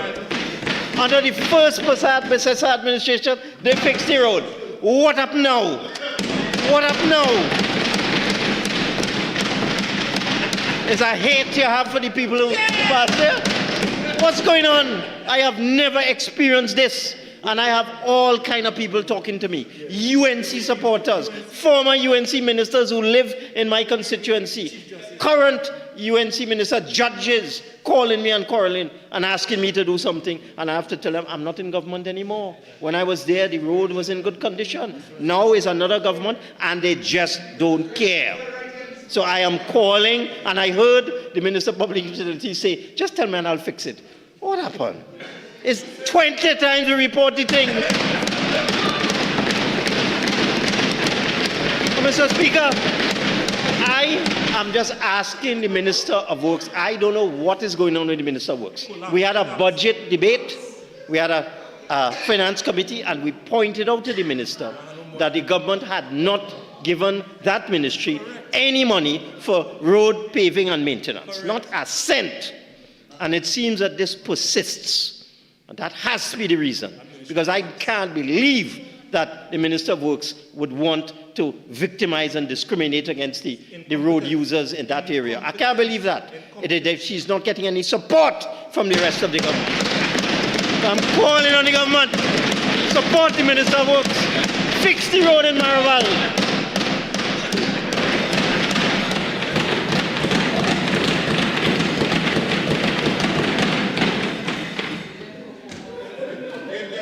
Minister of Works, but before I do so, I want to disclaim any knowledge whatsoever that I have ever seen any bush in Bosse taller than me. Minister of Works. All right. Mr. Speaker.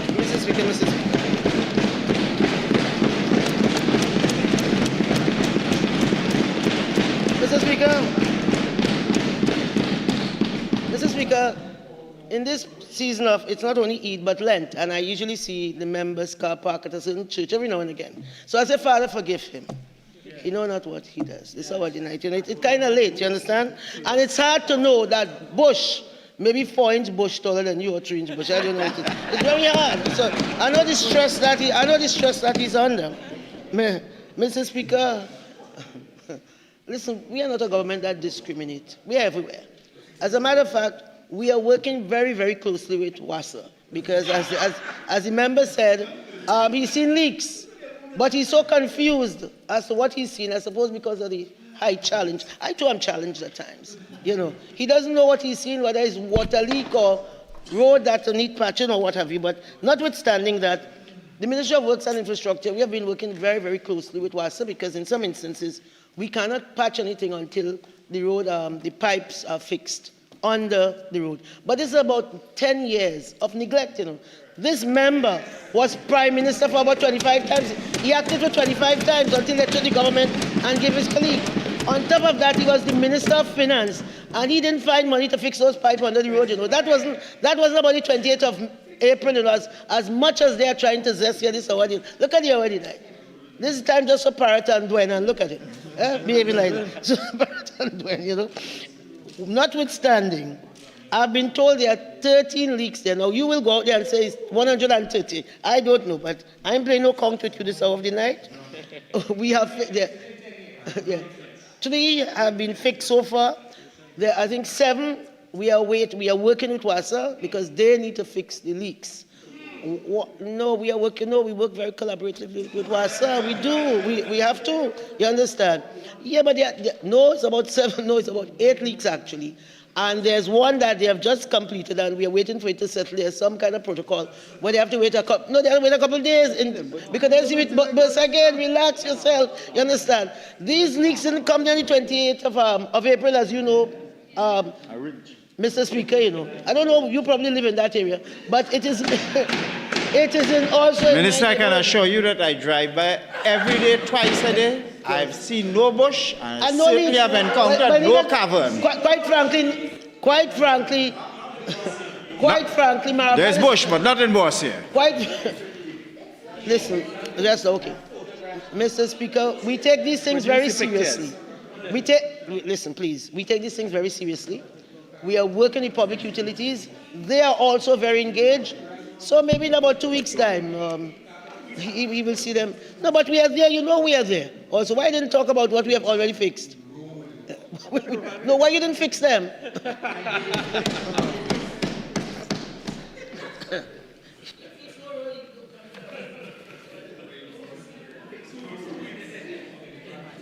Yeah, Diego Martin, Northeast.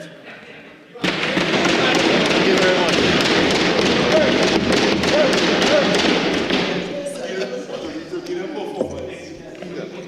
Mr. Speaker, this matter is as follows.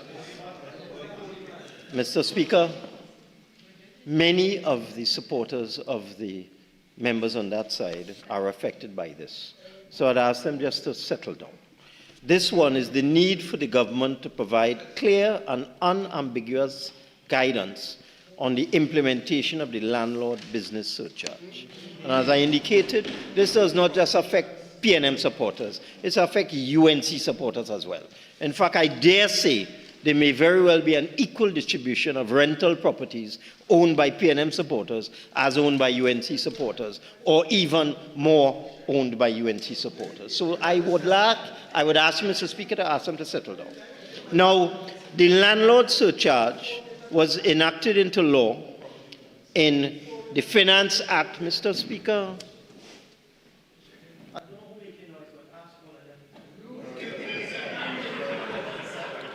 I think both sides are equally guilty, but let's get some silence. Come on, let's move on. The landlord business surcharge was enacted into law by the Finance Act, Act number 14 of 2025. Now, in this act, a landlord means any person who is in receipt of rents and includes an agent of such person. The premises are defined as premises of every description and includes buildings and structures, whether not attached to the soil with the curtilage thereof. Rent includes all income received by a landlord and declared as rent on the approved form. Now, Mr. Speaker, the first problem, and this is a question that has been asked of me and has been asked in the public domain and has been asked by many, many landlords, Mr. Speaker. And let me declare, I have an interest in landlord properties before the members on the other side start to jump up and down. And, Mr. Speaker, one of the questions that has been asked that has not been answered, because one of the biggest problems, if you go to the Ministry of Finance, Board of Inland Revenue website, you are not going to see any instructions with respect to this business surcharge, this landlord business surcharge, other than download the form, fill it out, and drop it in. There is need for guidance, there is need for instructions. One of the first questions that needs to be answered is if you are the owner of multiple rental properties, do you have to register each property individually and pay the $2,500 registration fee for each one? I have lost count of a number of persons who have asked me that question. And there is no information in the public domain. There is no information on the Ministry of Finance website. There is no information on the Board of Inland Revenue website to answer that question. So I would like the Minister to answer that. If you own multiple properties, do you have to do multiple registrations and pay the $2,500 registration fee for each one? That's the first ambiguity that needs to be resolved. The second issue that needs to be resolved is a statement made by the Minister in response to questions from the public, and that is whether this is a tax upon a tax. Is it a double tax? And I have in my possession a media release from the Ministry of Finance, February 6, 2026. And at the end of it, these are the following words. Minister Tanku noted the landlord business surcharge is now creditable to your final annual tax liability, and as a result is not a double tax. I am afraid that many attorneys have come to me on this matter, and they have questioned it, and they have said that is simply incorrect. And that flows from a particular wording in the Income Tax Act, Mr. Speaker. And in the Income Tax Act, there is an allowance on your chargeable income for rates and taxes on real estate. Now, just for the benefit of members opposite, because these are the questions people are asking, including senior attorneys. What is real estate? Real estate is defined as land and any permanent immovable improvements attached to it. What is a tax on real estate? A tax or rate on real estate is an ad valorem tax based on value levied by a government authority. Property tax, for example. So the allowance in the Income Tax Act that can be claimed against chargeable income is on a tax or rate on real estate, which is on property. However, the landlord surcharge is on rental income, not property. And therefore, that section in the Inland Income Tax Act cannot be used to claim an allowance in terms of the landlord surcharge, the landlord business surcharge. Many attorneys have told me this, and I agree with them. Because a tax on real estate is not a tax on rental income. That needs to be fixed. That ambiguity needs to be corrected in the law. And there are many other ambiguities that need to be corrected in the law. Let me speak to another one. There is a section in the law that refers to the termination of a rental agreement between a landlord and a tenant. And it reads as follows, Mr. Speaker. It says that registration under this act terminates if the landlord and the tenant agree to terminate the tenancy and the landlord so notifies the board. But in any rental agreement, Mr. Speaker, I have no idea whether you have a rental property or not, but I'm sure as a very experienced lawyer, you have from time to time seen tenancy agreements. In any tenancy agreement, the tenancy comes to an end. It naturally expires. It naturally terminates at the end of the rental period. So you may rent somebody a property for a year, and at the end of the year, it terminates. So this needs to be clarified as well. Is it that when you have an agreement with somebody to rent them a property for 2 years, 3 years, 1 year, as the case may be, and it or a month, and it comes to an end, it terminates, does this mean you have to go and re-register? That has to be fixed, Mr. Speaker. The other problem is we are supposed to be in the digital age. I watched a press conference the other day.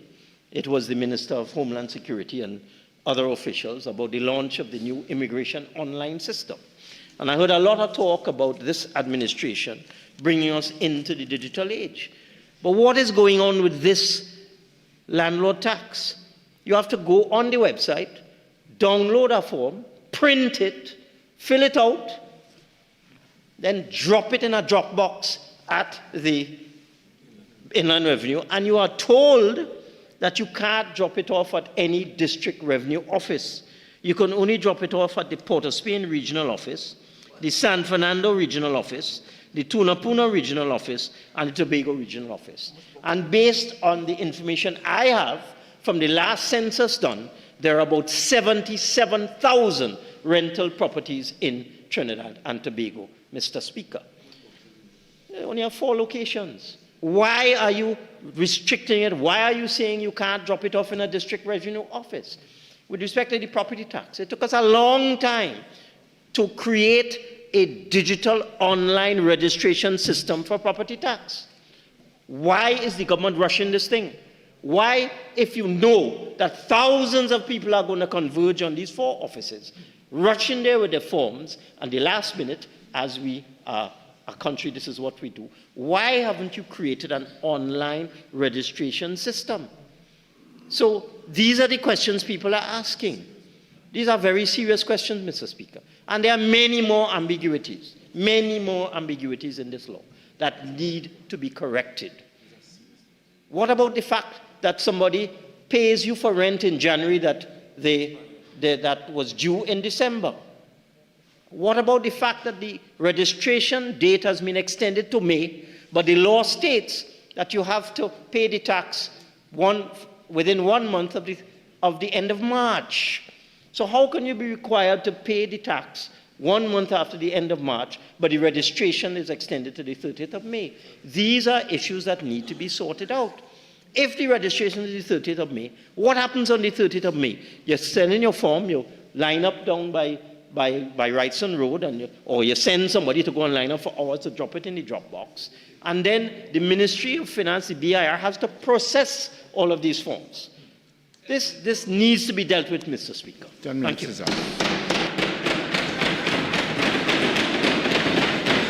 Minister of Finance.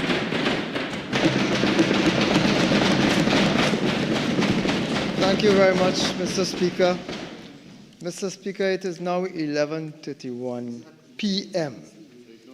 It troubles me greatly to be here at this hour, to have to respond to the Honourable Member for Diego Martin Northeast in his theatrical manner, presenting information that he says is desperately needed by his friends and colleagues.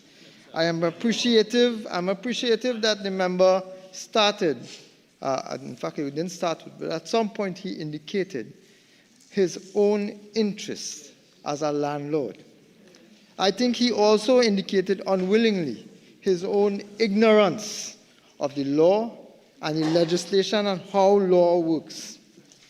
Mr. Speaker, in his wind-up, in his last few sentences, the member indicated that why is the UNC, why is this government rushing this? Why are they rushing this, Mr. Speaker? I think he's mixing up himself. Because that member, when he was on this side, was responsible for the same property tax that he was talking about now, where he attempted to rush it through, and a matter had to be taken to court in which it was found that his actions were illegal and unconstitutional.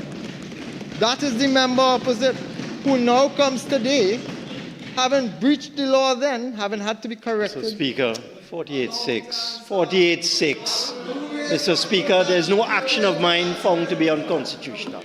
I have never been found to be unconstitutional.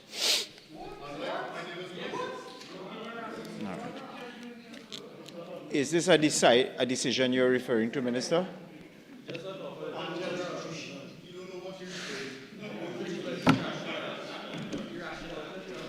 I will withdraw. It was found that the actions taken, I believe it was the appeal court, Not just the Auditor General, not just the Auditor General. The actions taken with regards to the attempt by the member opposite and the government of the PNM, can I? With specific regards to the property tax. The ruling of the court was in 2022, and it was found that your actions were wrong in law. Take it how you want to take it. How I want you to take it, sir, is given your... Mr. Speaker, please do not interrupt. 48.6, I was not a defendant in that matter. You can't find my actions wrong if I'm not a subject of the action. Let's just move on, Mr. Speaker, if I may be allowed to respond, Mr. Speaker, to the issues you raised in your presentation. I am doing that right now. What I want to tell you, sir, is this is not the PNM here. We take our time. We take actions based on consensus. We take actions based on legal precedent and legal discussions, Mr. Speaker. And as a result of that, I wouldn't be goaded and misled by that member opposite to step outside of my line. It is ironic that the very same member stood up here today to talk about the motion that basically says that there's a need for more information about the implementation. And then stood up here, ironically, and started off by reading out the amount of information that is already in the public domain. The amount of information. He himself referred to the landlord registration form and the request for information, the material that is here. Already he was complaining that it should have been more digitalized. Mr. Speaker, the facts of the matter is that there is a lot still to be done. There is a lot still to be done. The extension of the period for registration has been put in the public domain. The indication and the deadlines have already been put in the public domain, and all other details are currently being engaged at the cabinet level. And when it is finished at that level, it will be brought here to this Parliament, where you will have the opportunity to raise your concerns at that point. At that point, we are not at all inclined. I am not going to be goaded by a member for San Fernando East. I wish at any point in time the member for San Fernando East could have entered the debate, and he chose not to. Mr. Speaker, all the requests, all the answers that the member wants will be provided during the debate of the finance bill, which he very well knows. But he comes here at 11:31 to 11:36. The member comes here at 11:31 to 11:36 to look for a headline at this hour. That is atrocious, Mr. Speaker. I thank you very much for the opportunity. There's one matter of business that I think we need to deal with before we move. I put the question on the adjournment. As we all know, next week the nation celebrates the national holiday of Eid al-Fitr. I will now invite members to bring greetings and short greetings on the occasion of Eid al-Fitr. Princess Town.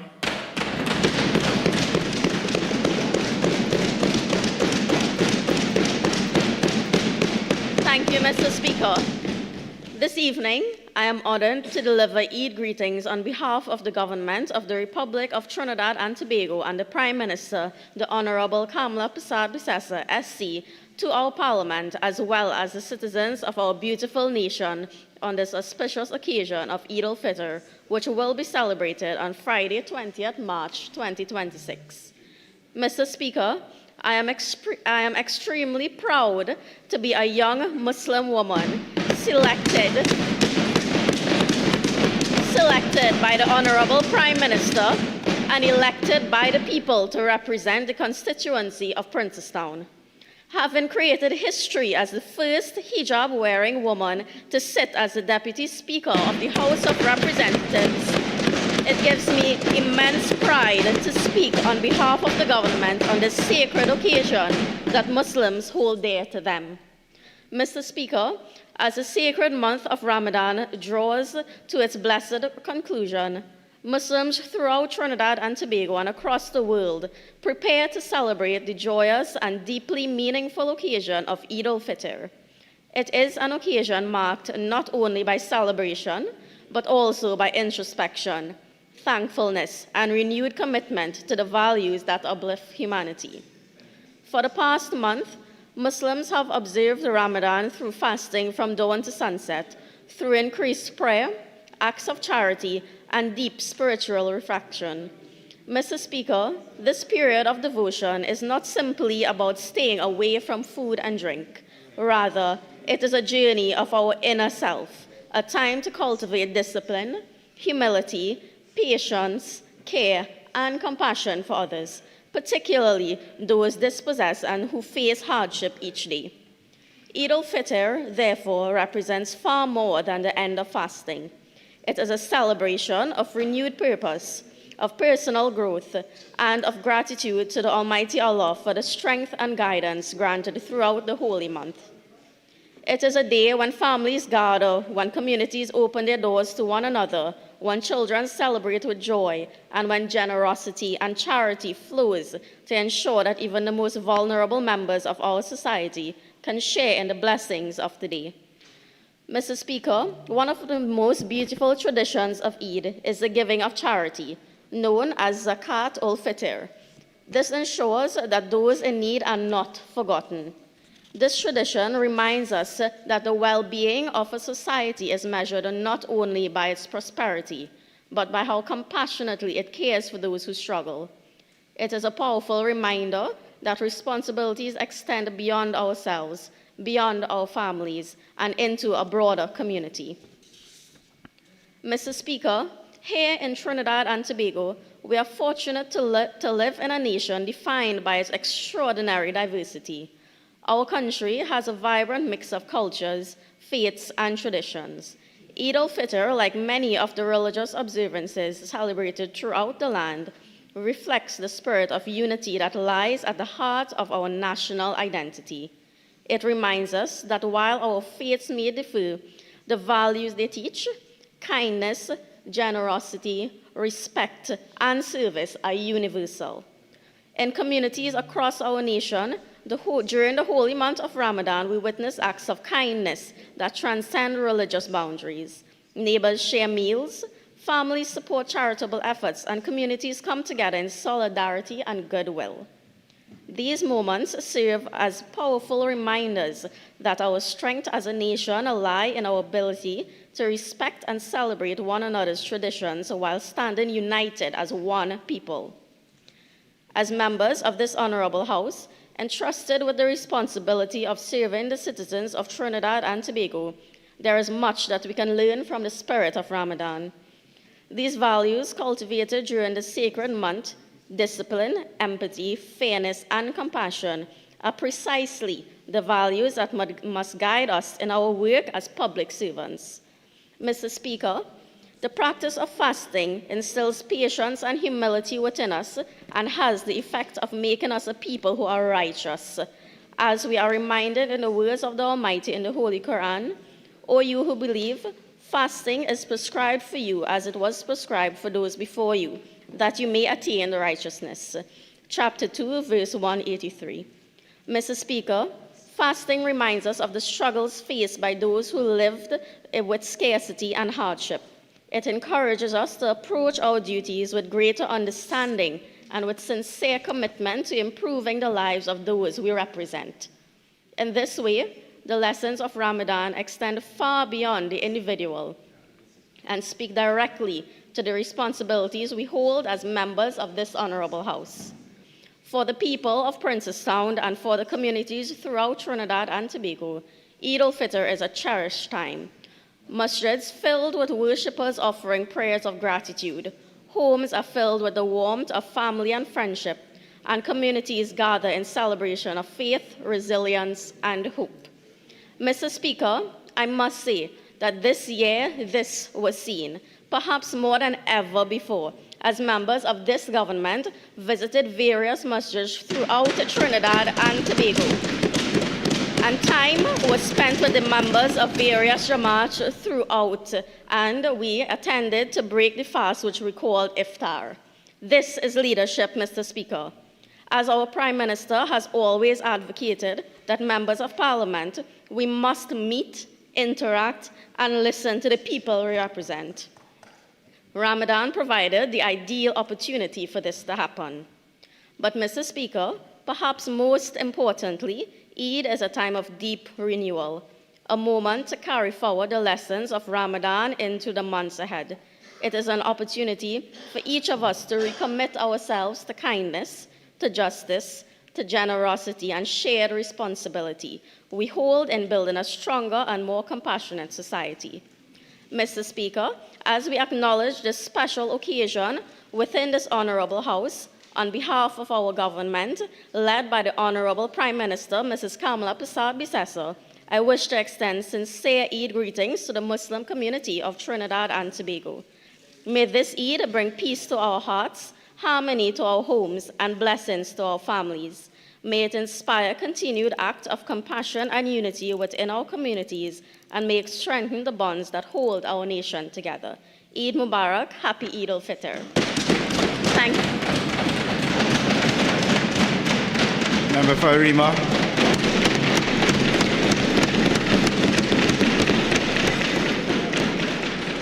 Thank you very much, Mr. Speaker. Mr. Speaker, Ramadan Mubarak to members of the Muslim community of Trinidad and Tobago on behalf of the entire opposition of the Republic of Trinidad and Tobago. Mr. Speaker, once the Muslim community undertakes the sighting of the crescent moon at sunset on Thursday, the 19th of March, 2026, which marks the end of the 29th fasting day in the holy month of Ramadan, the commencement of the month of Shawwal, and the observance of Eid al-Fitr will be formally determined.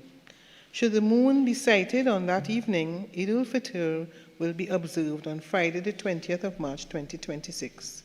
However, should the moon not be sighted, Ramadan will complete 30 days of fasting, and Eid al-Fitr will instead be observed on Saturday, the 21st of March, 2026. Eid al-Fitr, the festival of breaking the fast, marks a joyful culmination of the sacred month of Ramadan, a period devoted to fasting, prayer, charity, and deep spiritual reflection, and through self-sacrifice, the attainment of closeness to the Lord and a deeper connection to fellow humanity. After a month of sacrifice and devotion, this day stands as a celebration of gratitude to Almighty Allah for the privilege to observe this holy month laden with blessings and gifts from Him through fasting. Hence, the attainment of spiritual and mental strength, discipline, and faith that carry the faithful through the observance of Swam. As in other parts of the world, Eid al-Fitr in Trinidad and Tobago is marked with great sadness and jubilation.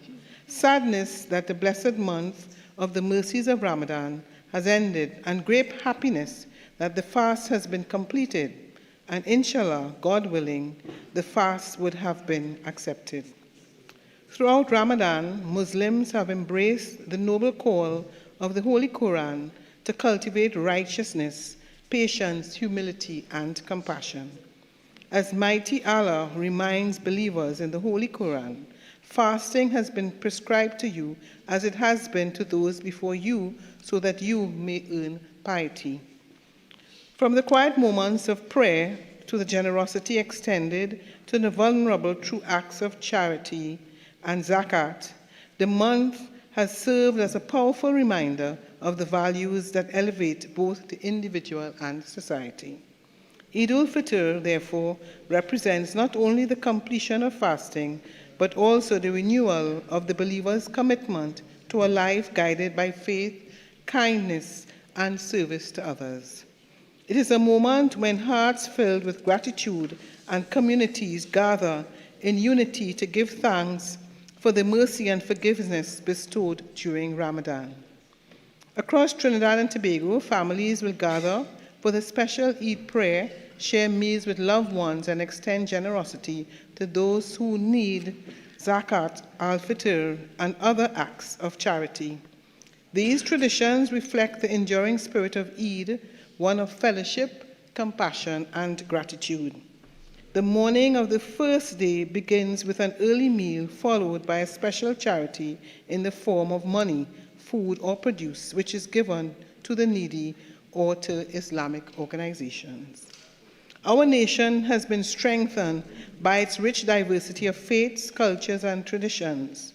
The observance of Eid al-Fitr reminds us of the enduring importance of mutual respect and understanding, values that continue to shape Trinidad and Tobago in a society where freedom of worship and cultural expression flourished. During this holy period, we remember the faithful who face hardships and conflict, particularly in Sudan and Palestine. Further, we remember those who have been affected in the Middle East. We pray for relief for the suffering, comfort for the grieving, and lasting peace in those lands and throughout the world. As we celebrate this blessed occasion, may the spiritual lessons of Ramadan continue to inspire us to show greater compassion to one another, to strengthen our communities, and to work together for a more just, caring, and united nation. As the holy month of Ramadan comes to a close, we recognize the deep spiritual devotion, sacrifice, discipline, and reflection that have marked this sacred period. Eid al-Fitr is a time of gratitude to Allah, of renewal, and of joyful celebration of family, friends, and community, with the hope and intention towards continuing this growth throughout the year ahead until the next Ramadan. The values that define this holy occasion, faith, compassion, charity, humility, and service to others, are values that can continue to guide us as a people and strengthen our nation. In these challenging times, may Eid remind us all of the power of unity, understanding, and shared humanity. Trinidad and Tobago is richer because of the enduring contribution of our Muslim brothers and sisters to our national life. And today we join in recognizing and celebrating this important and sacred observance.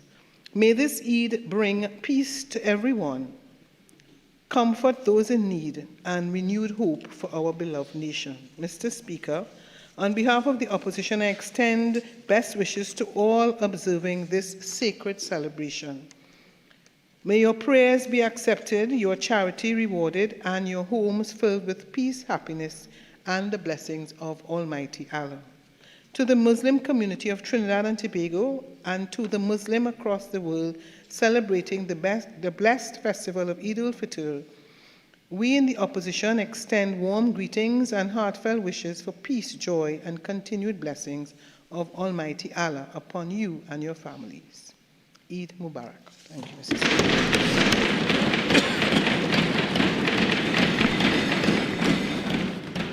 Honourable members, I too should like to join in expressing heartfelt wishes to the Islamic community and all citizens of Trinidad and Tobago as we journey onwards to the observance of Eid al-Fitr. I wish to preface my remarks with a quote from an inspirational Islamic poet. The crescent moon has appeared, bringing tidings of joy. After a month of devotion where the soul has found its employ, the hearts that fasted are now light and free, bathed in the light of divine decree. 30 days of reflection, sacrifice, and spiritual discipline during the holy month of Ramadan. Our Muslim brothers and sisters will break their fast to celebrate a hard-won victory of the spirit over the physical self. It is my distinct honor to extend my warmest greetings to the Muslim community. March 20th will be more than just the conclusion to fasting. It is a profound celebration of community, charity, togetherness, renewal, and revitalization. Eid serves as a powerful reminder of the values that in part bind us together as a society, regardless of faith, geographical location, race, or otherwise. We share the virtue of gratitude as we acknowledge the blessings of life and sustenance. We share the virtue of generosity through the medium of Zakat al-Fitr, ensuring that no member of our community goes hungry or remains forgotten during this time of plenty. And we share the virtue of unity, standing side by side in prayer, celebration, reinforcing the social fabric that makes our nation strong. We also share equality and the liberty of mind and spirit. In a world that often moves too fast, the discipline of Ramadan teaches us the beauty of patience and the necessity of empathy for those less fortunate. As we traverse into the other quarters of this year, let us carry the essence of mindfulness into our public discourse and our private lives. It teaches us that hunger and deprivation are not abstract concepts to be discussed in polite drawing rooms. It brings to us the experiential foundation of hunger and deprivation. As Bob Marley says, he who feels it knows it. On March 20th, as the festive prayers conclude and the celebrations begin, let us all take a moment to appreciate the diversity that defines our country. Our strength lies in our ability and to celebrate and reflect on one another's traditions and to find common ground in our shared humanity, whilst holding steadfast to our own faiths and our own beliefs. To every family gathering for a meal, to every child receiving a gift, and to every individual offering a prayer for peace, may I wish you Eid Mubarak. May your homes be filled with light, your hearts with contentment, and your year with prosperity. On behalf of the Parliament of Trinidad and Tobago, and indeed my family and myself, I wish you all Eid Mubarak.